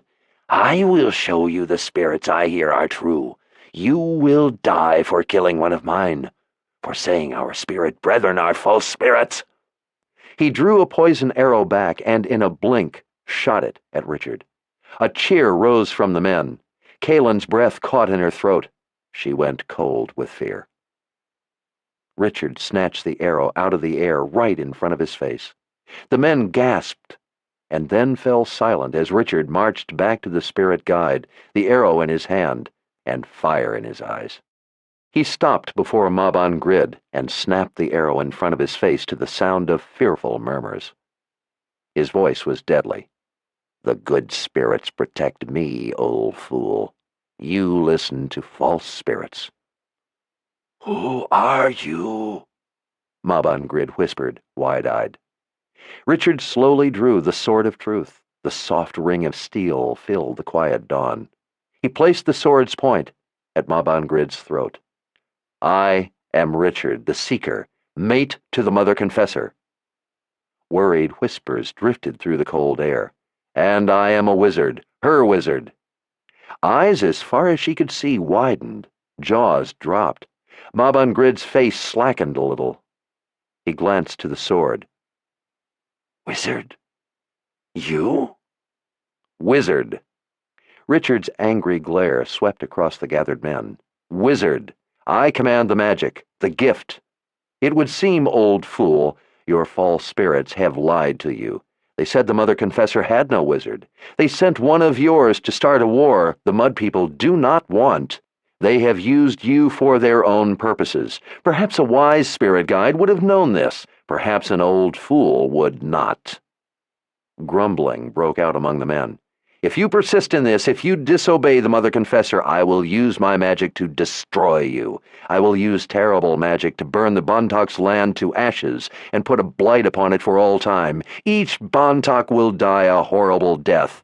A death by my magic. I will kill every last Bontak, young and old." His cold gray eyes returned to Mob on grid. "But I will start with the old." "Magic?" Mob on grid whispered. "You would kill us with magic?" Richard leaned closer. "If you disobey the Mother Confessor, I will kill you all with magic more frightful than anything you can imagine." As the men all listened in rapt attention to her translation, Richard recited a litany of horrors he would bring to them. Most of the things she remembered Zed telling a mob that had come to kill him when they thought he was a witch. Richard was using the same things now to scare the Bontak. The more he spoke, the wider their eyes became. Mob on grid's gaze left the sword and returned to Richard's face. He looked less sure of himself, but wasn't entirely ready to concede. "The spirits told me there was no wizard with the Mother Confessor. Why should I believe you are a wizard?" All of the anger left Richard's face. She had never seen him hold the sword without the fury of the sword's magic in his eyes. There did seem to be something in his eyes, but it wasn't hate or rage. He looked at peace. Somehow, it was more frightening than the anger. It was the peace of a man committed to a course. In the dim dawn light, the blade of Richard's sword changed. It began to glow white, white hot with magic. It brightened until no one could miss seeing the bright white luminescence.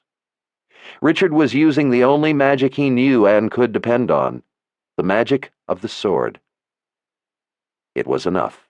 Fear swept the crowd. Men fell to their knees, dropping their weapons, muttering for forgiveness, beseeching the spirits to protect them. Others stood frozen, not knowing what to do. "Forgive me, old man," Richard whispered. "But I must kill you to save a great many more lives. Know that I forgive you and regret what I must do." As she translated, Kalen put a hand on Richard's arm to keep him from doing anything. "Richard, wait. Please give me a chance." He nodded slightly. "One chance. Fail, and I kill him." She knew he was trying to scare the Bontak, to break the spell they seemed to be under. But he was scaring her, too. He was beyond the rage of the sword to something worse. She looked back to the spirit guide. "Mob on grid, Richard will kill you. He does not lie about this. I have asked him to wait, so I may grant you my forgiveness, if you will see the truth of what we say. I can ask him not to kill you, and he will do as I ask. But only once. After that, I will have no control over him. If you are insincere in your change of heart, there will be much death and suffering. Richard is a man of his word. He has made a promise to you, and if you try to trick him with your answer, he will keep his promise. I give you this one chance to hear the truth. It is not yet too late. The Mother Confessor does not want any of her people to die. Every life in the Midlands holds dear value in my heart. But sometimes I must let a few lose their lives so that many more may live. I will hear your answer." The men all stood stooped and still. They looked as if they had gotten themselves into something they no longer wanted. The Bontoc were a peaceful people, and they seemed to regret their foray, even seemed confused by it. Richard had succeeded in giving them a bigger fright than whatever brought them to this. The breeze fluttered the dry grass, and in its passing pulled a stray wisp of hair across her face. Kaelin reached up and pulled it back as she waited. With eyes that seemed to have gone empty of passion, Baban Grid searched her face. The spell had been broken. His voice came soft and sincere. "I heard the spirit speak. I thought they were speaking the truth. It is as he says. I am an old fool." He looked around at his silent men. "The Bontoc have never before sought to bring death to others. We will not start now." He bowed his head and pulled his medallion over his wispy gray hair. He brought it up in both hands, offering it to her. "Please, Mother Confessor, give this to the Mud People. Tell them it is given in peace. We will start no war with them." He glanced over. Richard returned the sword to its scabbard. Baban Grid looked back to her. "Thank you for stopping us, for stopping me from listening to false spirits and doing terrible things." Kaelin bowed her head to the old man. "I am thankful I was able to serve in time to prevent anyone from being hurt." Richard glanced to her. "Ask him how the spirits convinced him to do something against the nature of his people." "Baban Grid, how did the spirits put the lust for war in your heart? The lust for killing?" He stared off, unsure. "Their whispers came to me in the night, made me feel the need. I have felt an urge to violence before, but never acted on it. This time, it seemed I could not hold it back. I had never felt this need so strongly before." The veil to the underworld, the spirit world, is torn. Whispers spread back through the men as she told them Richard's words. "False spirits may seek to speak to you again. Be on guard against them. I understand how you were tricked, and will hold no anger against you for it. But I expect you to be more cautious now that you have learned the truth and have been warned." "Thank you, wizard." Baban Grid nodded. "I will make it so." "Did the spirits' voices tell you anything else?" The old man frowned and thought. "I don't really remember their voices telling me what must be done. It was more of a feeling that filled me with the need. My son." He looked up. "The one who died. He was with me and heard them also. I felt that the spirit spoke differently to him somehow. His eyes were wild with hate, even more than mine. He went as soon as we were visited by the spirits." His gaze sank to the ground. Richard regarded the spirit guide a long moment. His voice came softly. "I am sorry, Baban Grid, that I had to kill your son. It wounds my heart to have done so. Know that had there been any other path, I would have taken it." The old man nodded, but couldn't bring forth words. He looked around at his men. He seemed suddenly ashamed. "I don't know what we are doing here," he whispered. "This is not the Bontoc way." "It is the fault of false spirits. I am glad we were here to help you see the truth of it," Richard said. He nodded again and turned to his men, looking about at them, and then walked off toward their homeland. Kaelin let out a heavy sigh. Richard watched warily as the Bontoc plodded off into the sunrise, dragging spears behind. "What do you make of that?" she asked when he turned to her at last. He rested his hand on the hilt of the sword and turned to watch the Bontoc. "The Keeper is getting ahead of us." He looked back to her eyes. "He has taken the effort to discredit you, to discredit the Mother Confessor. He is laying traps for us. He has plans, and I don't have the slightest idea what they are." "What are we going to do?" "What we plan to do. Tonight we have the gathering, and tomorrow we are married and leave for Aidendrill." She studied his face. You really are a wizard," she said softly. "You used magic to break the keeper's spell." His expression didn't change. "No, I'm not. It was just a little trick Zed taught me. He said once that people are more afraid to die from magic than anything else, as if they would somehow be more dead. I used that fear and the wizard's first rule to make them believe it. It was a stronger fear than the one the spirits gave them. And what of turning the sword of truth white?" He regarded her a long moment. "Do you remember when Zed showed us how the sword works? How it couldn't harm anyone you think innocent?" She nodded. "Well, he was wrong. When it is white, you can kill anyone. Anyone. Even one you know to be innocent. Even one you love." His eyes hardened. "I hate magic." "Richard, the gift has just helped you save the lives of many people." "At what cost?" he whispered. "Whenever I even think of turning the sword white, all I can remember is how I did it to you, how I almost killed you with it." "But you didn't. Almost doesn't make bread rise." "That doesn't stop the pain of it. Or of having killed with the sword's white magic, and of knowing what I am capable of. It makes me feel like a Rawl." He let out a heavy breath and changed the subject. "I think we had better be very careful at the gathering tonight. Richard, this puts a new light on things. We have been warned twice now of the danger of dealing with the spirits. Won't you reconsider the gathering?" He looked away. "What choice do I have? The Keeper seems to be ahead of us. Events are moving fast. The more we find out, the more we realize we don't know. We must learn what we can." "But maybe the ancestor spirits won't be able to help us." "Then we will have learned something. We can't pass up the chance. Too much is at risk. We have to try." He gently took her hand. "Kaelin, I can't allow myself to be responsible for this, to know it's my fault." She waited until his eyes came up. "Why? Because Darken Rawl is your father? You think you are responsible because you are a Rawl?" "Maybe. But Rawl or not, I can't be responsible for the Keeper having everyone. For having you.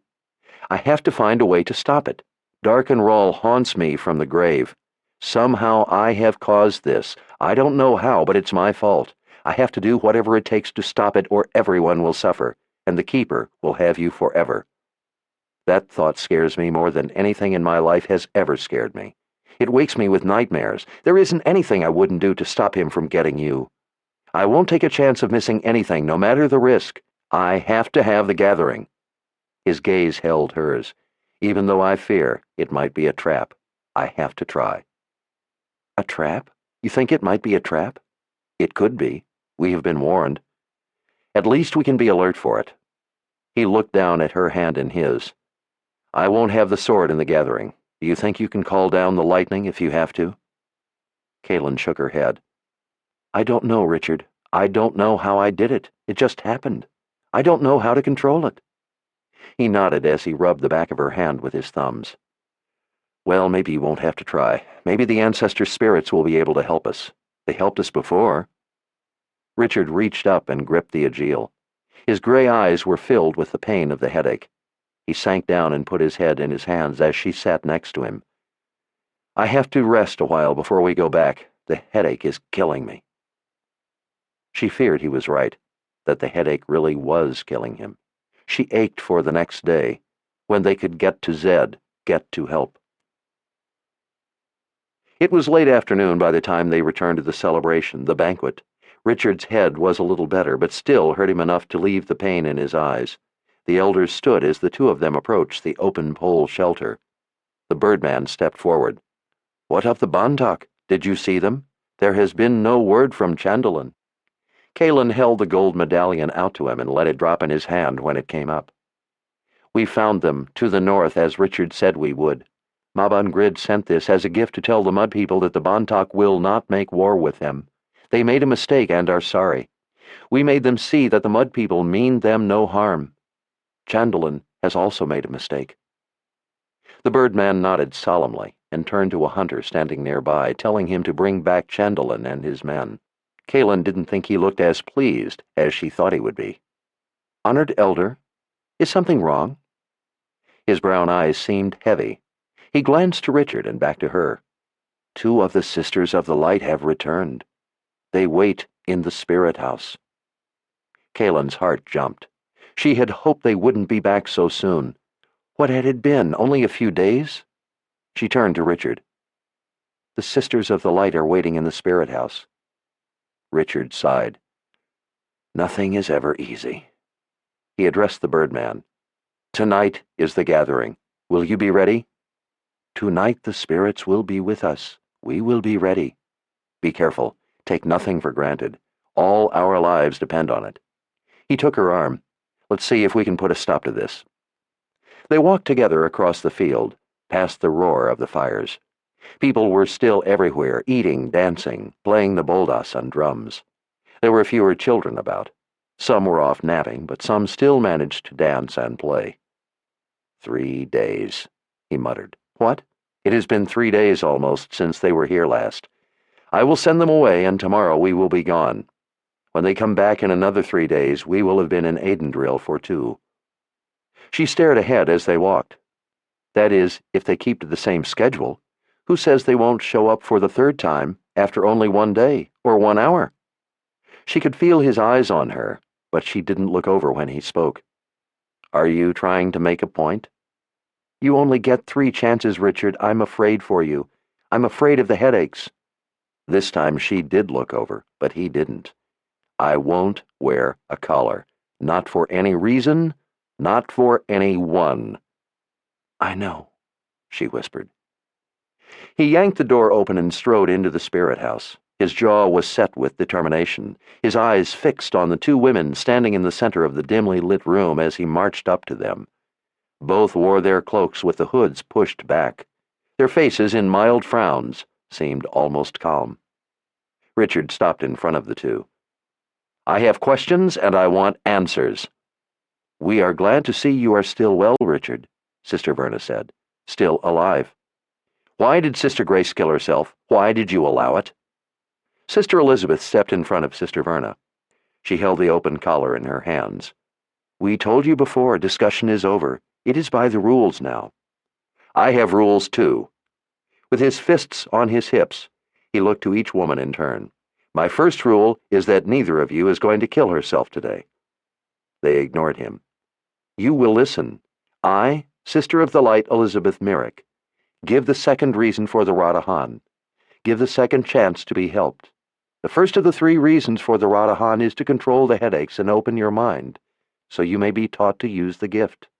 You have refused the first chance to be helped. I bring the second reason and offer. She watched his eyes as if to be sure she had his full attention. The second reason for the Radahan is so that we may be able to control you. Richard glared at her. Control me? What does that mean, to control me? It means what it says. I'm not putting a collar around my neck so you may control me. He leaned a little closer, or for any other reason. Sister Elizabeth held the collar up. As you were told before, it is more difficult for you to accept the second offer. Please believe us, you are in great danger. Your time is running out. Please, Richard, accept the second offer now on the second of the 3 reasons and offers. It will only be much more difficult to accept on the 3rd of the 3 reasons.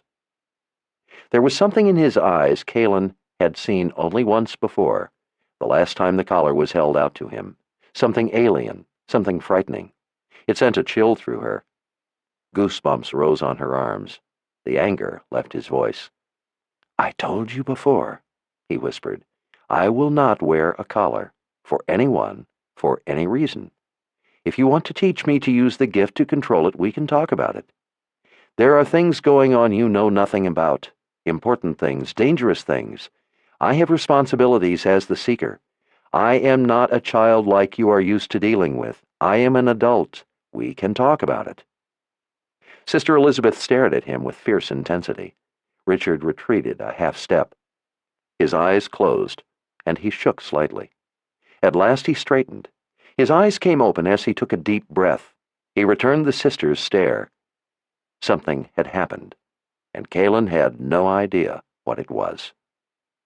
The strength in Sister Elizabeth's eyes waned. Her hands lowered the collar. Her voice came in a fearful whisper. Will you accept the offer and the Radahan?" Richard stood staring at her. The power was back in his voice. "I refuse." Sister Elizabeth went pale as she stared back for a moment before turning to the woman behind her. "Forgive me, sister. I have failed." She put the Radahan in Sister Verna's outstretched hand. Her voice came in a whisper. "It is upon you now." Sister Verna kissed her on each cheek. "The light forgives you, sister." Sister Elizabeth turned back to Richard, her face gone slack. "May the light cradle you always with gentle hands. May you someday find the way." Richard stood with fists on his hips as he watched her eyes. She lifted her chin.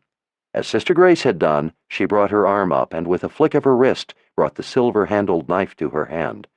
Richard continued to watch her as she flipped it around toward herself.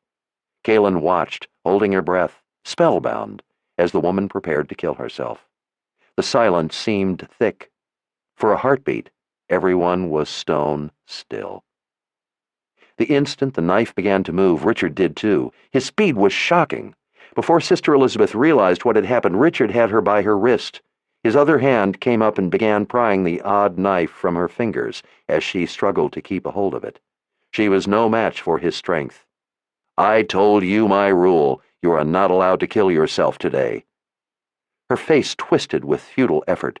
"Please, let go." Her body flinched. Her head jerked back. There was a flash of light that seemed to come from within her eyes.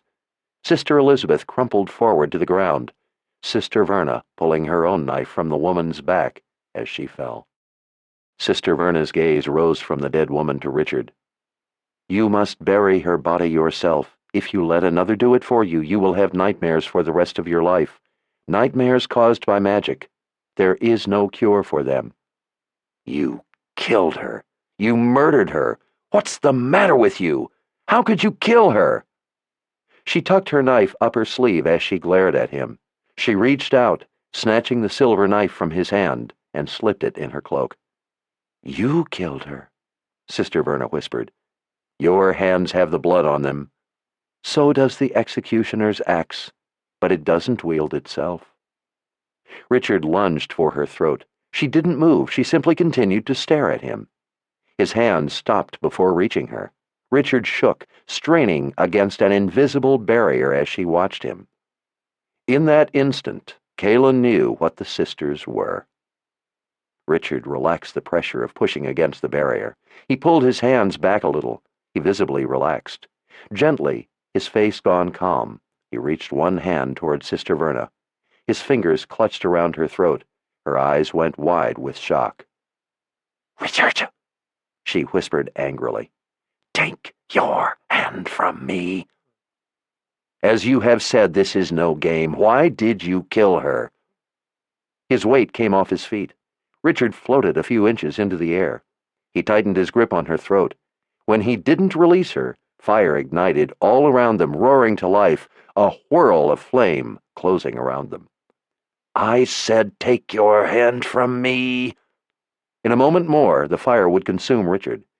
Before she realized what she was doing, Kaelin had her fist out toward the sister. Blue light crackled around her wrist and hand.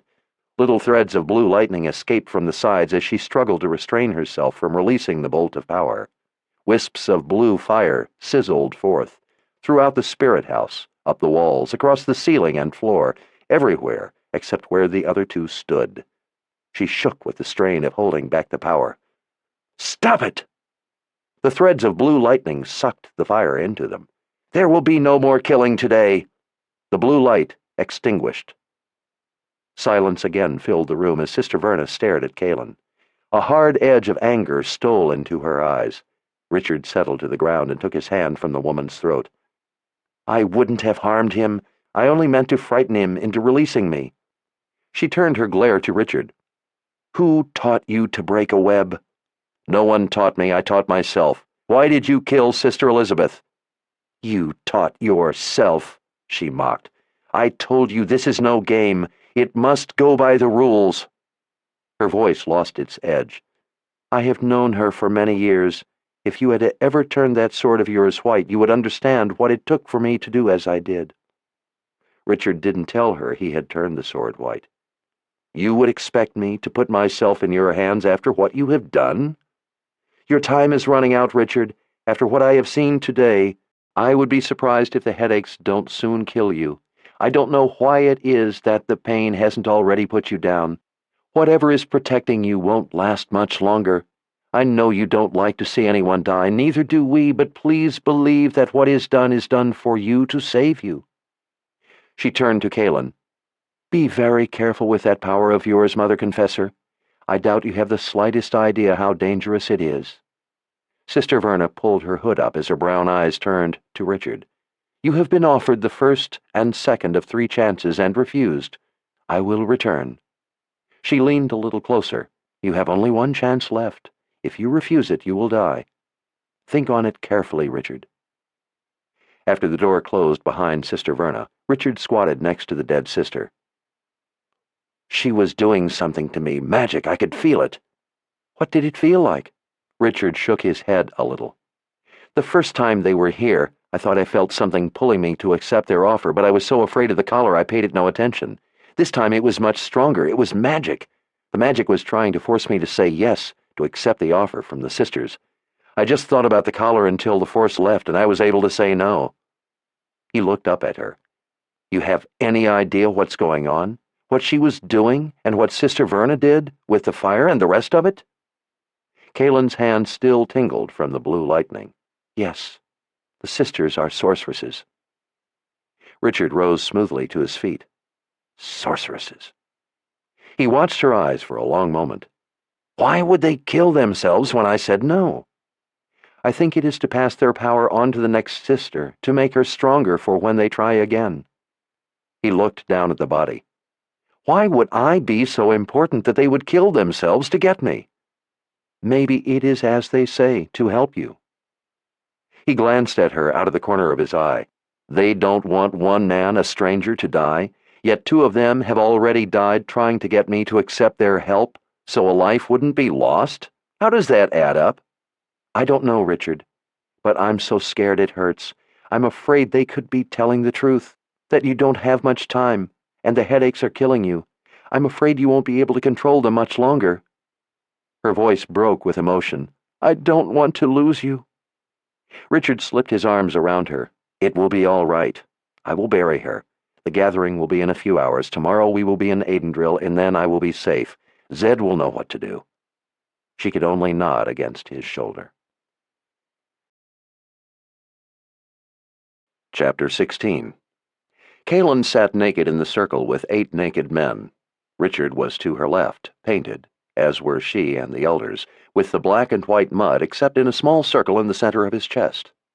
In the dim light coming from the small fire behind her, she could see the wild jumble of lines and swirls sweeping diagonally across his face. They all wore the same mask, so that the ancestors' spirits might see them. She wondered if she looked as savage to him as he looked to her. The unfamiliar, acrid smell from the fire made her nose itch. None of the elders scratched their noses. They only stared at nothing and chanted sacred words to the spirits. The door slammed shut by itself, making her jump. The birdman's distant eyes came up. "From now, until we are finished, near dawn, no one may go out, no one may come in. The door is barred by the spirits." Kaelin didn't like the idea that, as Richard had said, this could be a trap. She squeezed his hand more tightly. He returned the squeeze. At least, she thought, she was with him. She hoped she could protect him. She hoped she could call the lightning if she had to. The birdman fished out a frog and then passed the woven basket to the next elder. Kaelin stared at the skulls arranged in a circle in the center as each elder took a frog and began rubbing its back against the bare circle of skin on his chest. As they did so, each rolled his head back and chanted different words. Without looking over, Savinland passed her the basket. Closing her eyes, she reached inside and finally caught a squirming, kicking spirit frog. Its smooth, slimy skin was revolting. Swallowing hard, and taking a mental grip on her confessor's power to try to keep from releasing it unintentionally, she pressed the frog's back to the skin between her breasts as she passed the basket to Richard. Tingling tightness spread across her skin. She freed the frog and took up Richard's hand once more as the walls began to waver, as if seen through heat and smoke. Her mind tried in vain to hold on to the images of the spirit house around her.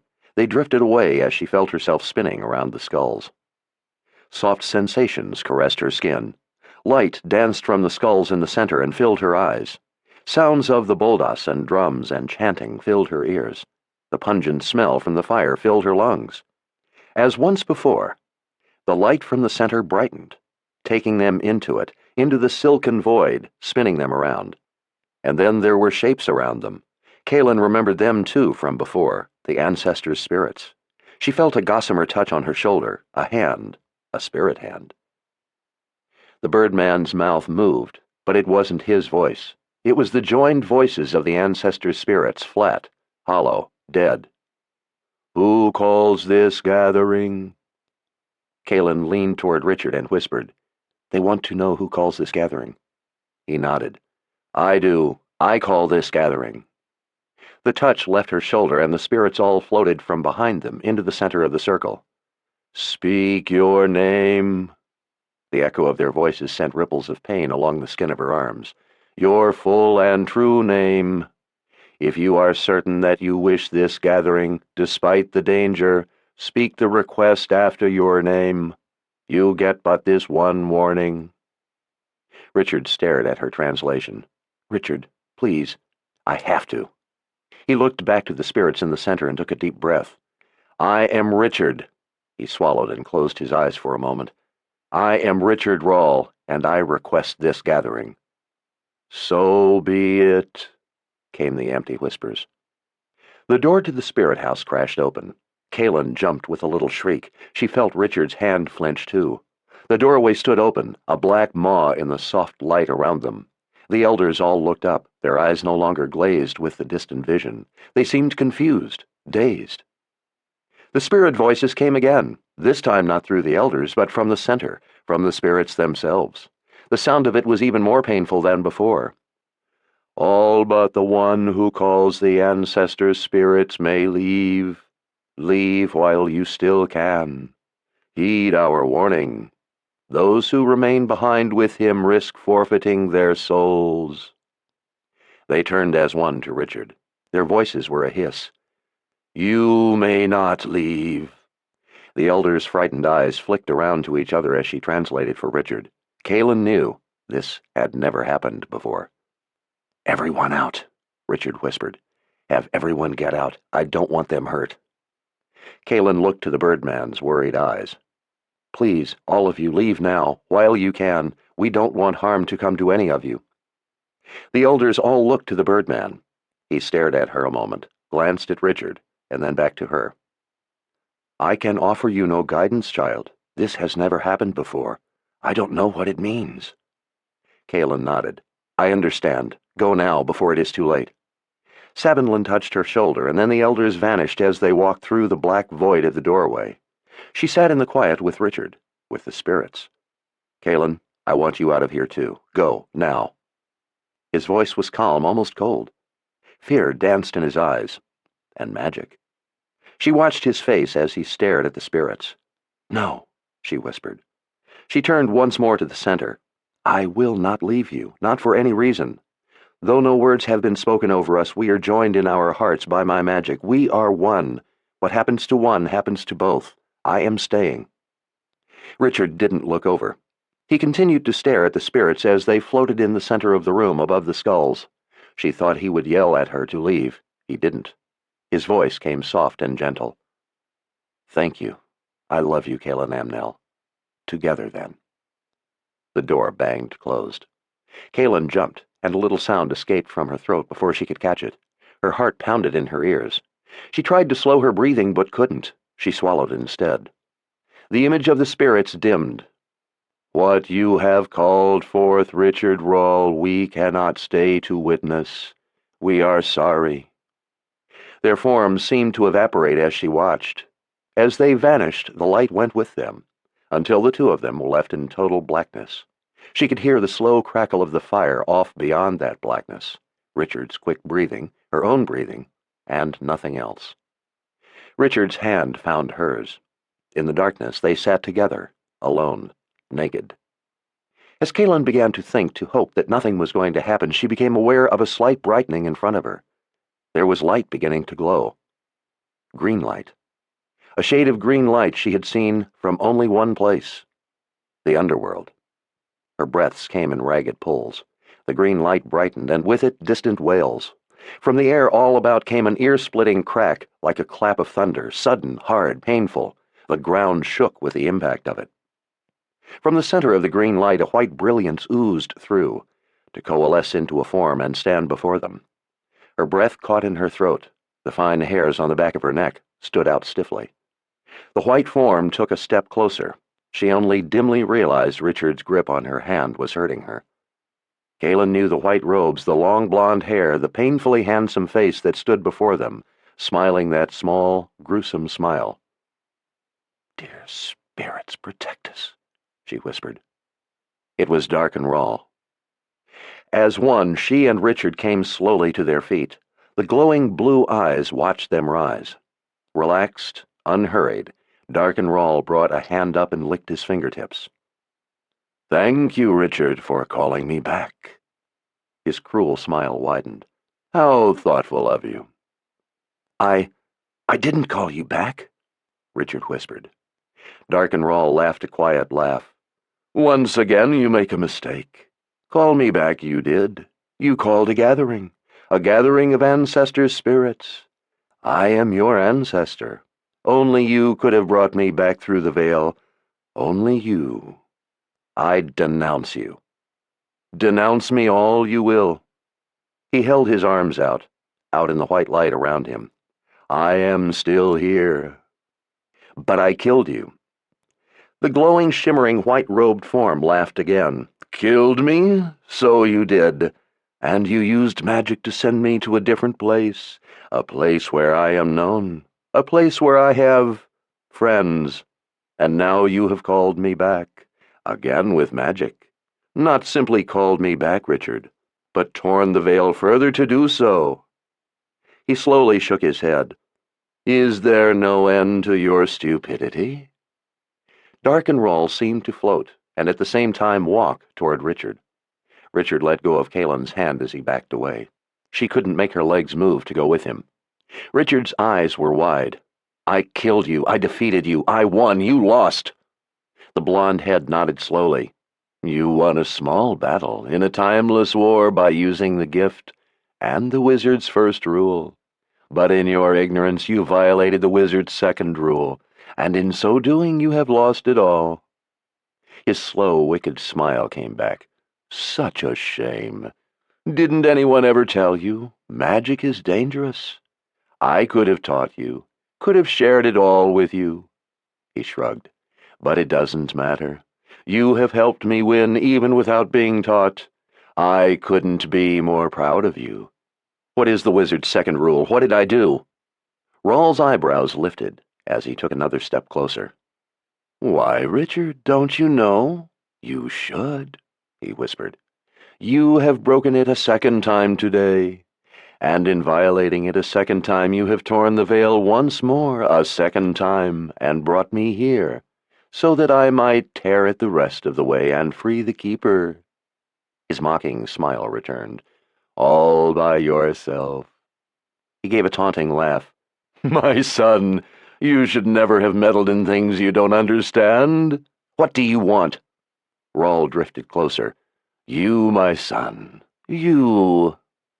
His hand began to rise toward Richard. "You sent me to another world, and now, in turn, I am going to send you there. You are for the keeper. He wants you. You are his."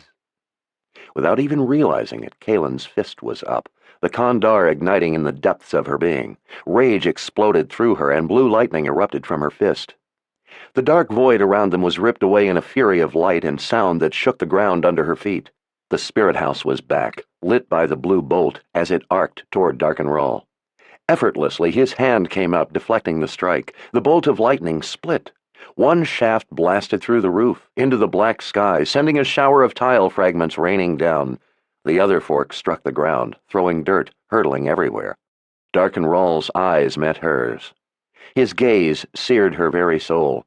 He smiled the most wicked smile she had ever seen.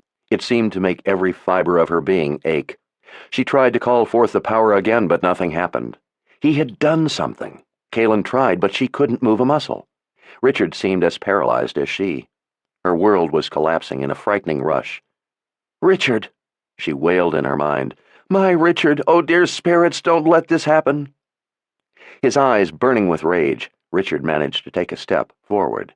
But Darkenrall put his hand to the left side of his chest above his heart, stopping him stone still.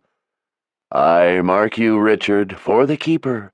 With the Keeper's mark, you are his." Richard threw his head back. His scream seemed to rend the very fabric of the air, and tear her heart and soul with its despair. Kaelin felt as if she died 1,000 deaths in that instant.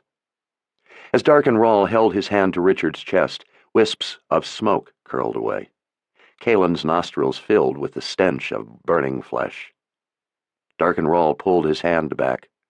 "The price of ignorance, Richard. You are marked. You are the Keeper's now and forever. The journey begins." Richard collapsed like a puppet whose strings had been cut. Kaelin didn't know if he was unconscious or dead.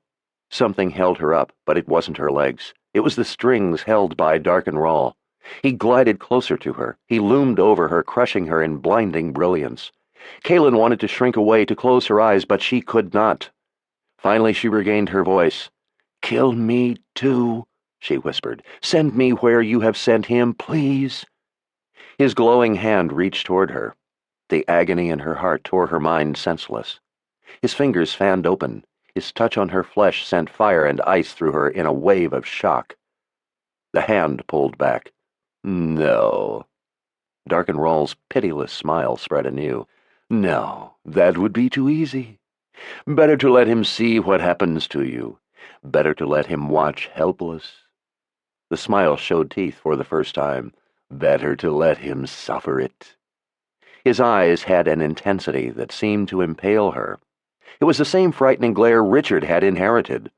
"You live for now. Soon enough you will twist in a different pain, living and dead." He whispered in a measured, merciless tone. "He will watch forever. I will watch forever. The Keeper will watch forever." "Please," she cried, "send me with him." A finger reached out and touched a tear. The pain of the touch made her flinch. "Since you love him so much, I will give you a gift." He turned and drew his arm smoothly through the air in Richard's direction. His frightening blue eyes returned to her. "I will let him live a short time longer, long enough for you to watch, as the Keeper's mark bleeds the life from him, bleeds his soul from him. Time is nothing. The Keeper will have him. I give you this spark of time in forever to watch the one you love die." He leaned toward her. She struggled to back away but couldn't. His lips left a kiss on her cheek. The pain of it sent a silent shriek through her and filled her mind with a vision of being raped. Luminous fingers lifted her hair from her neck. His mouth was by her ear. "Enjoy my gift," he whispered intimately. "In time I will have you too. Forever. Between life and death. Forever. I would like to tell you how much you will suffer, but I am afraid you would not be able to comprehend it. Soon enough I will show you." He gave a whispering laugh in her ear. "After I have torn the veil the rest of the way and freed the Keeper." As she stood helpless, he left another kiss on her neck. The horror of the visions it seared through her mind left her feeling defiled beyond anything she had thought possible. "Just a tiny taste. Goodbye for now, Mother Confessor." As he turned from her, she was able to move again. She snatched desperately for the power. It wouldn't come. She cried and shook as she watched him glide through the doorway of the spirit house and disappear. And then she collapsed to the ground with a wail of agony. Convulsing in ragged sobs, she clawed across the dirt to Richard. He lay on his side, away from her. She pulled him over on his back. His arm flopped to his side, limp. His head rolled toward her. He looked ashen, dead. On his chest was a burned handprint, the Keeper's mark. The blackened skin was cracked and bleeding.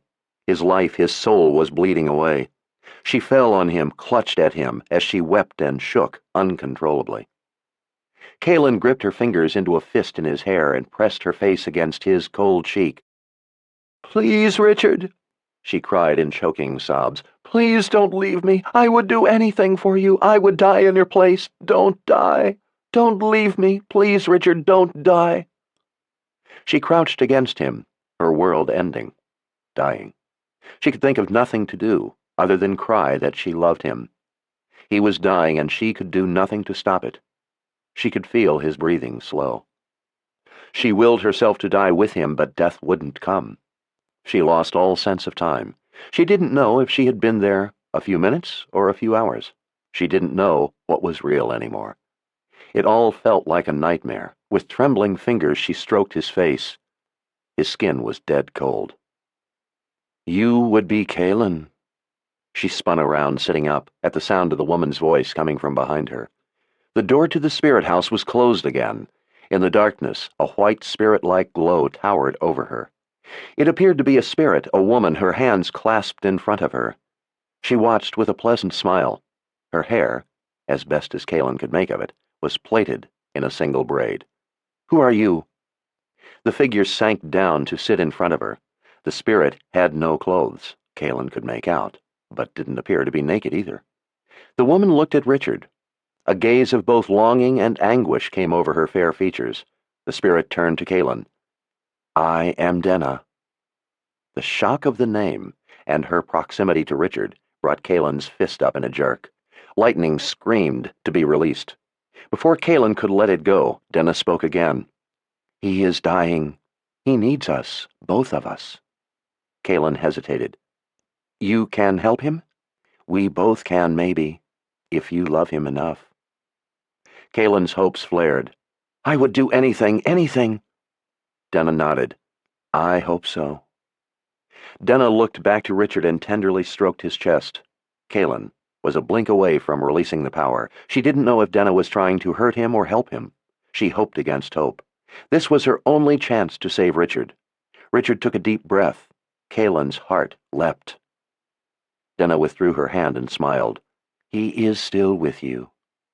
Kaelin lowered her fist a little and wiped tears from her cheek with the fingers of her other hand. She didn't like the look of longing Denna had as she watched Richard. Not one bit. "How did you get here? Richard couldn't have called you. You are not his ancestor." Denna turned, her small, dreamy smile fading.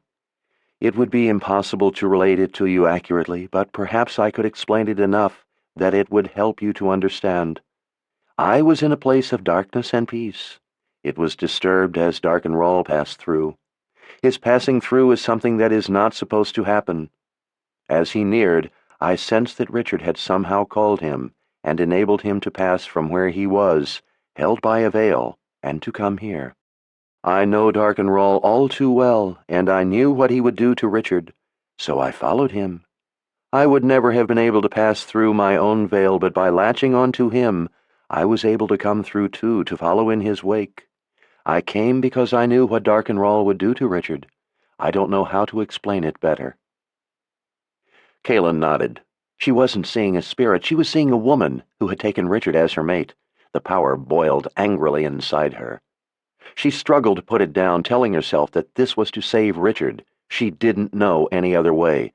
She had to let Denna help if she could. Kaelin had said she would do anything, and she meant it, even if it was not to try to kill someone who was already dead.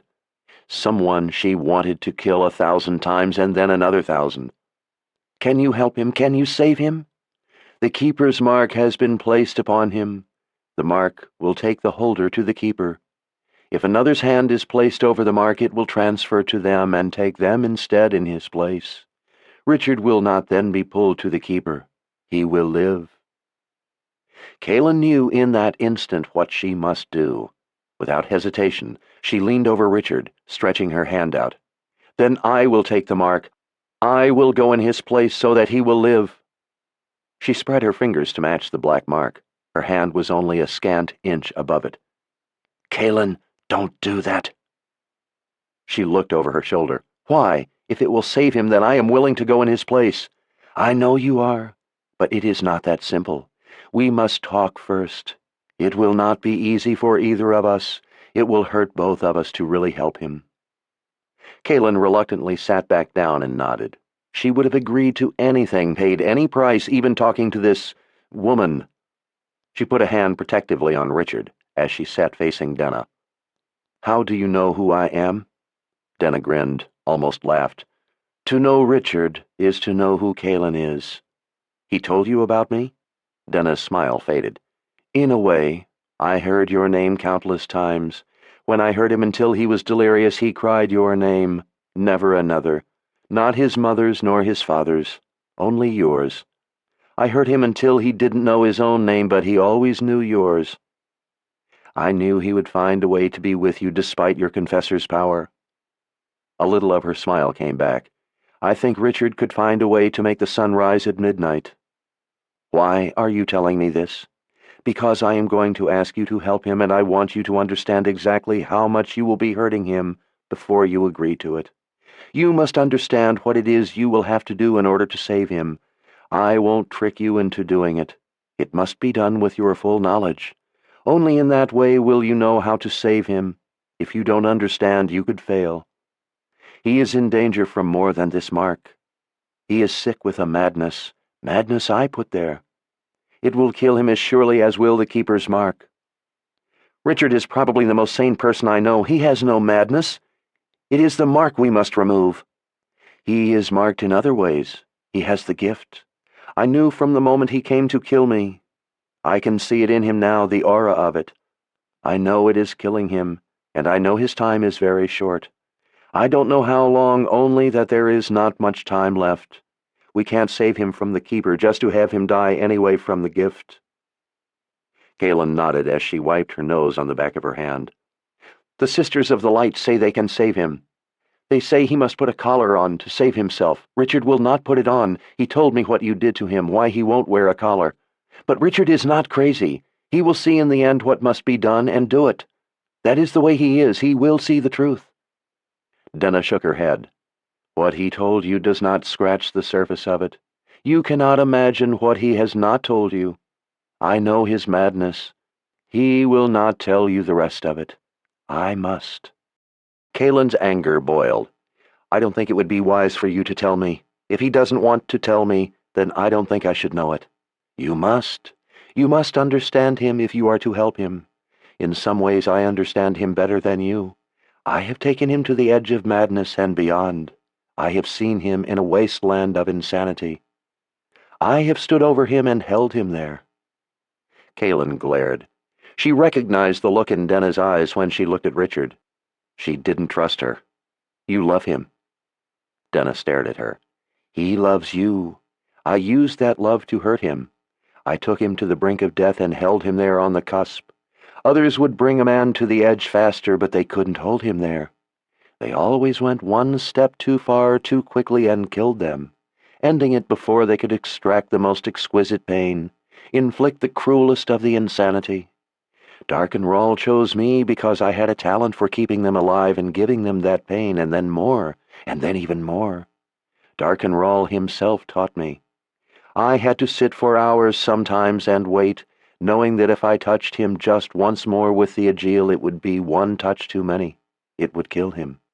As I sat waiting for him to recover enough so that I might hurt him more, he would whisper your name over and over for hours. He wasn't even aware he was doing it. You were the thread that kept him alive.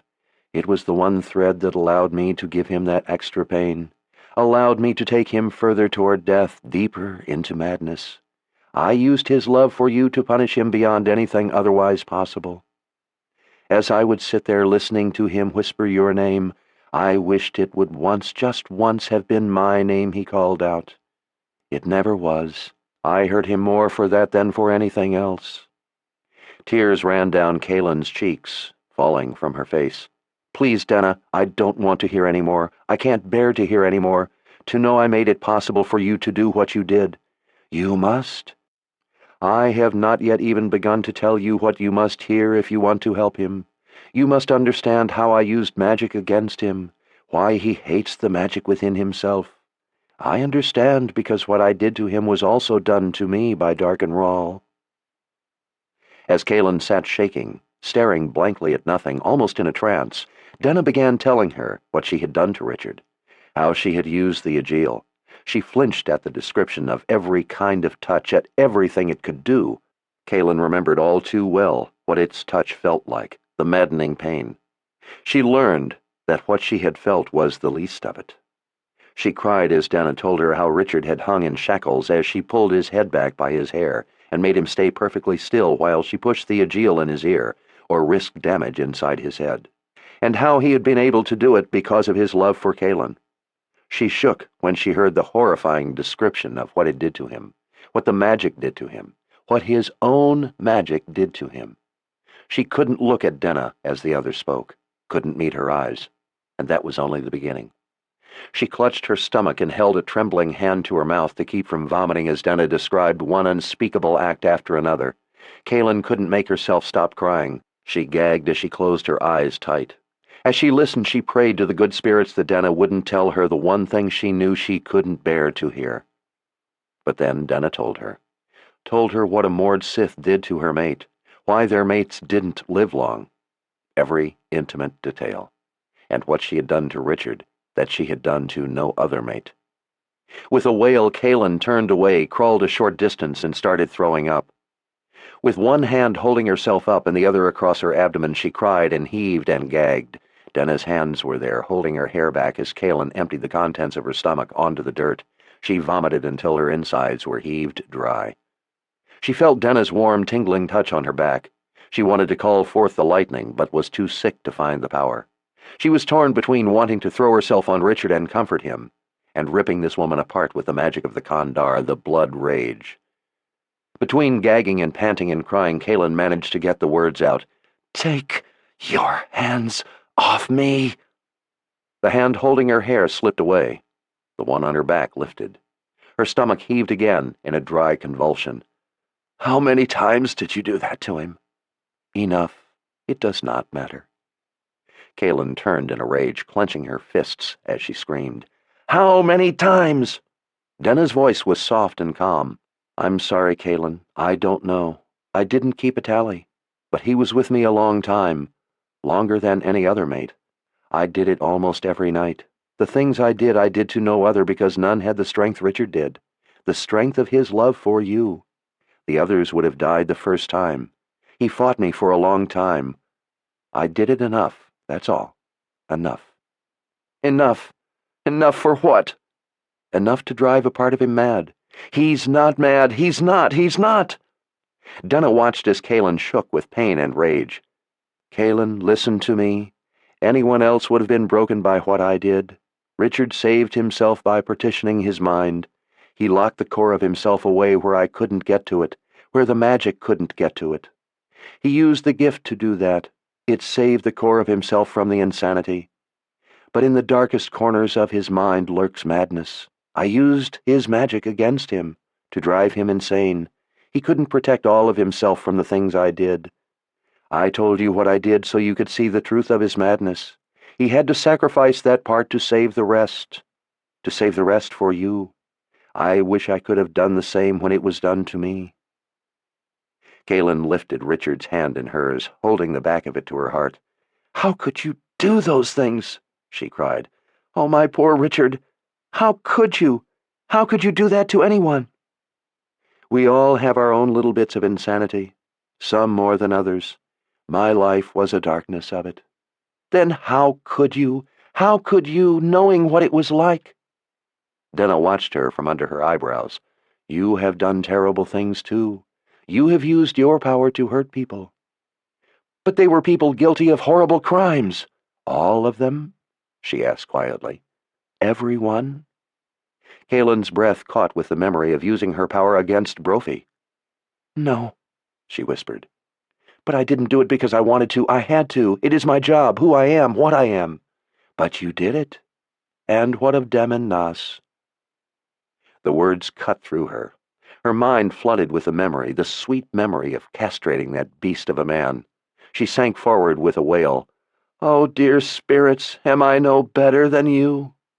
We all do what we must, whatever the reasons." Her glowing, diaphanous fingers lifted Kalen's chin. "I do not tell you these things to hurt you, Kalen. The telling of them wounds me more than you can know. I tell you because I want to save Richard so that he doesn't die before his rightful time, and so that the keeper does not escape." Kalen clutched Richard's hand tighter to her breast as she wept. "I'm sorry, Denna, but I don't have it in me to forgive you. I know Richard does, but I do not. I hate you. I would not expect you to forgive me. I only wish you to understand the truth of what I am telling you, the truth of Richard's madness. Why? To what purpose? So that you will understand what you must do. Wearing a collar is the core of that insanity. It symbolizes everything I did to him. In his mind, magic is madness, torture. A collar is madness, torture, insanity. The thought of having a collar around his neck brings that madness out of the darkest corners of his being, brings out his deepest fears. He is not exaggerating when he says he would rather die than put a collar around his neck. He will not do it to save himself. If he doesn't, he will die. There is only one thing in the world that will make him put on the collar." Kalen's head snapped up. Her eyes were wide. "You want me to ask him to put a collar around his neck?" She went weak with dread. "You would have me do that to him? After what you have told me?" Denna nodded. "He will do it if you tell him to. He will not do it for any other reason. None." Richard's limp arm slipped from Kalen's shaking hands. Her fingers covered her mouth. Denna was right. After what she knew now, what she had heard, she knew Denna was right. She knew now what it had been that she had seen in Richard's eyes when he looked at the collar the sisters held out to him. It had been madness. Richard would never put a collar around his neck of his own accord. Never. She knew that now. Really knew it. A small cry escaped her throat. "If I make him put on the collar, he will think that I have betrayed him. In his madness, he will think I want to hurt him." Pain welled up inside her, and she started to cry all over again. "He will hate me." Denna's voice came in a soft whisper. "I am sorry, Kalen. That could be the truth of it. We can't know for sure. But he may very well see it that way. I don't know how much the madness will take over when he knows he must put on the collar. When you tell him he must. But he loves you more than life itself, and will put it on for no other reason. Denna, I don't know if I could do that to him, not after what you have told me." "You must, or he will die. If you love him enough, you must do this. You must be strong enough in your love for him to force him to do it, knowing the pain it will bring him. You may have to act as I would have acted to frighten him enough to do as you say. You may have to bring the madness to full flower, make him think the way he did when he was with me, when he would have done anything he was told. You may lose his love. He may hate you forever. But if you really love him, you will see that you are the only one who can help him, the only one who can save him." Kalen snatched desperately for a way out. "But in the morning, we were going to go to Zed, a wizard who might be able to help him control the gift. Richard thinks Zed will know what to do, that he will be able to help him." "That may be true. I'm sorry, Kalen. I don't know the answer to that. It may work, but I do know that the Sisters of the Light have the power to save him. If they come and he turns them down for the third time, he will forever lose the opportunity to get their help. If it turns out that this wizard can't help Richard, then he will die. His time is short, days at most. Do you understand what that means, Kalen? He won't just die. The Keeper will have him, have everyone. Richard is the only one who can close the veil." "How? Do you know how he can close it?" "I'm sorry I don't. I know only that it must be torn the rest of the way from this side. That is why the Keeper has agents on this side. That is why Darkenrall came here. Somehow Richard is the only one who can stop them, and also the only one with the power to repair what has been rent. If he turns the sisters down, and this wizard can't help him, then he dies, soon, and it will be as if the mark itself took him to the Keeper. If he can get to this wizard before he turns the sisters down for a third time, he can learn whether he can be helped without them, without the collar. But if they come before he can get to Zed, I must have your promise you will do what must be done to save him." There is time. The sisters won't be back for at least a few days. We can get to Zed first. There is time. I hope you are right. I really do. I'm sure you won't believe me, but I don't want Richard to ever have to wear a collar, to ever face that madness again. But if you can't get to Zed, then you must promise me you won't allow him to miss the chance at life the sisters offer. Tears streamed from Kalen's burning eyes. Richard would hate her if she made him put on the collar. She knew he would. He would think she had betrayed him. But what of the mark? He still has the mark on him. Denna watched her a long time.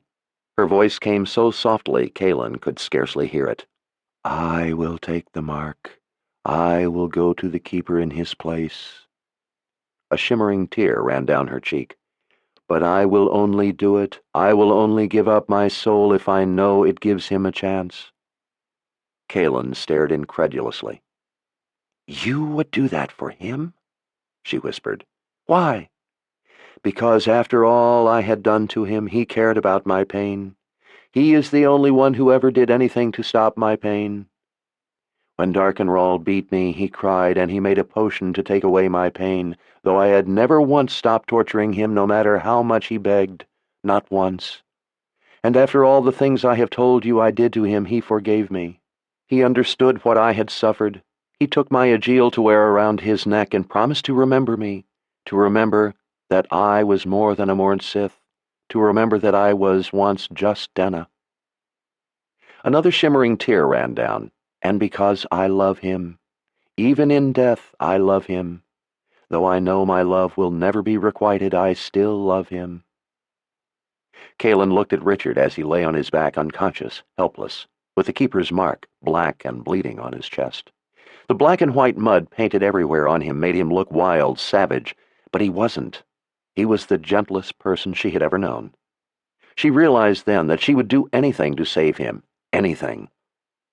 I will do it, she whispered. I promise. If we can't find Zed before the sisters come back for the third time, I will make him put the collar on, no matter what it takes, even if it makes him hate me, even if it kills me. Denna's hand reached out to her. An oath, then, between the living and the dead, to do what must be done to save him. Kalen stared at the hand before her. I still can't forgive you. I won't forgive you. The hand stayed where it was, waiting. The only forgiveness I need has already been granted. Kalen stared at the hand and then reached out and took it. An oath, then, to save the one we love. They clasped hands and shared a silent joining. Denna took her hand away.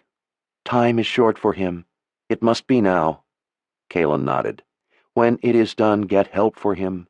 Though the pull of the mark will be removed, the wound will still be there, and it is a serious one. Kalen nodded.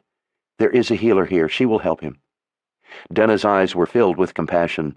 Thank you, Kalen, for loving him enough to help him. May the good spirits be with you both. She gave a small, frightened smile. Where I am going, I will never see any of them, or I would send them to help you. Kalen touched the back of the other's hand, offering a silent prayer for strength. Denna returned the touch to Kalen's cheek, and then knelt next to Richard. Her hand went to the mark covering it, dissolving into it. Richard's chest heaved. Denna's features twisted in pain. She threw her head back with a piercing scream that shot through Kalen. And then she was gone. Richard groaned. Kalen bent over him, caressing him, crying. Kalen? He moaned. Kalen, what happened? It hurts. It hurts so. Lie still, my love. Everything is all right. You are safe with me. I'll get help. He nodded, and she ran to the door, throwing it open. The elders were sitting in a small circle in the dark, just outside the door. They looked up expectantly. Help me, she screamed. Carry him to Nissel. There's no time to get her. Chapter 17. When he stirred, Kalen lifted her head. His gray eyes blinked and searched around the small room until they found her face. Where are we? She gave his shoulder a little squeeze. At Nissel's. She tended your burn. His right hand came up and touched the bandage-covered poultice. He winced. How long? What time is it? Kaelin looked up from where she was crouched on the floor next to him, rubbed her eyes and squinted out the partly open door at the gray light. It has been light for an hour or two. Nissel is in the back room sleeping. She was up most of the night tending your wound. The elders are all outside watching over you. They haven't left since we brought you here. When? When did you bring me here? In the middle of the night. Richard looked around again. What happened?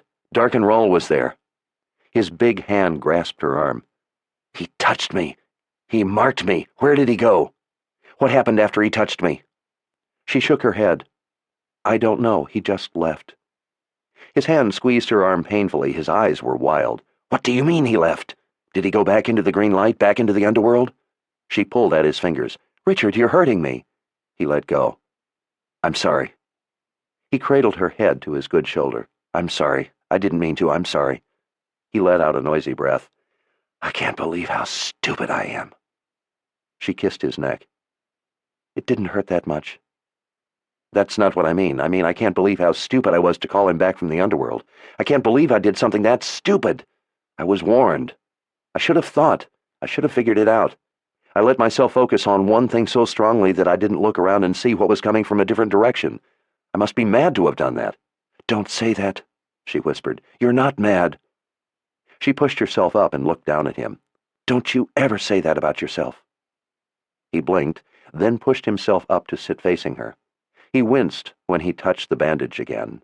He reached out to run his hand down her cheek, through her hair. He smiled the smile that made her heart melt. He sought her eyes. You are the most beautiful woman in the world. Did I ever tell you that? All the time. Well, you are. I love your green eyes, your hair. You have the most beautiful hair I ever saw. Kaelin, I love you more than anything in the world. She forced herself to hold back tears. I love you more than anything else, too. Please, Richard, promise me you won't ever doubt my love. Promise me that no matter what happens, you won't ever doubt how much I love you. He cupped her cheek. I promise. I promise I will never doubt your love, no matter what, all right? What's the matter? She leaned against him, laid her head on his shoulder, and wrapped her arms carefully around him so as not to hurt him. Darkenroll frightened me, that's all. I was so afraid when he burned you with his hand, I thought you were dead. He stroked her shoulder. So what happened? I remember him telling me how he got here, because I called him, and he was my ancestor, and then he said something about marking me for the Keeper. Then I don't remember anything else. What happened? Kaelin's mind raced. Well, he said he was going to mark you, kill you, that the mark would send you to the Keeper. He said he was here to tear the veil the rest of the way. He put his hand against you, burned you. But before he could do it enough, before he could kill you, I called the lightning, the Kandar. He missed a breath. I don't suppose that we could be lucky enough that it killed him or destroyed him or whatever it is that can be done to a spirit. She shook her head. No, it didn't destroy him. He was able to block it partly anyway. But I think it frightened him. He left. Not back into the green light, but out the door. Before he could finish what he was going to do to you, he just left, that's all. He grinned and hugged her tighter. My heroine, you saved me. He was quiet a moment. Here to tear the veil, he whispered to himself. His brow was set in a thoughtful frown. And then what happened? Kaelin steeled herself for the lie of omission, but she couldn't bear the scrutiny of his eyes. She nestled her face against his shoulder, frantically trying to think of a way to get him off the subject. And then the elders and I carried you here so Nissel could tend to your burn. She said that it's bad, but the poultice will make it well. You have to leave it on for a few days until it begins to heal over enough. She angrily shook a finger at him. I know you. You will want to take it off sooner. You always think you know best. Well, you don't. You will just leave it on like I tell you, Richard Cipher. His smile faded a little. Richard Rawl. She stared at him. I'm sorry, she whispered. Richard Rawl. She forced a smile. My Richard. Maybe you could change it when we're married. You could be Richard Amnell. Mates to confessors sometimes take their wife's family name. He grinned. I like it. Richard Amnell, husband to the mother confessor, devoted husband, loving husband. The haunted look returned to his eyes. Sometimes I fear I don't know who or what I am. Sometimes I think you are a part of me and I am a part of you. That's all that's important. He nodded absently, his eyes glistening with tears. I wanted to help with a gathering. I wanted to find a way to stop all this. Instead, as Dark and Rawls said, I've only made it worse. He was right. I am stupid. It's going to be my fault. Richard, stop it. You've been hurt. You're just exhausted. When you've rested, you'll figure it out. You'll know what to do. He gave himself a mental shake. He threw the blanket off and looked down. Who washed the mud off me and dressed me? The elders washed off the mud. Nissel and I were going to dress you, she said as his face turned red. But you were too big and heavy for us. The elders did that too. They had quite a time of it. It took all of them. He nodded absently. He had stopped listening. He reached up to the spot on his chest where the whistle, Scarlet's tooth, and the Agile usually hung, but didn't find them. We have to get out of here. We have to get to Zed, right now, before anything else happens. I need Zed's help. Where's Scarlet's tooth? I have to call her. Where's my sword? All of our things are in the spirit house. He scrubbed his hands over his face, thinking, then combed his fingers through his hair. All right. His solid gaze came to her eyes. I'll go get the tooth and call Scarlet, and get our things together. Get them ready to leave. He gently squeezed her upper arm. You go to Wesselin and put on your wedding dress. While we wait for Scarlet to come, we can be married. We'll leave when Scarlet gets here. He kissed her cheek. We will be married, and we'll be in Aidendrill with Zed before dark. Everything will be all right, you'll see. Everything will be all right. I'll find out what I did wrong and fix it, I promise. She put her arms around his neck. We will fix it, she corrected. Together, always together. He laughed quietly in her ear. Together. I need you. You light my way. She slipped away from him and looked at him sternly. Well, I have instructions for you, and you are going to do as you were told. You are going to wait here until Nissel says you can get up. She said that when you wake, she has to change the poultice and bandage and give you medicine. You are going to stay here until she is finished, understand? I don't want you getting sick and dying on me now, not after I have gone to all the trouble of saving you, and a great deal of trouble it was. I'll go to Wesselin so she can finish fitting my dress. When Nissel is finished with you, then, she shook a finger at him, and only then may you leave to go call Scarlet. When you are finished here with Nissel, and when you have called Scarlet and gotten our things together, come get me and I will marry you. She kissed the end of his nose. If you also promise to love me always. Always, he said with a grin. She rested her wrists on his shoulders, to each side of his strong neck, and clasped her fingers together behind his head. I'll wake Nissel and ask her to hurry with you. But please, Richard, don't waste any time after that. Call Scarlet quickly, quick as you can. I want to get away from here. I want to get away before Sister Verna even comes close. I don't want to take any chances, even if she isn't supposed to be back for a few days. I want us away from here, away from the Sisters of the Light. I want to get you to Zed so he can help you with the headaches before they get any worse. He gave her a boyish, lopsided smile. What about your big bed in Aidendrill? Don't you want to get to that in a hurry, too? With a finger, she gently squashed his nose flat. I've never had anyone else in my big bed before. I hope I don't disappoint you. He gripped her waist in his strong hands and pulled her to him hard enough to make her grunt. He pushed her hair back off her neck and gave it a tender kiss, right where Dark and Rawls' lips had been. Disappoint me? That, my love, is the only thing in the world it would be impossible for you to do. He gave her neck one more tickling kiss. Now, go get Nissel. We are wasting time. Kaelin pulled on the fabric, trying to bring it up as much as she could. I've never worn anything cut this low. You don't think it shows too much? Wesselin looked up from the floor where she was fussing with the hem of the blue dress. She took the fine bone needle from her mouth as she rose to appraise her client's fit. She studied the expanse of flesh a moment. You don't think he will like it? Kaelin felt her face flush. Well, I think he will. I hope so, but... Wesselin leaned a little closer. If you are worried about him seeing that much, maybe you had better reconsider this. Kaelin lifted an eyebrow.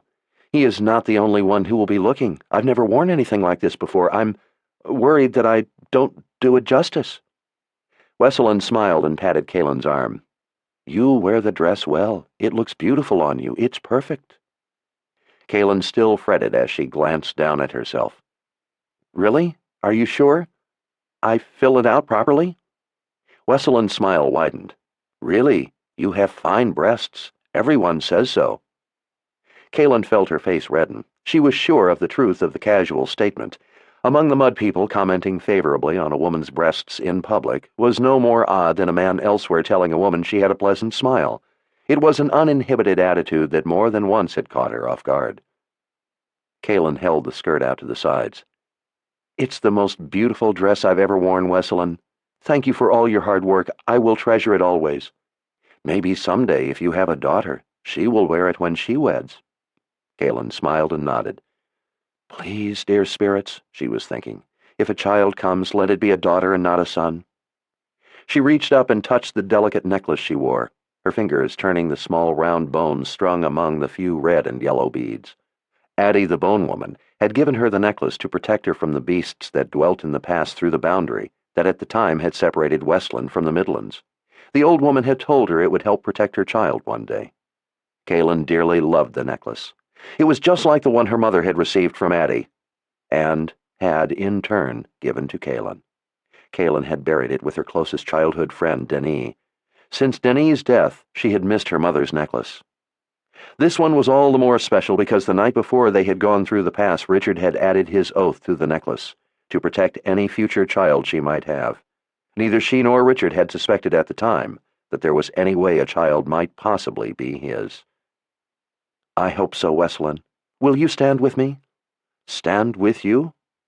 Kaelin pulled some of her hair self-consciously over her half-exposed chest. "Where I come from, it is the custom to have a friend stand by you when you wed, to stand as a representative of the good spirits watching over the joining. Richard would like Savadland to stand with him. I would like it if you stood by me." "That seems a strange custom. The good spirits always watch over us. But if it is your custom, I would be honored to be the one who stands by you." Kaelin beamed. "Thank you. Now stand up straight. I am almost finished." Wesselin again bent to her task at the hem. Kaelin tried to stand with her back straight. It hurt from sitting on the floor next to Richard the last half of the night. She wished she could sit or lie down. She was that sleepy. But mostly, her back hurt. Suddenly, she wondered how much Denna was hurting right now. She didn't care, she told herself. Whatever was happening to her would never be enough after what she had done to Richard. Her stomach lurched at the memory of what Denna had told her. Kaelin could still feel the place on her neck where Darken Rahl had put his lips. A shiver ran up her spine at the memory. She remembered the mask of agony on Denna's face the instant before she disappeared. It didn't matter. She deserved it. It could have been Richard, though. If it hadn't been for Denna, it could have been Richard. "Don't be afraid, Kaelin." "What?" She focused her eyes. Wesselin was standing in front of her, smiling. "I'm sorry, what did you say?" Wesselin reached out and wiped a tear from Kaelin's cheek. "I said not to be afraid. Richard is a good man. You will have a happy life with him. It is natural to fear being wedded, but do not worry. It will be fine, you will see. I cried too before I wedded my Savadland. I didn't think I would because I wanted him so, but I found myself crying just like you." She winked. "I never had reason to cry again. Sometimes I find reason to complain, but never to cry." Kaelin wiped the other cheek. What was the matter with her? She didn't care what was happening to Denna. She didn't, not one bit. She nodded to Wesselin and forced a smile. "That would be my greatest hope in life, never to cry again." Wesselin gave her a comforting hug. "Would you like something to eat?" "No, I'm not." Savadland came bursting through the door. He was sweating and panting. Kaelin went cold with fright at the look on his face. She started shaking even before his words came. "When Nissel finished with Richard, I went with him to the spirit house like you told me to, so he could call the dragon. The Sister of the Light came for him. She is there with him. I didn't understand his words, but I knew their meaning and your name. He wanted me to come for you. Hurry." "No!" Kaelin wailed, as she shot past him and out through the doorway. As she ran, she held the hem of her dress up in her fists, so she wouldn't trip on it. She had never run so fast. Her breath couldn't keep pace as she raced down the narrow passageways. Her hair streamed behind her as she ran. The winter air was frigid on her skin. The sound of Savadland running behind her faded away. She couldn't form a thought, except that she must get to Richard. This couldn't be happening. It was too soon. The sister shouldn't be here. The two of them were leaving, almost gone. It wasn't fair at all. Richard. Big white snowflakes drifted down. Not enough to turn the ground white, but enough to bring an icy foreboding of the winter that was coming. The winter that was here. The wet flakes melted instantly as they touched her hot skin. Some caught in her lashes until she blinked them away. A light breeze curled around a corner, swirling into a white curtain. Kaelin flew through it and down a passageway. She skidded to a stop and looked around. It was the wrong way. She ran back and took the correct turn. Tears ran down her face with the melted snowflakes. It was too much. It couldn't be. Panting and desperate, she broke from the buildings into the clearing around the spirit house. The sisters' horses were tethered on the other side of the short wall, the wall with the gash through it from when Richard had tried to kill the Skreeling. People were standing around, but she didn't see them. Everything except the door to the spirit house grayed in her vision. She ran desperately for it. It took forever, as if she were running in a dream and couldn't make any headway. Her legs ached with the strain. Her hands stretched for the latch. Her heart pounded in her ears. "Please, dear spirits," she begged. "Don't let me be too late." Grunting through gritted teeth, she yanked the door open and threw herself through. Kaelin jerked to a halt. She gulped air. Richard stood before Sister Verna, beneath the hole ripped through the roof by the lightning.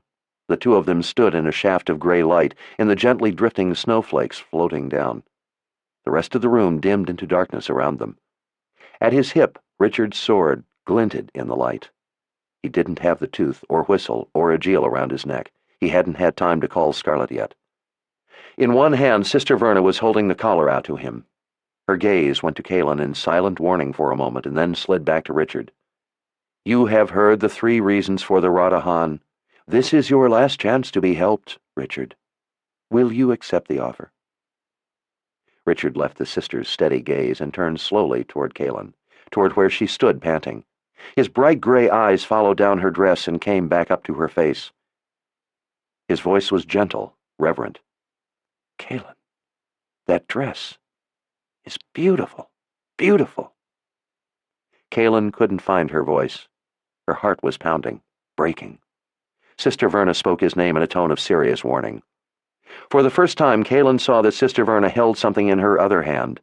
It was the silver knife. But she wasn't pointing it at herself. It was held toward Richard. Kaelin knew if he didn't accept, she intended to kill him. He didn't even seem to be aware of the knife as it flashed in the dim light. Kaelin wondered if she had used a spell to block it from his vision. Richard turned back to the sister. "You have done your best. You have tried your best. It is not enough. I told you before, I will not—" "Richard!" Kaelin took another step toward him as he turned to the sound of her shriek. Her eyes locked on his. "Richard!" she whispered as she took another step. Her voice broke.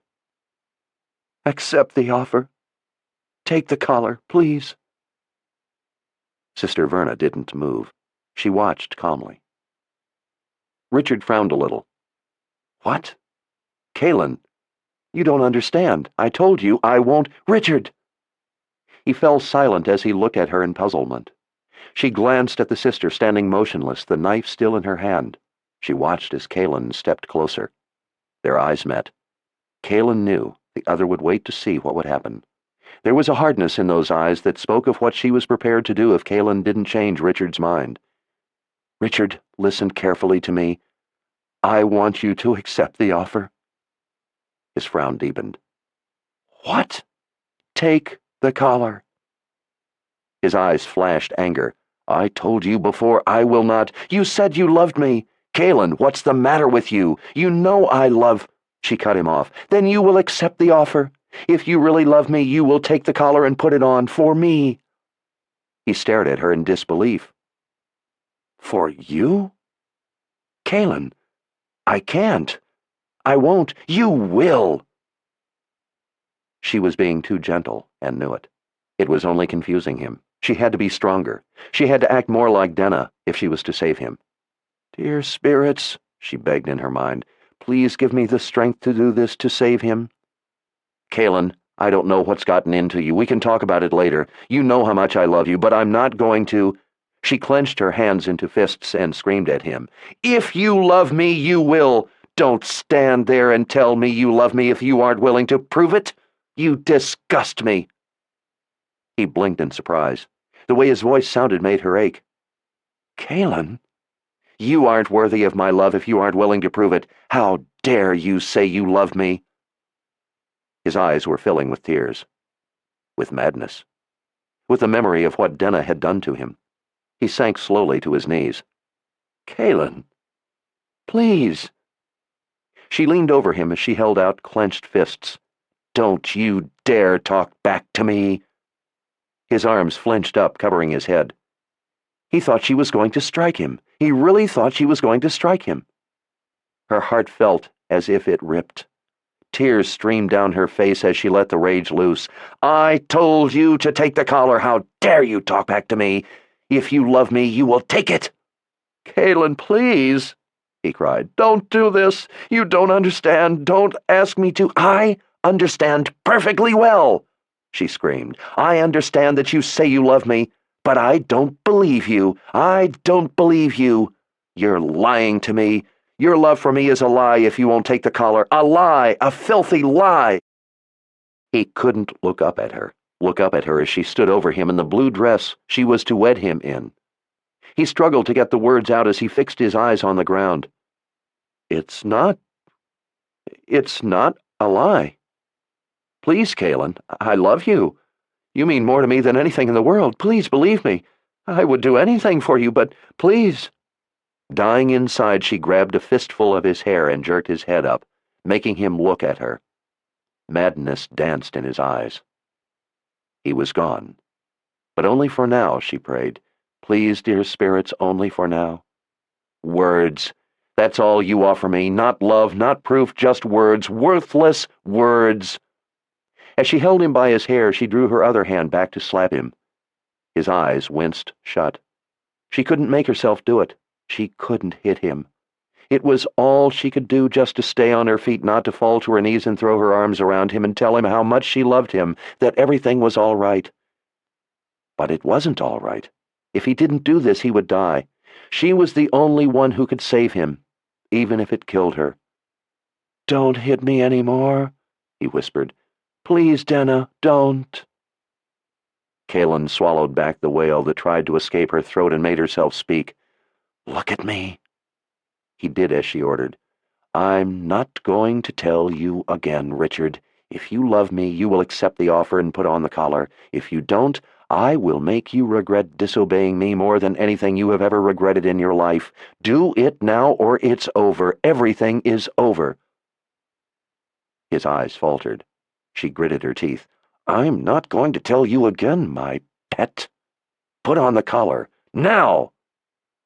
Caelan knew that "my pet" was what Denna had called him. Denna had told her with the rest of it. She knew what those 2 words meant to him. She had hoped she wouldn't have to use them. Whatever link he had to sanity dissolved in that instant. She saw it in his eyes, the thing she feared more than death. Betrayal. She released her grip on his hair as, on his knees, he turned to Sister Verna. She lifted the collar a little, holding it out to him. It looked dull, gray, dead in the cold light. Richard stared at it. Snowflakes drifted down in the still, quiet light.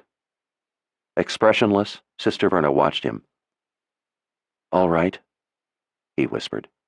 His shaking hand reached for the collar. His fingers touched it, curled around it. "I accept the offer. I accept the collar." "Then put it around your neck," Sister Verna said in a soft voice, "and close it." He turned to Caelan. "I would do anything for you," he whispered. Caelan wanted to die. His hand shook so much she thought he might drop the collar as he took it from Sister Verna. He held it, staring at it. But then his hand stopped shaking. He took a deep breath and put the collar around his neck. It closed with a snap, and the seam disappeared, leaving a smooth ring of metal. The shaft of light dimmed as if to twilight, even though it was still day. Deep, ominous thunder rumbled in every direction out across the grasslands. It didn't sound like any thunder Caelan had ever heard before. She could feel it in the ground beneath her feet. She thought that maybe it had something to do with the magic of the collar, something to do with the sisters. She knew when she glanced at Sister Verna and saw her eyes glide around that it wasn't. Richard smoothly rose to his feet before the sister. "You may find, Sister Verna, that holding the leash to this collar is worse than wearing it." He gritted his teeth. "Much worse." Sister Verna's voice remained calm. "We only want to help you, Richard." He nodded slightly. "I take nothing on faith. You will have to prove it." In a panic, a sudden thought came to Kaelin. "What is the third reason? What is the third reason for the collar?" Richard turned to her with a glare that even his father could not have matched. For a moment, she forgot how to breathe. "The first reason is to control the headaches and open my mind so that I may be taught to use the gift. The second reason is to control me." His hand came up and grabbed her by the throat. His eyes sliced through her. "The third reason is to give me pain." She closed her eyes with a wail. "No, dear spirits, no." He released her throat. His expression went slack, lost. "I hope I have proven my love for you, Kaelin. I hope you believe me now. I have given you everything. I hope it is enough. I have nothing else to offer. Nothing." "You have, more than you could ever realize. I love you more than anything in the world, Richard." She reached out to touch his cheek. He pushed her hand away. His eyes said it all. She had betrayed him. "Do you?" He looked away. "I would like to believe you." She tried to swallow the painful, burning lump in her throat. "You promised me that you would never doubt my love." He nodded slightly. "So I did." If she could have called lightning down on herself, she would have done it.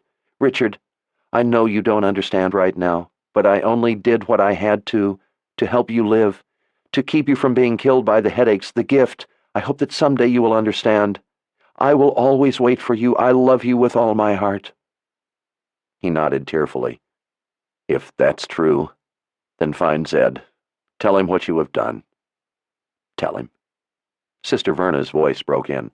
"Richard, take your things and go wait with the horses." Looking back at her, he nodded. He went to the far corner and picked up his cloak, bow, and pack. Reaching in, he pulled out the 3 leather thongs, the one with the birdman's whistle, the one with Scarlet's tooth, and the one with Denna's aegil. As Kaelin watched him hang the 3 of them around his neck, she wished she had something of her own to give him. She tried desperately to think of something. As he went past her, she put a hand to his arm and stopped him. "Wait." Kaelin pulled the knife from his belt. She held out a long lock of her hair and severed it with the knife. She didn't even think about what she was doing, what happened when confessors cut their own hair. With a scream of pain, she found herself on the ground. The magic seared through her, burning every nerve in its passing. She fought to remain conscious as she gulped for air. She struggled against the wrenching pain of it. She had to remain conscious, or Richard might leave before she could give it to him. She thought only of that and forced herself to her feet. As she did so, the pain finally abated. Still panting, Kaelin pulled a small blue ribbon from the waist of the dress, cut it too, and after wrapping the long strand of hair around 2 fingers, tied it together in the middle with the ribbon. As he watched, she returned the knife to its sheath at his belt and put the lock of hair in his shirt pocket. To remind